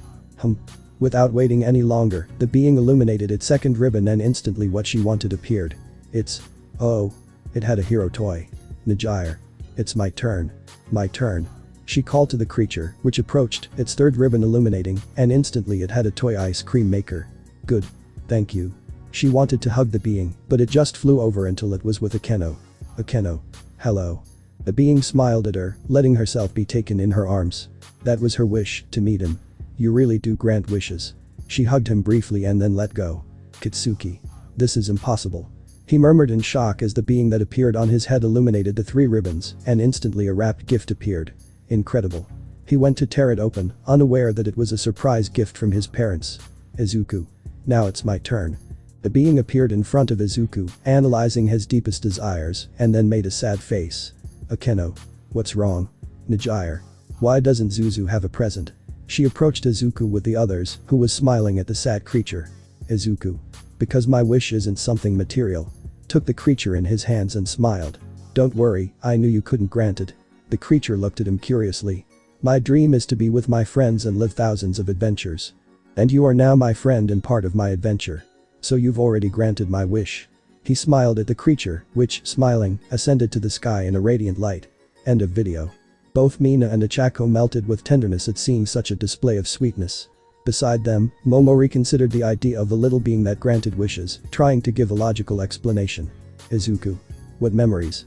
Especially since after that, Kaken was grounded for 2 weeks for ruining the surprise. Bitsuki. Oh, shut up, I haven't had spicy curry for a while. He said angrily to the green-haired boy. Somehow he was a little to blame for what happened. Shoto. Can we still make wishes? He looked hopefully at Izuku hanging there, no more teapots in the world. Izuku. He only comes back every 1,000 years, so I doubt we'll ever see him again. The bi-colored boy suddenly became depressed, goodbye to his newest plan for the destruction of the teapots. Ichako. Every 1,000 years. It seems the bicolor wasn't the only one disappointed by the news. Mina. And here I was wanting some new skates. Pouted at the unfair life she had. Kyoka. And a new guitar isn't bad. She'd go buy it later if she had enough money. Momo. If you want, I can help you, Kyoka-san. She smiled at her friend, who nodded. Izuku. I want to go too. He said happily from inside his wrapper. Mina. So, a threesome, huh? She looked mockingly at both friends who turned red with embarrassment. Relax, today he's yours, but tomorrow Ichako and I will have him, deal. Kyoka. It's a deal. Sealed this mutual agreement with a handshake. Kirishima. Since when is Izubro merchandise? He asked aloud, not waiting for an answer. Kitsuki. File number 29, they treat him worse than a toy. Mocked his friend, who glared at him. Mina. So 29, huh? She approached the computer and quickly found the file. In the video. Of course, Izuku didn't grow up alone. His mother found a talent on the streets that couldn't be wasted. A girl a little older than Izuku with fox ears and tails, destined for greatness. Years later, the photo of that girl named Ari was everywhere. Actress, singer, and songwriter, she rose to stardom to stay and become a queen of the world. However, it wasn't enough, or at least not for her, so she decided to create a music group so that people could see much more talent hidden in the shadows. Originally there were only 4 girls selected by Ari herself for this job, 4 pretty great talents gathered under one roof, and of course, she had to show it to her family first, especially to her very dear younger brother who treated her as if she were her personal teddy bear. Izuku. Well, I understand your idea of uniting 4 girls to create a musical revolution. It seems pretty good to me. He spoke calmly despite his situation. Now explain why you're using me as your personal pillow. Ari. You let lots of girls do it but not your sister. She said, hurt by her unfriendly brother. Izuku. That's different. He said to the blonde, who crossed her arms angrily. Well, maybe it isn't, but seriously, your tails are so fluffy it's hard for me to stay focused. Ari. That's where you should have started. She relaxed, walking towards the door that led to the girls who make up the group. Anyway Izuku, let me introduce you to the KTA. She opened the door revealing 3 girls, each one very unique. Akali. Quirk. Twilight Cloak. Her skin has the ability to blend into the surrounding shadows, making her virtually invisible. Kaisa. Quirk. Supercharge. With each movement she makes she generates more speed up to a limit only she knows. She often uses it to dance for long periods of time. Evelyn. Quirk. Lust. The innate diva tends to attract men and women alike with her unparalleled beauty and free and unrestrained nature. Ari. Izuku, I want you to meet Kaisa, the best dancer in the world, Akali, the best rapper in this part of the planet, and my friend Evelyn. She introduced the girls, who looked at Izuku, trying to figure out who he was. Evelyn. Wow. What a cute guy you have, Ari. She approached the green-haired boy seductively, who sighed when the girl's quirk activated. Hello, darling. Ari. No, not that. Wrapped her brother in her tails and suddenly pulled him away. You're not going to do anything to Eve. Akali. You're really protective of your boyfriend. She mocked her leader, who glared at her. Ari. He's not my boyfriend. She let go of Izuku who was left behind her. He's my brother Midoriya Izuku. She introduced Izuku, who just waved. Kaisa. Wait, Midoriya Izuku. The kid who beat Yakuza by himself. The green-haired boy smiled sheepishly at that. Ari. That's right. Smiled proudly at her younger brother. Kaisa. Oh my god. Suddenly appeared in front of Izuku with a look of wonder rarely seen. I'm a fan, your fluid movements and the way you handled yourself in combat was amazing. Izuku. Thank you. He took a step back, somewhat stunned by the sudden approach. Akali. Hey, calm down Kaisa, we don't want to scare the hero. The girl appeared practically out of nowhere behind Izuku, who jumped. Izuku. That was amazing. He looked at the girl with stars in her eyes, one more quirk to figure out. Akali. What about appearing out of nowhere? The green-haired boy nodded. It's not that difficult. I've been perfecting my quirk since I was a child. Izuku. Well, it's really amazing. I'm sure Ari will know how to take advantage of this. He smiled adoringly at his sister's new friends, who blushed a little for different reasons. Ari. Hey. Stop stealing my brother. The blonde appeared and took the boy in her arms, hugging him protectively. Izuku. Ari. The girl didn't say anything. Evelyn. Please, dear leader, let us chat with the broccoli you have. She smiled at her friend who challenged her with a look. Izuku, Akali, Kaisa. This is going to take a while. The three looked at each other, smiling at the silliness. End of video. Mina. So, you're charming famous singers, huh? She looked at the green-haired boy who tensed up a bit under the gaze of three of his classmates. Kyoka. You really can't be left alone for even a moment, huh? Izuku smiled tensely at the three girls with a kind smile, but a demonic aura. Izuku. In my defense, I was with Ari there, she took me. He tried to explain, but it fell on deaf ears. Kitsuki. Wait, this wasn't the first time he'd been treated like merchandise. The atmosphere seemed to relax as the explosive blonde drew everyone's attention. It was 2 files earlier, what the hell kind of placement do they have of this stuff? Izuku. But you were the one who cataloged them. An awkward silence fell over the room as the blonde boy stood frozen. Kitsuki. Whatever. Let the video start. Ignoring his embarrassment, he pressed the button. In the video. They were only 12 years old at the time, and Izuku already had a few girls after him. He wasn't interested in that at the moment, so he often went off to play video games when he wasn't being chased by girls who wanted to hurt his cheeks because he looked so fluffy and adorable. This led him to meet a rather nice girl who didn't try anything with him. Chiaki Nanami and Midoriya Izuku, both meeting by chance and wanting some peace and fun in the games they had brought, were looking for nothing more than to relax in their little corner of peace, away from the hustle and bustle of the world and irritating teachers. It was the games that brought them together. They would spend hours chatting about which game was better, which one they liked more, and which one they were going to play after finishing the one they were currently playing. Unfortunately, it didn't last much longer than a couple of months when a girl who bullied the green-haired boy discovered Izuku's secret, and of course, together they went to confront Izuku and his friend. Seriously, you prefer that weirdo to us? Said the one who was supposed to be the leader of them all, irritating Izuku. Izuku. Don't you dare call Nanami-chan weird. You're the weird ones for chazzing me like that. He accused the girls, who felt offended. You're our Midoriya-kun. One of them said with a confident smile. Izuku. You. He was going to go after the girl, but his friend stepped in front of him. Nanami. Leave him alone. All Izuku wants is peace, it's not something you can possess. She stood seriously before the girls who looked at her with superiority. He wants what we want. She tried to hit the girl, but was stopped by the angry Izuku. Izuku. Don't you dare touch her. The cold tone and hateful glare were enough to scare her, followed by all her friends. Sorry Nanami-chan, I understand if you don't want to play with me anymore. Nanami. I'll always want to play with you, Izuku. She smiled at Izuku, who blushed a little at how cute she looked. End of video. Izuku. Nanami. He smiled, looking at the one who had been his driving force in his time, the good days by her side. Momo. Are you sure you're alright, Izuku-san? The green-haired boy nodded slowly. Mina. If you'd like, we can wait a moment. We know it's difficult to see her. She smiled at Izuku, who returned the gesture. Izuku. I appreciate it, but right now all I need is for the blood to stop pooling in my head. With a jerk, he freed himself from his restraints and appeared beside Kyoka. Achako. Hey. She complained to the green-haired boy who was already comfortable with the purple-haired girl in his arms. Kyoka. What do you think you're doing, Izuku? She blushed, having Izuku as a sort of comfortable human pillow. Izuku. I want a hug and you're perfect for that. He put his face in the purple-haired girl's neck, deepening her blush. I love your perfume, Kyoka-chan. Mina. Hey, that's unfair. Why was Kyoka-chan first? She pouted at Izuku, who was still in his own world. Momo. Jealous. She smiled mockingly at the pink-haired girl who nodded. Izuku. Kyoka-chan also looked angry, so I'll calm her down in my own way. He revealed, causing more embarrassment to the girl in his arms. Achako. Is Kyoka-chan angry? The girl said nothing, just remaining comfortable in the green-haired boy's arms. Momo. It must be because of what we saw. I don't think I'd be able to stand seeing Izuku-san treated like that. Tried to help her friend, who seemed grateful. Mina.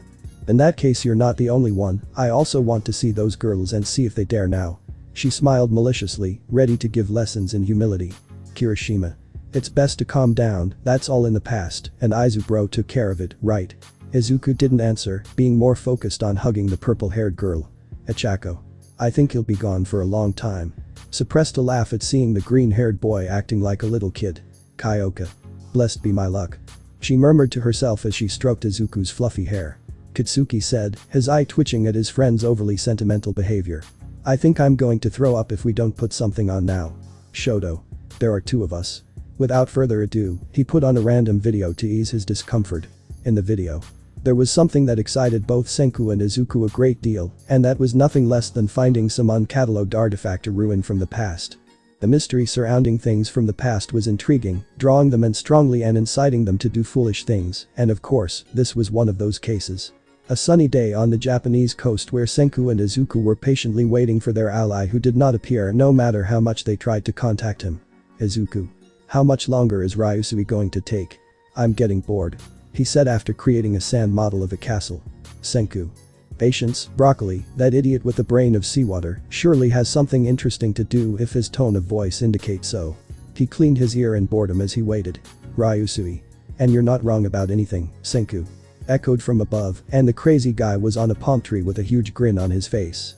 Nanami Ryusui. Quirk. Navigator's snap. With a simple snap, she knows exactly where she is and where she's going. It's impossible for her to get lost anywhere on the planet. Izuku. Finally you deigned to appear. He muttered angrily to the blonde who jumped up beside them both. Ryusui. Don't worry, Izuku, you'll see that what I have for you will be worth every second of waiting. He said, flashing his confident smile again as he stood in front of them both. Senku. And is it? The blonde just looked up with great conviction. Ryusui. That's what I'm getting to. But the snap of his fingers, he summoned his faithful butler who was perfectly positioned for the revelation of the moment. The sound of the waves was easily distinguishable by both friends who looked at each other, quite confused by what the crazy blonde was doing. Senku already expected what would happen, some old ship that has a special history that is probably linked to some creature from some little-known book, kept in a library of some noble somewhere in the world or something like that. It was the kind of thing for which Ryusui would call them to this. Ryusui. It was quite difficult to fix, mainly because its blueprints were lost, and it's also a rather unique design, and made of a rather peculiar wood. He smiled just as a ship crossed the sea towards the coast. Senku. Wow. He murmured, not believing that something like that existed. Izuku. This is incredible. He smiled at the strange ship in front of them. Ryusui. Senku, Izuku, let me introduce you to the ship of dreams and freedom that sailed all the seas of the world. He smiled, showing the ship in all its splendor. The Thousand Sunny. End of video. Mina. Wow. Looked with sparkles in her eyes at the ship and then at Izuku who seemed to be asleep on her friend's shoulder. Achako. She has a sunflower head. She commented gracefully. Momo.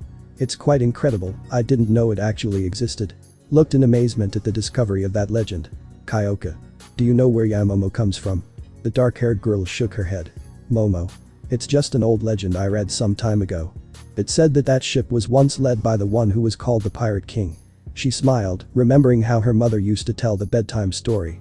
It is said that his laughter brought freedom and hope wherever he went. Izuku. If that was the king, I don't mind sailing the seas on that ship. He commented with his eyes closed. The purple-haired girl certainly knew how to relax him. Kirishima. Next time we go, we have to find out more about that. He said, excited for the next expedition. Hitsuki. For the last time, you shitty hair, we're not going to the North Pole just because you want to see if Santa is real. The Redeed became depressed instead. A new day dawned at UA. Most of the students in both third-year classes weren't at the facilities or dormitories. They had things to do at the agencies where they were based, or they were simply busy that day.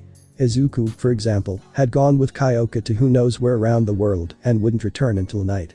Tatsuki was with his girlfriend doing who knows what, and Shoto was with Ryuko visiting her parents. Kirishima was with Fatgum on a case, so there weren't many people in the dormitories. Achako. Well. Today it's just the three of us, so. She said in front of Setsuna and Momo, the only ones whose hero didn't call them or who had something to do. Who's going to play a video first? Momo. I'd like to, but since Setsuna-san is our guest, it would be best if she did it. She yielded to her green-haired companion. Setsuna. Oh, thank you very much, Yayoi Rozu-san. If you don't mind, there's something that's been bothering me for a long time. She pulled her hand away out of sheer laziness and brought it closer to the computer. Ichako. That's quite useful if you're feeling lazy. Sat down next to both of them.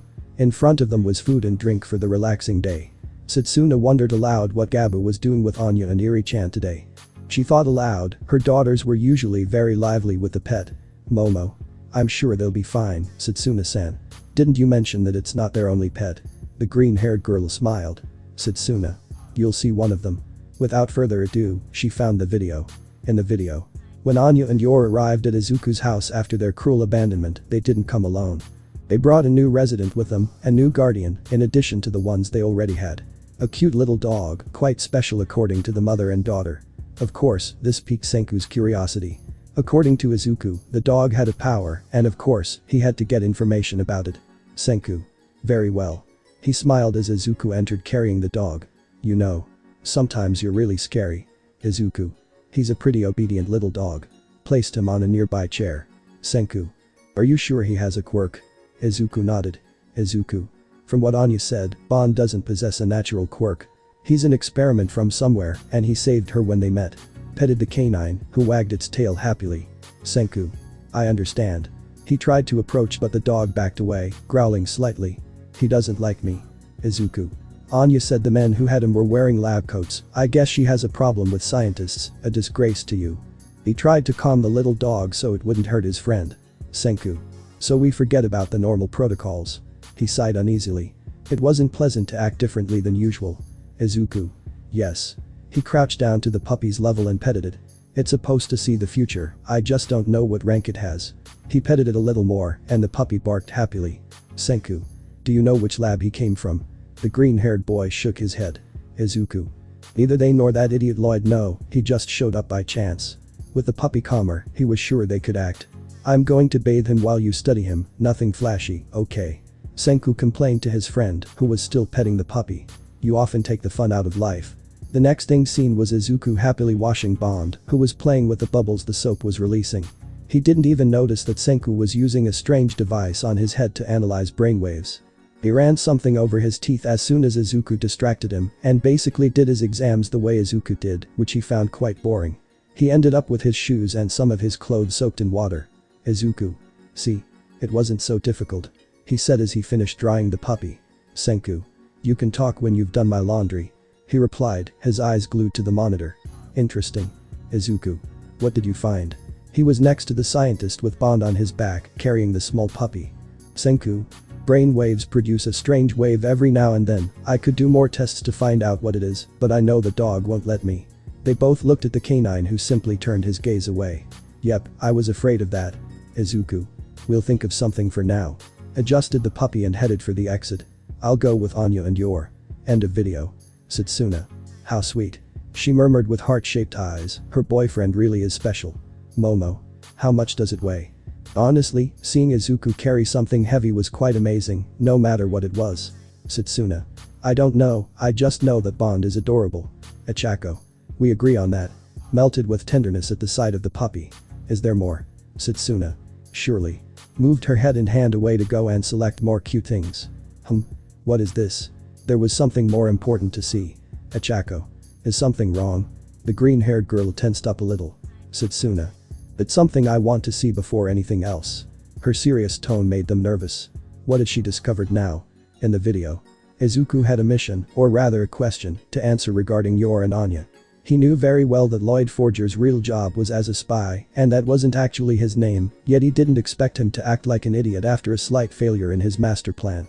It was true that Anya couldn't get as close to her target as she'd hoped, but she still had a certain degree of proximity, not to mention the perfect family they were. Even so, she decided to throw it all away and pursue another plan. She didn't know if it was an order from above or her own decision, but it angered her greatly. Finding the man of 1,000 faces was the easiest thing in the world, however unbelievable it may seem. Many would believe it was a matter of finding a needle in a haystack, only to realize later that it wasn't a needle but part of the haystack.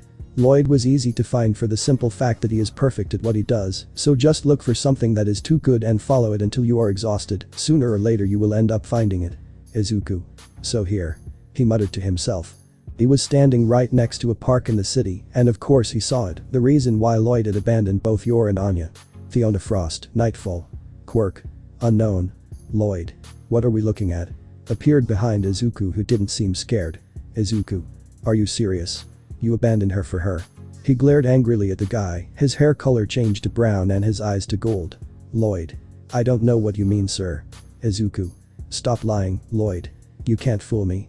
He stood up, glaring at the guy. I know who you are, remember? You tried to kill me countless times without success. Lloyd. I haven't given up yet, Izuku. He replied coldly.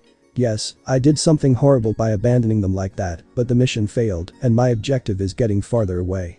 Izuku. So you went to Nightfall and fell into her arms, what? Infiltrating. The guy smiled. Lloyd. Fiona is perfect for the job, I couldn't ask for a better partner. He smiled, looking at his wife. Izuku. After making Yor fall in love with you like that, making Anya believe you wouldn't leave her. The ground cracked beneath his feet with rage. You disgust me, Lloyd. Lloyd. Actually, I'd like to talk to her one last time. There are things I need to sort out, if you'd be so kind. Izuku stood angrily in front of the guy. Izuku. And you still think I'll let you see her? Don't be naive. He raised his gaze, challenging the spy. If I ever see you near them, or if I find out you contacted her, I won't hesitate to tear your country apart. Is that clear? The spy looked at him coldly. Lloyd. Like water.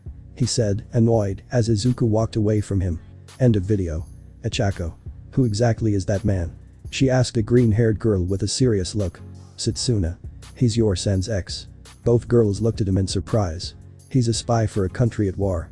The only reason he was with Yor-sen was to simulate a family, part of a mission. Momo. Involved a civilian in a whole dangerous plan. The green-haired girl smirked. Setsuna. Yor-sen is more than meets the eye, yeah Momo, but he not only dragged a civilian into this, he also put a child in danger. She tried to relax, not wanting to tear the guy's face off on the spot. Ichako. Why don't they arrest him? I didn't even know the guy, but I already disliked him. Setsuna. They're at war and anything goes, it's that simple. Sometimes she didn't understand people. Momo. Mi pregunto si hay algo que podamos hacer. Penso en voz alta. Setsuna. Unfortunately, there's nothing we can do. That guy will stay away, knowing what will happen if Izuku sees him too close. At least he's under control. That seemed to calm them both down. Ichako. Thank goodness. She sighed with a small smile. Can I choose now? The green-haired girl nodded with a smile and gave her friend the go. There was a lot to choose from. This one. With a smile she pressed the button. In the video. Komi was quite excited for summer, she wanted to spend more time with her closest friends and at the same time with her boyfriend, so she had the best idea, and since her boyfriend was interested in finding legendary beings, she had the perfect pretext to include her friends in a trip that was not too dangerous and very fun. Najimi. You know, Shoko was really kind to invite us on a trip, and here I was thinking of locking myself in my room and playing video games until I died. He told his friend, who was a little tense. Tadano. Yes, that was very kind. I wonder where we're going, and specifically why did he ask us to meet in the middle of the forest? Now that I think about it, that sounds quite suspicious. Najimi. Oh no. What if? Her face turned to pure terror at the thought of the possibilities. He wants to trap us to sell our organs. Her friend gently hit her to calm Najimi down. Tadano. Don't be absurd, Shoko is our friend and she would never do something like that. She scolded Najimi harshly. Najimi. But it's a possibility, you can't deny it. Smiled at his friend who sighed. Tadano. Look, we're here. It was a fairly large meadow, perfect for a picnic. This is strange, where is she? He looked into the distance to see if his friend was anywhere. Najimi. I told you so. Now strange people will appear from the bushes for my meat. Save me, Hitaman. She jumped onto her friend's back in fear. Tadano. Hey, get down already. He stumbled from the extra weight when a breeze hit them both. Huh. They looked up, seeing a plane slowly descending and stopping in front of them. Najimi. Okay. She got off her friend's back and slowly approached to see what was happening with the ship. The back door slowly opened, making them both tense, mainly because Najimi had planted ideas in her friend's head. When the hatch was fully lowered, it revealed her friend who was looking at them with excitement. Najimi, Tadano. Shoko. The girl waved to them. Komi stepped aside, inviting them to come in. Tadano. Is this how we're going to travel? The girl nodded excitedly. Nejire. Are you sure it's safe? The girl nodded again. I don't know, what do you say? Tadano. If Shoko believes it. Walked towards his friend with Nejire nearby. Nejire. This is very suspicious. She walked cautiously until she sat down in the comfortable seats. My butt is in heaven. She relaxed instantly as soon as she was seated. Tadano. By the way, who's piloting this? The girl just walked over until she was sitting next to her friend. Izuku. Obviously I.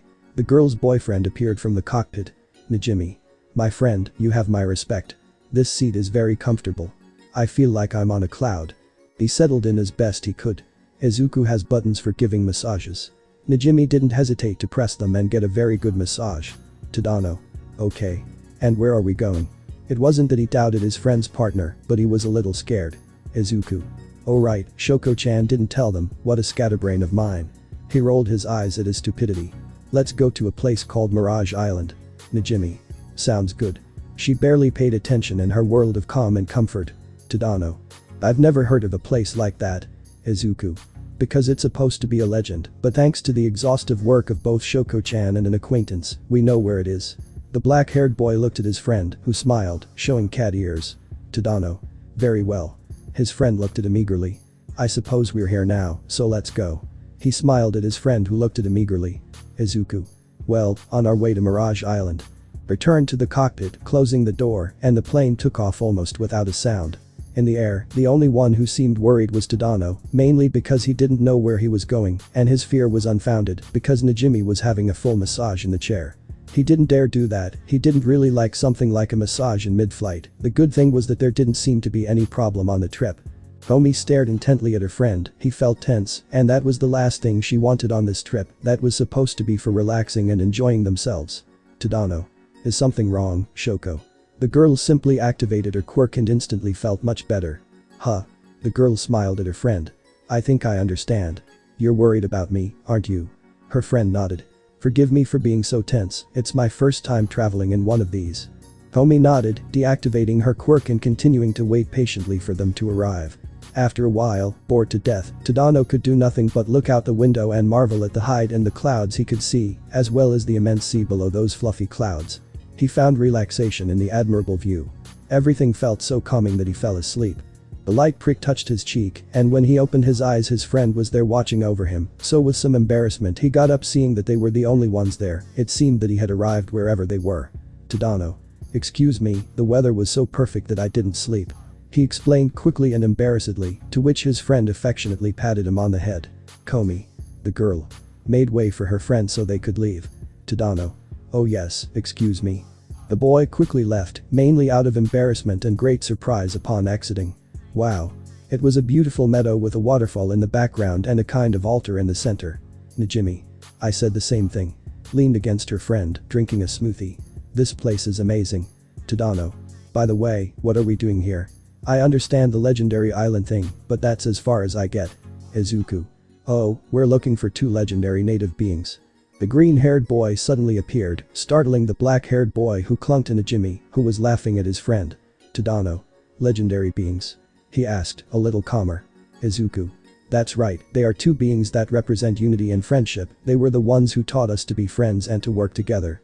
He explained with a smile. It was a good place. Nejire. And how did we find them? Izuku smiled slightly. Izuku. Shoko-chan already did it. He pointed to his girlfriend who was looking at something in the distance. Tadano. Nejire. They both approached to look, surprised again. Tadano. Incredible. He murmured, his gaze fixed on those two beings. Izuku. Do you want to go see them up close, Shoko-chan? He asked his girlfriend, who nodded happily. Very well. He gently took her waist, and they both took flight towards it. Nejire. This is amazing. They are amazing. She smiled, looking at her friend who was in good hands. Tadano. Quite. Looked a little distressed at the couple, but smiled more for his friend. End of video. Momo. Komi-san is so sweet. She smiled when the video ended. Setsuna. And you haven't even seen her dressed as a maid. A rather sweet memory of that time they dressed up as maids, almost killing her boyfriend with an overdose of cuteness. Echako. Surely much cuter. Just thinking about it gave her a sugar rush. Momo. By the way, Setsuna-san. The green-haired girl looked at her friend. I've been wondering how you and Izuku-san ended up. The green-haired girl blushed, remembering when she had her first kiss with her boyfriend. Setsuna-san. Setsuna. That. She couldn't help but smile thinking about the good times. Achako. I suppose that was something quite special. The green-haired girl came to her senses, looking at her friends with a touch of embarrassment. Setsuna. Sorry, I get lost easily, haha. Both girls just giggled. Achako. It's no problem, but I am curious about that topic. We know how Izuku met some of his partners, but not the ones closest to us. Setsuna. I suppose curiosity isn't easy to shake. Split one eye and one hand apart to search for the time they met, if it was there. Momo. Did Izuku-san keep something like that? Setsuna. Izuku keeps all the important things like meeting new friends and family reunions. Meeting us is surely part of it. Achako. Don't you find it a little creepy that he records everything? Setsuna. You get used to it over time, and by the way, she doesn't record everything, only what she finds exciting. Kept searching, which was very difficult given everything that had happened. Momo. I suppose it's a little creepy if you think about it. Didn't stop to think about it. Setsuna. These videos are harder to find than I thought, but for now I found one of Kendo. She smiled, playing the video. In the video, Kendo had the perfect place to surpass her rival and romantic interest in martial arts. They had known each other for years, and she had only beaten him in a few things that were not memorable for her, as if breaking a rock the size of an adult was not a big deal for a 12-year-old girl. Now, being about to start at the Hero Academy, she needed to beat Izuku in something related to martial arts. That's why, with research from his parents and a recommendation from his grandfather, they went to a special place on an island near where they lived that had a very special training program that he hoped would be enough to defeat Izuku. Kendo. I've decided. She smiled at Izuku, who was just waking up. The Redeed appeared out of nowhere at 5 in the morning. You and I are going for a challenge. Izuku. Kendo-san. He half opened his eye before falling on top of the girl. Kendo. Izuku. The boy was heavy, luckily he could stay on his feet. Izuku. I'm sleepy. He hugged the orange-haired girl as if she were a stuffed animal. Kendo. Izuku. She turned as red as a tomato. Izuku looked like a little kid who was very attached to his favorite stuffed animal. His hair smells nice. That's how they spent part of the morning, the orange-haired girl very happy with Izuku. After some time passed and with the green-haired boy finally awake, they embarked on their journey to the island that Kendo mentioned, quite excited by what his friend and rival had said about this island, where they would learn martial arts skills guided by a very peculiar master. The Armor Island, located 2 hours by boat from the city of Musatafu, an island full of thick flora that was home to impressive fighters. Izuku had been waiting to go for many months, but they never let him. Now that he was going with someone responsible like Kendo, of course they let him go, so it would be easier for Izuku not to get into trouble. Now that they were there, Izuku wanted to explore the whole place, although of course his friend denied him and threatened not to give him Katsudon for a month. Izuku. This is incredible. They had arrived just 2 minutes ago and were walking through a fairly large meadow. Kendo. Yes. I can't believe we'll be learning from Master Mostas. She was bursting with excitement. I heard he's a decrepit old man who was completely crazy. Commented an old man standing next to them. Izuku. Crazy or not, he's a great teacher and I'm very honored to be here to learn from him. The old man looked at him in surprise. And you miss? He asked Iridide, who didn't hesitate to give her opinion. Kendo. Being old doesn't mean being weak or crazy. I believe in Master Mostas, he's a great fighter and I know I can learn a lot from him. He said respectfully to the gentleman. I see. The old man began to laugh to himself. Izuku. Are you alright, sir? I hope this old man doesn't have some kind of mental problem or something. Completely fine, Izuku. The old man said, surprising them both as he stepped forward to face them. You've passed the test. Kendo. Wait, what do you mean? The old man removed a cap that concealed his identity, revealing who he really was. Master Mustard. Quirk. Brutal fluid style. With his extensive knowledge of martial arts, he makes each strike flow like water or can make it as dangerous as a missile. Mostas. Hello dear students. The teacher smiled at both teenagers. Izuku. It's. I couldn't have had better luck than this. Kendo. It's Mustard. He shook Izuku, who was petrified, staring at the master. These two students looked promising. End of video. Achako. Who is he? The master didn't ring a bell at all. Setsuna. He was the one Kendo learned his strongest attacks from. That man taught him a rather brutal way to use his quirk. It had taken a long time, but she finally found what she was looking for. It's him. Momo. Yes, there are a lot of videos. The dark-haired girl, out of curiosity, approached to help the green-haired girl, finding many more videos than she remembered. Setsuna. You said it, yeah Momo. Without further ado, she pressed a button, thus starting another video. In the video. Just 2 weeks into their first year at UA, they had already made people they considered friends. In the case of Izuku and Kendo, the orange-haired girl had managed to join her classmates with great ease, much to her delight, as she was never one of those who found it easy to make friends due to her personality, which seemed to please everyone in Class B. She couldn't get into Class A with her friend due to a lack of spots in that class, so she decided to excel in her own class. Of course, now that she had created her own circle of friends, she spent little time with her friend with whom she felt she was competing, so to make things calmer for everyone, she decided to formally introduce her friend and romantic interest. Setsuna. Your friend is in Class A, right? The orange-haired girl nodded with a smile. The green-haired girl wasn't quite sure what to think about it, given that her only interaction with the other class had been horrible, thanks to Monoma and that guy named Bakugo. Kendo. Izuku is good, maybe Bakugo is sometimes too explosive, but believe me he's not a bad guy either. She explained very briefly, the quartet of friends were going to Izuku's house. Yui. It sounds like you've known them for years. The stoic girl said to her friend. Kendo. We've known each other for years, Izuku and I have trained together for a long time.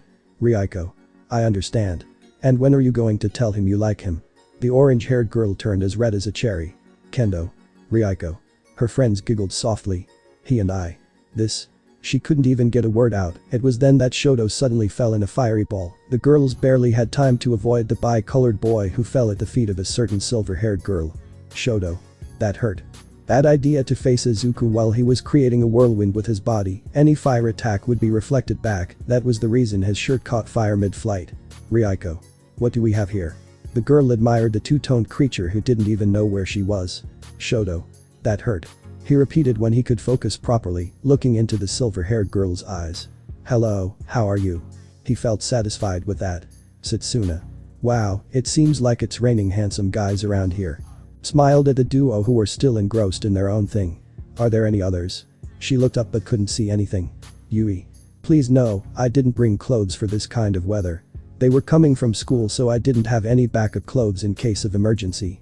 Kendo. I guess it was Izuku. He sighed heavily, his friend was really getting over it. Izuku. Shoto. Came Izuku as he appeared from the weeds on the side of the road. Oh there you are. Izuku was sweating and, like the bi-colored boy, shirtless. You owe me a shirt, you know that, right? Shoto. Yes. He replied without taking his eyes off Ryuko. Izuku. Thank you. He turned and saw his orange-haired friend whose face was very red and a trickle of blood on her nose. Kendo. Without another word he hugged his friend who didn't seem to be coming back to reality. Setsuna. You have good friends, Kendo. The green-haired boy looked at her with his eyes. Yui. Also a little extravagant. Looked away in embarrassment. It wasn't that she was uncomfortable with those two boys, but this boy was the one her friend liked. Izuku. He looked at the two girls curiously. Are you friends with Kendo? Setsuna. Correct, broccoli boy. Smiled at Izuku who soon stood in front of both of them. Izuku. In that case, let me introduce myself. I'm Midoriya Izuku, it's a pleasure to meet you both. He smiled adoringly at both of them, who felt their cheeks burn. Setsuna. Tokage Setsuna. She answered, her gaze lost on Kendo's tender friend. Yui. Kada Yui. Tried to be more decent and not look at the boy. Izuku. I'm glad to meet Kendo's friends. That's how a two-toned rocket brought them together. End of video. A week later, the green-haired boy disappeared again, this time taking 2 of his classmates with him. The teacher, of course, began to wonder if they were truly in trouble after so much time had passed. His friends, on the other hand, reasoned that nothing bad would happen if they were together. Their green-haired classmate was crazy enough to destroy entire countries just to save his own, so that reassured them. Achako. When Mina and Kyoka-san arrive, they'll have a lot to explain. She commented to no one in particular. Momo. I guess Izuku took them somewhere and didn't consider how long they'd be there. Tried to be logical with her friend. Kitsuki. They're probably on some island in the middle of the Pacific, surviving until that idiot has enough energy to bring them both back to Japan. He leaned back on the sofa as if nothing had happened. It happened before and it will happen again. Kirishima. Come on Bakubro, that only happened once, and it was your fault for opening the jet hatch. The atmosphere became silent. Kitsuki. It happened again, I said. He acted as if nothing had happened again. Momo. Either way, they'll be back soon for sure. If they don't come back this week, then they'll be in trouble. Shoto. And why is that?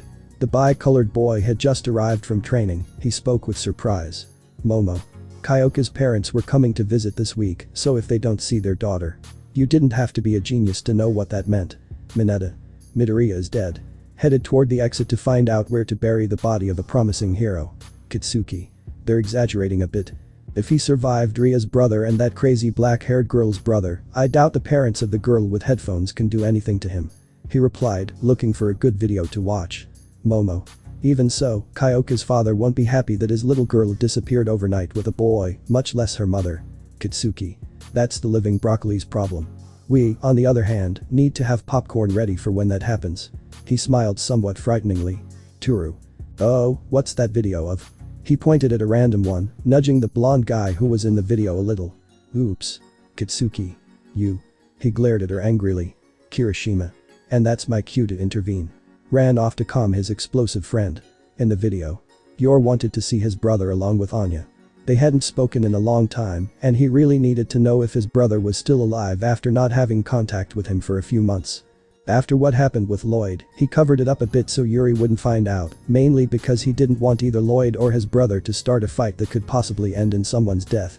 He already had enough trouble stopping Izuku from carrying out a total extermination of the country without his brother trying to do something similar. He had brought Anya along, hoping she would distract him from Lloyd long enough to think of a perfect excuse, and for the moment he only had what Ichika had told him as a recommendation. Her husband had perished on a train journey, and since then she had decided on a new life far away from everything. He wasn't entirely convinced, given that he didn't like lies at all, but he also didn't want to tell the truth about what happened. Anya. Mommy, can we go to the park later? She said with an adorable smile. It had been a long time since she'd been to the city. You're. Sure, we're just going to pick up Uncle Yuri, and then we can go on adventures. She smiled at her daughter, taking her hand and continuing on their way. Now that she had more people in her social circle, she could take much better care of the girl, and she truly loved everything she had learned. The arrival of Yor Briar and her daughter Anya did not go unnoticed by either the country's spies or her friends in the city. Gossip circulated about what might have happened to the great psychologist Lloyd Forger and the reason for his spontaneous disappearance. Many lamented and found it strange that the mother and daughter had left.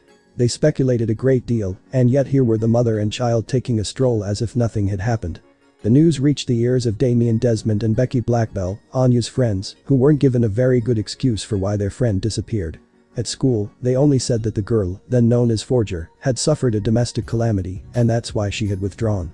Obviously, the boy didn't stay silent and, using some of his dad's contacts, he was able to find out that the father of the girl he liked, however much he denies it, had disappeared, leaving Anya alone. Then he couldn't follow her trail. Becky. Damien, what are you doing here? The girl had come to the park to look for her friend. Don't you want to see Anya? She gave a cat-like smile that the boy didn't like. Becky Blackbell. Quirk. Passionate. Related to her great intelligence, she performs anything she does with great perfection. The more she wants something, the more likely she is to achieve it. Damien. Why would I be looking for a silly girl like that? He turned his gaze away, blushing noticeably. I just wanted to go for a walk, that's all. Obviously he was looking for Anya. Damien Desmond. Quirk. Sovereign leader. Quite proud, can influence others slightly for the moment to get things done his way, his only weakness is Anya. Becky. You're a liar, I know you're interested in Anya. She began to mock the boy who was ignoring her. They waited a long time accompanied by their caregivers, going all over the park, hoping that the girl hadn't left before they could chat with her again. They circled the place, and lunchtime was approaching, the moment when they had to leave for a moment in which the girl could appear. Their nerves began to rise too quickly. Anya. Ice cream. A shout stopped their pessimistic thoughts. They both turned to watch as the pink-haired girl ran towards an ice cream vendor followed by her mom. Becky, Damien. Anya. They both ran towards the girl who stopped abruptly, looking at both of them. Anya. Becky. She ran to hug her friend, completely ignoring the boy. You're. Anya wait. The woman went after her daughter. Anya. I missed you so much. She hugged her friend, almost taking her breath away. Becky. I missed you too, you left without saying goodbye. Anya. I'm sorry. She cried comically in front of her friend. Damien. Hey, what about me? The pink-haired girl looked at the boy who had a slight blush. Anya. Hi. She greeted the dark-haired boy simply, who seemed a little depressed by that. You're. Oh, Anya's friends. She arrived with her daughter, who jumped into her arms. Anya. Mommy, can Anya stay with them for a while? Please.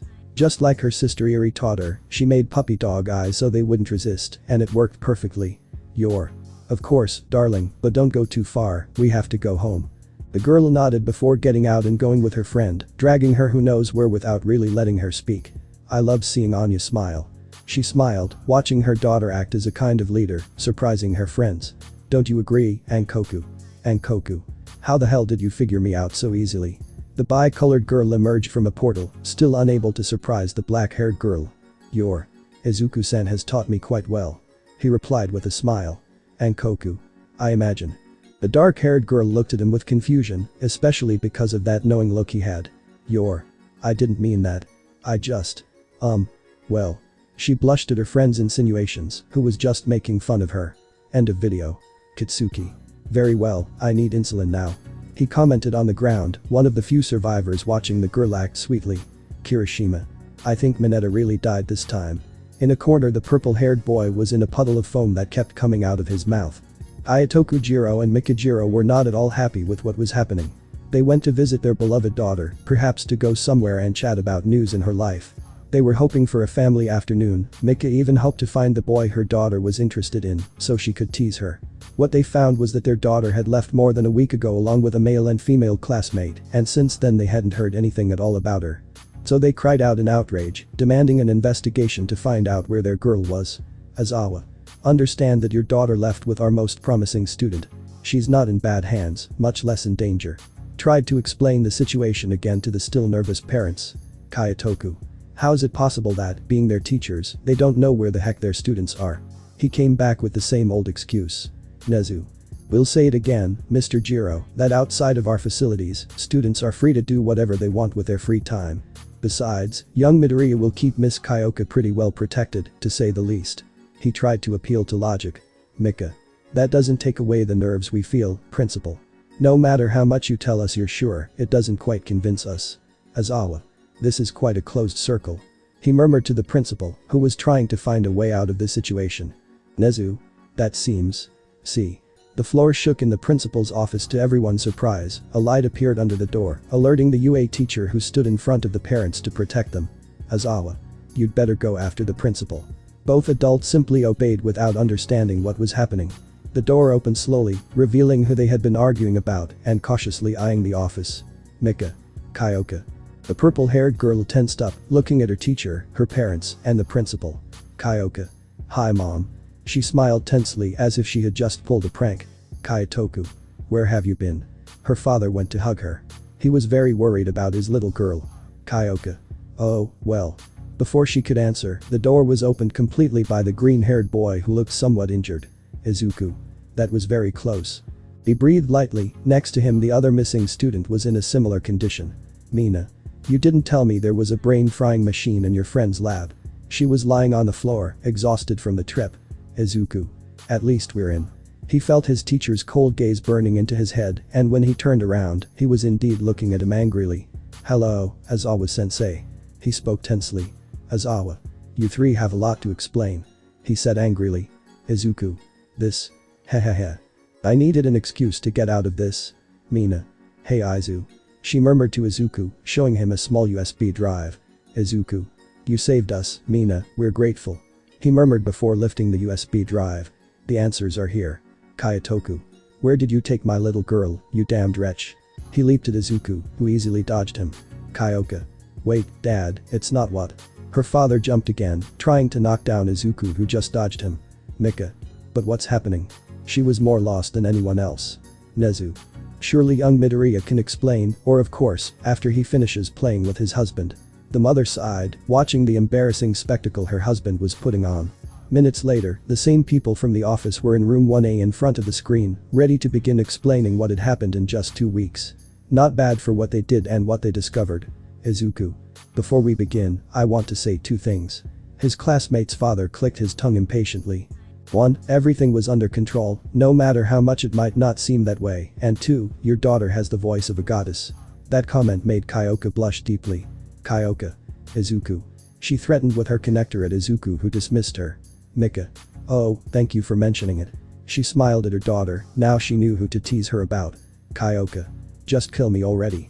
She murmured, embarrassed. Kyotoku. Don't try to flirt with my girl. He shouted angrily. That to the point about what happened. Izuku. Okay.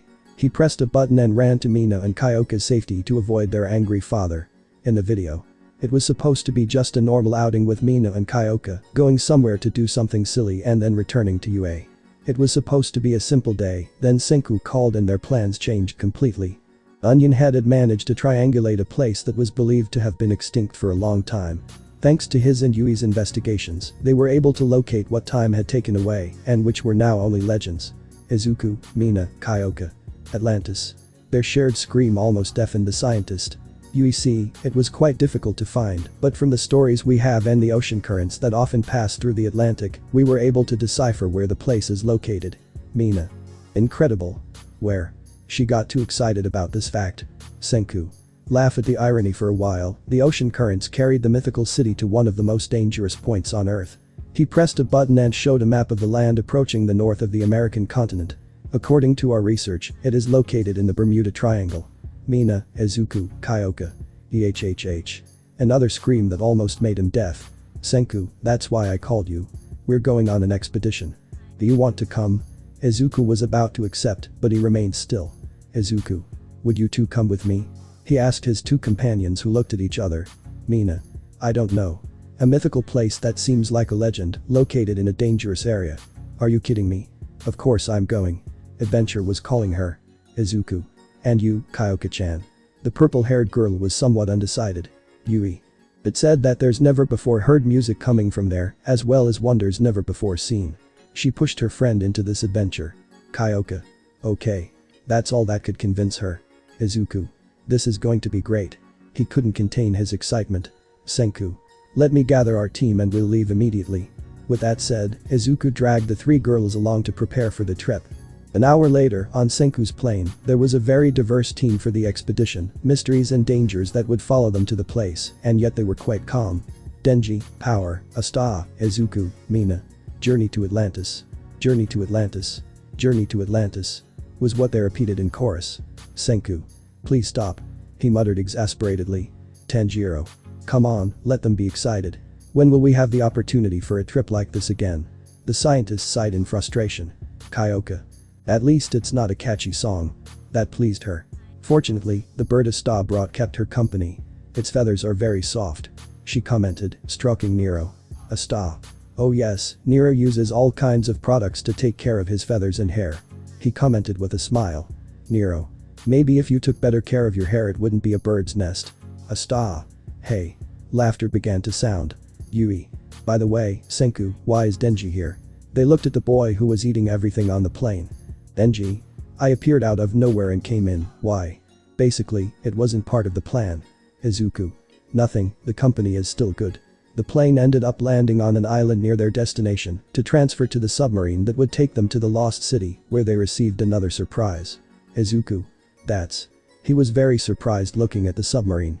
Senku. Yes. Ryusui worked like crazy to repair it. He smiled, looking at the ship. Mina. Incredible. She couldn't believe her luck. Denji. So what's this, is it important or something? Yui.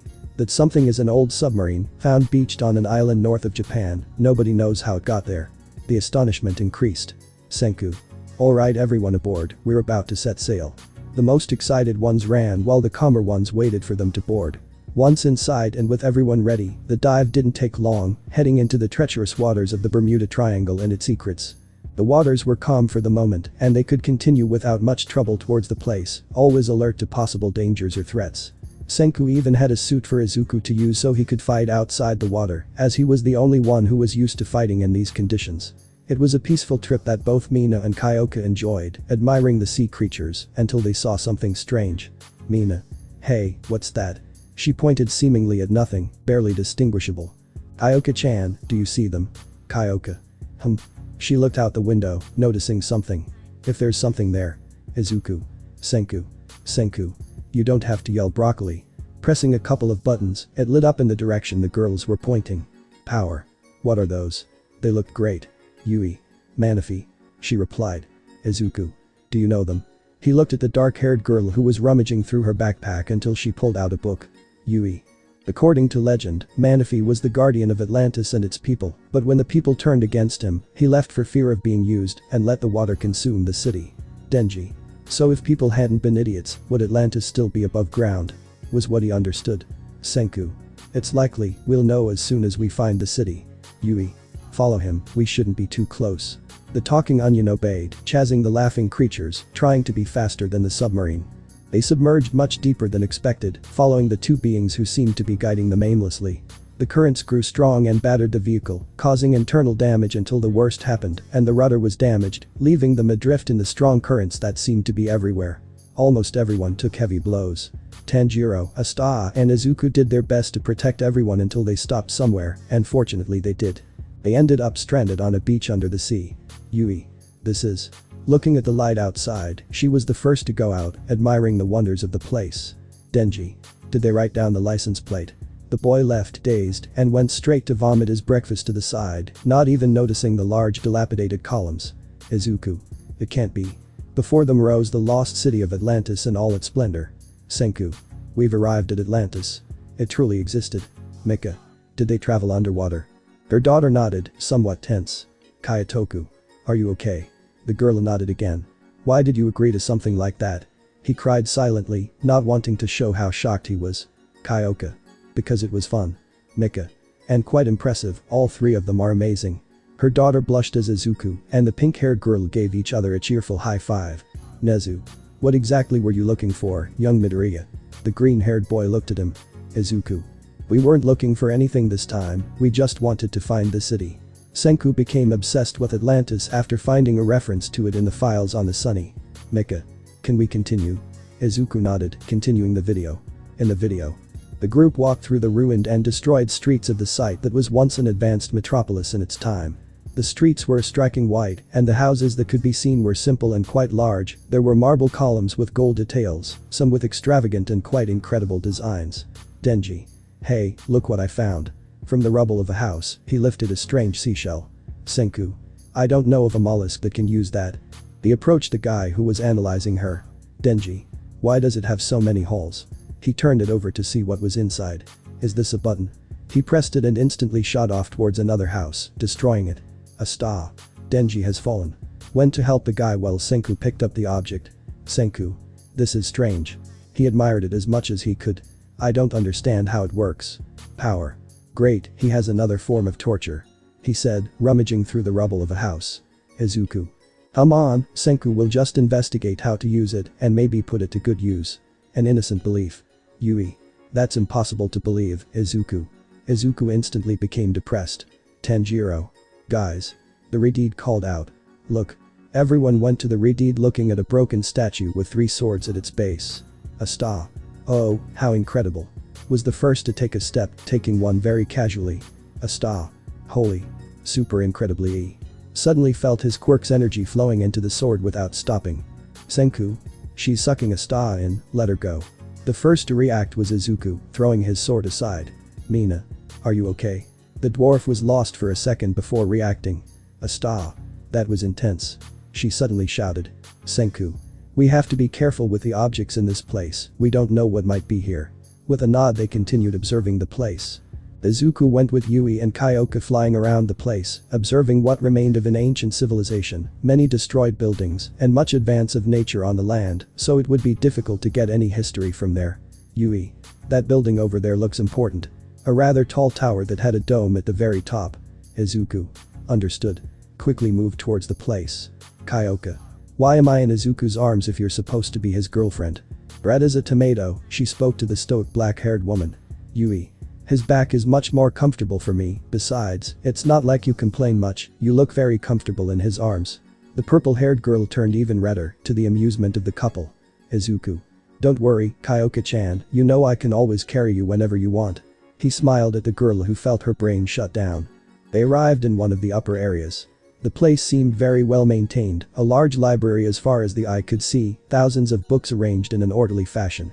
It was absolutely incredible to see such a place. The first to investigate was Yui, while Izuku and Kyoka toured the library, looking over what was there. Yui. Nico Robin. The first book she saw on a table had a name. A diary.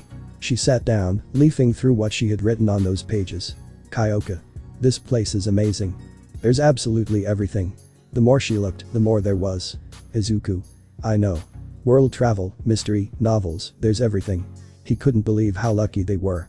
They continued looking around the library while Yui read the diary there. The adventures that person had experienced were incredible. The crew he belonged to, its particularly eccentric captain, and his companions, until… Yui. I understand. She slammed the diary shut and looked towards where the green-haired boy was reading something with the purple-haired girl. Izuku, I found something important. She shouted to the heavens and instantly they both descended. Kyoka. Where do we go now? Yui. In the center of the place. Izuku nodded, taking both of them in his arms, leaving the place towards the exact center of the place, missing his companions who were still searching the place. Everyone, in one way or another, ended up following Izuku to the center of the place where there was a half-preserved statue. You could make out the lower part of a person who seemed to be wearing flip-flops, along with a strange device with a sphere in its center and a dusty straw hat. Izuku. What's this? He took the hat in his hands to clean it. Yui.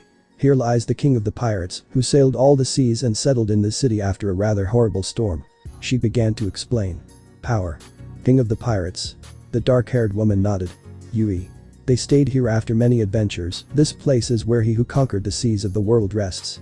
As if by magic the device began to light up. Denji. Hey, should that happen? He took a step back, somewhat scared.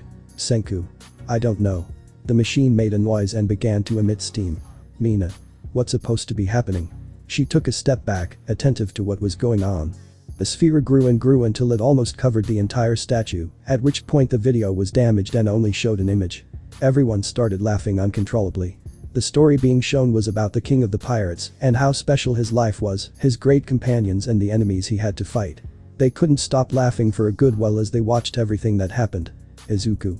Monkey D. Luffy, huh? He looked at what little remained of the statue and then at the hat. I would have liked to meet you. He looked at the hat with excitement and then put it on. Yui. By the way. She took a sheet of paper from her backpack and handed it to Kyoka. This was in the library. Kyoka. Looking it was clear what it was. A song. Mina. Oh. Approached the girl, looking excitedly at the paper. End of video. Mika. A song? What kind of song? She looked at her daughter, who smiled. Kyotoku. And why won't you let us see what you saw? It looked really funny. He complained to Izuku, who smiled tensely. Izuku. It's something I feel is better this way. He looked at the screen with hope. A reward for those who managed to come this far. Azawa. So that's what you did, huh? Mina. We stayed to camp and then after a week we returned. Nezu. The remaining week. The purple-haired girl tensed up as Izuku went to the computer. Mika. Wait, you didn't do what I think you did you? She looked nervously at her daughter who turned bright red. Kyoka. Mom. That didn't happen. Her mother sighed. Her father didn't understand what she meant. Izuku. What we did was record the song, and since we had one of the best singers with us. The purple-haired girl blushed again. She was the one who sang it, and it turned out really well. Kyoka. Wait, Izuku, you wouldn't dare, would you? She looked nervously at the green-haired boy who smiled like his pink-haired daughter. Izuku. Izuku. Oops. Quickly pressed the button and ran to hold the purple-haired girl in a hug so she couldn't stop him. That's it guys. Thanks for watching and supporting us. See you in the next part.